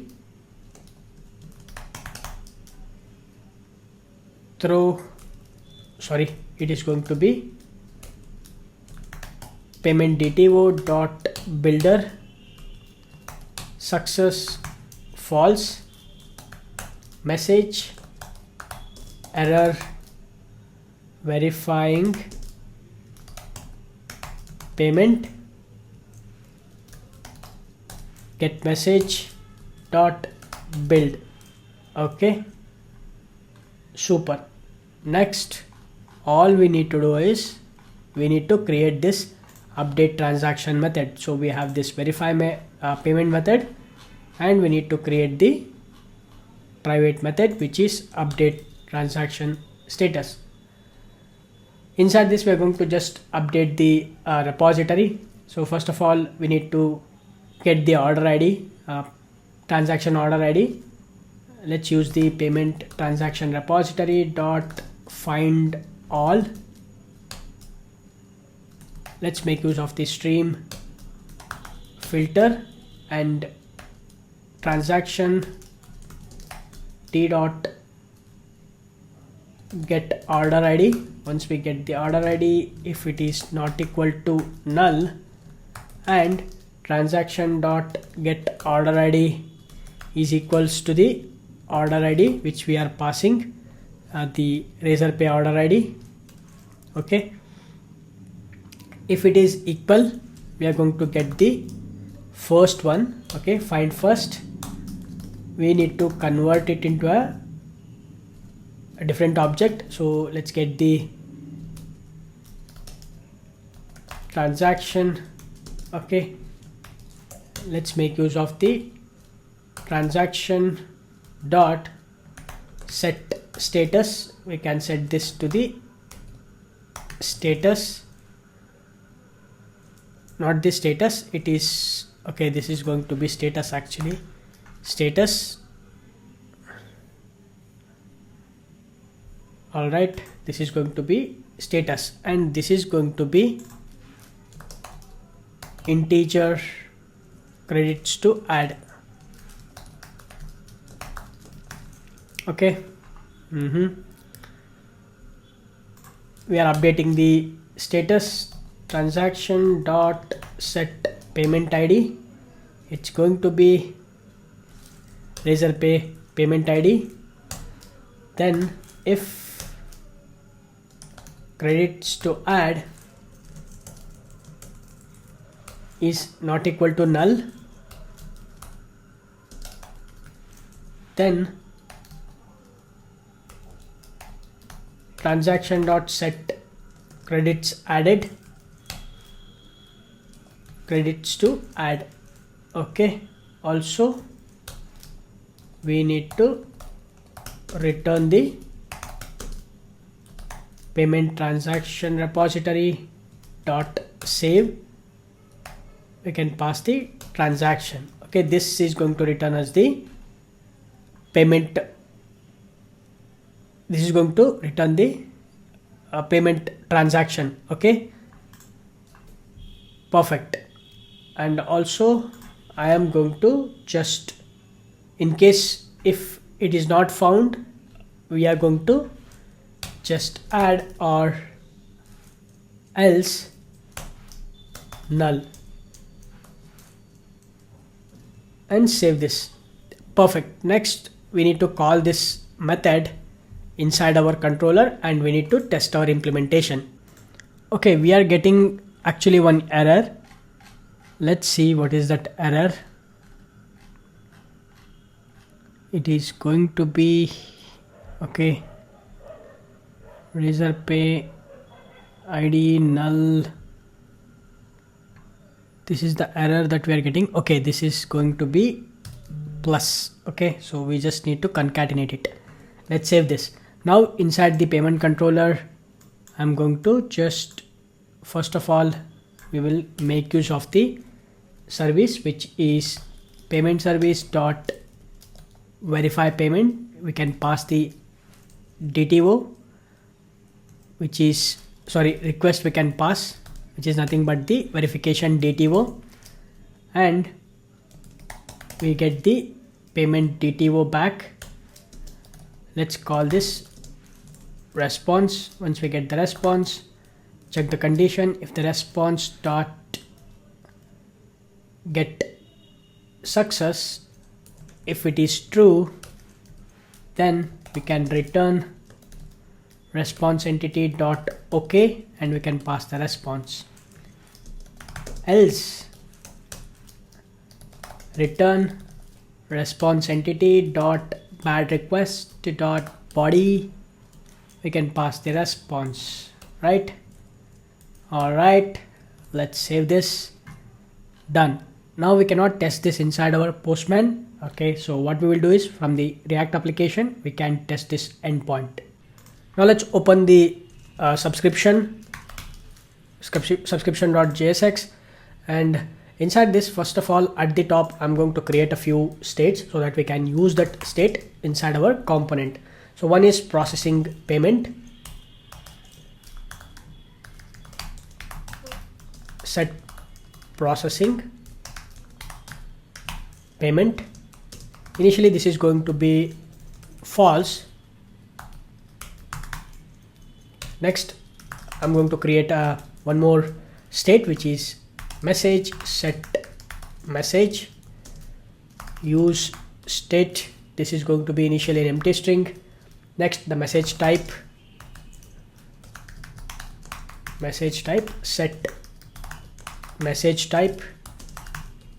Initially this is also going to be an empty string, and next I'm going to use the use auth hook from the clerk to get the token. Let's get the token. Also I'm going to user ID. Okay, I think we don't need the user ID. Perfect. The get token. Next, I'm going to, from the context, I'm going to get the few things. So use context. I'm going to grab the credits, set credits, because we need to state the update, so update the state. Next, fetch user credits. Also, okay, this is enough, I think. And I'm going to make use of the user credits context. Next, I'm also going to create a one more state, which is const. It's going to be razor pay loaded. We are going to load the razor pay library. So razor pay loaded, set razor pay loaded.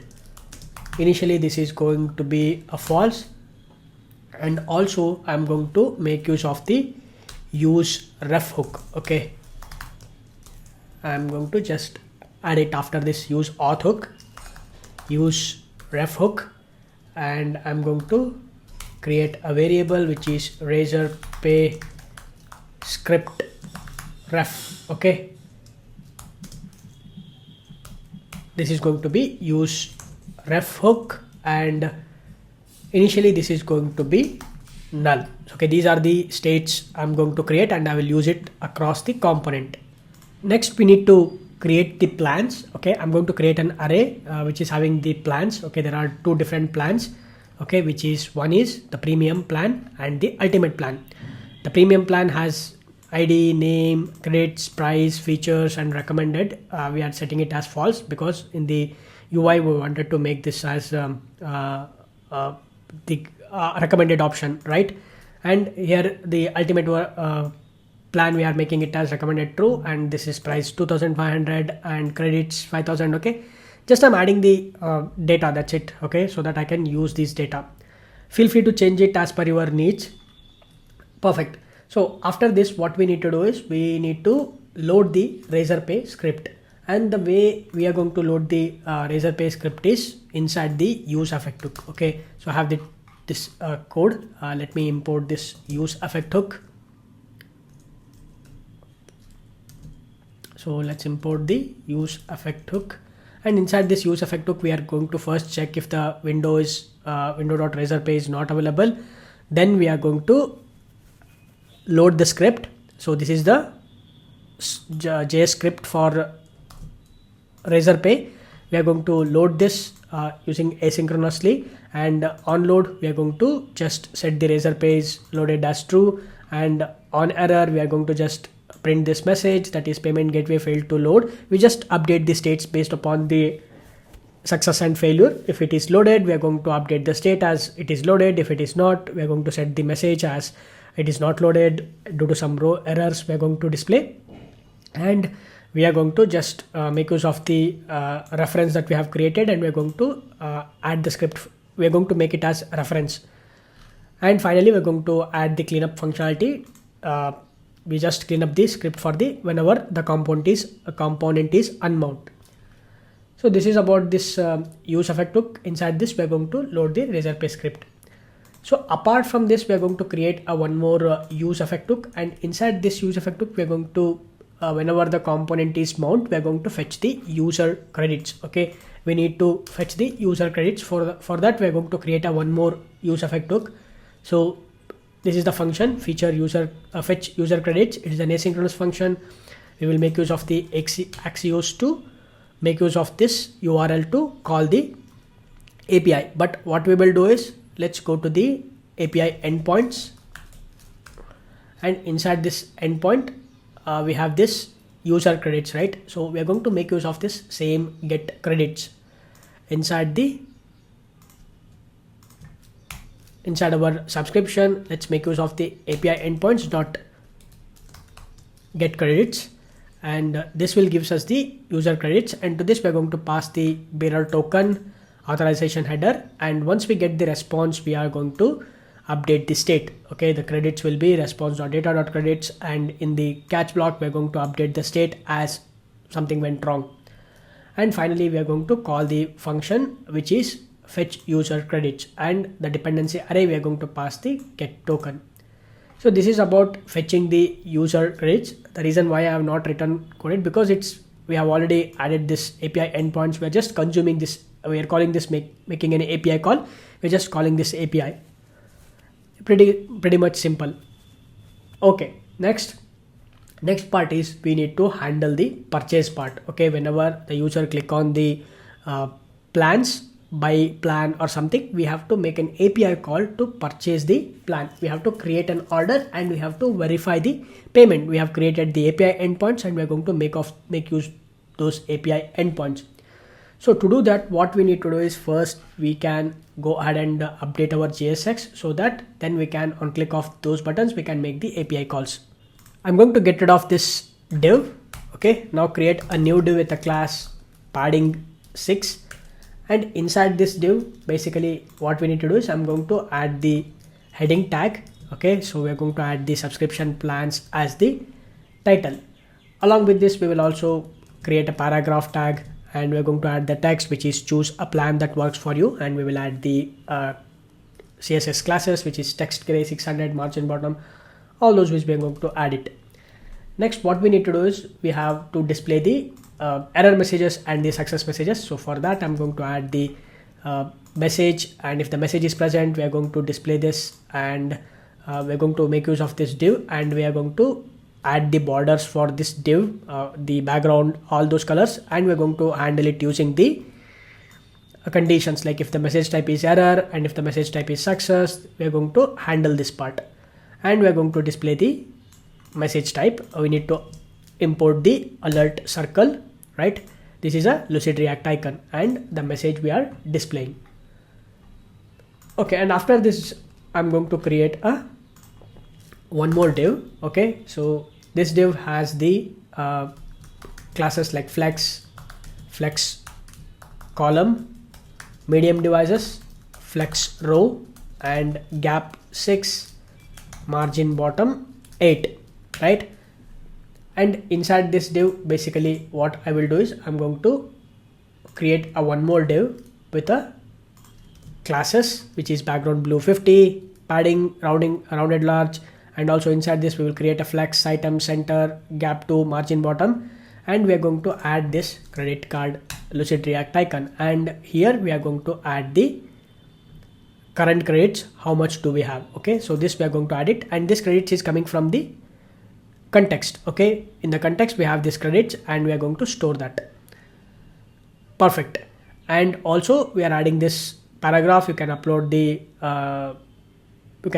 these many number of files. So for that, whatever the credits we have, those many number of files, we can upload it. We are going to framing that text for the user reference. Perfect. And after this, what we need to do is we need to create one more div. So I'm going to create a div with a class grid,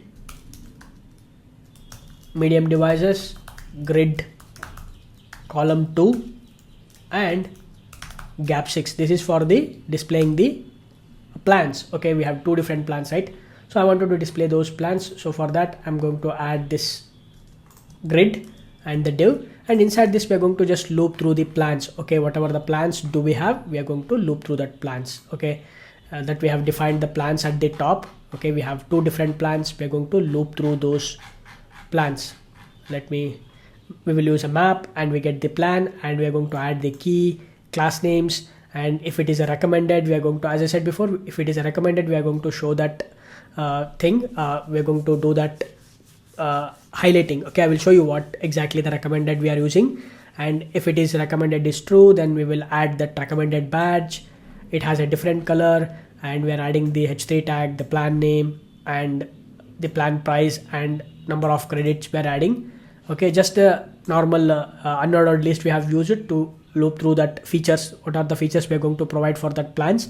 We are going to loop through that, and we have this button. On click of this button, we need to handle the we are going to call a function to handle that. Okay, and we are going to make this as processing payment disabled whenever we are making a payment.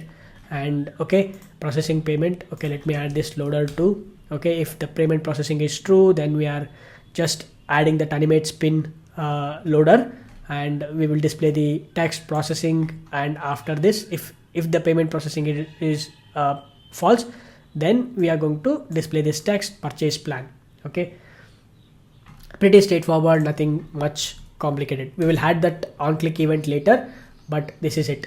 So after this, now we need to create a one more div, and we are going to just add a simple text. Okay, let's add the div, and we're going to add how the credit work, and we will also tell that each file upload consumes 1 credit. Okay, the normal stuff, just to understand the user, we are going to add this text. Okay, with this, let's save this changes. And now if you go to the browser and if you go to the application, we are getting some error. We will check that what that error is. Let's go to the inspect, go to the console, and we can go to the subscription. Boom, we get some errors. Okay, we get the check is not defined, 151. Okay, looks like we have not imported something. Okay, this is the one. Let's import this from the Lucide React. Save this. Boom, you can see now we have a nice plans. The current credits is 4, and we have this subtext, and also we have this premium plan and the ultimate plan. And this is why we have added the recommended is true or false. We are recommending this plan for the users. Okay, and we have this buttons like purchase plan, and in the down we have this how credit works. So that is because I am going to make it 100% so that you can see this, right? All right, perfect. Now what we need to do is on click of this buttons, we need to make a razor pay call, and we have to verify the payment, and we have to create an order, and we have to verify the payment. That's the next plan. Now let's open the subscription dot. Okay, this is backend application. Let's go back, and the subscription.jsx. At the top, what we are going to do is we are going to create a new function which is handle purchase. Scroll down. Okay, here just after this use effect hook, we are going to create a function which is handle purchase. This is an asynchronous plan, and to this we are going to pass the plan. Okay, or the plan ID, whatever it is. I'm going to call this plan, and this is a asynchronous function. Inside this, first we are going to just update the state, set message and set message type if the razor pay is not loaded. Okay, and we're going to stop the execution. And after this, we are going to set processing payment. We're going to set this to true, and the set message we are going to set this to an empty string. Okay, all right. And after this, we are going to add the try catch block. Inside the try block, we are going to make an API call. So first we need to get the token from the clerk. For that, we have the get token method is available. We are going to make use of the await to get the token, and we can make an API call to the endpoint which is /payment/create order. We need to move this into the API endpoints. Open the API endpoints and create a new property which is create order, and it's going to be /payments/create order, but we need to add the base URL. So base URL, right? Perfect. Now we can make use of this. So let's get rid of this. It's going to be API endpoints dot create order, and we need to pass the data. We're going to pass the plan ID, which is nothing but plan.id, and we get the plan ID from the one we are passing it, right? And the price, we are going to multiply it with 100 because the razor pay expects amount in paisa. And currency, which is INR, and credits, we need to pass the plan.credits. Okay, how much credits we have. Perfect. I mean, like how much plan we are purchasing it, that we need to pass it to the credits. And we are passing the headers, which is nothing but the authorization header. This is it. Okay, after this, of course, we haven't done. We need to do a few more things. After we make an API call, this will ensures that the order has been created successfully. Okay, so once the order has been created, next what we need to do is we need to make sure that open up the Razorpay window to complete the payment. So for that, what we need to do is we need the Razorpay key that we need to add it to our environment variables. I have already added the key into our environment variables. Make sure to add the key into our environment variables. Okay, so next I'm going to create an object which is options. We need to pass the options, right? The very first option is we need to pass the Razorpay key. I'm importing it from the environment variables. This is the name that I have created, wait_Razorpay. And next, after this, we need to add the few other options like amount, currency, name, description, order ID. I'm going to add all those options as well, like amount, it should be in Pesa, and currency, INR, and name, cloud share, description, okay, and order ID. All these things we are passing it, right? Perfect.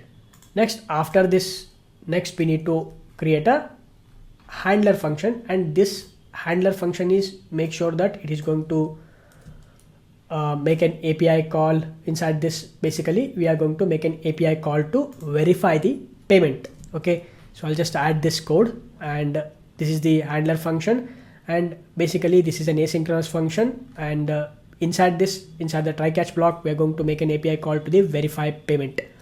Now let's copy this and go to the API endpoints, and let's add this verify payment.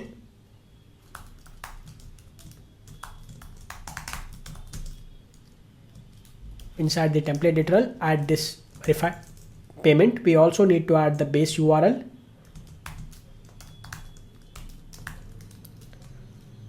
All right, now let's save this. Next, let me get rid of this. Use the API endpoints to add the verify payment.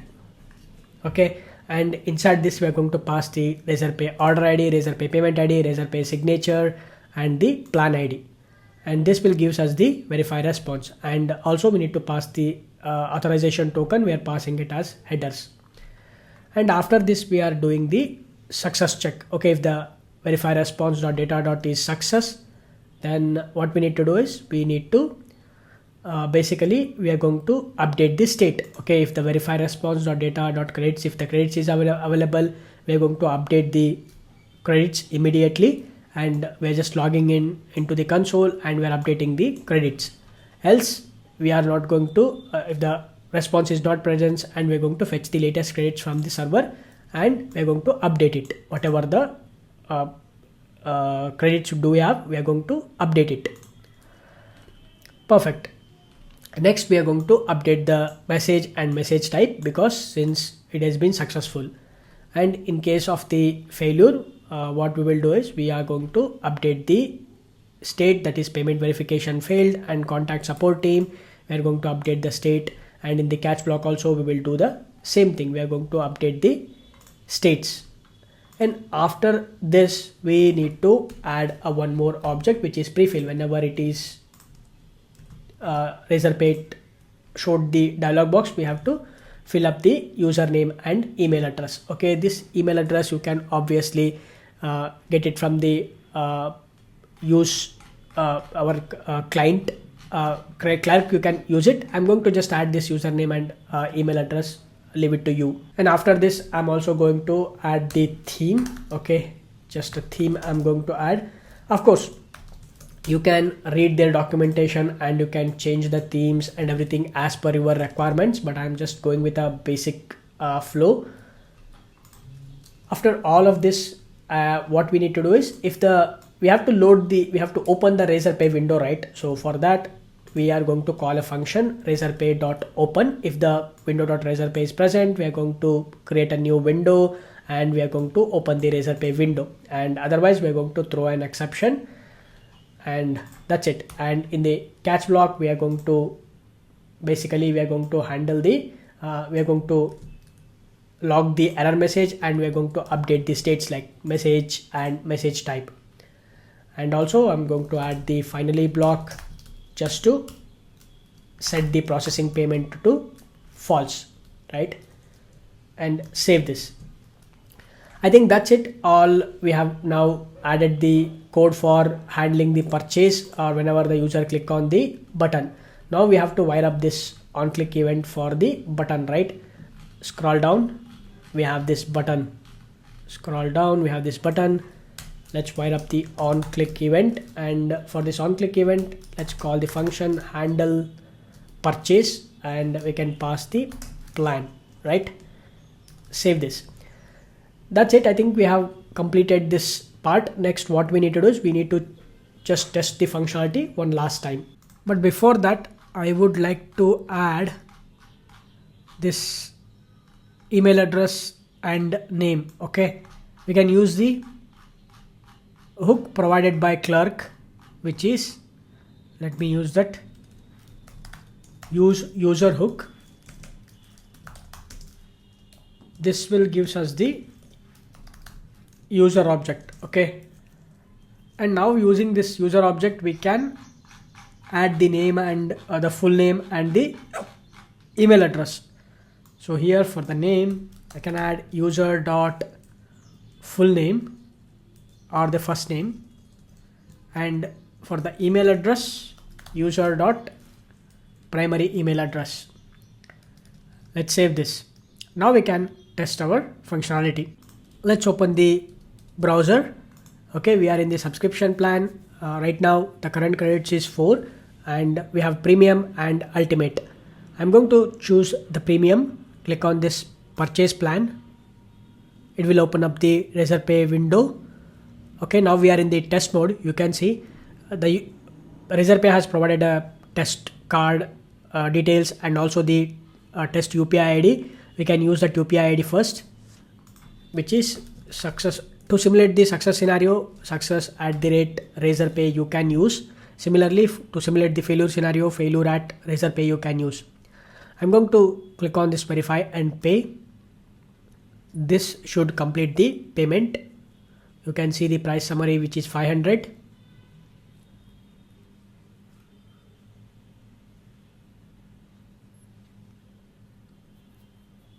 Wait for, boom, you can see payment successful, premium plan activated. You can see automatically the credits has been increased, 504. Earlier it was 4, now it is 500 has been added.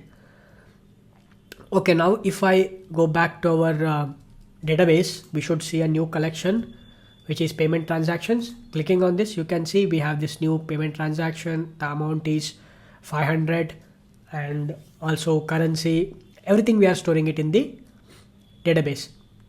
And if you go to the user credits, it is updated with 504, and premium plan has been activated. Earlier it was a basic plan, now it is upgraded to the premium plan. If the user has purchased the ultimate plan, then this plan would have been updated to ultimate plan. Perfect. Now let's go back to our browser, and we can also test it for the same ultimate plan as well, but I'm going to leave it to you. Now the subscription plan is completed. Similarly, you can also test the Razorpay. You can test it with the card also. The Razorpay also provided a demo cards. Razorpay test card details. So if you search like this, then you will get some card details. Okay, we have few cards like MasterCard, Visa card. Using this, we can test with the card as well. Okay. Next, we have the one more part, which is the transaction part. If I go to the browser, we have this transaction. Inside this transaction, we have to display all the transactions that has been made through this user. Okay, we have to display those transactions. So we can work on the transaction as well. Now let's start creating the one more API related to transaction. Let me close all of these files, open the Project Explorer, and create a new controller. It is going to be transaction controller.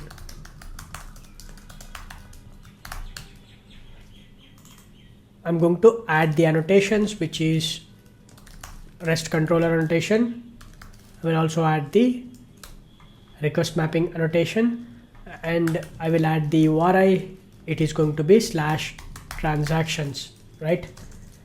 And I am going to inject the repository, which is payment transaction repository and also profile service. Next, we need to add the required args constructor. Let's create a HTTP GET endpoint public response entity, and this is going to return a list of payment DTO. Let's call this get user transactions. And what we need to do is, inside this first we need to get the current profile service dot get current profile. This will give us the profile document. I can call this current profile. Once we get the current profile, we can get the clerk ID. Okay, and once we get the clerk ID, we can make use of the payment transaction repository dot find by clerk ID order by date DESC, the status and order by. To this we can pass the clerk ID, and the status I will pass the success status, right? This will give us the list of payment transaction. Let's call this transactions. Okay, and I can directly return this, return response entity. Okay, and transactions I'm going to pass. Let's save this. Now we can test this. Before that, I would like to add the get mapping and save this. Now let's open the Postman. First of all, I'm going to start the application. Application is started on the port 8080. Go to the Postman. Since this is a get API, I'll just duplicate this read files. This is going to be get transactions. Okay, and this is going to be slash transactions.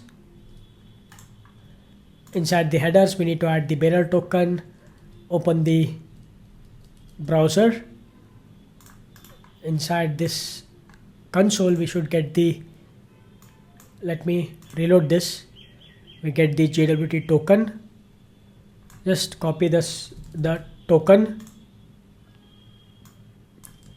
paste it, click send. Boom, you can see we get the 200. Okay, and we get the transaction history like 500 and amount we have actual made and credits added, success, transaction date, email, username, payment ID, order ID, everything will be available here. Now we can call this API endpoint inside our React application and we can display it in the UI. Let's open the WebStorm and I'm going to close this subscription.jsx. Just open the transactions.jsx. Now at the very top, first I'm going to create a few states. Const transactions, set transactions. Initially this is going to be an empty array. Const loading, set loading. Initially this is going to be false. Let me add equals. Next I will also add the error. Set error. It is going to be null initially. We need to get the token. So get token from the use auth hook. Right? And once we get this, next we need to make an API call. We are going to make the API call as usual inside our use effect hook. Okay, so inside this use effect hook, we are just creating a function, fetch transactions. It is an asynchronous function. We are setting the loader to true, and we are getting the token, and we are making an API call to the endpoint. Okay, so now let's copy this and go to the API endpoints. Let's create the transactions.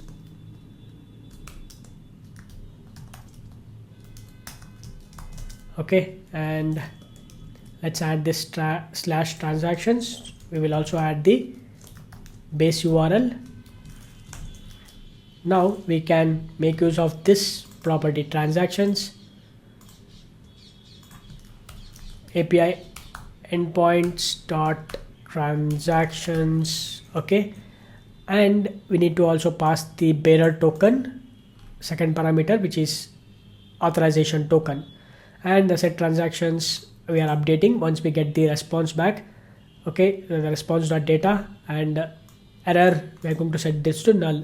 In the catch block we are updating the state in case of any errors. Finally block we are setting the loader to false, and we are calling the function which is fetch transactions, and the token we are whenever the token is changes, we are rerunning the use effect hook. Okay, next I'm going to just create one more function, okay, to format the date to a human readable format. Okay, so we are using this year as numeric, long, and day numeric, hour 2 digits, minute 2 digits.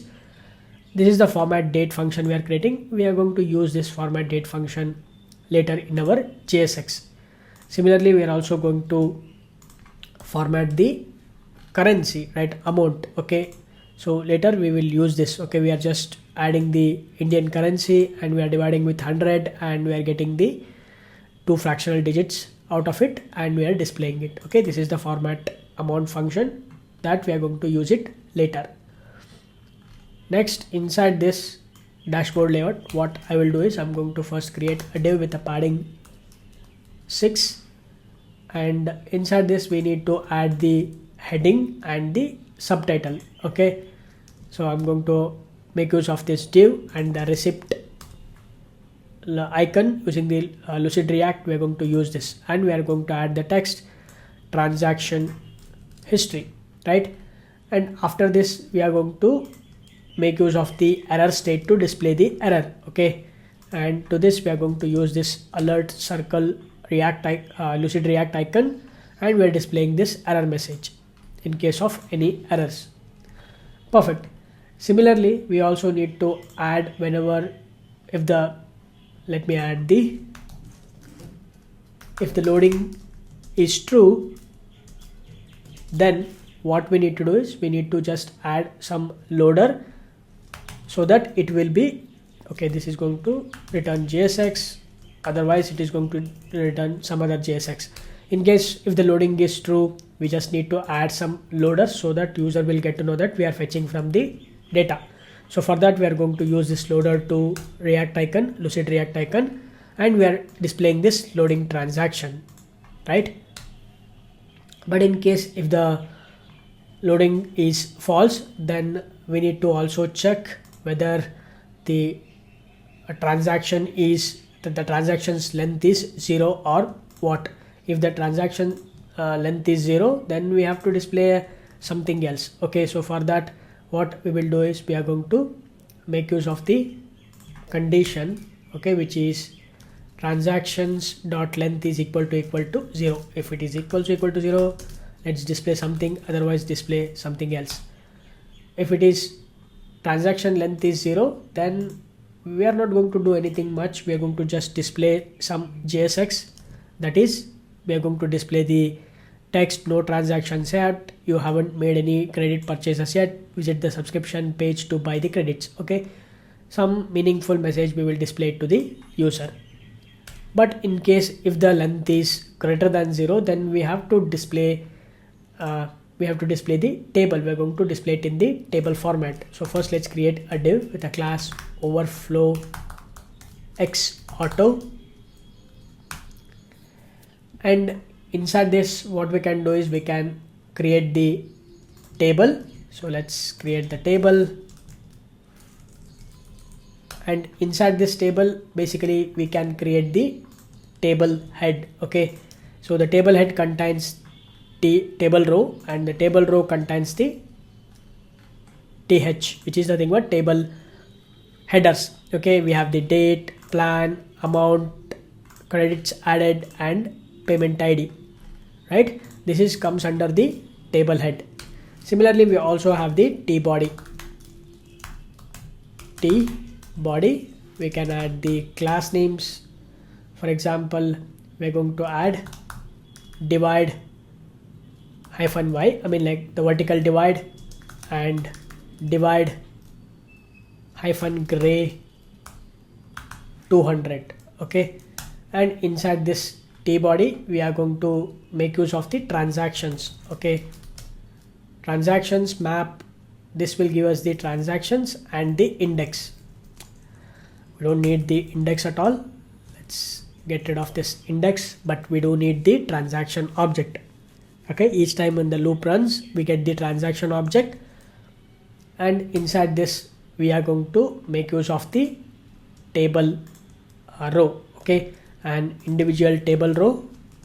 Inside this table row we are going to create the TD. Okay, we're going to create individual TDs, and the very first TD contains about the date. Okay, if you look at this, we have this date, and for this we are going to use this format date function which we have created, transaction date. Okay, this we are going to display it, and we will format it and we will display it. Similarly, we have the one more TD which is for the plan, which plan it is, that we're going to display it, whether it's a premium plan or it's an ultimate plan or it is a basic plan, right? Okay, if you look at this, the plan, okay, we're going to display the plan, transaction.plan ID is equal to premium, then we will display it as premium, otherwise ultimate. If both of them are not present, then we are going to consider this as a basic plan, right? Perfect. Next, we are going to create the amount. We are going to format the amount. So for that we will use the format amount function. We are going to pass the transaction dot amount. Perfect. And after this we also need to tell how much credits it has been added. So I'm going to add the transaction credits as well. Okay, so transaction credits added.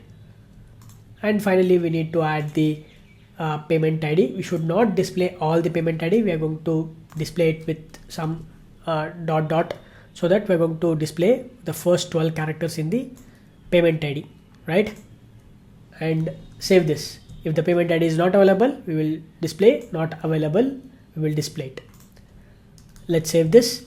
Now with this, now if I open the browser, okay, let me clear this, and if I go to the transactions, boom, you can see we can able to see the transactions. Like we have made a transaction today, the plan is premium plan, and 500, rates added is 500, and the payment ID.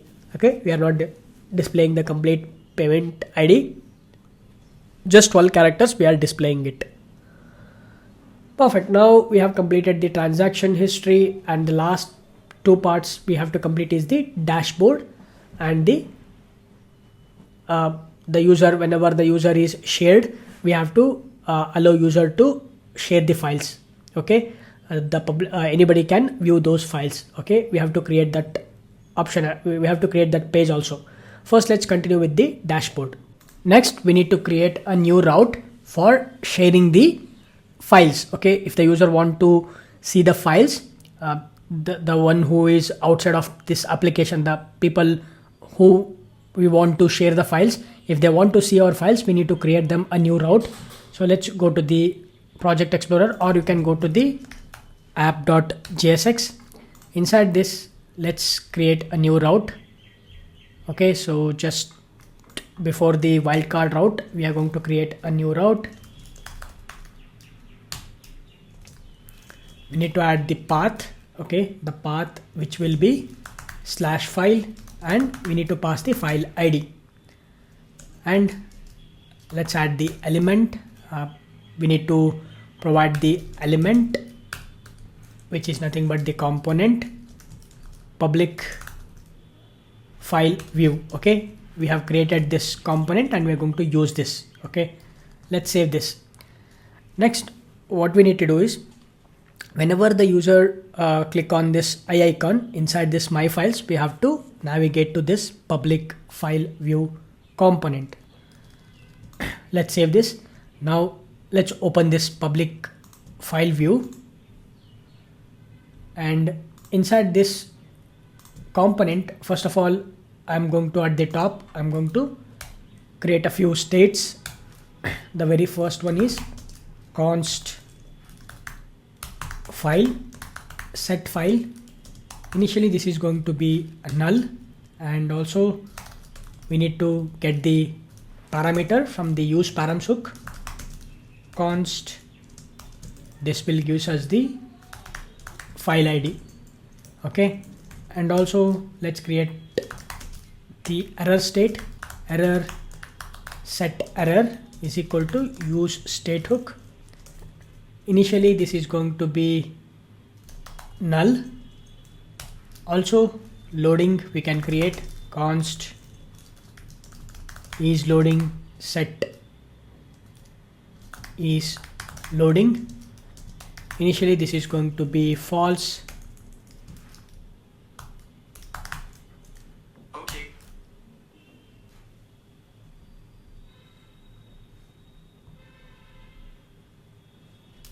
Next I will also create the one more state, which is share model, set share model. This is going to be an object. Inside this is open, I'll set this to false. Link, this will be an empty string. After this we also need to get the token, so use auth hook we are going to use. This will gives us the get token. Okay, perfect. So next what we need to do is we need to make an API call inside the use effect hook, right? So basically I will just add the use effect hook. So let's import this use effect hook. Inside this we are going to create a function get file. This is going to be an asynchronous function. We will set the loader to true, and we are just making use of the Axios library to call the get API. Okay, we already created this API endpoint. So basically what I will do is I'm going to just copy this, go to the API endpoints. We need to add the public view, public file view. Okay,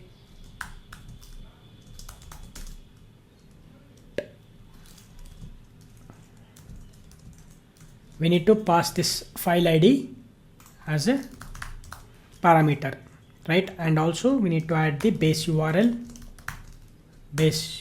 slash files slash public and the file ID. Now we can make use of this public file view.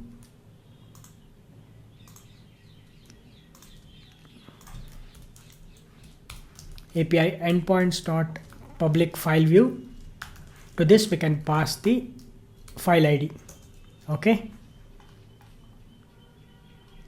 perfect. Next we are updating the state, set file, the response data, and the error null.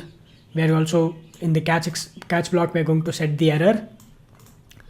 Similarly we are going to set the loader to false inside the file block, inside the finally block, and we are calling this get file function, and the dependency array we are passing the get token and the file ID. And after this what we need to do is we need to create a one more functions to download the file. So for that we are calling this, we are going to create a function handle download. This is also an asynchronous function, and we do already have this endpoint. What I'll do is I will just use the API endpoints download file, and we can pass the ID, which is file ID. Okay, and the response type, which is blob, and we get the same thing what we have done inside our my files. The same thing we are going to do it here, and also this is going to be toast dot error, sorry, file could not be downloaded. this error message we are going to display. Okay, so now we have created this function handle download. This function we have already discussed. We have used it in the my files also. That's why I'm just like going with that.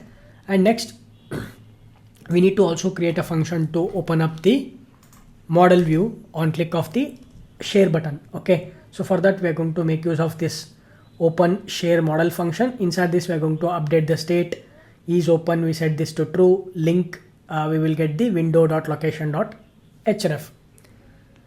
Similarly, we will also create one more function which is closing the share model. So here we will set the is open to false.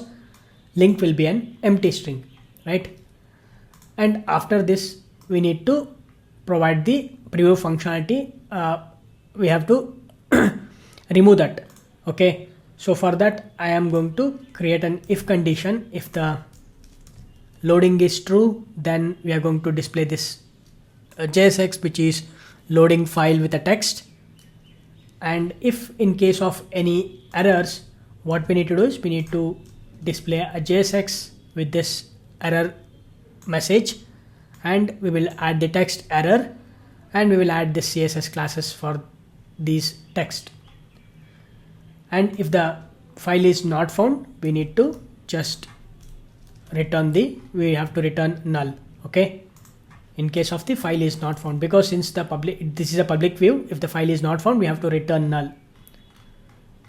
Perfect. Now we have created the necessary functions like handle download and use effect and open share model and close the share model. All these we have created. Next, what we need to do is inside this div, inside this return, we are going to create a new div with a class background gray 50, minimum height screen, and font sans. Okay, in fact we don't need to add any font separately for this. Let's ignore this. And inside this div, basically we need to create the header. Okay, so first let's create the header. The header part contains the on click event button for opening the share model, and also we have this share icon from the Lucide React icon, and also this copy icon as well. And we're displaying this cloud share, the logo. Okay, this is the logo for the cloud share and the copy button. Okay, and all these informations we are displaying it, okay, inside the header part. And after this header part, we have to display the main content. Okay, so the main content is basically making use of the file information, the file metadata information. Okay, so let me scroll up. I'll explain you what we have done. We have created a main tag, and we are also making use of this file icon, and we will display the informations like file name, file size, and file date when it is uploaded, and what is a file type, and the download icon, okay, with a text download file. And also we are adding the on click event, which is handle download, which we have created the function above. On clicking of this, it is going to download this. And after this, like the file information, we are going to display the file name, file type, file size. Okay, all these informations we are going to display it. And also we will add these Lucide React icon. Okay, and with this text, this file has been shared publicly. Anyone with this link can view and download it. After all of this, what we need to do is, after this main content, we also need to render the link share model, which we have created earlier. Okay, so after this main component, I'm going to import this link share model, and to this we will pass the is open, on close, link, title. All these informations we are going to pass it. Now let's save this so we can verify it. Okay, let's go back to our browser. Okay, we are getting this error. Looks like we have imported something else in the top. Okay, this is the one we have imported. So let's remove this, save this. If I go to the browser, boom, you can see. Now let's go to the my files. I'm going to click on this video share link and copy this. Okay, now I'm going to open this in an incognito window, because anybody can view this, right? So let's go to the incognito view. Okay, since the user is not logged in, someone we have shared this with someone, and they got this public URL. We're going to use this public URL to view that file. Click on this. You can see now we get this nice view, that is a few moments later MP4 video, the file information, and when this has been shared and which type of file it is, and the download file option. And also you can see this text, this file has been shared publicly, anyone with this link can view it, and the file metadata information, the shared file size, file type, and file name. Now on clicking of this again, we can copy the link instead of from the URL. We are just provided an option to copy the file information, and also clicking on this download file, it is going to download the file. It will ask you to where you can download the file. You can specify it. I'm going to select the desktop and click save. It is going to download this. Okay, on click of this, it is going to open up this video. Perfect. Now we have completed this public URL also. We have completed this. Next, the last part. Okay, also on clicking of this, we should able to view the file. Okay, so since user can click on this eye icon, you can see the public view as well, right? Perfect. Next, the last part, what we have to do is we need to add the same component, which is upload. This component, we are going to add it in the dashboard as well as the my files. So the dashboard is combination of both upload and files. We are going to just display the 5 recent files as well as the upload icon. Now let's open the dashboard component. Let me expand this, and basically what I will do is at the very top, I'm going to create a few states. The very first state is to hold the files details. Okay, set files and set files. Initially this is going to be an empty array. Use state hook. It's an empty array, right? Similarly, we are also going to create a few more states. So let me add those states. One is upload files, set upload files. Initially this will be an empty array. Loading, uploading, this will be false, and set loading and loading, this will also be false initially. The message, it will be an empty string, message type empty string, remaining uploads, and set remaining uploads, I'll set this to 5. Okay, along with this we will also make use of the use context to fetch user credits. So let's import this use context, and user credits context also we are going to use. And along with this, I'm also going to make use of the variable which is maximum file size, okay, which will be initially 5. Perfect. And next we are going to make use of the use effect hook. So inside this use effect hook, we are going to fetch the recent files. Basically we need to fetch the recent 5 files, right? I'm going to create a use effect hook. Inside this we are going to create a function fetch recent files. This will be an asynchronous function. We are going to set the loader to true, and we will make use of the get token, and we are going to make an API call. Okay, we will use the get API from the Axios, and we already have this API endpoint, so I'm going to just get rid of this API endpoints and the endpoint name, which is fetch files. Okay, so let's use the fetch files. This is going to fetch the files, and to this we are going to pass the authorization bearer token, and once we get the response, okay, we are going to sort it. Okay, we need to get the recent 5 files, right? So for that we are going to sort it, and we are going to make use of the uploaded date, and we will get the 5 files. Okay, out of many files we are going to only slice it with a 0,5. This will gives us the recent 5 files in a descending order. The recent files. Next we are going to update the state set files. To this we are going to add the sorted files. Okay, the result files we are going to update it. In the catch block we are going to just log this to the console, and in the finally block we are going to set the loader to false. Perfect. And we are going to call the function which is fetch recent files. the dependency array as get token. We are going to pass it. Perfect. After this, we are also going to create a one more function, which is handle file change. Okay, so I'm going to create that function, which is handle file change. This is going to pass an event from the array. The pretty much how we have done inside our my files, same approach we are going to use it here. Okay, we will update the state, message, and message type error in case of this upload. If we have a maximum files we have tried to upload, we are going to display this error message, and we will return we will stop the execution. Otherwise, we are going to update the files using the previous state files, and we will update the states. That's the whole idea of this handle file change. Similarly, we are also going to create a one more function, which is handle remove file. Whenever if we remove the file, we have to update the state. So for that, I'm going to create a function handle remove file. We're going to pass an index, and we will update the states, message type, message, and upload files. All right, and after this, what we need to do is we need to also calculate the remaining uploads. Okay, so for that, we are going to again make use of the use effect hook. Inside this, we are going to calculate the remaining file uploads. Okay, we will update this set remaining uploads state, and we will pass the upload files as a dependency array.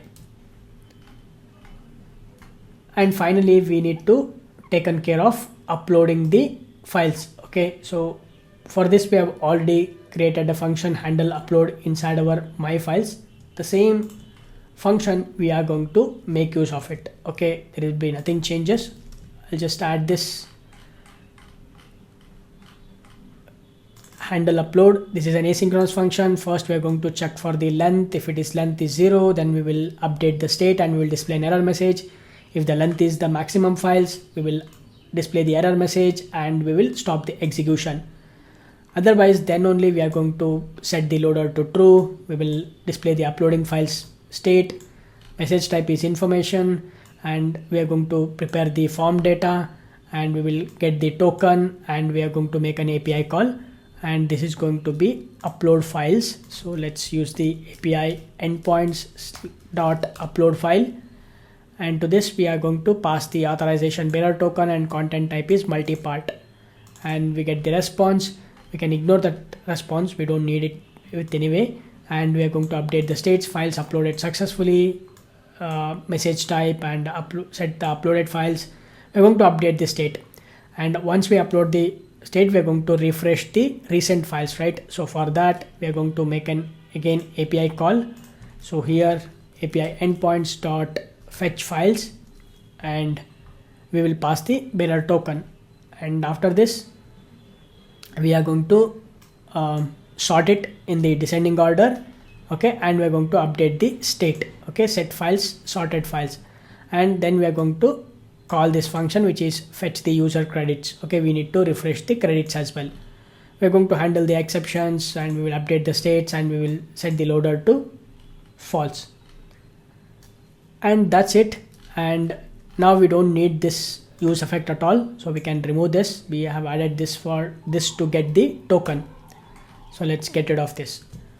Now inside this dashboard, inside this JSX, we need to update the JSX. So let me create a div with a class padding 6. Inside this, we need to add the headers and paragraph or a subtitle. Let's add that: my drive, upload, manage, and share your files securely, right?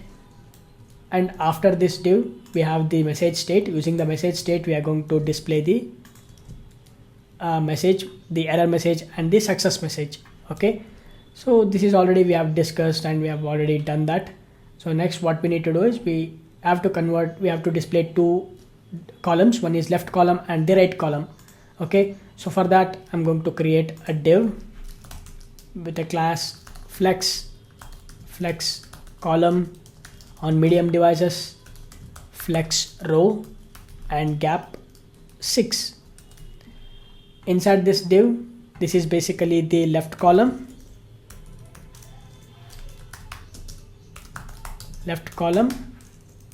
Similarly, we can also add the right column. Okay, in the left column, basically what we need to do is we need to make use of a div with a class width full. On medium devices, width will be 30%. It's going to be a 30%, right?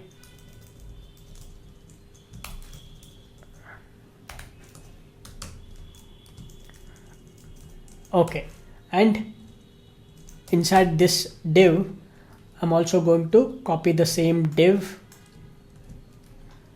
and I will paste it here. Okay, I can make this as 50%, 50%. That looks good. Or I can make this as 40% and 60%, right? Okay, inside this div, basically I'm going to make use of the dashboard upload that we have created earlier, and let me import this. To this we need to pass the files, on file change, on upload, uploading, remove files, and remaining uploads. Okay, let's import the dashboard upload. Okay, I think the dashboard upload we haven't created. We will create that dashboard upload in just a bit. And next what we need to do is we also need to display the recent files. Okay, in the second column we have to display the recent files. So for that we are going to make use of the loading state, and using this loading state we are going to make use of this recent files. And also I'm going to import the loader and save this, and this we have to create the recent files as well as the dashboard upload. Okay, so let's save this.